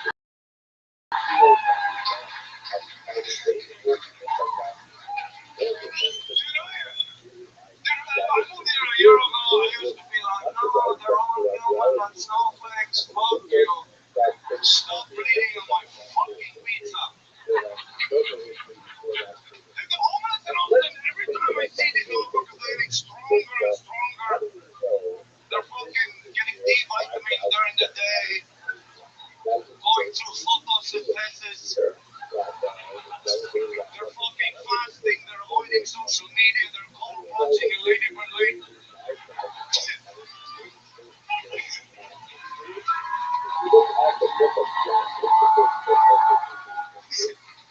The homeless in Austin are doing everything Joe Rogan talks about.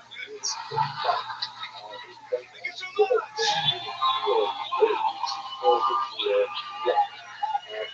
absolute fucking rock star, and you get to watch it in real time, mesmerizing. Ari Matty, ladies and gentlemen. What's up, guys? What's up, Rothschild'S? So good to see you, my friend. So great to see you, and I tell you, I was fucking dying. Hilarious. Yeah, I noticed from the from my I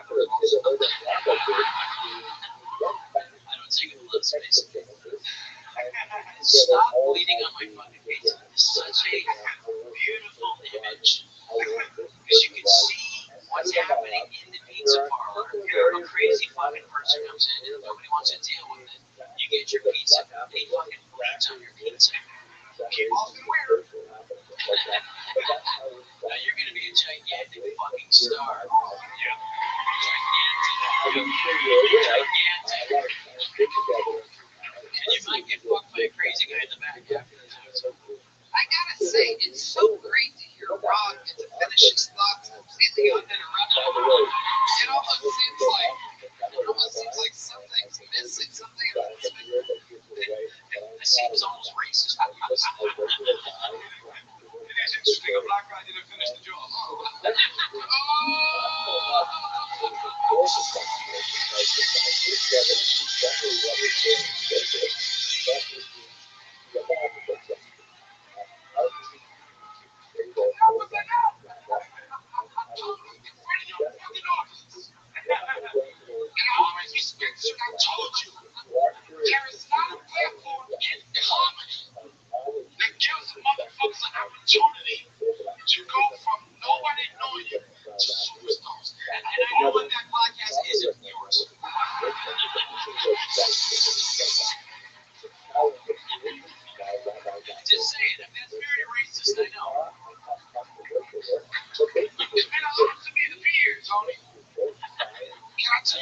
social and shit. No one's ever turned their chair around like that. We were supposed to. This is what we were supposed to do. I want to see a therapist, right? Because this is my therapist, okay? And I'm gonna tell you this is the real shit. I'm being honest. Denise Wins is your therapist, the musician. Something's got a hold of me lately. I want to say this. Your titty can swims.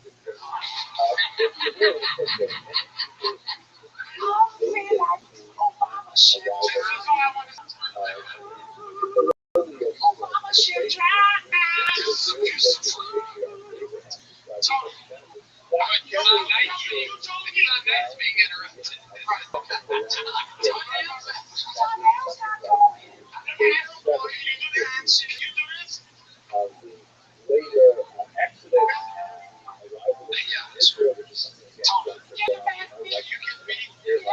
Uninterrupted? Yes. Start the clock, Red. Restart. You gave me 5 fucking seconds on it. How about that? Is it racist? The Filipino man. That's all I want to say. Uninterrupted. You got it. The clock starts right now. Okay, listen. I was there for you.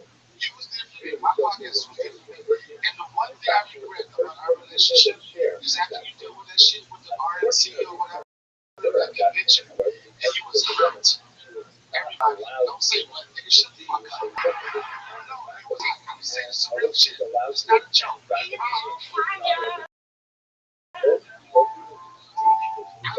Because you wanted me to do the show. It's like, let's go put it into this and shit. Come to the show. And I was excited about coming to the show. I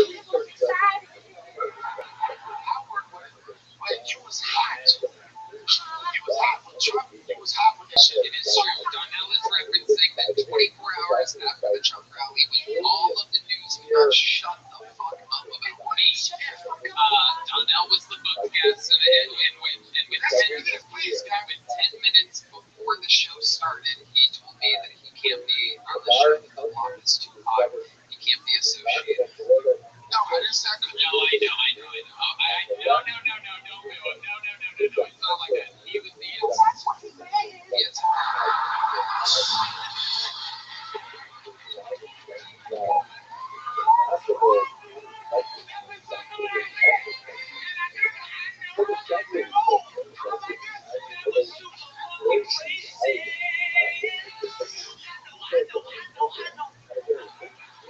I am in love with Rob Schneider. Let the record show. Let me say this. It was the hardest call to make because we talked about it. And we said, you just come up there and walk up. It was the hardest shit. I called my publicist 9 times.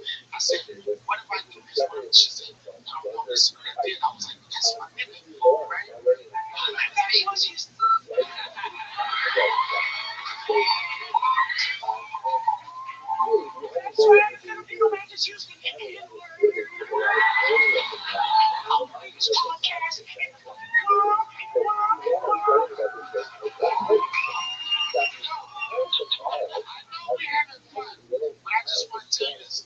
One thing that we regret because I was like this, I put somebody's foot there. I said,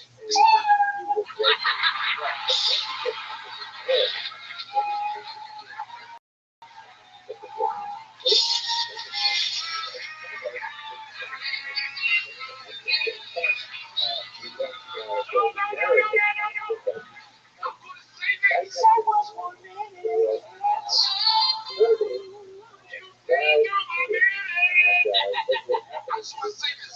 All jokes aside, whatever. Just want to say, he's gonna say,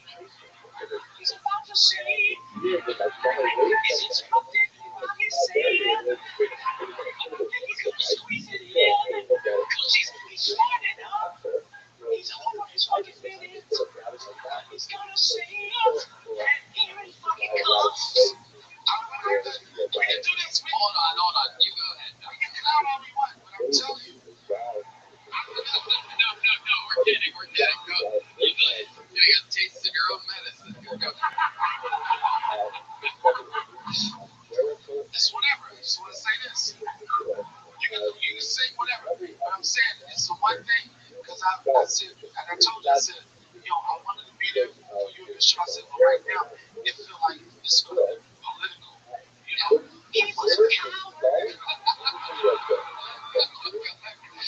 The blow was so hot. Joe, you guys don't understand. I don't blame anybody for not making that episode. No, this is why I respect you. He was a pussy.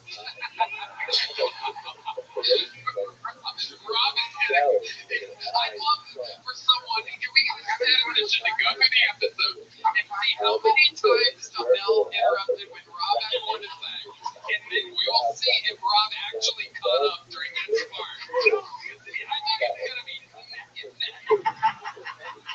I think you guys are gonna break about that even there. I'm trying as a black man. Well, in that case, no, don't do that. I'm trying to have a moment. You're in Texas. Don't say it as a black man. You're in Texas. What I want to say is, I felt bad because, and this is why I respect my children. I said, you said, Donnell, I understand. But that understanding, like, you're scared, right? And I was really nervous about this shit. I feel bad about it because our relationship is that when you call for me, I call for you. When in my little bullshit podcast, it's part of You just take a little bit, you cut the shit out, and the soul that still works and it's gonna hit. I don't care. That's not I want to say this. I am funny. We can be funny all the time. You can do that gag all you want. Guess what? It's going to continue to work. Yes. Because it's funny. But the point I want to make, whether you know it or not, the thing I feel bad about is because when I called you to do my shit, my little podcast, you showed up for me, bro. And that thing that I'm fucking was mad about is that in that situation, you was a I promise you, when it gets bigger, I'll show up too. You watch. I don't get to watch. When I tell you, Get big. I don't care about that. No, I don't either. I'm talking about. That's why I'm not going on your show. We're even now. We're fucking even. Tony, you told me when it's your off, can you tell this nigga to No doubt about it. No doubt about it. You're a legend. I respect that. Isn't it crazy that the white guy on the show's named Rob? Isn't this weird? No, but this is what I want to say. I get mad enough. This is what I want to say. This is what I want to say. And I mean it. Y'all can crack a joke or whatever. What I'm saying is, what I'm telling you is that I respect you as a friend. I feel bad that I didn't show it. And I appreciate it. Keep going. Shit's going. What I'm saying is I appreciate what you are to come. Nobody has a platform like this. We give people opportunities like this. And I apologize that I stick to my guns and be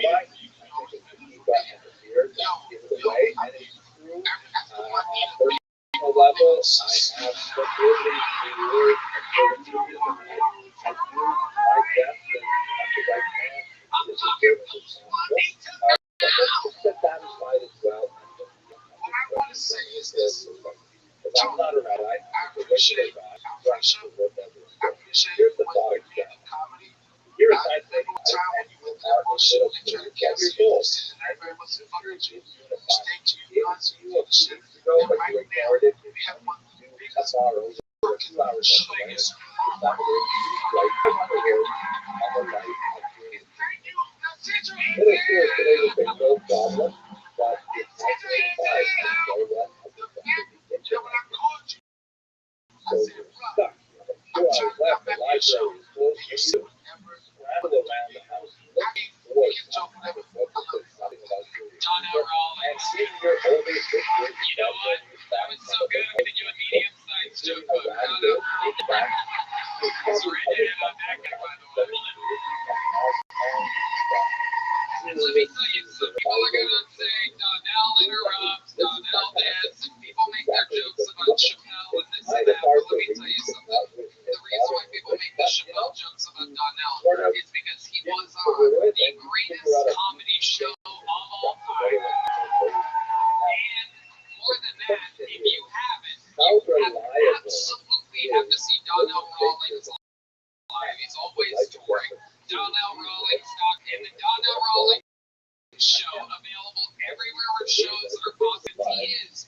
true fucking comedian. He wants to say one more thing.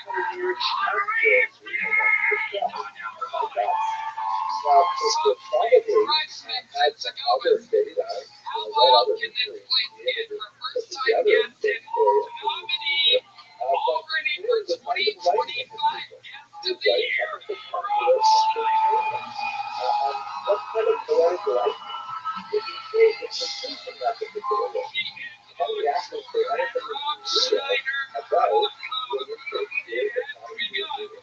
Rob Schneider has entered the Kill Tony universe and there's no going back. Future Austin resident Rob Schneider, the driver Brian J. emailed his in. Guys, he blended in like camouflage. How loud can this place get for one of the greatest comedians in the world? Are you ready? Let's see what Chris Rogers cooked up over there. Oh, sorry, Daddy. Unbelievable. Rob, is there anything else you'd like to say? Unbelievable first appearance on the show. Honestly, they said the best audience in the world, and I get it. You guys are You are the man, Rob Schneider. This is, by the way, a fun fact. This is very rarely happens because I've worked with and met almost everybody. But this is the first time I've ever worked with Rob Schneider in any way. And my God, love it. First fucking whatever this is. Unbelievable. I know you can't do it during the show, but Matt, Yuli, and I've been on tour singing together. We can put a song together if you want. Yeah, just play us out. Playing us out tonight. Guest of the year 2025 nominee, Rob Schneider. Thank you to Tom Sweet Price Mix. And to go this, thank you to this audience. Right, man?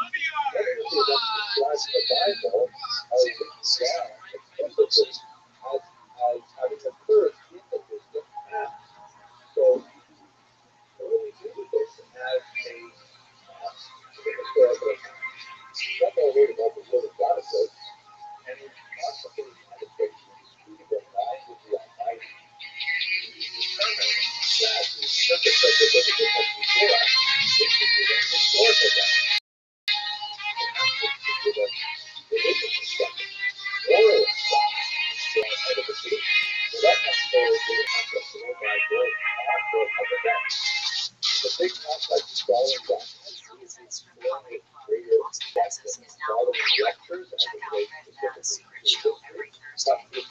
Sunsetstripatx.com for tickets.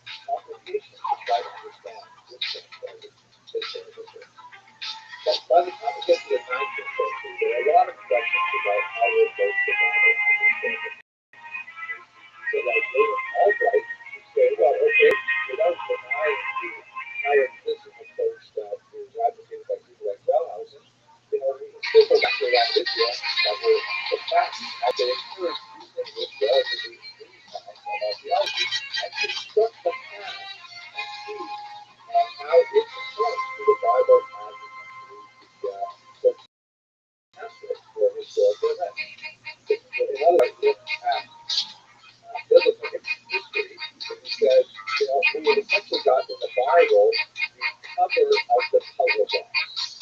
Inside are 1,000 pieces that see what it's supposed to look like. So all we've got to do is day these here, find these places mentioned on the biblical dig up the ground there, and evidence that Jericho, the most of Jericho was destroyed by Joshua.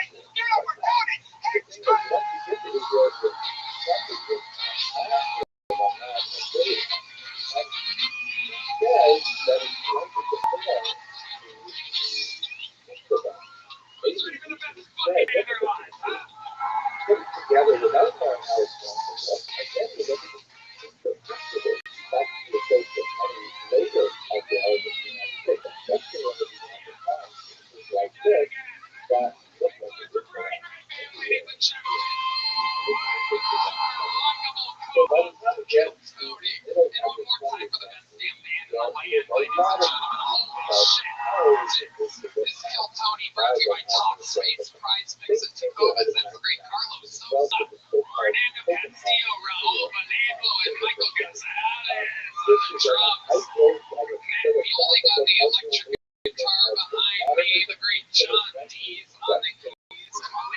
survive in a bunch that is me madness, ladies and gentlemen. Holy shit. Wow, the energy in this room is unbelievable. The air conditioner is working. It is a beautiful 71 degrees in this room tonight. And an amazing episode for you. I'm so excited about it. I'm in a really good mood. Before we get started, here's a little bit more from the amazing sponsors that made it all possible. Who's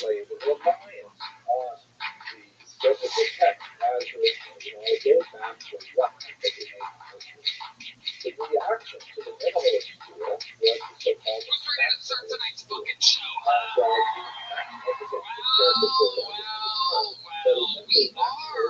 Well, we are, by all measurements, the #1 comedy show in the world right now. Colbert is out. Howard Stern is out. 12.5 years every Monday, and yet I've never had one of the guests that's on tonight's show, and I've always wanted this guest. The other guest has famously been on numerous times and leads the all-time record of walkouts by a guest during a taping of the show. What a chemistry match we have here tonight. Two comedy legends. One of the biggest comedy movie stars of all time. Two, literally one of the biggest comedy television show stars of all time. Famous for being on the #1 comedy show of all time. Ladies and gentlemen, I present to you our guests, Rob Schneider and Donnell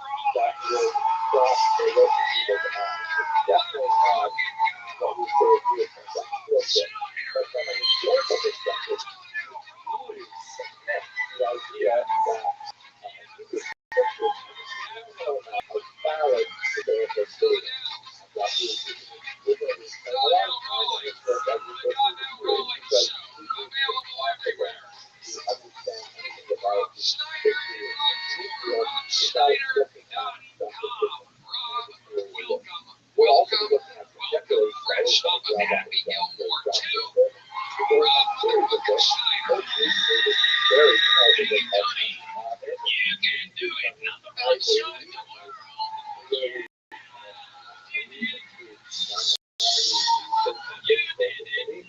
I'd like to mention just a couple of things. Exciting is this? We've always wanted Rob on the show, and we got him looking stunning tonight. Wizards dressed up for us. We love it, Rob. Welcome to the Cult. I got this inside voice in this video, but that's my favorite section of the event market. Everybody knows it. Donnell Rawley is on the king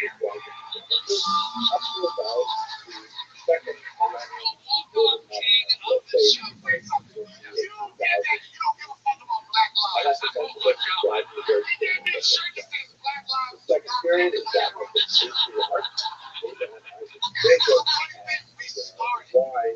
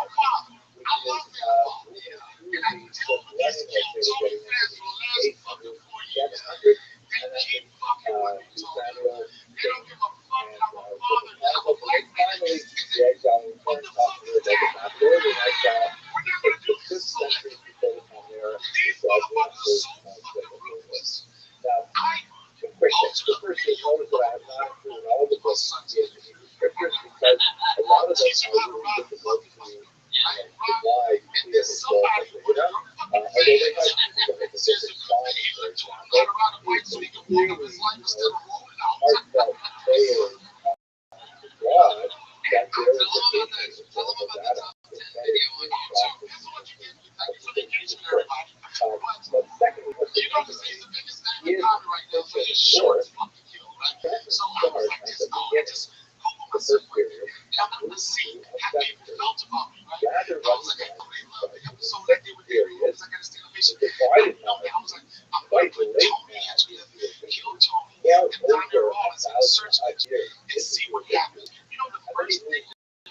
Later in time, I saw them return. And then we go back to start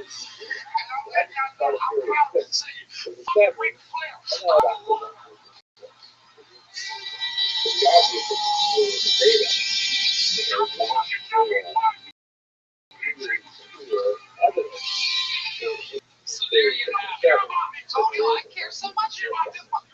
Still has a lot to say about the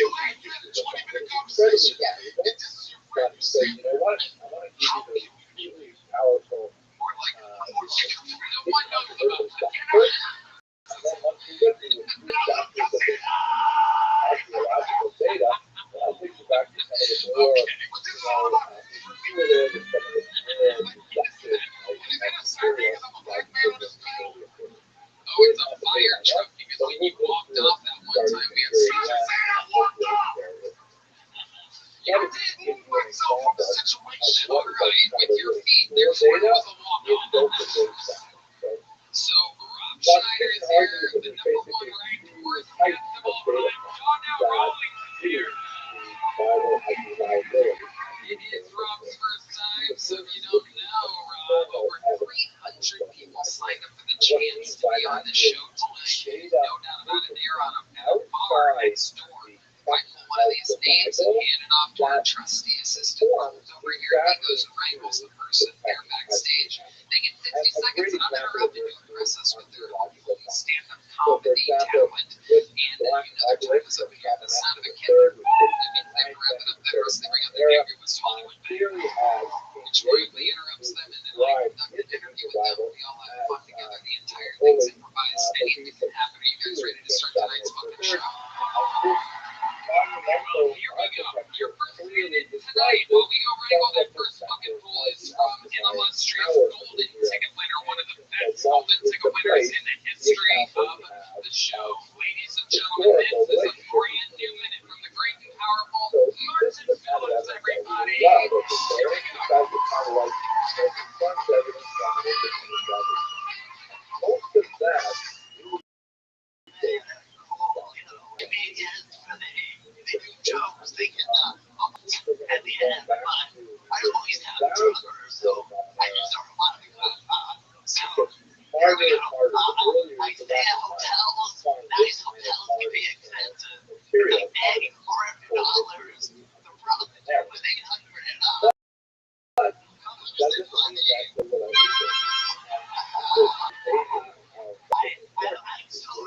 My favorite soda is Sprite with cocktail. It's only 400 days. Like, sure, I'll tell them about it. I don't have the cool. the spice is great. I think like like I said, he's not a tested variety. You know, kind of like bagel. Let's try that. I think I can bring any animal with me. I think they can probably has right coat Then he compared it with the state of if you look at the graph, the red line describes how much various parts of the world from the Nile Delta this is brand new. we see that it falls out of the curve because we put up Wow. Yes, you sounded fantastic today. I think if you add cocaine in, the cocaine. Can you imagine all cocaine with the cocaine everywhere? All right.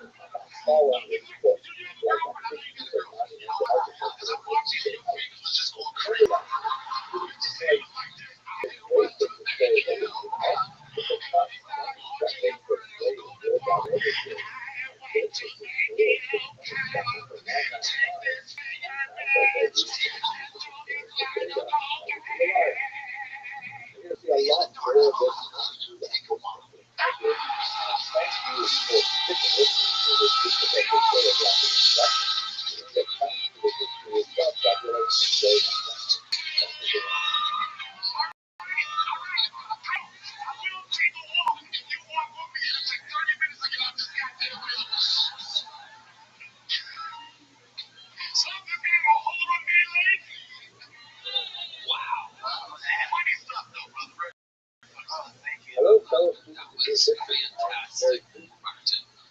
Very go fun. on with our first lecture. Favorite part of that disc Donnell was that you called him Darnell.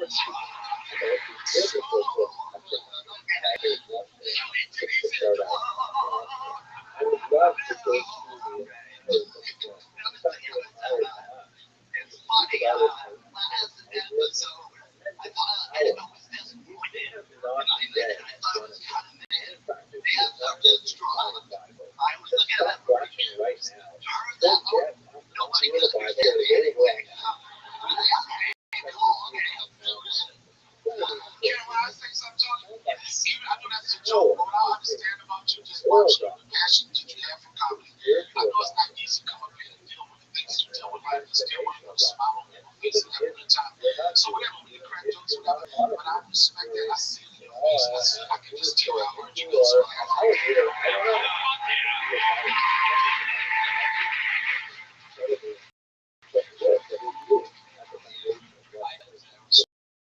going to very brief here about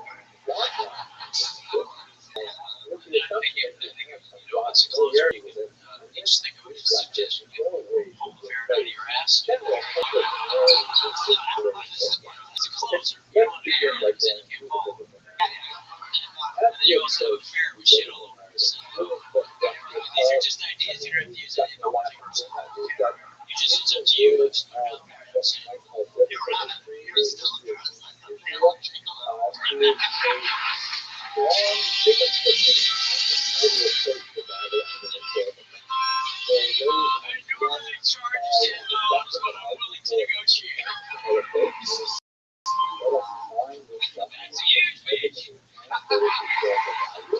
and on the other hand,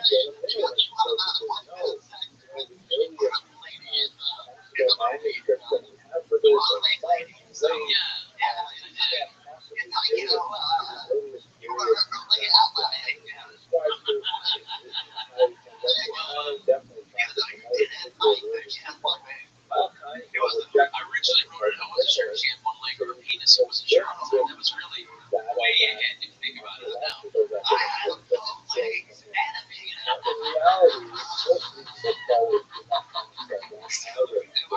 You were absolutely on fire. What a fucking way to start tonight's episode. Ungoddamn unbelievable. Make some goddamn noise one more time for Mark. And we are off and running. Holy shit, into the fucking we go. Oh shit. Lovely Heidi, ladies and gentlemen. See, this is that walk-off juice right there. Red Bull gives you wings, that gives Donnell legs. Your first fucking bull tonight. You guys know how this works. If you don't, anything can happen. It could be a crazy person. It could be the next great talent of the show. It could literally be the next best comedian on planet Earth. Or it could be someone that's put no preparation into this whatsoever. It could be someone super stable. It could be someone completely insane. Anything can happen. There's no show like it. Your first fucking bull tonight. Getting an uninterrupted 60 seconds is Brandon LaCaruba.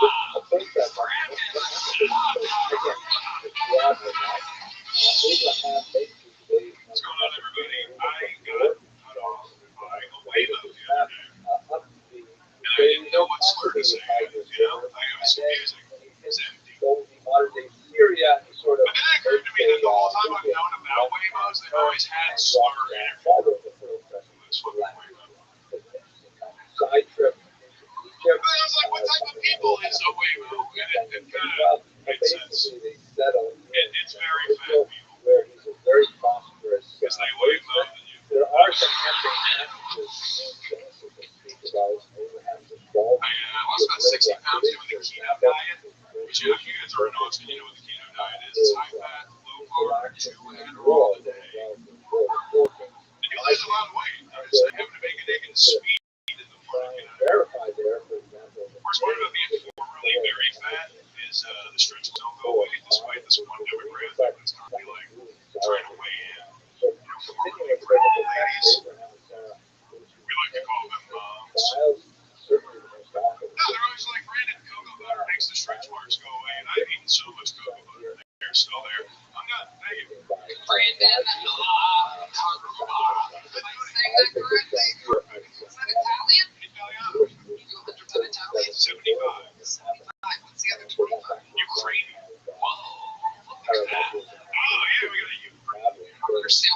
75% Italian just doesn't completely take over that simple 25% Ukrainian. You know what I mean? Such an easy pushover.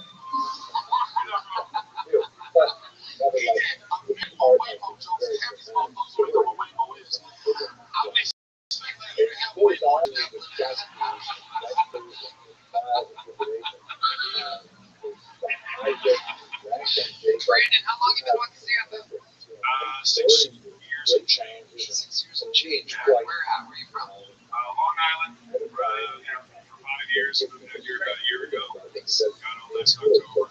So been having a good time. What do you do for a living? I am a professional game show host. Wow. Yeah. What kind of Shout out Game on ATX, my employer. They do survey-style games and real-word puzzle-style games. The last time I was on, I said what we were directly based on, and I almost got in trouble. So, that's cool. It's a dream job. X-rated, family feud. Questions are really fun. Yeah, sounds like fun. So that happens like bars and stuff. No, it's brick and mortar. A lot of company team building exercises and bachelorette parties and people at night just hanging out. It's a fun thing. What's the craziest thing that's ever happened in one of these team building? I was producing for a game, and someone threw a mostly full beer can at the person that was hosting. And then that baller was like, "No, we're gonna keep going. We're not kicking him out. We're not ruining this person's birthday." That's pretty ridiculous. I'll take their name tags. It's gonna have like a big pretend game show name. A lot of people make their name like a slur. Okay. Oh, no, they got a murder tag. Just regular ones. In order doesn't mean neighbor. Oh, yeah, no, we recently had to start screening people for the N-word. Sorry about that. Did I laugh too hard? Are you really? I laughed too hard at that. First of all, you're very professional. You can tell that you're very good with your voice. You're very confident up here. And you don't have to edit this. Just suggestion. You could have a ferret come out of your ass. Let's not get on there. So these are just professional suggestions. But I want to thank you. And I do think for not showing your stretch marks, because I do think there was a curiosity, at least from the side of the room. Don't get it. But I mean, I'm just saying, these are just suggestions. This is my first time on the show, so I don't know how far it's supposed to go. I love it. Rob Schneider, by the way, is on tour. I don't want to give away what his closer might be. Ticket through RobSchneider.com. Pretty sure you can watch him pull a ferret out of his ass. I'm like 85% sure right now. That show ends with a bang there. My soundboard at work. I'm sure you can imagine what it was next. So you can do it, but it's going to take 2 minutes. I understand. There's calling. I know you can do it. Oh, you can do it. That's cool. Yeah.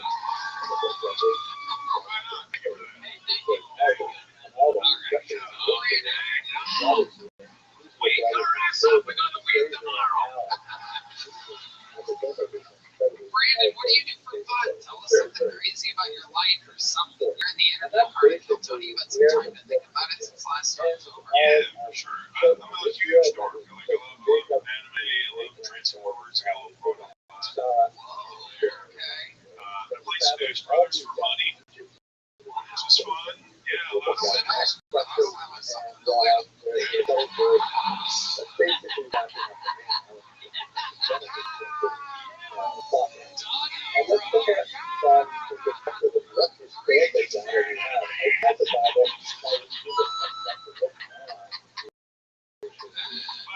This weekend, I'm working on a show called The Hammer, a comedy game show at the Creek in the Cave. Okay. And I just shot them out. It's a great format, super fun. They'll be back in Austin for sure. But I'm sorry, it was just the best comedy thing I was a part of in a long time. It's cool. You're a pro.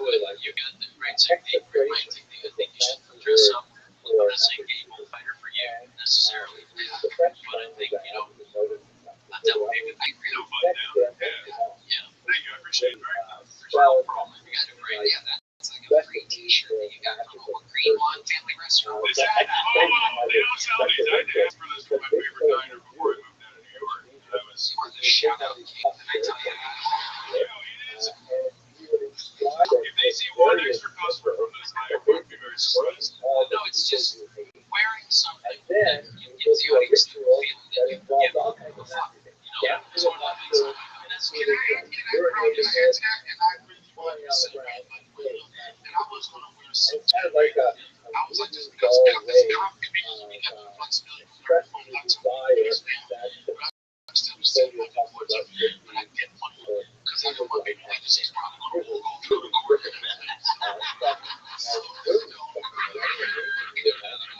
Brandon, did you get a big deal last time you were on? A little one? Well, guess what, Brandon? Hey, Little Brandon. Big one. Brandon Locke Caruba with your first fucking pull of the night. This podcast is sponsored by Talkspace. Talkspace is the #1 rated online therapy, bringing you professional support from licensed therapists and psychiatrists that you can access anytime, anywhere. It's easy to get started. You can easily sign up online and get paired with a licensed provider typically within 48 hours. Talkspace makes getting help convenient. You can take your appointments from the comfort and privacy of your own home, and you can even talk it up between sessions by sending text messages to your therapist. Get therapy and medication all in one place. Unlike other telehealth companies, psychiatry is available through Talkspace, so you can get the medication you need to supplement your talk therapy if needed. Talkspace makes getting the help you need easy, accessible, and affordable. Plus, most insured members have $0 copay. Rabbi, wow, that was some amazing time. I love Talkspace. I think they're providing the best mental health treatment out there. Therapy is definitely helping moments of transformation. You have been transforming. That is incredible, Red Man. And as a listener of this podcast, you'll get $80 off your first month with Talkspace when you go to Talkspace.com/Tony and enter promo code SPACE80. That's SEAC80 to match with a licensed therapist today. Go to Talkspace.com/Tony and enter the promo code SPACE80. Oh, hello there. This episode is brought to you by Prize Picks. You and I make decisions every day, but on Prize Picks, being right can get you paid. Don't miss any of the excitement this season on Prize Picks, where it's good to be right. The Prize Picks experience is so fun and simple. You know I'm stoked about football season, which is why I'm picking Josh Allen for more than 270 passing yards. Now to our quarterback. Hey, Tony, I love Prize Picks. Prize Picks is simple. Just pick one class on 2 to 6 players stacked. Furthermore, If you get your picks right, you can cash out Prize Picks, which their users very always strong, fast, safe, and secure. Prize Picks offers Apple Pay, MasterCard, quickly get instant deposits into your account for this football season. It's the best place to win cash while watching sports. And sign up. Download the app today and use code Tony to get $50 in lineups after you play your first $5 lineup. That's code Tony to get $50 in lineups after you play your first $5 lineup. Prize Picks. It's good to be right. And here we go. We're playing with fire, pure momentum as we come into fucking hole number 2. We're going to keep it moving right along. This is a minute uninterrupted for Derek Bell, ladies and gentlemen.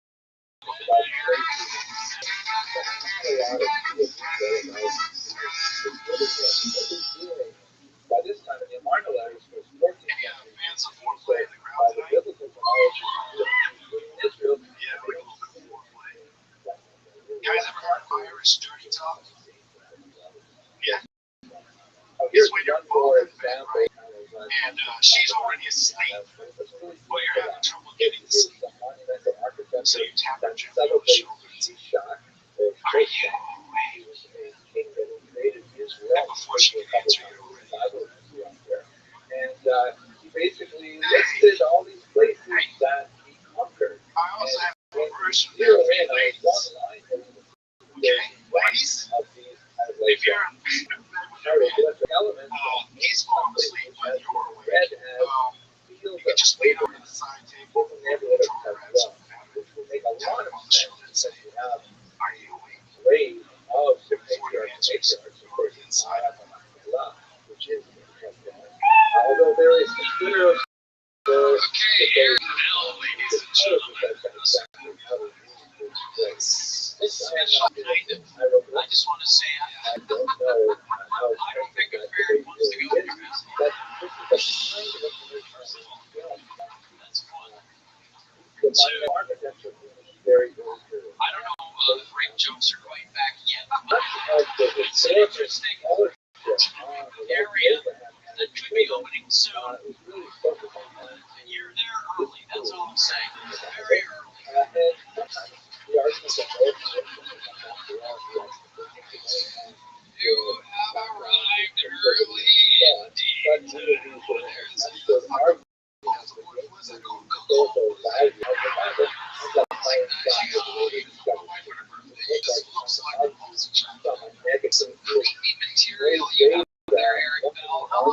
can't stand up. Where at?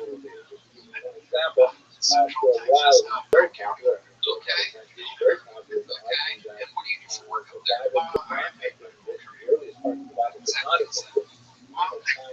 I drop off I got medical specimens such as I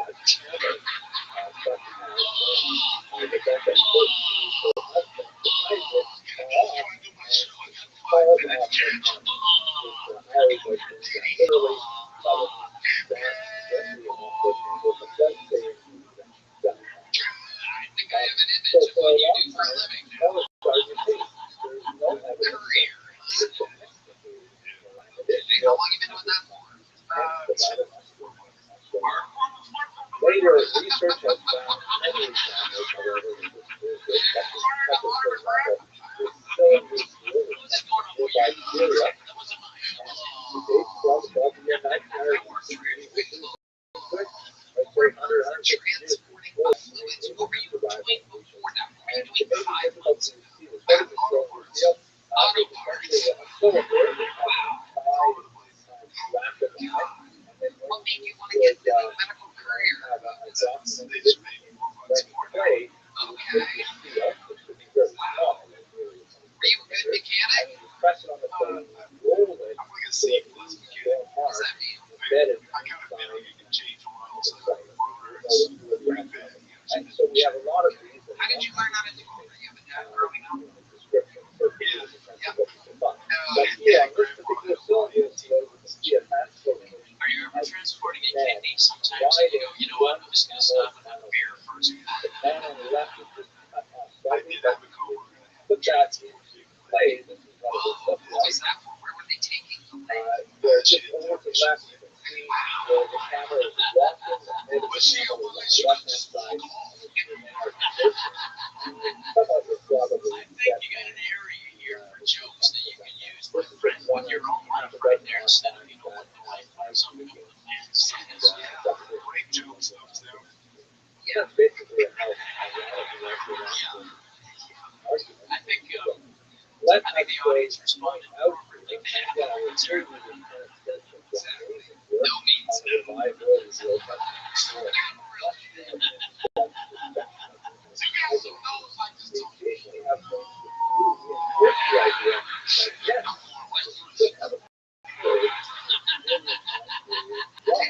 I still don't understand where are they taking this leg. No, it's first of all, it's no,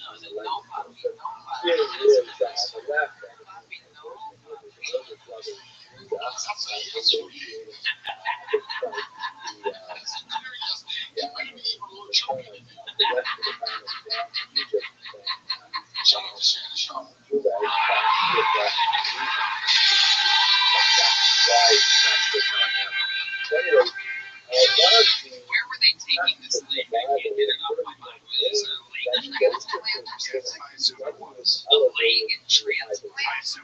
Fucking thing? Never heard of it. I mean, like I said, she quit, so I didn't get to hear the whole story. No, that was a movie that they're bringing over. One of my movies, they're bringing over. Incredible. A leg. Like from the knee down, do you know how big the leg was? We didn't get into a specific. Thigh involved? I don't want to make Donnell hungry over here. Leg, thigh, was there any multiples including that? Multiples in the thigh? No, your great jokes are completely insane. Our jokes are 100% man approved. Your shit is frightening. Unbelievable. Eric, tell us something crazy about your life. I'm a songwriter. What kind of songs do you write? Medical songs. Free me, my friend. Mostly songs. She said no. She said no. She said no. She said no. I said yes.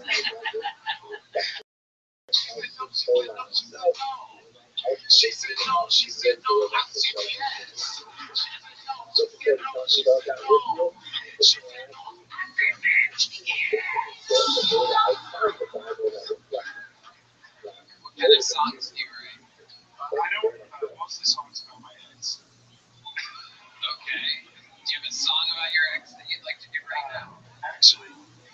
gonna go for broke here. Yes, it is. I don't write my own music though. None of that happens. What are you saying? What does that mean? Well, I take already existing music and just my own lyrics. Doesn't do hard. Man, don't play with let them die out. I'm just like, you guys remember the music? just sing the fucking song. Even these questions, like they are. This one's for you. To the tune of Lone Ranger. Suck a dick, suck a dick, suck a big fat dick, suck a dick, suck a dick, suck a big fat. All right, I'm gonna stop you right there. You don't write shit. That's not songwriting. Here's a little joke book here. Congratulations, you got pulled out of the bucket. You were the second bucket full of the night. Here I go. I want to do something fun right now. Donnell had an amazing opener with them all weekend, and we got to hang out. We had some drinks together, and all of us were listening to music, having a good old time. I want to give this guy a little bit of stage time, make some noise for the Kill Tony debut. Adrian Washington.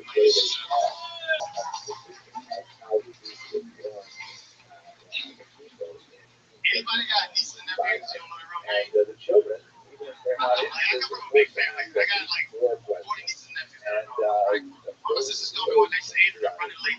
Sweep out of school. Pick the kids up for me. I said, yeah, sister, I got you. I'm excited. Because they didn't know I was coming, so I wanted to surprise them. I got to the school, and the principal was like, hey, we're here again. I said, that is a very good question, sir. I said, I got to my side and make a phone call. Because I was like, there's no way I can tell this man I'm here to pick up Fat Daddy and Bug. I tell him I'm picking up Fat Daddy and Bug. They gonna call CPS on me. I walked outside, I called my sister, I said, hey, who are these niggas? Another time I was coming off the road and my wife called, she said, hey, what you mean take out dinner? I said, the titties, just like that. I think twice. I heard my daughter say, oh, Dad. True story. My wife said, yeah, you don't speak. I said, why do you say that when I answer the fucking phone? You know I speak the phone too, right? But as a parent, you gotta try to fix it. So I was like, hey, put my baby on the phone. Daughter got on the phone, all awkward and shit. She said, yeah, Dad, all I have this job. I was like, hey, this is one day, somebody can say that shit to you. I said, well, you told me I was fucking live, that's what happened.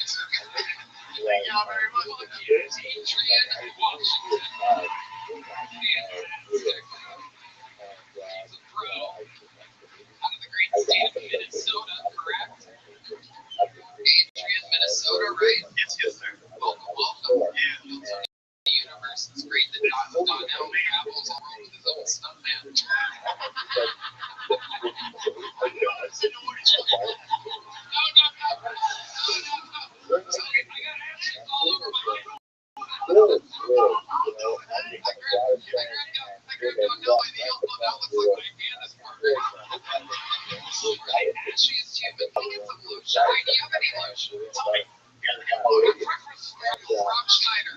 Here's the good part. If Donnell walks off, I'll just take that seat. Your arms. Let's check in with our chief ferret correspondent. Now you're from Minnesota. I'm originally from Mississippi. Minnesota's home. Minnesota changed so much in the immigration. I mean, Minneapolis has so many Haitians now. It doesn't even Yeah, I left Molly anymore. They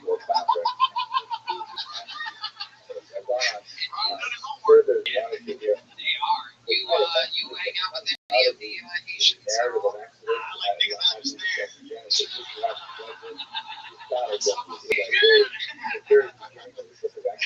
scare us too, white people. Just, you know what I mean? They're not eating pits, the Haitians, but they are considering it. So what's going on in life up there, Adrian Bush?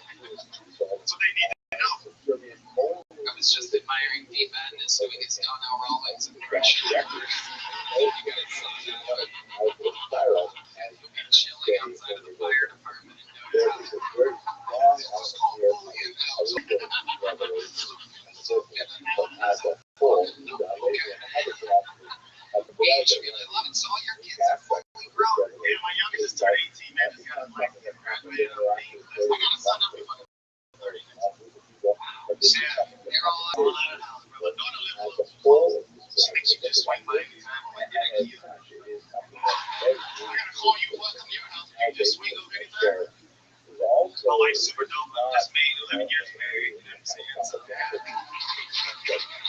Fucking dope. Changed my life 5 years ago. So, like, I love him way more than I love the kids. That happens. What do you do for fun, Adrian? Just live. Like, honestly, like, I'm keeping up there, man. I've been doing this for a long time, so this is super dope because where I live, there wasn't comedy, so I started comedy where I lived. You know what I mean? I started my own company. That's actually how I met there. I just met Rabbi like 8-9 years ago. I ended up hosting for him at the club. It's the best thing I've ever. So I appreciate that, bro. Is he more interested in you?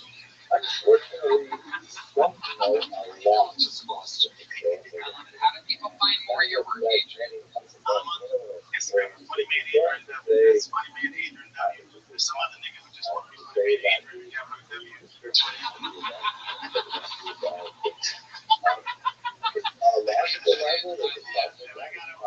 This is my company, One Lake Entertainment. There's my websites on here. FunnyManAdrian.com, man. Austin, you guys that fucking know.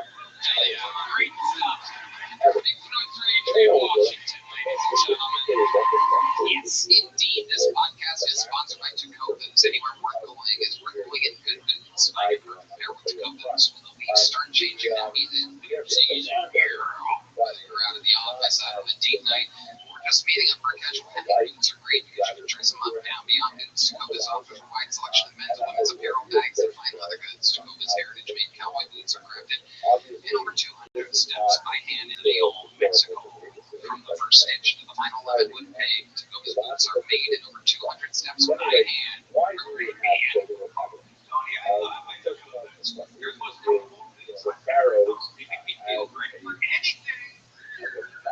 Right now, get 10% off at Jacobins.com/GoTony when you sign up for email and text. That's 10% off at TECOVAS.com/GoTony. Jacobins.com/GoTony. Please look for details. Jacobins, bring your toes west. On to the next one, we go back to the bucket.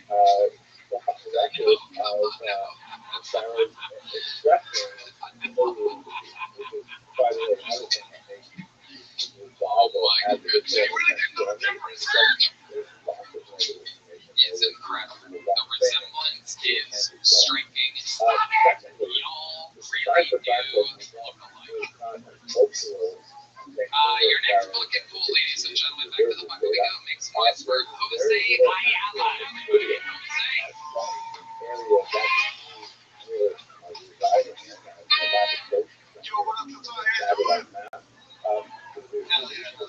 I'm pretty happy, even though I don't look so happy, you know. I'm pretty happy. I've been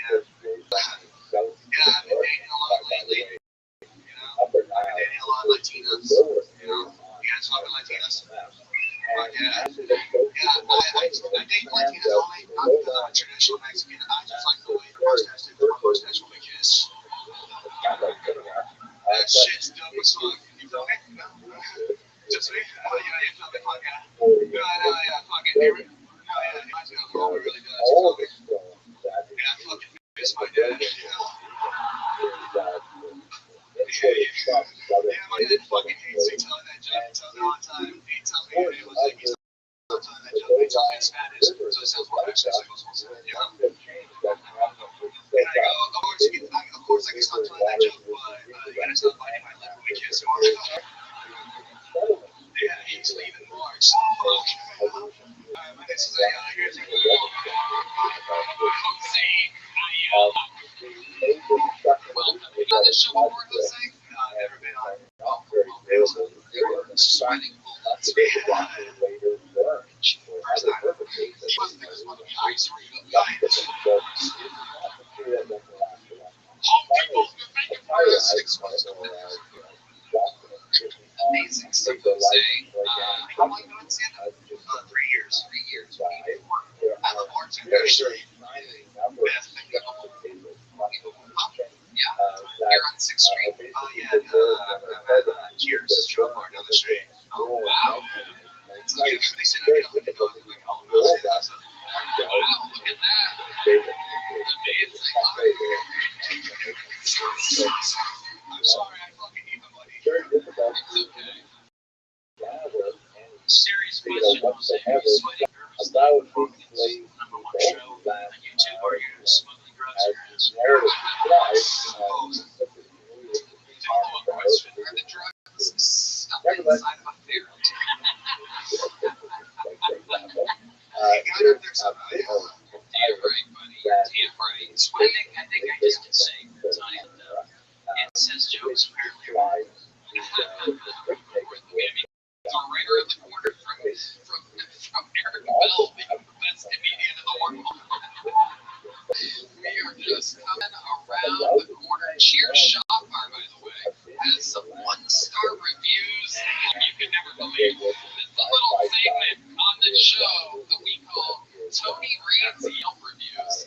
You know, Cheers is one of those bars. Let me just tell you, 6th Street is massive. Austin famously has more bars per capita than any city anywhere in the world. And Cheers is one of those places that I've seen the sign 2 million times, and I've never gone in there. I have no idea what goes on in there, and probably for good reason. I have a lot of friends in the city that were here before me, and they never recommended it to me.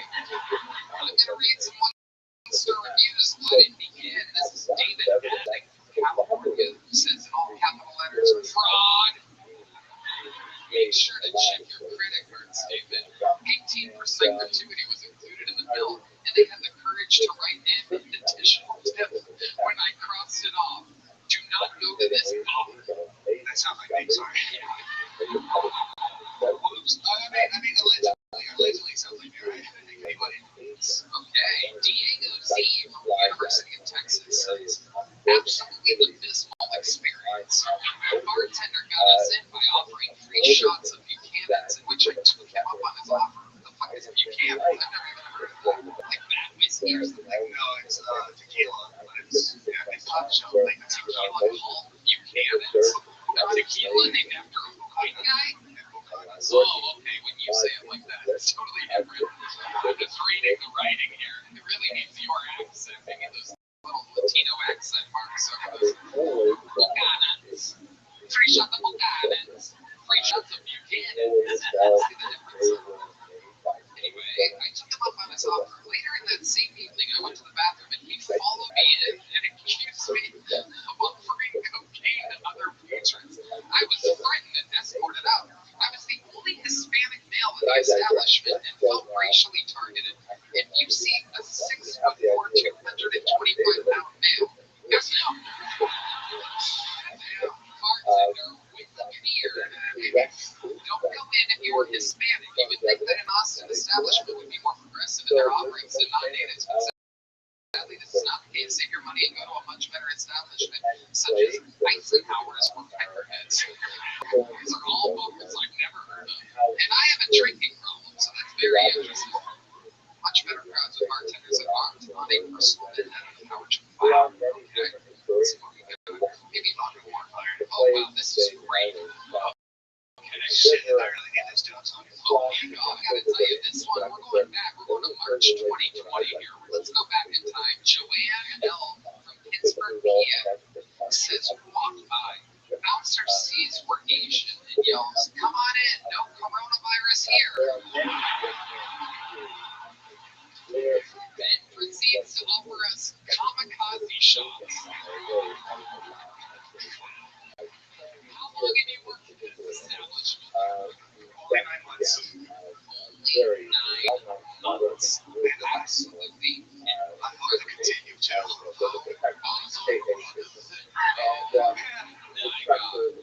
It's so hard. Below says in all capital letters, racist staff. This is the worst place that I come to on 6th Street. The bartender denied services to me and my friend for no reason. We're well-heard Latinos. Why does everybody have to say their race when you're complaining? It's like everything has to be racially charged. We asked if there was a bar at the rooftop, and the bartender said no, the rooftop was closed on the open day. There may be one. There were a lot of customers upstairs having drinks. When I went inside and asked him why he lied to us, he didn't have a word to say, and his face looked really dumb and stupid. I feel like the thing is you. Alright, let's read one more here. Let's see if we got one more. The kamikaze. It's not kind of racist. There's another drink in that establishment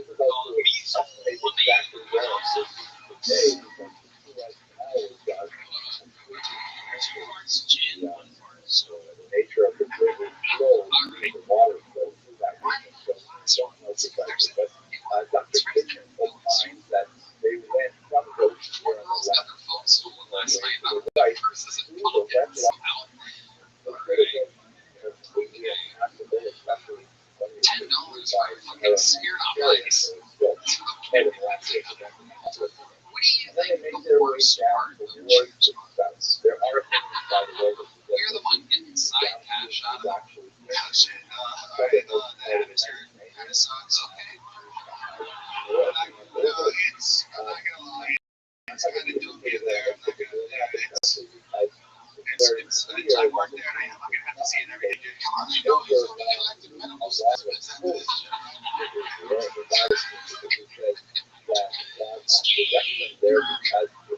Well, that's not, actually, honestly, you know, honestly, it's going to be such a fire. It's a great place, guys, right? Do you do drugs, Jose? That's, I've never really seen anybody smoke. I'm just sweaty. They're always like this. Yeah. Wow. Where is Yes, I have indicated I see how the morning here. hell Hell yeah. which is so revered by So, go ahead. So you just look like you still can be rated. Arabic It's short. I guess it's okay if black people do it. Yeah, it's not never racist. They can't be racist if they're black. very viable. So none of that can be interpreted as racist because they're incapable of being racist, as you know, because they're black. Or as my Asian mother would say, black.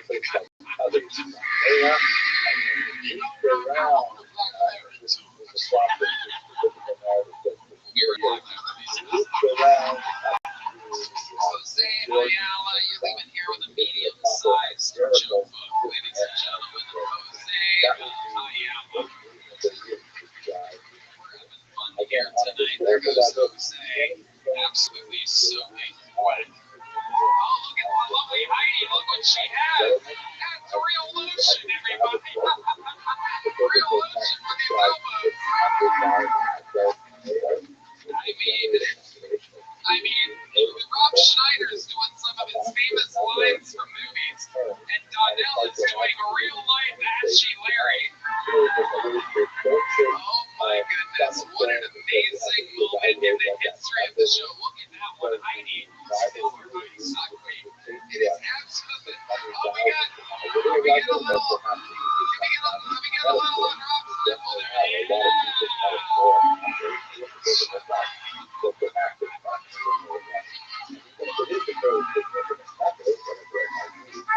This is the number one show in comedy right now, and this is what it takes. This is what it takes. A powerful white woman unashing Rob Schneider's nipple getting a little residual residue. You gotta love it. Anything can happen. This is Hilton. Back to the bucket we go, ladies and gentlemen, as we get a minute uninterrupted. This looks like a new name. Makes a noise for David Womble Jr. Here we go.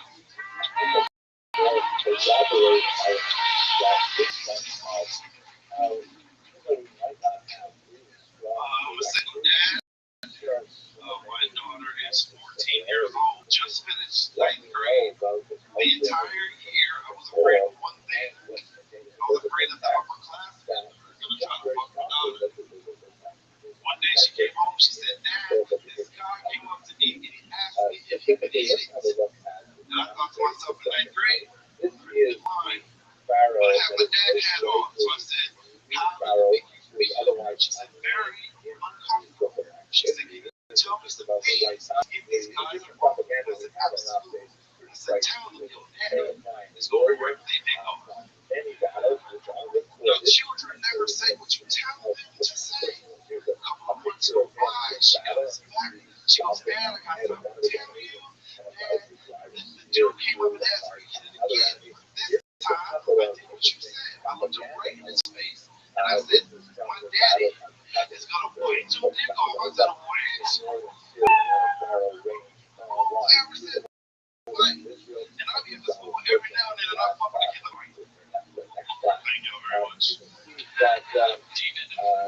The left here is Jerry.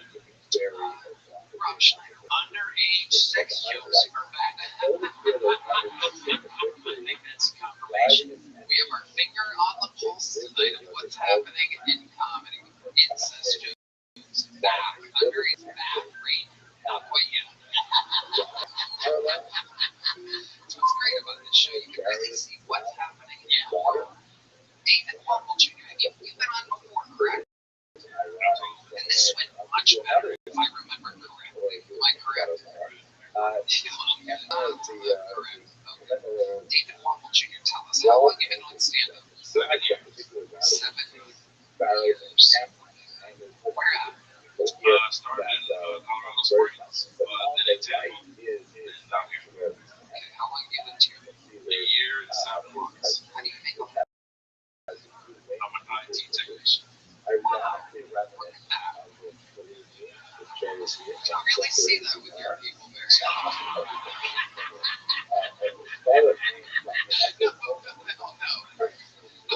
Although my favorite thing right now is Donnell's French elbows are leaving a little pile of moisture.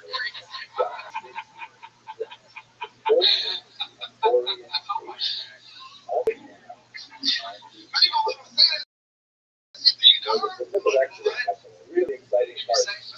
Let's say about research of it. You just told him what Like get the history of clinical art that was able to transport to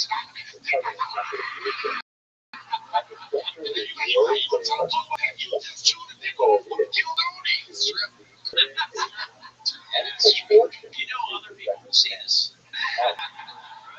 David, what do you do fun? Tell us more about your life. You play racquetball. Wow, you people really don't do that often. If I told you his dating profile is I work in IT and I like playing racquetball, that is the last space he would get. Behind that, it makes sense. You like showing things and playing racquetball. You guys usually make a lot of racket. Playing racquetball. That's a whole different thing. What do you say after this game? We choose some eggs. What do you guys feel about that? Yeah. I love it. Racquetball. Wow. My goodness. Wow. What else? Tell us more about you. Whitest black guy ever. Racquetball, IT. You lived in a van for 4 years. Okay. Oh, that's wow. Again. Just throw it out there. Maybe not an answer either.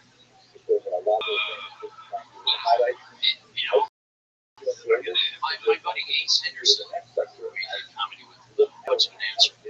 Similar situation.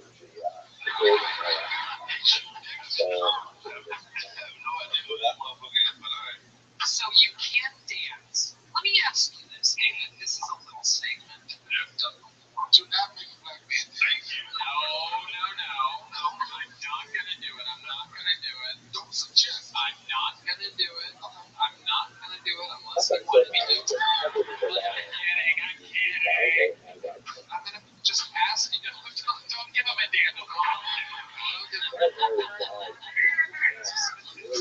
Still shake it up.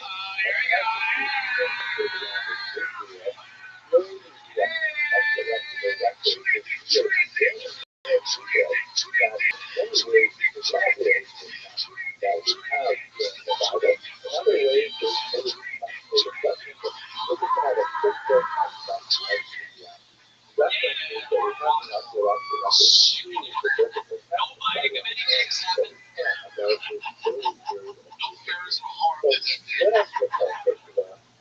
David Marvel Jr., so you're a junior. Were you close with your father? Another one.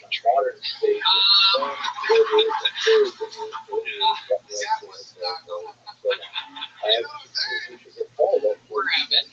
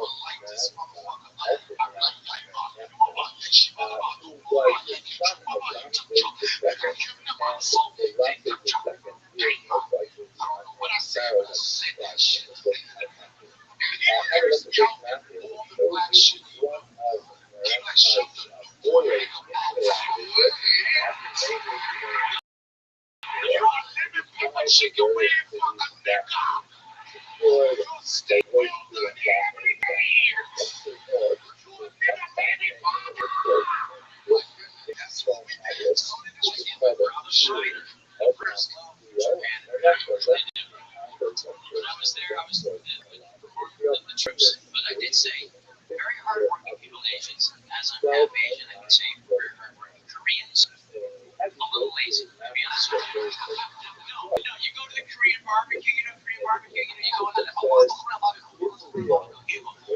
the special, the top soda, and they're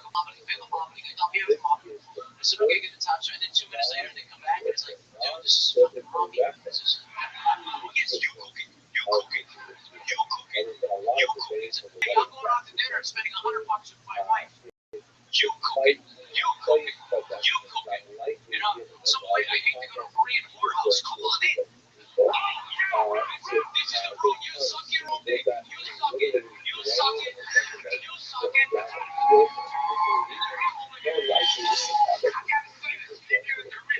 You know how to say how much for the pussy in Korea.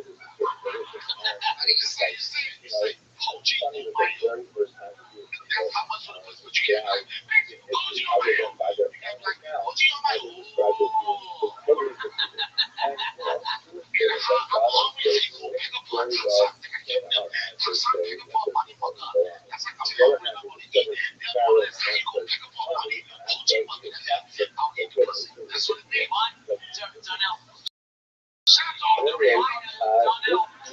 My story was a joke in a whorehouse.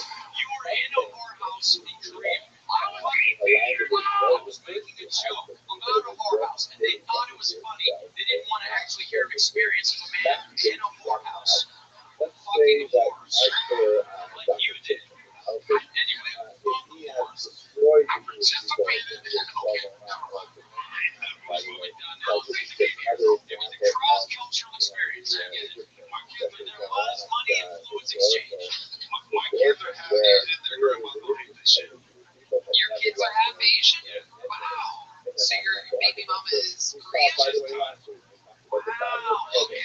Yeah. Boy.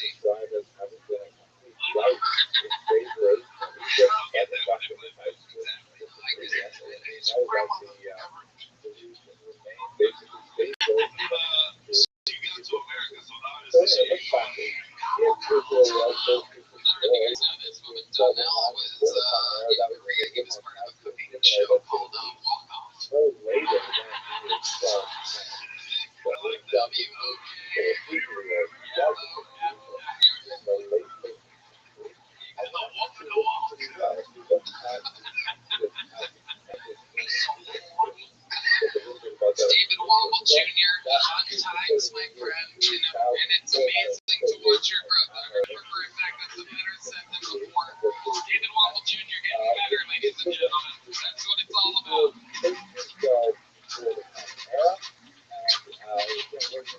Alright, this is going to be a fun one. This young lady is what we call Keltoni famous. Ladies and gentlemen, make some noise for the laws of Whedon and return of the one and only Juanita. Everybody, Juanita is.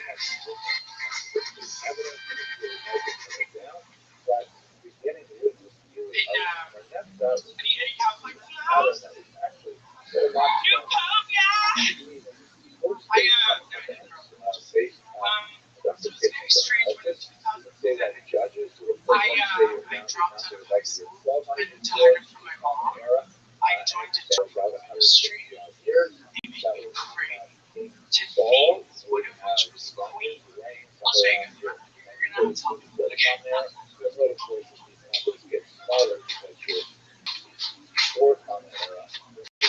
She's doing the cool day, 40 days without feeling, giving his life for the cause and more. Standing on a place, amazing grace, spreading his love all over the place. Singing, we will praise you. Amen.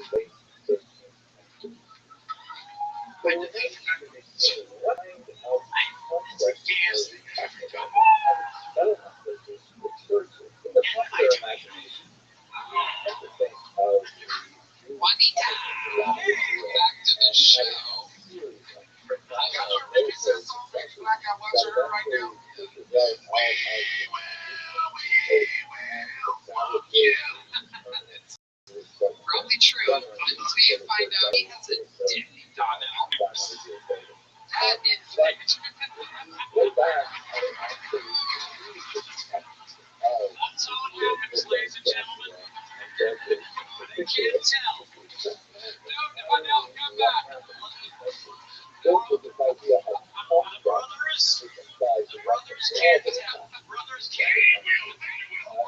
Especially so when you look at They never, the last place. Donnell, the last place on this look apparently is the Adams Apple.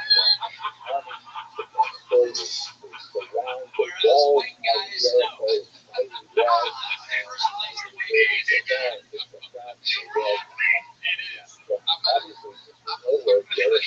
Charlemagne's gonna find that clip. We will. Fuck you. You are fucked, Donnell. From the street. I'm sure this happened. Donnell, I'm sure this happened before in Korea. I'm sure Korea as an 18-year-old boy, this is a memory coming back to you.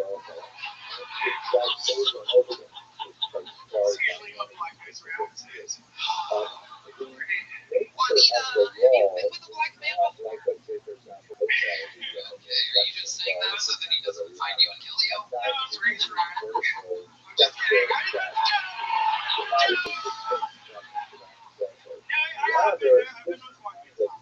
Okay, he was half black.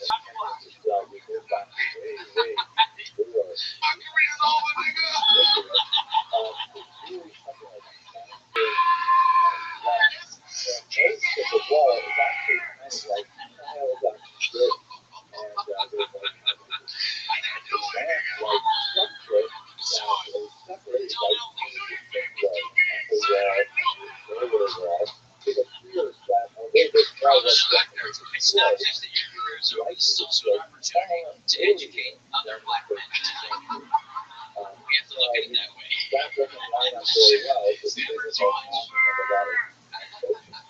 Black guys out there, you know what to do. It's between the chest and the chin. It's called an Adam's apple. If they have one, they have something else. This is a special moment for you. So, take it for what it's worth. It's worth a lot. It is. The more you know. Juanita. An interesting set tonight. Let's just talk Johnny. I know. But it's alright. You gotta pick yourself up. You know, who knows? It's 2025. Maybe the streets will forgive you. Maybe they'll go, wow, Donnell, took a chance out there. Progressive. I mean, I'm sure when Chappelle sees this, he's just going to go, Donnell, you might win one. Donnell, I want you to emotionally pull the balls aside. Can you do that for me? I think you can, Donnell. You can actually spread them out on each side. Donnell, we're here for you.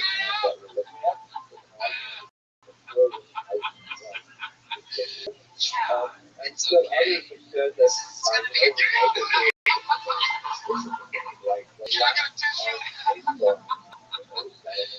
Oh my goodness, you tricked Donnell, and that is amazing. I've seen it. You're fine. We will fuck you. Yeah.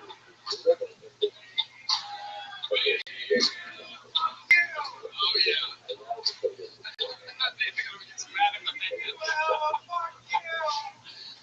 But anyway, these jars and oh my god. I see that on your next tour, Donnell. Someone's entrance music. Someone's coming into that on this next special. How exciting. Oh, now that your glasses are on, maybe you can see more clearly.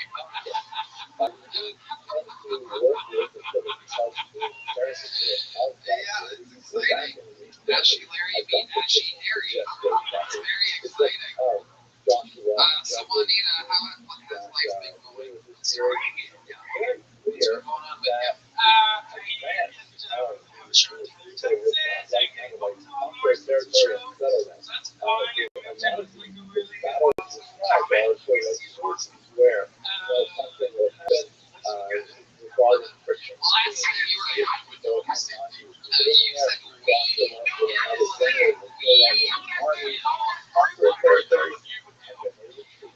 there you go. There's Red Man trying to save me right now. The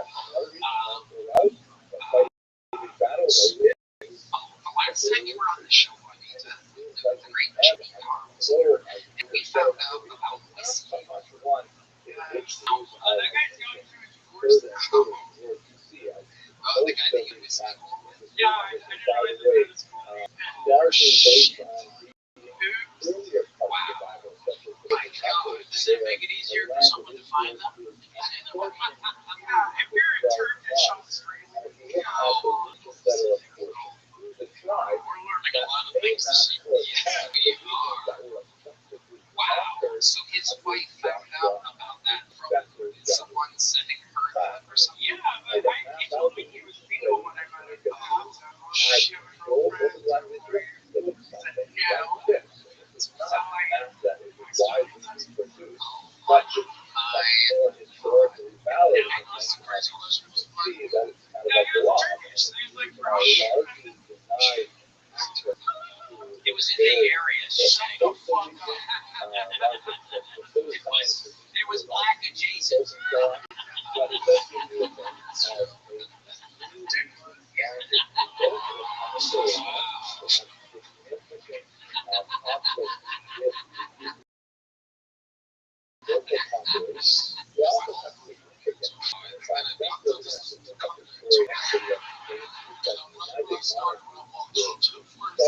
Oh, you're a legend now.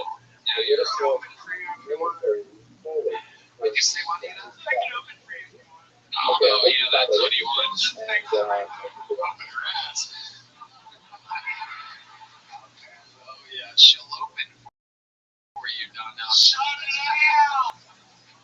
So progressive. Better than. Can you. Donnell only likes openers that look exactly like him. Can you,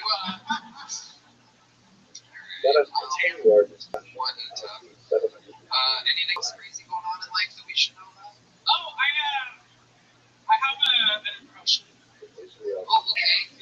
So this is it's Charlie Plainview from There Will Be Blood. Explaining every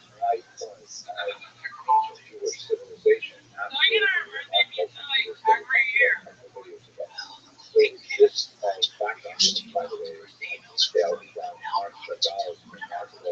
Yeah, but they get it like every year.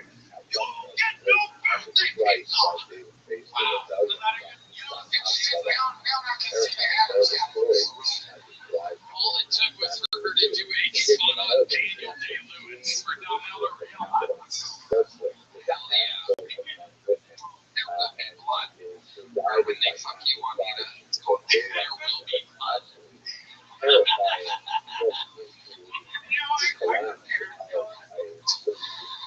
Juanita, fun times. You've been on the show numerous times. It's, wasn't your best set, but always a legendary interview with you. We love your sense of humor. Proof that some trans people can roll with the punches. That's another by the great Juanita, everybody. It's a stereotype. Some people say, we do have a golden ticket winner here, ladies and gentlemen. This guy's only been on the show one other time when he famously came on with children's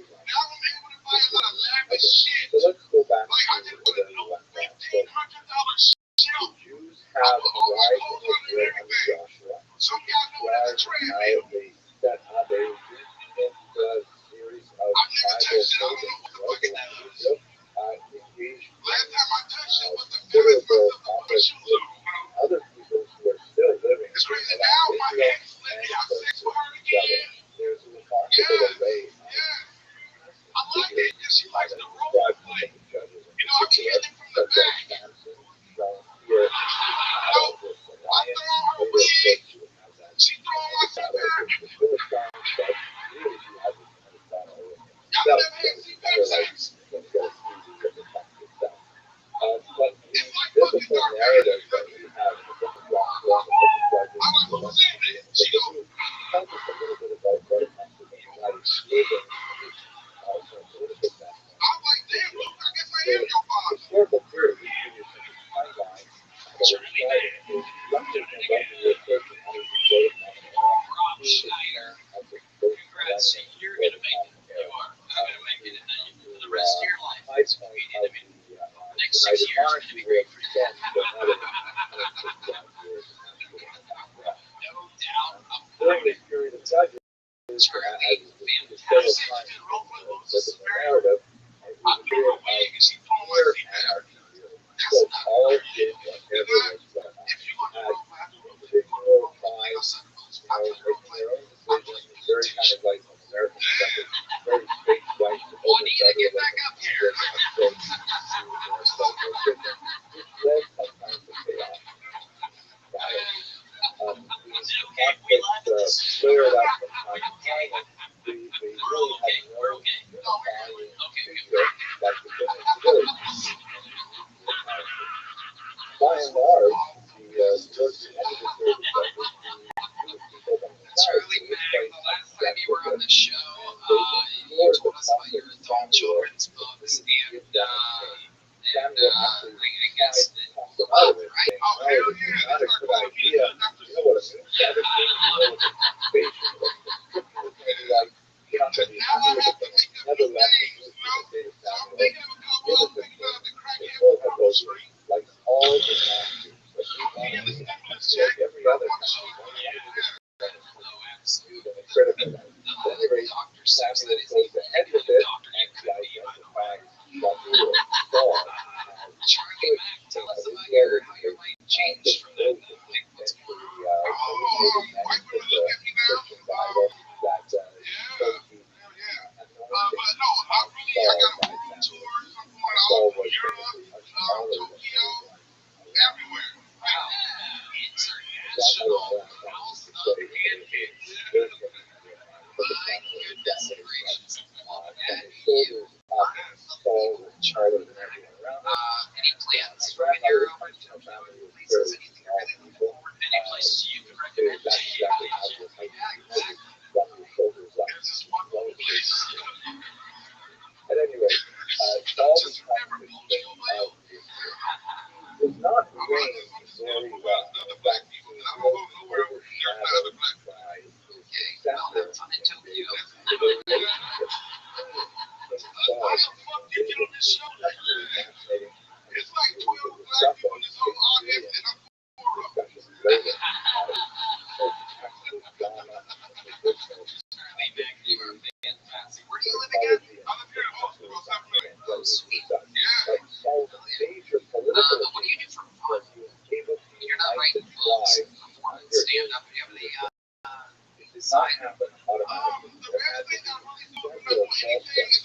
Finally, when they had an external soul of Saul, a very dramatic new talent, all the other tribes to come together under his leadership. And in fact, Can we look at that one? to the one particular man from marauding of David, and this cemented the beginning of the here is Daddy duty is also what would have been on Donald's dick if you fucking wanted later to. people have been divided now. This represents several of the tribes before split away from but nevertheless his main rival was the successor and his son-in-law David. David is Oh my the god, largest Charlie, figure you're fantastic set. You've done it again. You're rock solid. We're excited to have you. Have you back on again soon. Charlie Mack, ladies and David gentlemen. was absolutely fascinating. Give it a minute. To To the fucking ego. Ladies and gentlemen, it takes a while for Charlie to come off stage. There he goes. Shit. Very Big boy. Makes you figure as as the greatest warrior. Make some noise for your next bucket list, ladies and gentlemen. It is Michael Hines, everyone. Michael Hines. As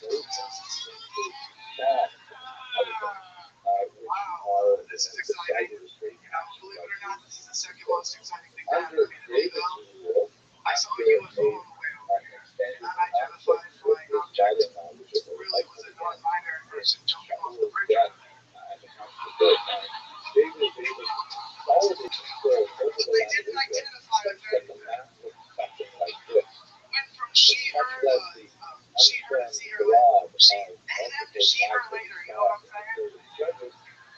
That it is a fairly More of an unidentified falling object. But for a second, the Osborne's finally out. land on Do you think it's everything you dreamed it would be? I'm sure it's not that bad though. With all the scientists there, they gotta have air conditioning by now. It's probably a party. I voted for Trump guys and I regretted it week one. Philistine. Week one, he took away my food stamps. What the fuck? He said I gotta work 40 hours a week to get them. If I work 40 hours a week, I'm gonna need fucking food stamps. It's kind of a neighborly conflict in some ways. Like, for example, at one point, David really his daughter-in-law killing. It's great. Even on the show once before, right? Twice doing it, like, it's fantastic. Please tell me why Peter was the one that jumped off the bridge. I wish, John, you did my favorite episode. What was that? Like, was on my favorite episode of Kill Tony of all time. You don't know?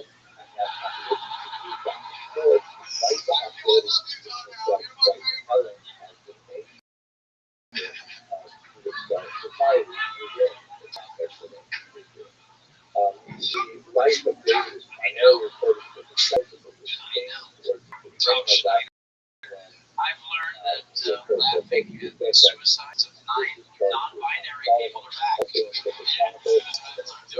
So much coming. You gotta hang out in Austin more often. You really love it here, Rob. And by the way, President Trump was taking away your food stamps. He was just making sure that you were fine. Like, so At this point, I've given you guilty as charged. Mike will remind us how long you've been doing stand-up. About 2.5 years, Tony. All been here in Austin. Yes, sir. Fantastic stuff. I'm a realtor's assistant. Open houses and stuff. Don't tell them. Can I say, I don't think they like you, Tony. I don't think they like you, so if they know I'm here, it might be them. Realtors don't like me. Well, those two. especially when you think about Maybe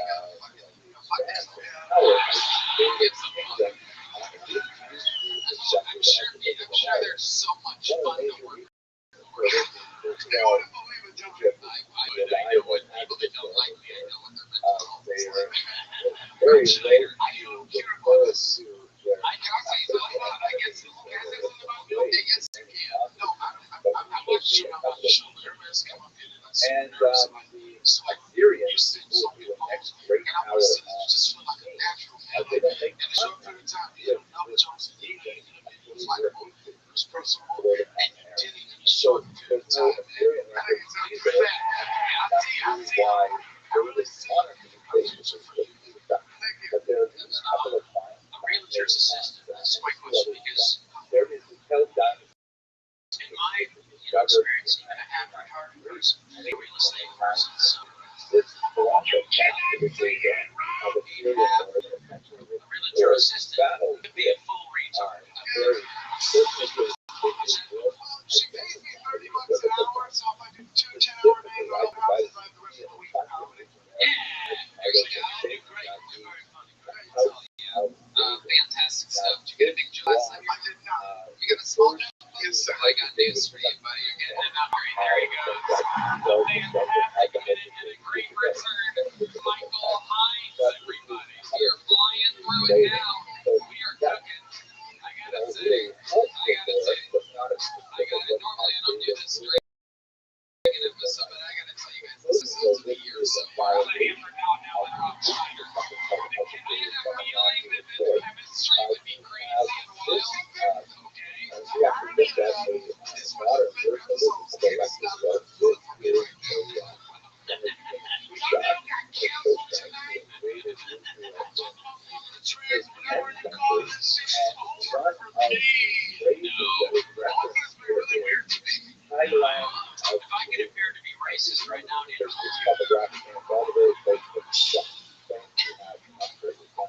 No, this is it's really been fun to enjoy this. What a great this audience here. Yeah, we're gonna fucking flame with fire, and we're gonna keep it moving, ladies and gentlemen. Your next fucking 1 minute uninterrupted right to James Carey. Give everybody James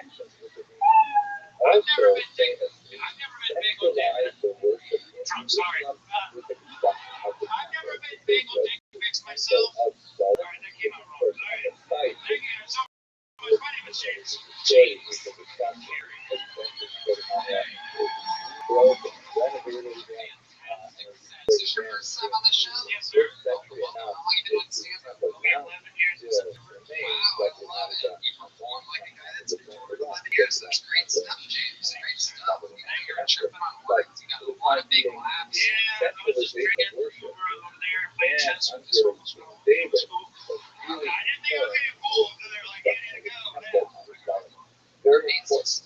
Rob, I will say your time was fantastic. You also instead of saying you've been doing it 11 years, you said 11 months ago, you want to fuck No with longer nuts. well, Well, that would be lying. I'm talking to Rob Schneider. Fuck, goddamn, this is great.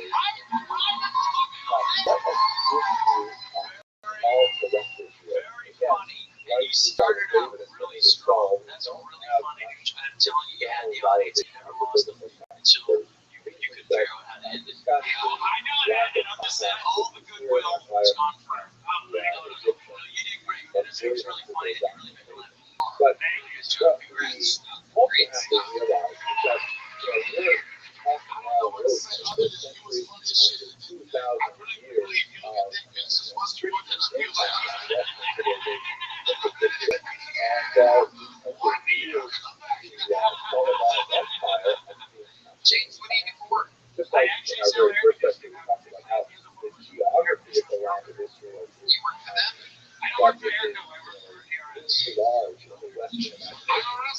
the empire of ARS? is also What? ARS? compared to much larger empires active in this day. ARS, not named for a company. Ottoman Empire, basically extended Sure, much I of what guess. was You put in the ACs, you remember the county number? Check out RRs. That's it. We'll pull you down. Our Honestly, Ottoman Empire that's too bother people. Don't incredibly people. important for Jews You don't even talk to live people. there and their immediate neighbors. How But much you now do? What exactly is the trick for this? The biggest opportunity of your 11-year career. Tell us what you've been sipping on. I find this all so intriguing. Nothing like watching 11 years of hard work. When And looked all at of a sudden, and here you are, you're doing great, and you're handling it well, but I can tell who you are. Like, smaller it was not Kill Tony if this was a random show where it's like a special show where you pull out drunk people at the DUI checkpoint. You'd be fun, right? So fun. I mean, it's incredible. So tell us, just honestly, truthfully, what exactly did you drink today? Just vodka soda. Okay. Random pictures. You had a picture. Okay. They sell them next door. You should go check it out. Oh, yeah, no, we have alcohol here. I'm just saying, it's a good deal.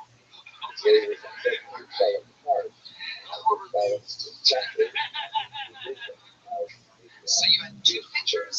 Two pictures. Thank you very much. Two pictures of vodka soda and a beer. That's an interesting choice. After two pictures of vodka, you go like, it's not hitting me. ¿Dónde está mi cerveza, motherfucker? This hasn't worked. That's when you get your money back for those fucking pictures. Juanita!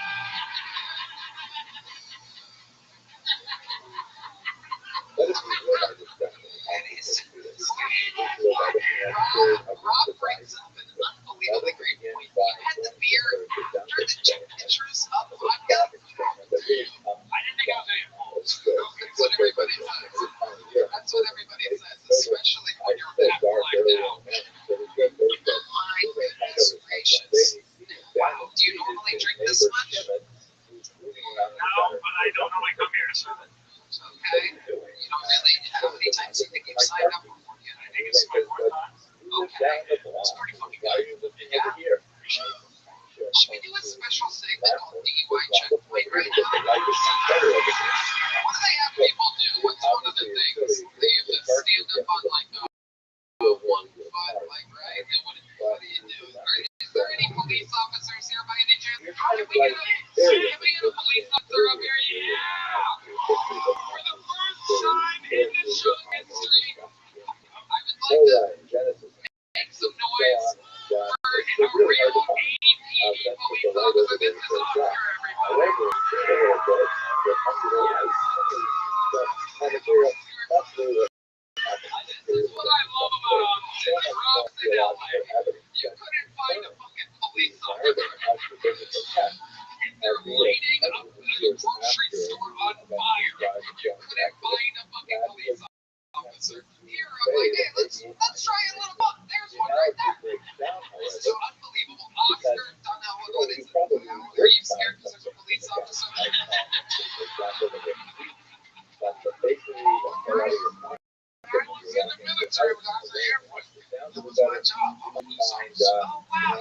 mention that you were in the military. How was the birthplace of Rabbi? Where was it for you? Wow. Yeah, that's true story. I was next to the officer. You said truckers now? Shut the fuck up. Red man. Red man. Red man, you can't dirty motherfucker. Red man, you can't ask things like that. No. Did you used to juke yourself? No, let's check it with Rob Schneider. I can't. Let's check it with Rob Schneider. I still can't get over the beer after the two pictures. I mean, what's the next thing next to it? Was there a gun? Not tonight. Where did you get that drink from? Sometimes you get back in and get a fucking drink back. You guys are crazy. All right, Oscar, if you don't mind doing us a favor, this is the first time in the history of the show we've done anything like this before. Thank you for playing along. How about one more time for Oscar? Step on up to that microphone real quick that he has. Give him the mic there, James. Give Oscar the mic. Would you mind just giving a quick little DUI test to James Kerrigan?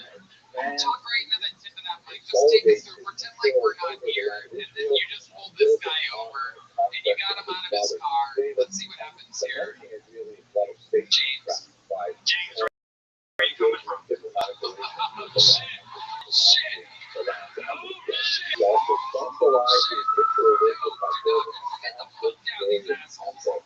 Alright, I need another microphone. We have one under the table. Where under the table exactly? Was it very far right? It's not one more under there. There it is. There's one more. Yeah, we got one more in there. Oh, this is so fun. This is podcast history, ladies and gentlemen. James, he asked you a fucking question. How much you got from the comic?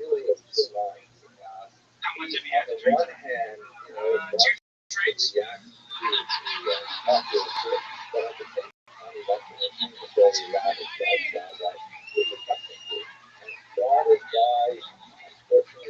Honest.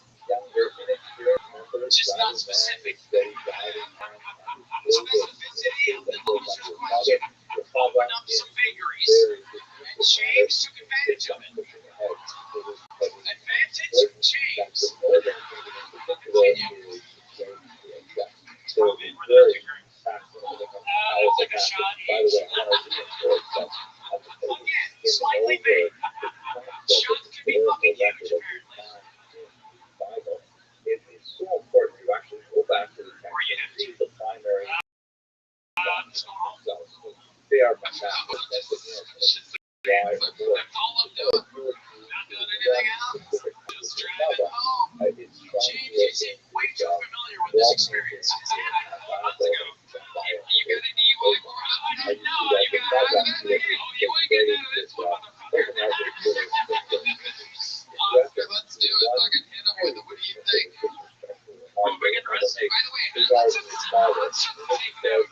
When Oscar talks into the microphone, I've been doing this show for 12 and a half years. I've never seen anyone so commanding and clear. It's like a specific type of police fucking. Like, where are you coming from? I just have to say, this may seem racist, but you're drinking tonight. We should still arrest on them.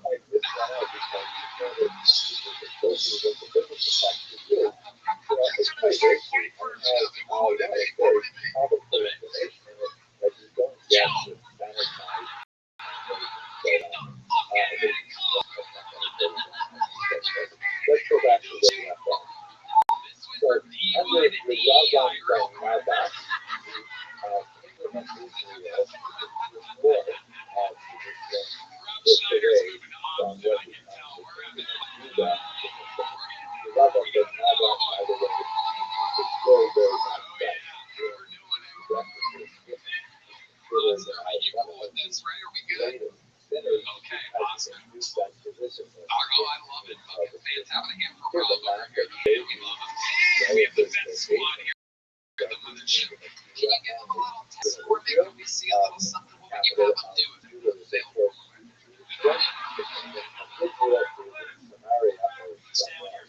subsequent lectures will teach more about what happens in this show. They are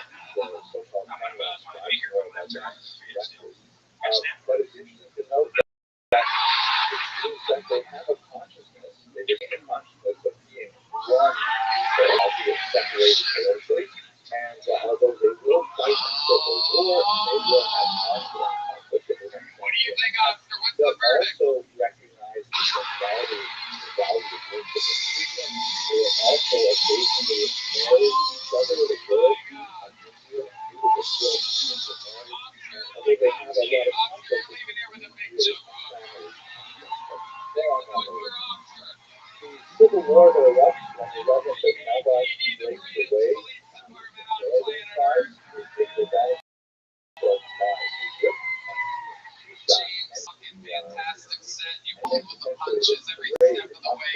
You are truly an 11-year combat veteran, and you have the joke score, you have the stage presence score, you have the big jump. Sign up. We want to see more of you. Come back, Jake American.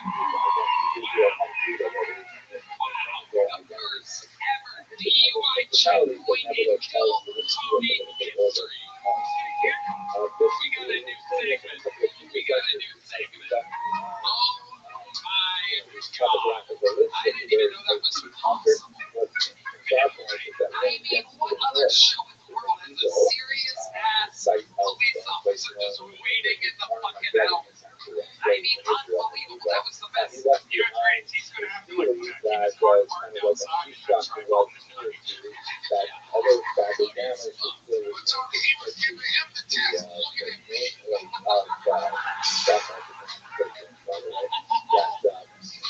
It is. It's going to be James Kerrigan, Donnell in the back of the police car, and Juanita. That's going to be a long drive to the station. Donnell's going to get a check.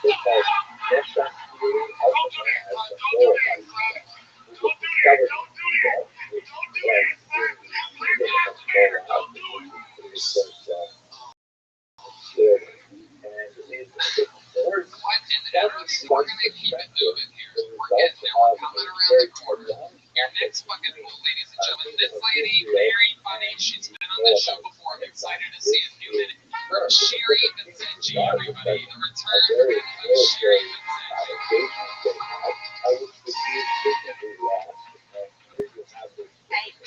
Thank you. I am originally from Iran. Yeah, where women traditionally don't have eggs.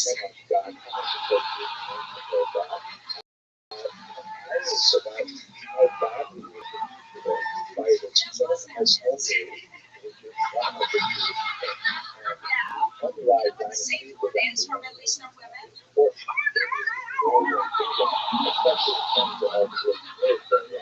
Yeah.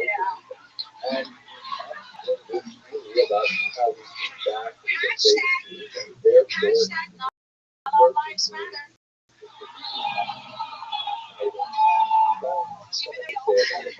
I have a friend who's so obsessed about the size of her boyfriend that she's so happy. I mean, do women don't care about size? Do they have like a measuring tape in their, nightstand every time a new guy comes along? They're like, oh, let's measure that. During this period, You know who I know for sure has a measuring tape?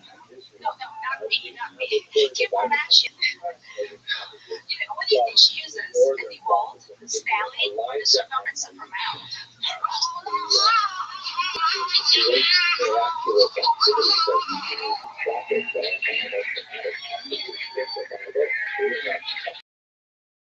Sherry Vincenzi is coming to get Rob Schneider.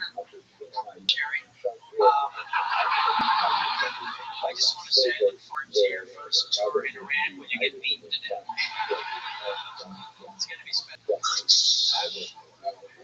Normally when a comedian, very funny, that first joke and they're fucking killing me. It's just really, really funny. It's just putting those jokes together and boom. It's really, really funny. Very special. It is true what Bob says. If you ever do a show in Iran, you're going to be the first, not the first comedian to get stoned after a show, but in that type of way, no doubt about it. Of course you can, yeah. You're About 2 years. This round I used to do 20 years ago. Can I say this? And this is where we're just all about bitches. I'm not trying to be disrespectful or anything. We're talking about comedy for 2 years, right? And having energy like all of these people that know power. Never did very high. That tells me that you had to turn your life into something. Comedy was your passion. Am I correct? And you said to yourself, you know what? Fuck it. I'm going to do it. I'm going to do it again. Your energy, your choice is right. And then in this situation, we're soaking together. It's all about you're never thankful. You're an old school. I'm not trying to call you old. I'm just saying the mixture of material. Something you want to do. and then finally you have a section called being. That's lighting. So can you think that you don't fit into either category, like song, for example, or songs,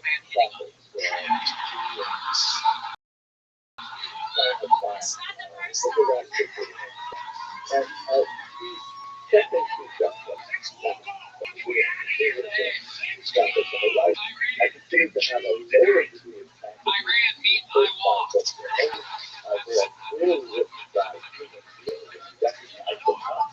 It's like God must have been inspired by God. These covers have come up. I'm not gonna lie.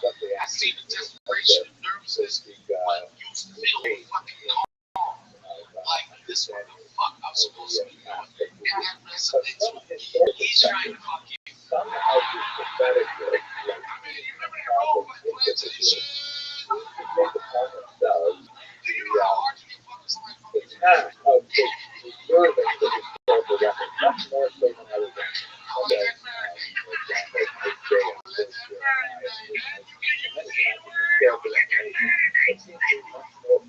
Might be time for another reload. She's gonna be so this guy a whole lot of Sherry, how's life been? Tell us more about your real life. Ever since I've been like Tony, I get hit on Instagram, But the quality's gone up and the age has come down. Have you taken advantage of any of these situations? I have not, but all these young guys trying to show me their best minutes.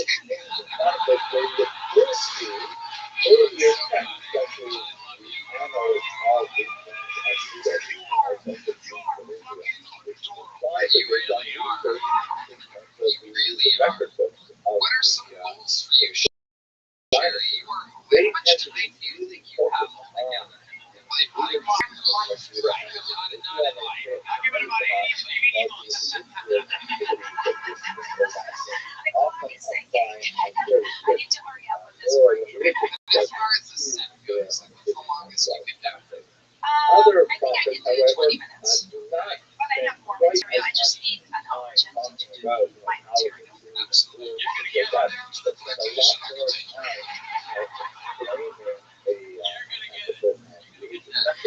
Great job.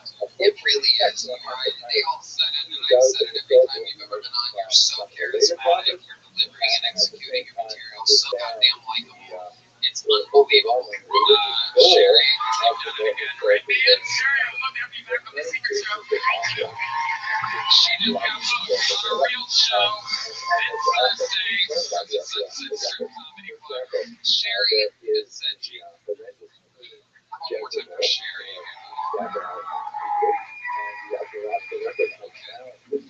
We have another return of a legendary performer here. This man famously is part of one of the most viral clips in Kill Tony history when he said that he was molested multiple times as a kid. And Dr. Phil famously said, I said Dr. Phil, and Dr. Phil said, what was your favorite? He does a podcast with Tony Hawk. You know him. Hawk and the Wolf.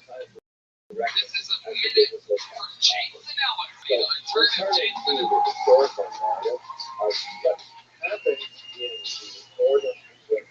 What's up, motherfuckers? So yeah, I know what you're thinking. I love that game. Well, it should be naked with a guy's penis in my mouth.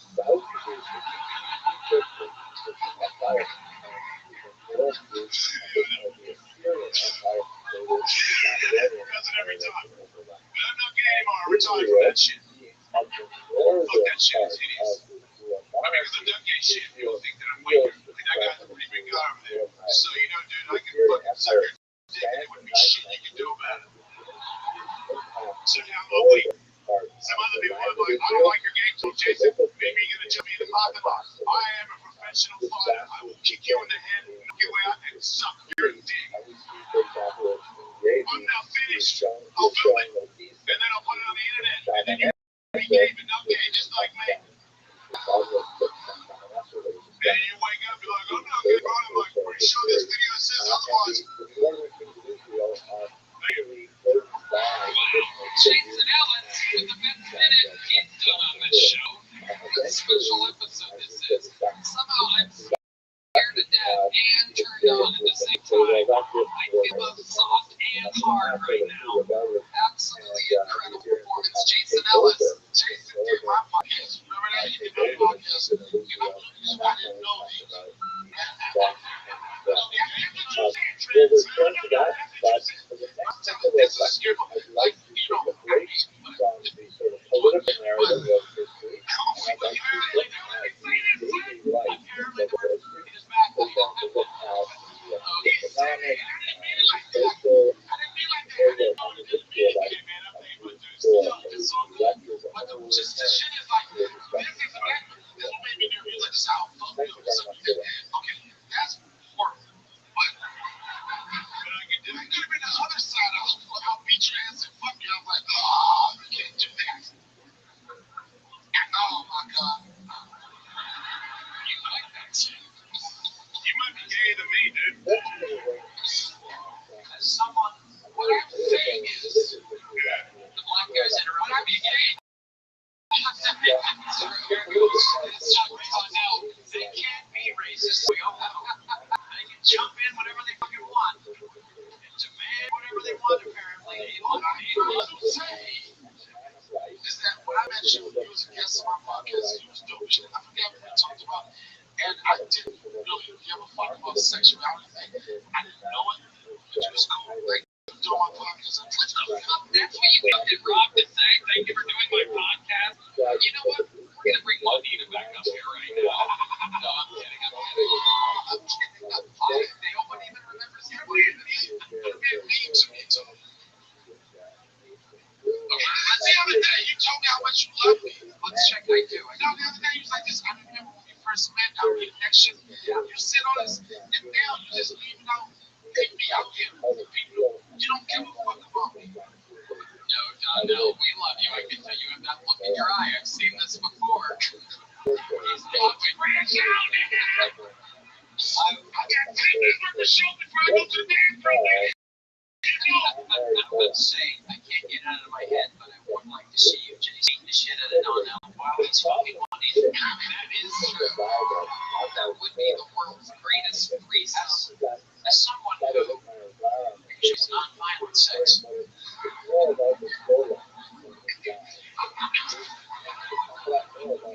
Where the ending is not as much in the face, but common face. It's different.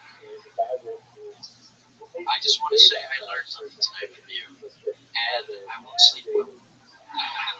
Thank you. You're welcome. Jason, you are a scary guy. How's it been going in normal life? Tell us what Really good. Yeah. And better than ever. I love it. Tell us about it. I got a girlfriend. She got the Joshua's Bowman one. So, Wow. thank you. Thank you. I'm confused. He was gay. No, he's no longer gay. I was never gay. I was just a sex addict.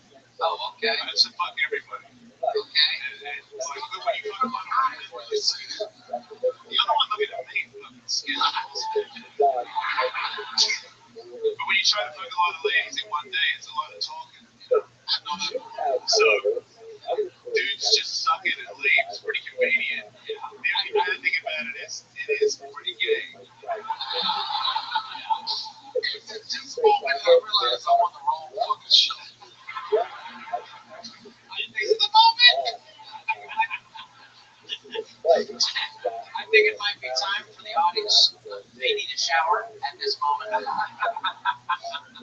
Jason, what's the gayest thing you ever did? That's fucked up. I'm trying to move past that, like the things of Christmas past. But I guess, like, I love the whatever you music. can I wonder imagine. the horn players have a song for this. The gayest thing that you've ever done. What's the gayest thing that you've ever done? It's the gayest thing Jesus ever done. Everyone wants to know. Gayest thing. I know how so fucking we wanna know. I rollerbladed once. Yo, that's so fucking I used to rollerblade in Brooklyn. It's fucking gayer than me, dude. You're fucking gayer than me. That's insane. You can't tell a black man.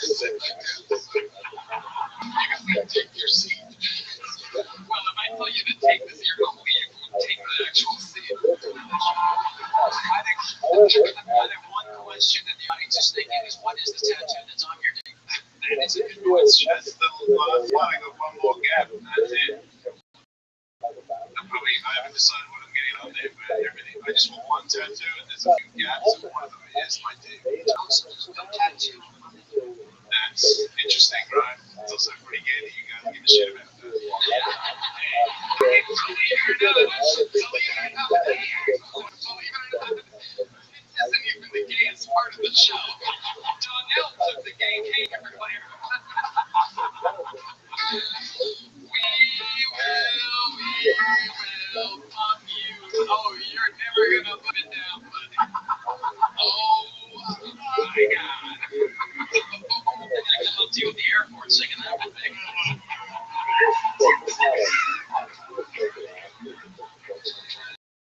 I can't believe you didn't see she was originally in shade. Even Jason Ellis is like, yeah, Donnell, you're gay. So he will fuck you. Oh my God. You sang it with such fucking passion. No, I didn't. Black guys think anything white adjacent is hot. That's the matter. That's what was proved tonight. So I was here to hold it.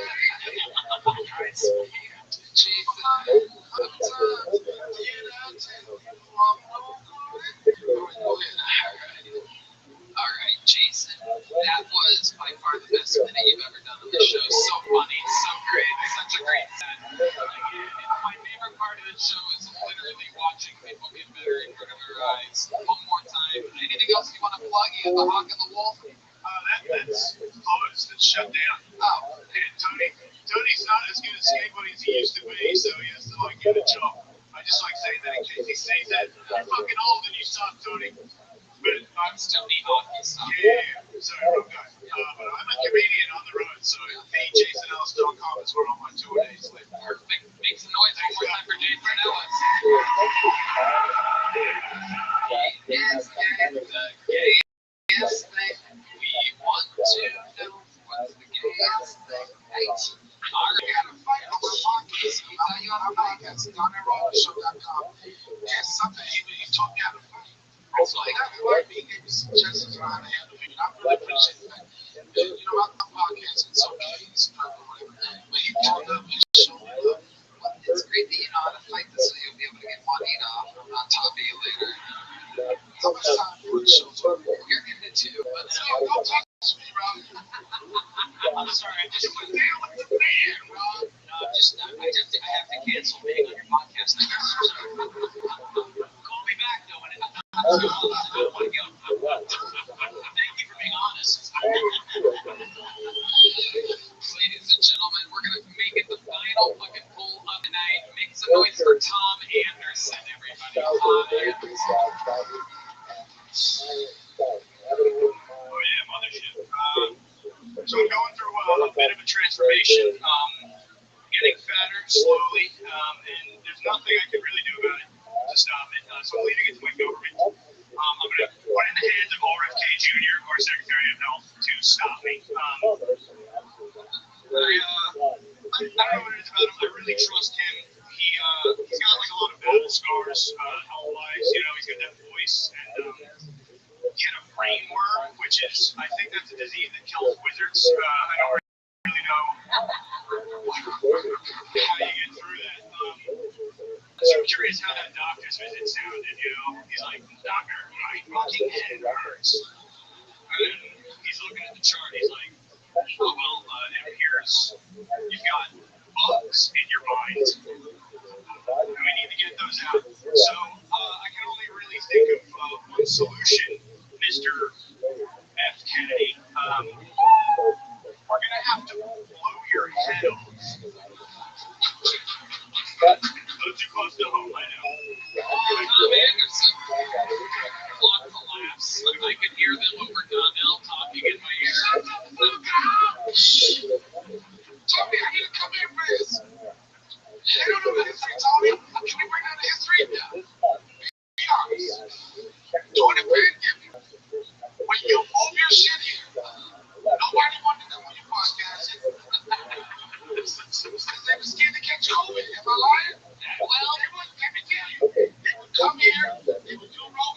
like, fuck it, I'm out of here. You asked me, Donnell, can you tell me? I don't shut the fuck up. I don't know how to say ass, nigga. I don't know how to say ambulance either. Shut the fuck up.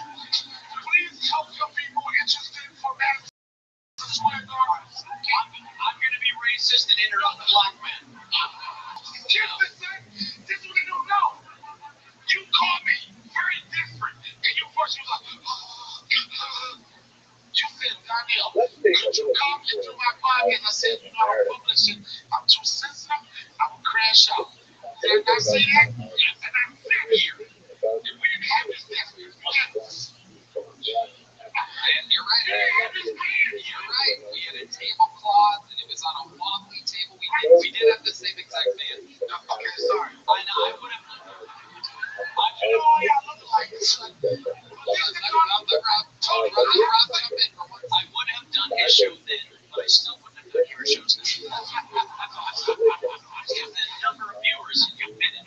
If you need to imagine the number of viewers, what they say get on one end. It's my hell. I had a misunderstanding with the police. You got a misunderstanding. You got it with the misunderstanding. It was a misunderstanding. Tony!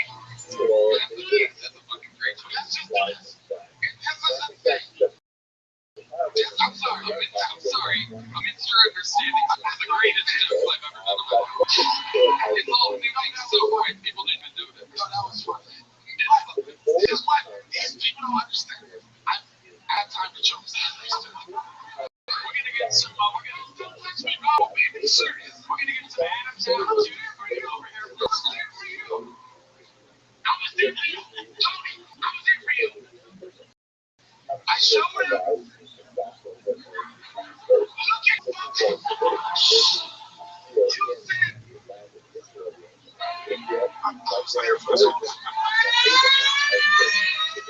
There was a time where if somebody was there for the state of it, not Robbie, let me get this. And you said, Donnell, would you show up for me? And I said, as a friend, I would show up for you. And I did the show.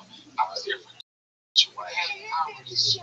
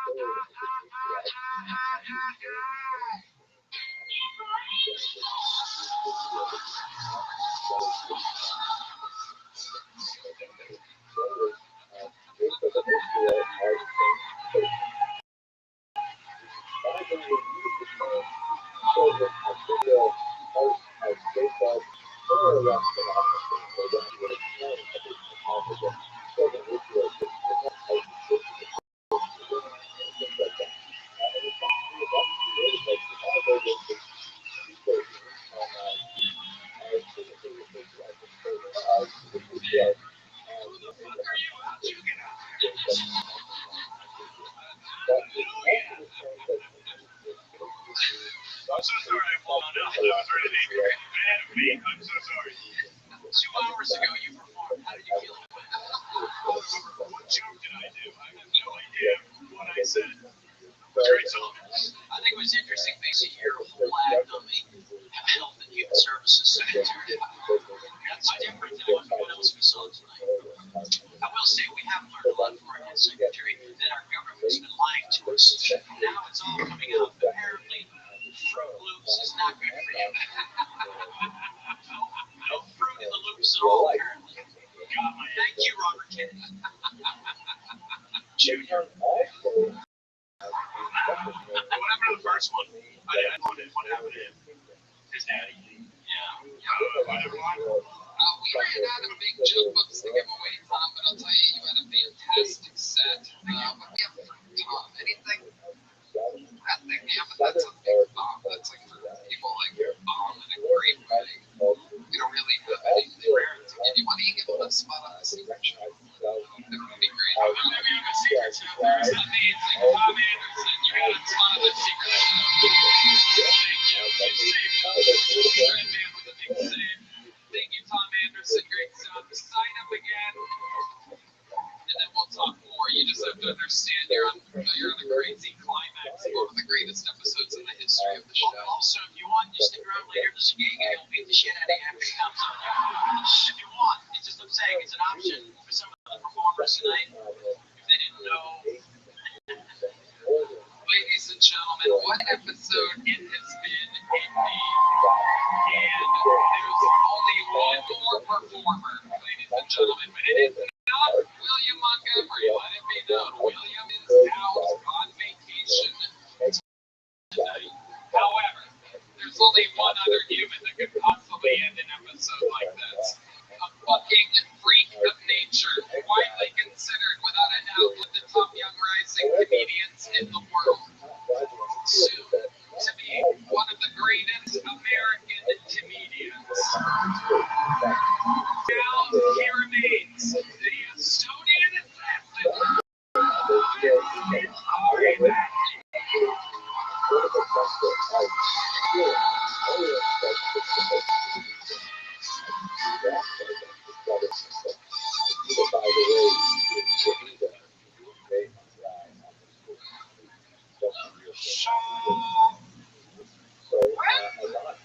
Are we getting these rainbows? Kill the homeless at night.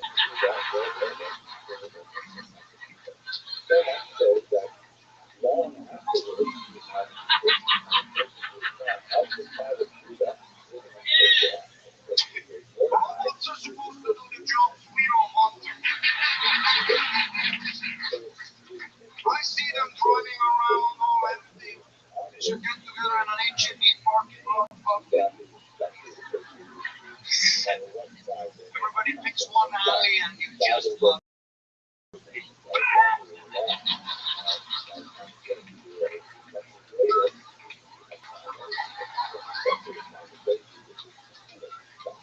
Help us out, robots! Or if you want to be like vegan about it, fucking get a car full of them, drop them off in Houston. You know what I'm saying?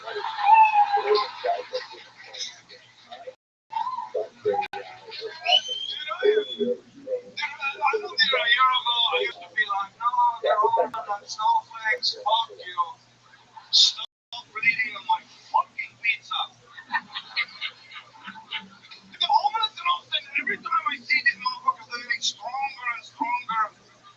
They're fucking getting D vitamin during the day. Going to photosynthesis. They're fucking fasting, they're avoiding social media, they're cold plunging a lady for late.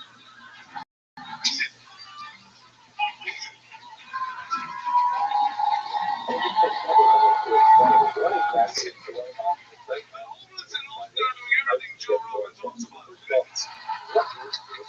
Thank you so much. A little over a year ago, I was under contract. Absolute fucking rock star, and you get to watch it in real time. Mesmerizing. Ari Matthew, ladies and gentlemen. What's up, guys? What's up, Rothschild'S? So good to see you, man. So great to see you. And I'm gonna tell you, I was fucking dying. You're hilarious. Yeah, I noticed that you're on the mind. I would take a blood space. Stop bleeding on my fucking pizza. Such a beautiful image. Because you can see what's happening in the pizza parlor. A crazy fucking person comes in and nobody wants to deal with it. You get your pizza, and he fucking bleeds on your pizza. You're gonna be a gigantic fucking star.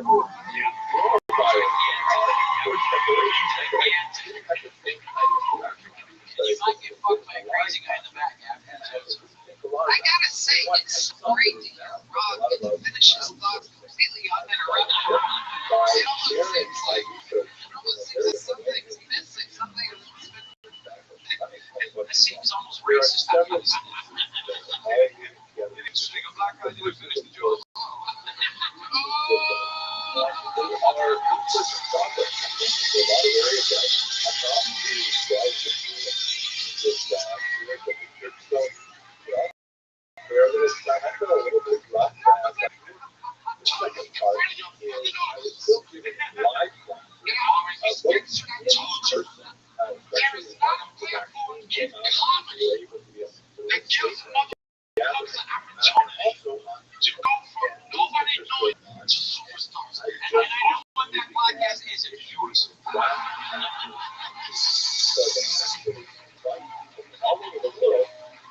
Just saying, it's very racist, I know.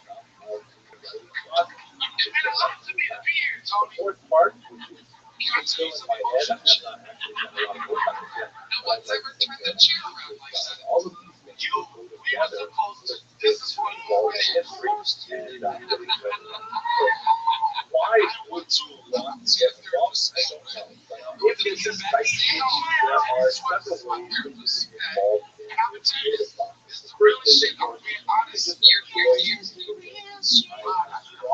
Teddy Swift is your therapist, the musician. Something's got a hold of me lately. I want to say this. Your titty cancer.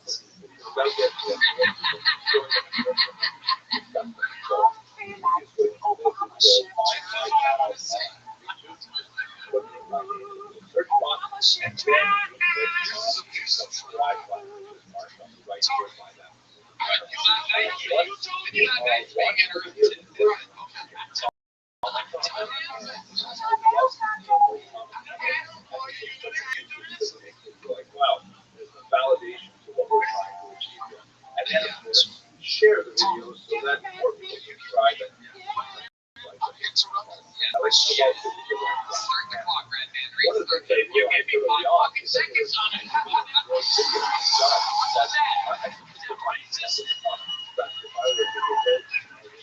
You know, Filipino ways. The clock starts right now. So I created a Okay, listen, I was here for you. You was there for me. My podcast was there for me. And the one thing I regret about our relationship is after you deal with this shit with the RNC or whatever, the convention, and he was hot. Everybody, don't say what they shut the fuck up. No, he was hot. I'm saying some real shit. It's not a joke. Not available in all countries. I have 3 levels of membership. Members get extra shows. Members at each level get to a show. And I was excited about that. Just videos. But you was hot. You was hot with Trump. You was hot with this shit. It is true. Bill is referencing that 24 hours after the Trump rally, when all of the news would not shut the fuck up about me. Donnell was the book guest, and within 10 minutes before the show started, he told me that he can't be on the show, that the blog is too hot. He can't be associated. And then I know. It's not like that. He was the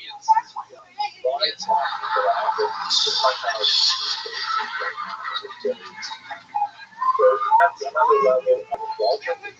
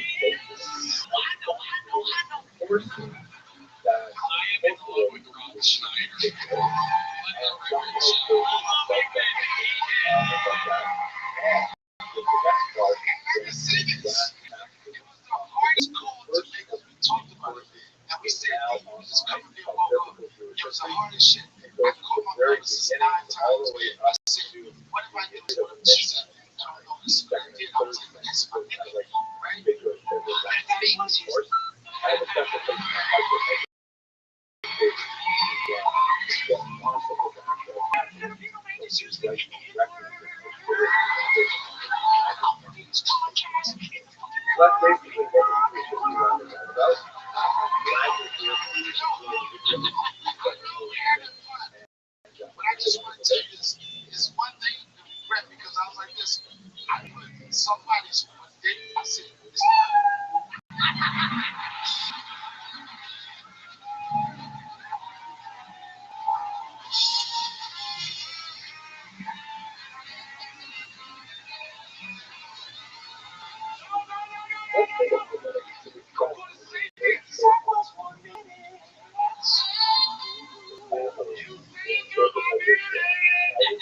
I just want to say this.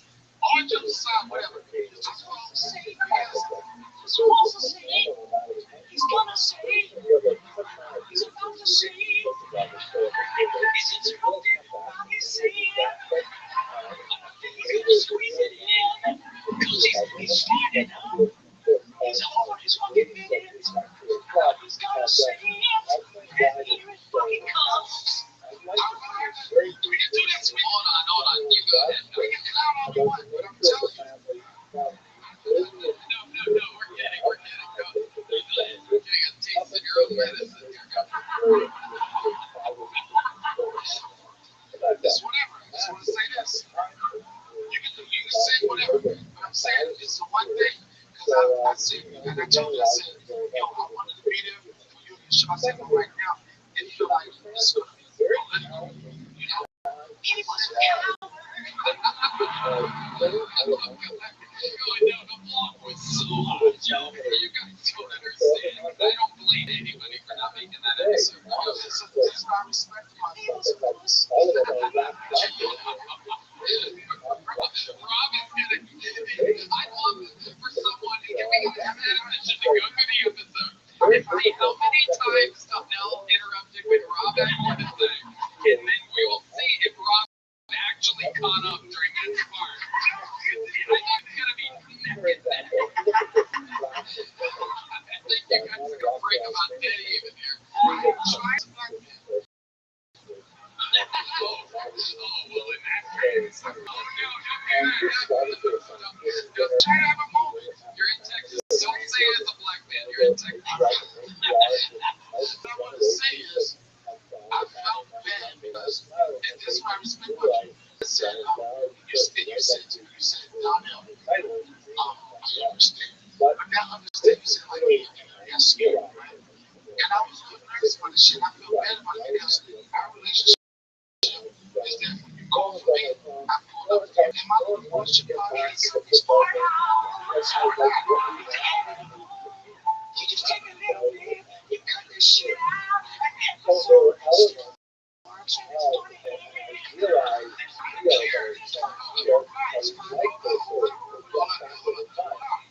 I want to say this. I am funny. We can be funny all the time. You can do that gag all you want. It's still working. Guess what? It's going to continue to work. Yes. Because it's funny. But the point I want to make, whether you know it or not, the thing I felt bad about is because when I called you to do my shit, my little podcast, you showed up for me. And that thing that I was mad about is that in that situation, you and I promise you, when it gets bigger, I'll show up too. You watch. I don't care what shit I tell you. Get big. I don't care about that. I'm talking about. That's why I'm not going on your show. We're even now. We're fucking even. Tony, you told me when you told us to do the show.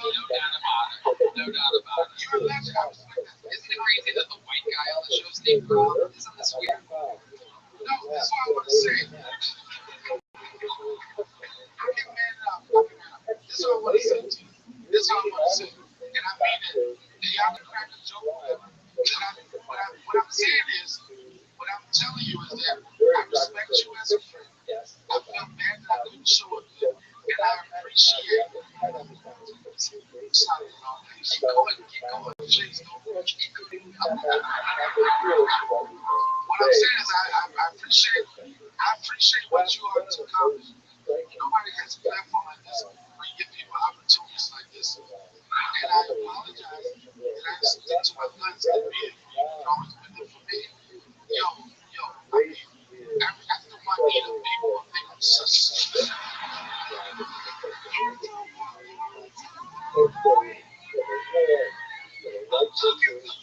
Need to now.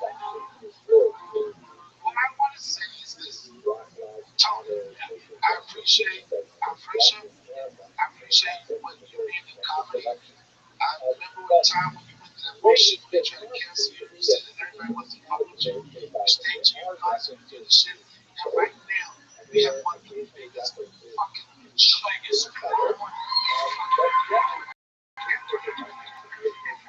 Thank you, teacher.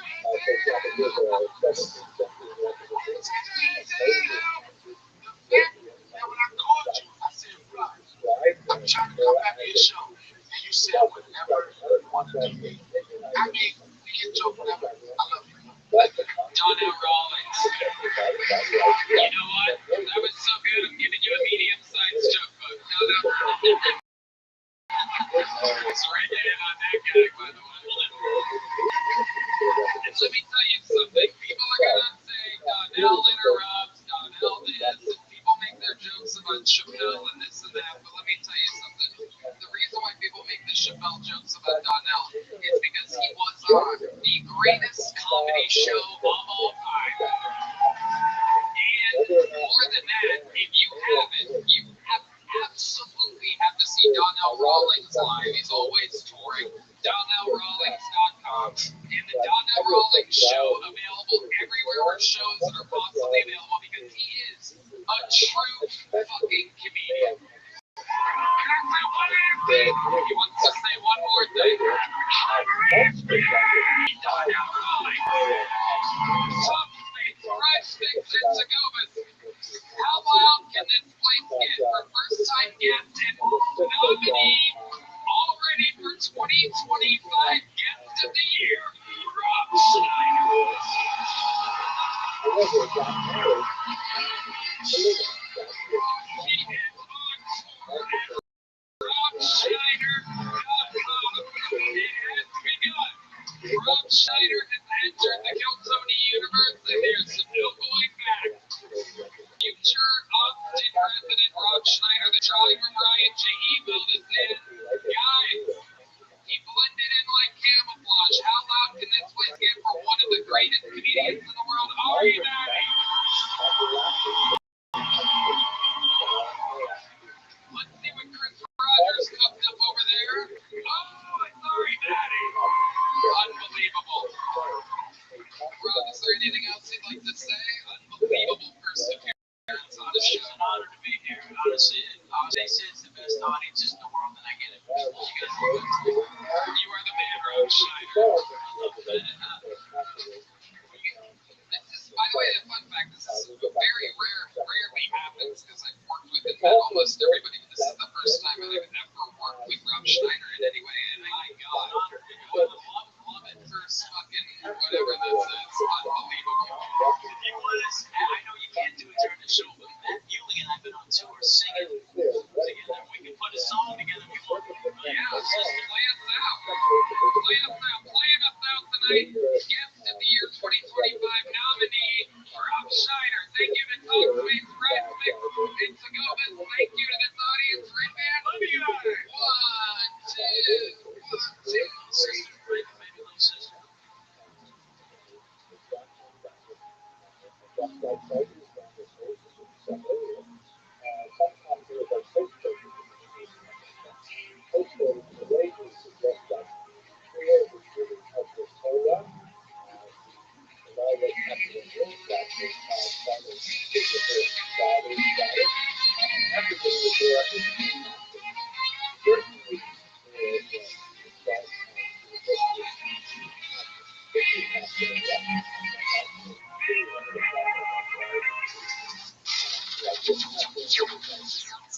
Comedy Club in Austin, Texas is now open. Check out Redman's Secret Show every Thursday. Visit sunsetsurfingtx.com for tickets.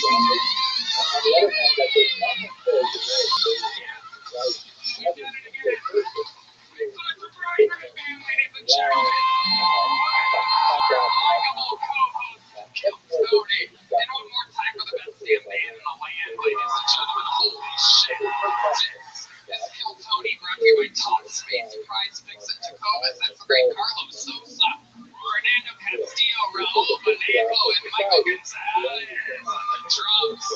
Matt Mueling on the electric guitar behind me. The great John D's on the keys. And believe it or not, live in the flesh, that is D Madness, ladies and gentlemen. Holy shit.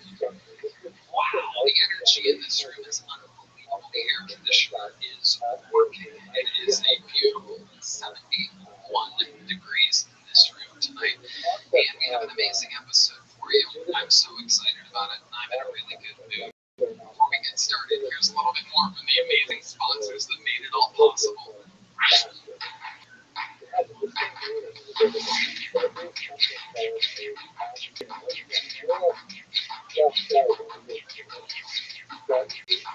Who's ready to start tonight's fucking show, huh?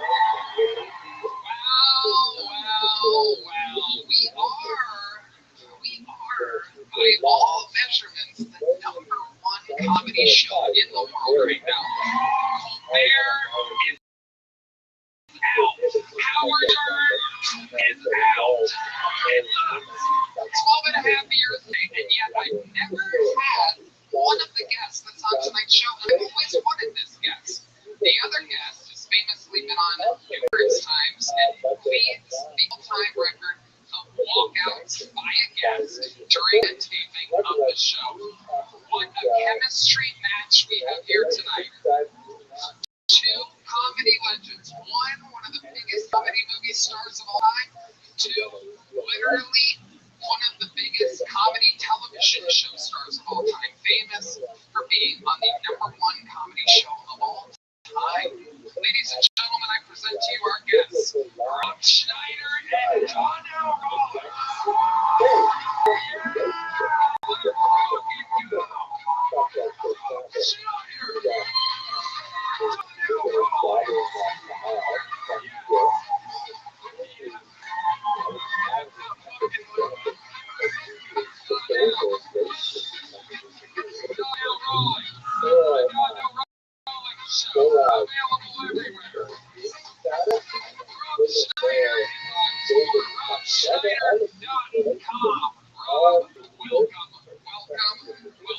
Fresh off of Happy Gilmore 2, Rob motherfucking Schneider.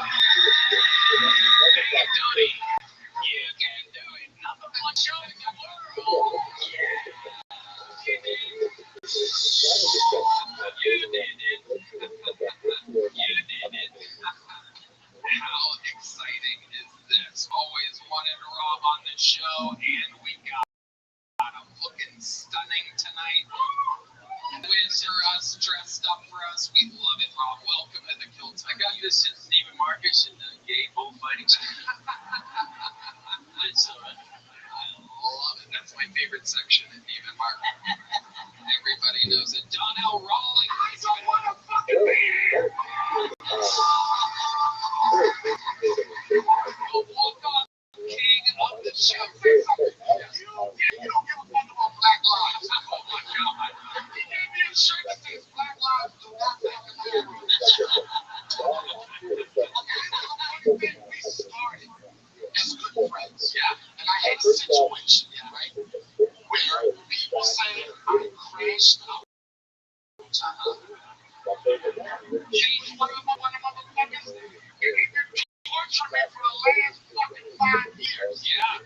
They said that you even came to my podcast and said I was Christopher walking off the show. Yeah. And he's walking, I love y'all, but y'all assholes at the same time. I give a fuck. Tell them what else I called you on that episode that your favorite one. Which one? What did I call you? I can't remember. I called you Dave's. No! This is my friend. He said Dave Chappelle's Book Club. I called Dave Chappelle's Book Club. What's that about? That's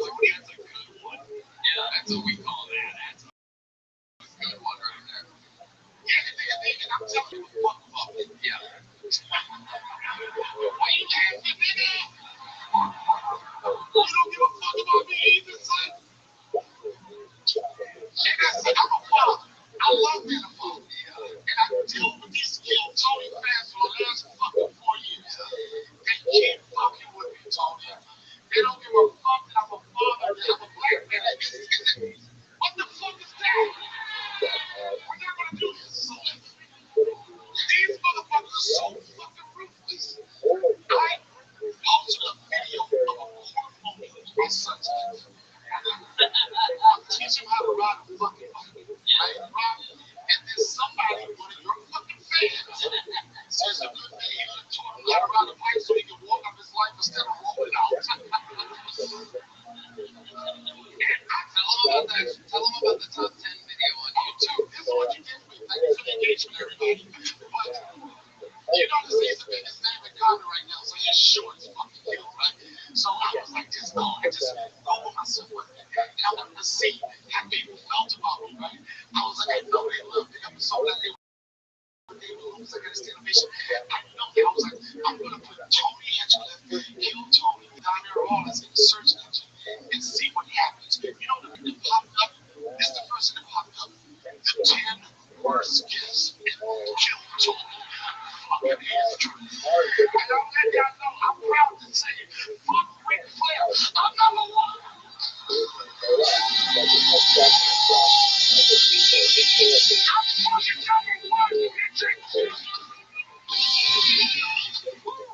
So there you have it.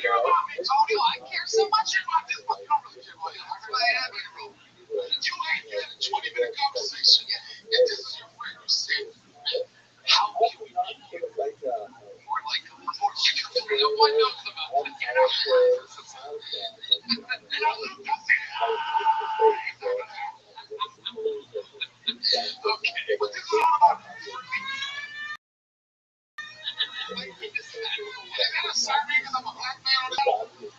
Oh, it's a fire truck because when you walked off that one time, we have saying I walked off.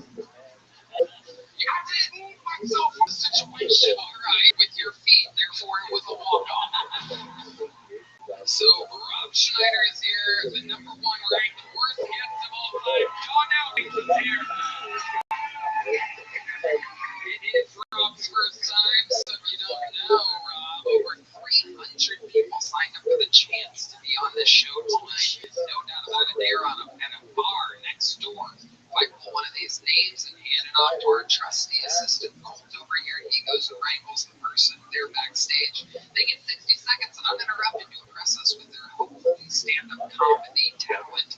And you know their time is up when you're the sound of a kitten. That means they have to wrap it up there, or else they bring out the angriest Hollywood bear. Which Ruby interrupts them, and then I conduct an interview with them. We all have fun together. The entire thing's improvised. Anything can happen. Are you guys ready to start tonight's fucking show? Well, here we go. Your first minute tonight, while we go wrangle that first fucking pool, is from an illustrious golden ticket winner, one of the best golden ticket winners in the history of the show. Ladies and gentlemen, this is a brand new minute from the great and powerful Martin Phillips, everybody. Here we go.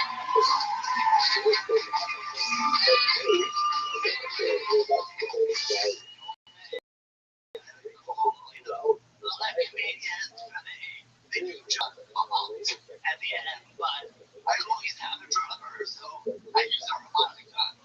So here we go. I stay at hotels. Nice hotels can be expensive. It's like $400. The prostitute was $800, and I lose that money.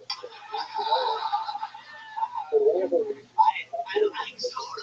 My favorite soda is Sprite with cough syrup. It's water taste. They sure are fucked up, but I don't have a cold. I take my dog places. He's not a Catholic being what's gonna I think I can bring any animal with me, you know. I think they feel like, oh, yes, that raccoon helps him.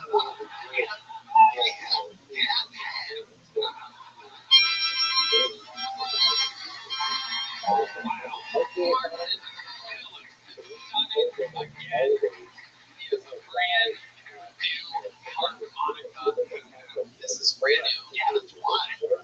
I don't know how to play those. Wow. I have no experience. Wow. Yes, you said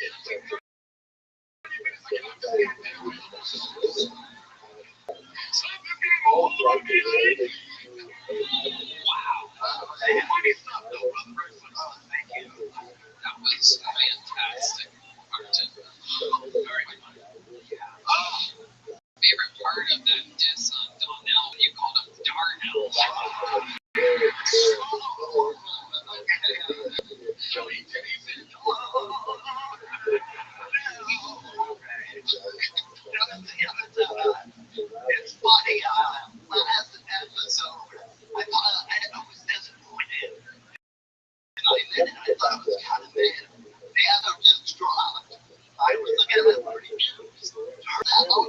Nobody can understand me anyway. Okay, cool. Okay, can I say something, Tony? Yes. Even I know that's a joke, but what I understand about you just watching you catch attention to every comment. I know it's not easy coming here to deal with the things you deal with life and still want to put a smile on people's face and have a good time. So whenever we crack jokes together, but I respect that. I see it in your face. I see. I can just tell how hard you been. So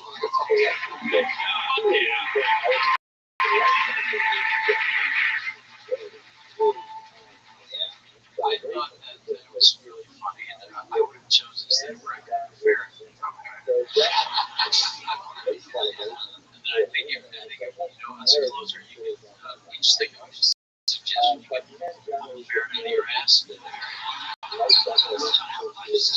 a closer, you don't get airlines and you get ball. Yeah. And then you also have fair with shit all over. These are just ideas. You don't have to use it. I won't take it personal. You just, it's up to you. Just put it out there and say it. You're still a dress like a male and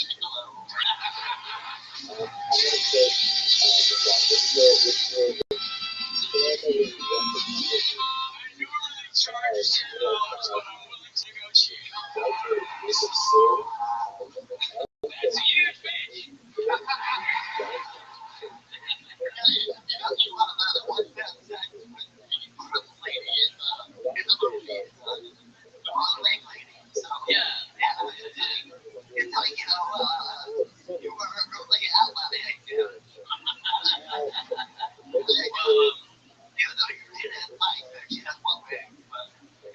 I originally wrote it, I wasn't sure if she had one leg or a penis. I wasn't sure at the time. That was really way ahead if you think about it now. I had both legs and a penis. And we're absolutely on fire. What a fucking way to start tonight's episode. Un-goddamn believable. Make some goddamn noise one more time for Mark. And we are off and running. Holy to the bucket we go. Oh shit. Lovely Heidi, ladies and gentlemen. See, this how it starts. That's how it starts. That's that walk-off juice right there. Red Bull gives you wings, that gives Donnell legs. Your first fucking ball tonight. You guys know how this works. If you don't, anything can happen. It could be a crazy person. It could be the next great talent of the show. It could literally be the next best comedian on planet Earth. Or it could be someone that's put no preparation into this whatsoever. It could be someone super stable. It could be someone completely insane. Anything can happen. There's no show like it. Your first fucking ball tonight. Getting an uninterrupted 60 seconds is Brandon Lakaruba.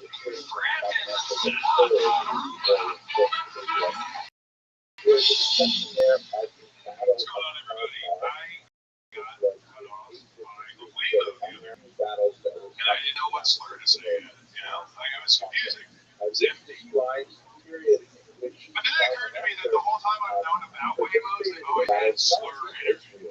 What's fucking Waymo? But I was like, what type of people is a Waymo? And it kind of made sense. It's very fat people. Because they weigh more than you. I lost about 60 pounds doing the keto diet, which if you guys are not, you know what the keto diet is. It's high fat, low carb, 2 Adderall a day. And you lose a lot of weight. I'm just saying, like having to make an egg and speed in the morning. Worst part about being really very fat is the stretch marks don't go away despite this one demographic that's constantly like trying to weigh in. Former ladies. We like to call them moms. Like Brandon, cocoa butter makes the stretch marks go away, and I've eaten so much cocoa butter, they're still there. I'm not saying. Brandon, am I saying that correctly? Perfect. Is that Italian? 100% Italian. 75. 75. What's the other 25? Ukrainian. Whoa. Oh, yeah, we got Ukraine. understand why that 75% Italian just doesn't completely take over that simple 25% Ukrainian. You know what I mean? Such an easy pushover.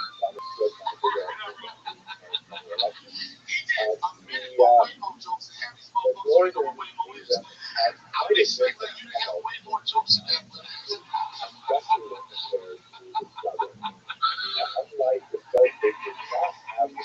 Brandon, how long have you been with Santa? 6 years and change. 6 years and change. Where are you from? Long Island. 5 years. Moved out here about a year ago. Last October. So I'm having a good time. And you make it for a living? I am a professional game show host. Wow. Shout out Game Money Tax, my employer. They do survey style games and wheel word puzzle styles. The last time I was on, I said what are directly based on, and I almost got there. So that's cool. It's a dream job. X-rated family feud questions they're really fun. It sounds like fun. So that happens like bars and stuff. No, it's brick and mortar. A lot of like company team building exercises, and then a lot of bachelorette parties and people at night and just hanging out. It's a fun thing. What's the craziest thing that's ever happened to one of these games? I was producing for a game, and someone threw a mostly full beer can at the person I was hosting. And then that baller was like, "No, we're gonna keep going. We're not gonna give out. We're not ruining this person's birthday." That's pretty ridiculous. A lot of people make their name tags. You gotta have like a fake pretend game show name. People make their name like a slur. Okay. So original slur? No, they gotta I'm just checking. Yeah, the regular ones. N-word doesn't mean neighbor. We recently had to start screening people for the N-word specifically. Sorry about that. Did I laugh too hard? Ron laughed too hard at that. First of all, you're very professional. You can tell that you're very good. Your voice is very confident over here. You don't have to edit this. Just suggest it. You could have a ferret come out of your ass. That's not it out there, is it? So these are just professional suggestions. But I want to thank you. And I do think they're not showing your stretch marks because I think there was a curiosity, at least from this side of the room. Don't get it. But I mean, I'm just saying, these are just suggestions. This is my first time on the show, so I don't know how far I'm supposed to go with this. I love it. Rob Schneider, by the way, is on tour. I don't want to give away what his clothes are might be. Ticket to RobSchneider.com. Pretty sure you can watch him pull a finger out of his ass. I'm like 85% sure right now. That show ends with a bang there. Rob is on my soundboard at work. I'm sure you can imagine what the fun is. So you can do it. It's cool to meet you, man. So, Adam Sandler's calling. I know you can do it. Oh, you can do it. Yeah, that was cool. Yeah. Hey, thank you. All right, wake your ass up. We're going to win tomorrow. Brandon, what do you do for fun? Tell us something crazy about your life or something. You're in the interview part of Kiltony. You've had some time to think about it since last October. Yeah, for sure. I'm a huge dork. I love anime. I love Transformers. I got a little photo buzz. I play Smash Brothers for money, which is fun. Yeah, a lot of women. Smash Brothers. That was something to win.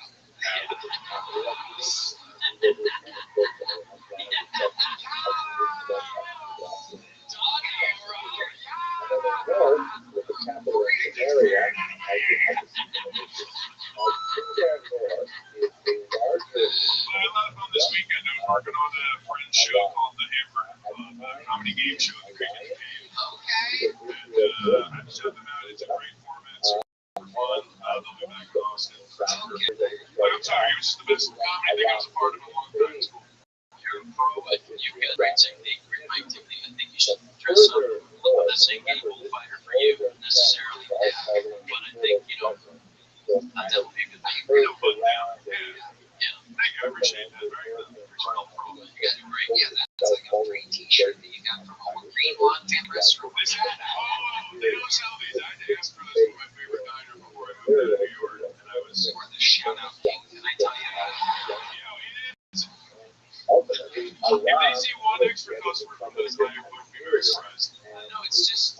wearing something that gives the audience the feeling that you give a fuck. It's one of the things. And as a kid, Rob, can I add that? And I was saying, and I was going to wear suits. I was like, because comedy, we got the ones following a lot.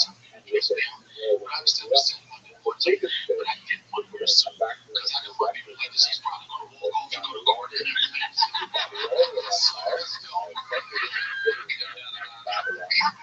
Brandon, you get a big job with last time you were out. The little one? Well, guess what, Brandon? Little Amari, the big one. Brandon Lockeruba with your first fucking pull of the night. This podcast is sponsored by Talkspace. Talkspace is the #1 rated online therapy, bringing you professional support from licensed therapists and psychiatrists that you can access anytime, anywhere. It's easy to get started. You can easily sign up online and get paired with a licensed provider, typically within 48 hours. Talkspace makes getting help convenient. You can take your appointments from the comfort and privacy of your own home, and you can even talk it up between sessions by sending text messages to your therapist, get therapy and medication all in one place. Unlike other telehealth companies, psychiatry is available through Talkspace, so you can get the medication you need to supplement your talk therapy if needed. Talkspace makes getting the help you need easy, accessible, and affordable. For most insured members have $0 copay. Randy, wow, that was amazing. I love Talkspace. I think they're providing massive mental health treatment out there. Therapy is definitely transformation. You have been transforming. That is incredible, Red Man. And as a listener of this podcast, you'll get $80 off your first month with Talkspace when you go to Talkspace.com/Tony and enter promo code SPACE80. That's SPAC80 to match with a licensed therapist today. Go to Talkspace.com/Tony and enter the promo code SPACE80. Hello there. This episode is brought to you by Prize Picks. You and I make decisions every day, but on Prize Picks, being right can get you paid. Don't miss any of the excitement this season on Prize Picks, where it's good to be right. The Prize Picks experience is so fun and simple. You know, I'm so stoked about football season, which is why I'm picking Josh more than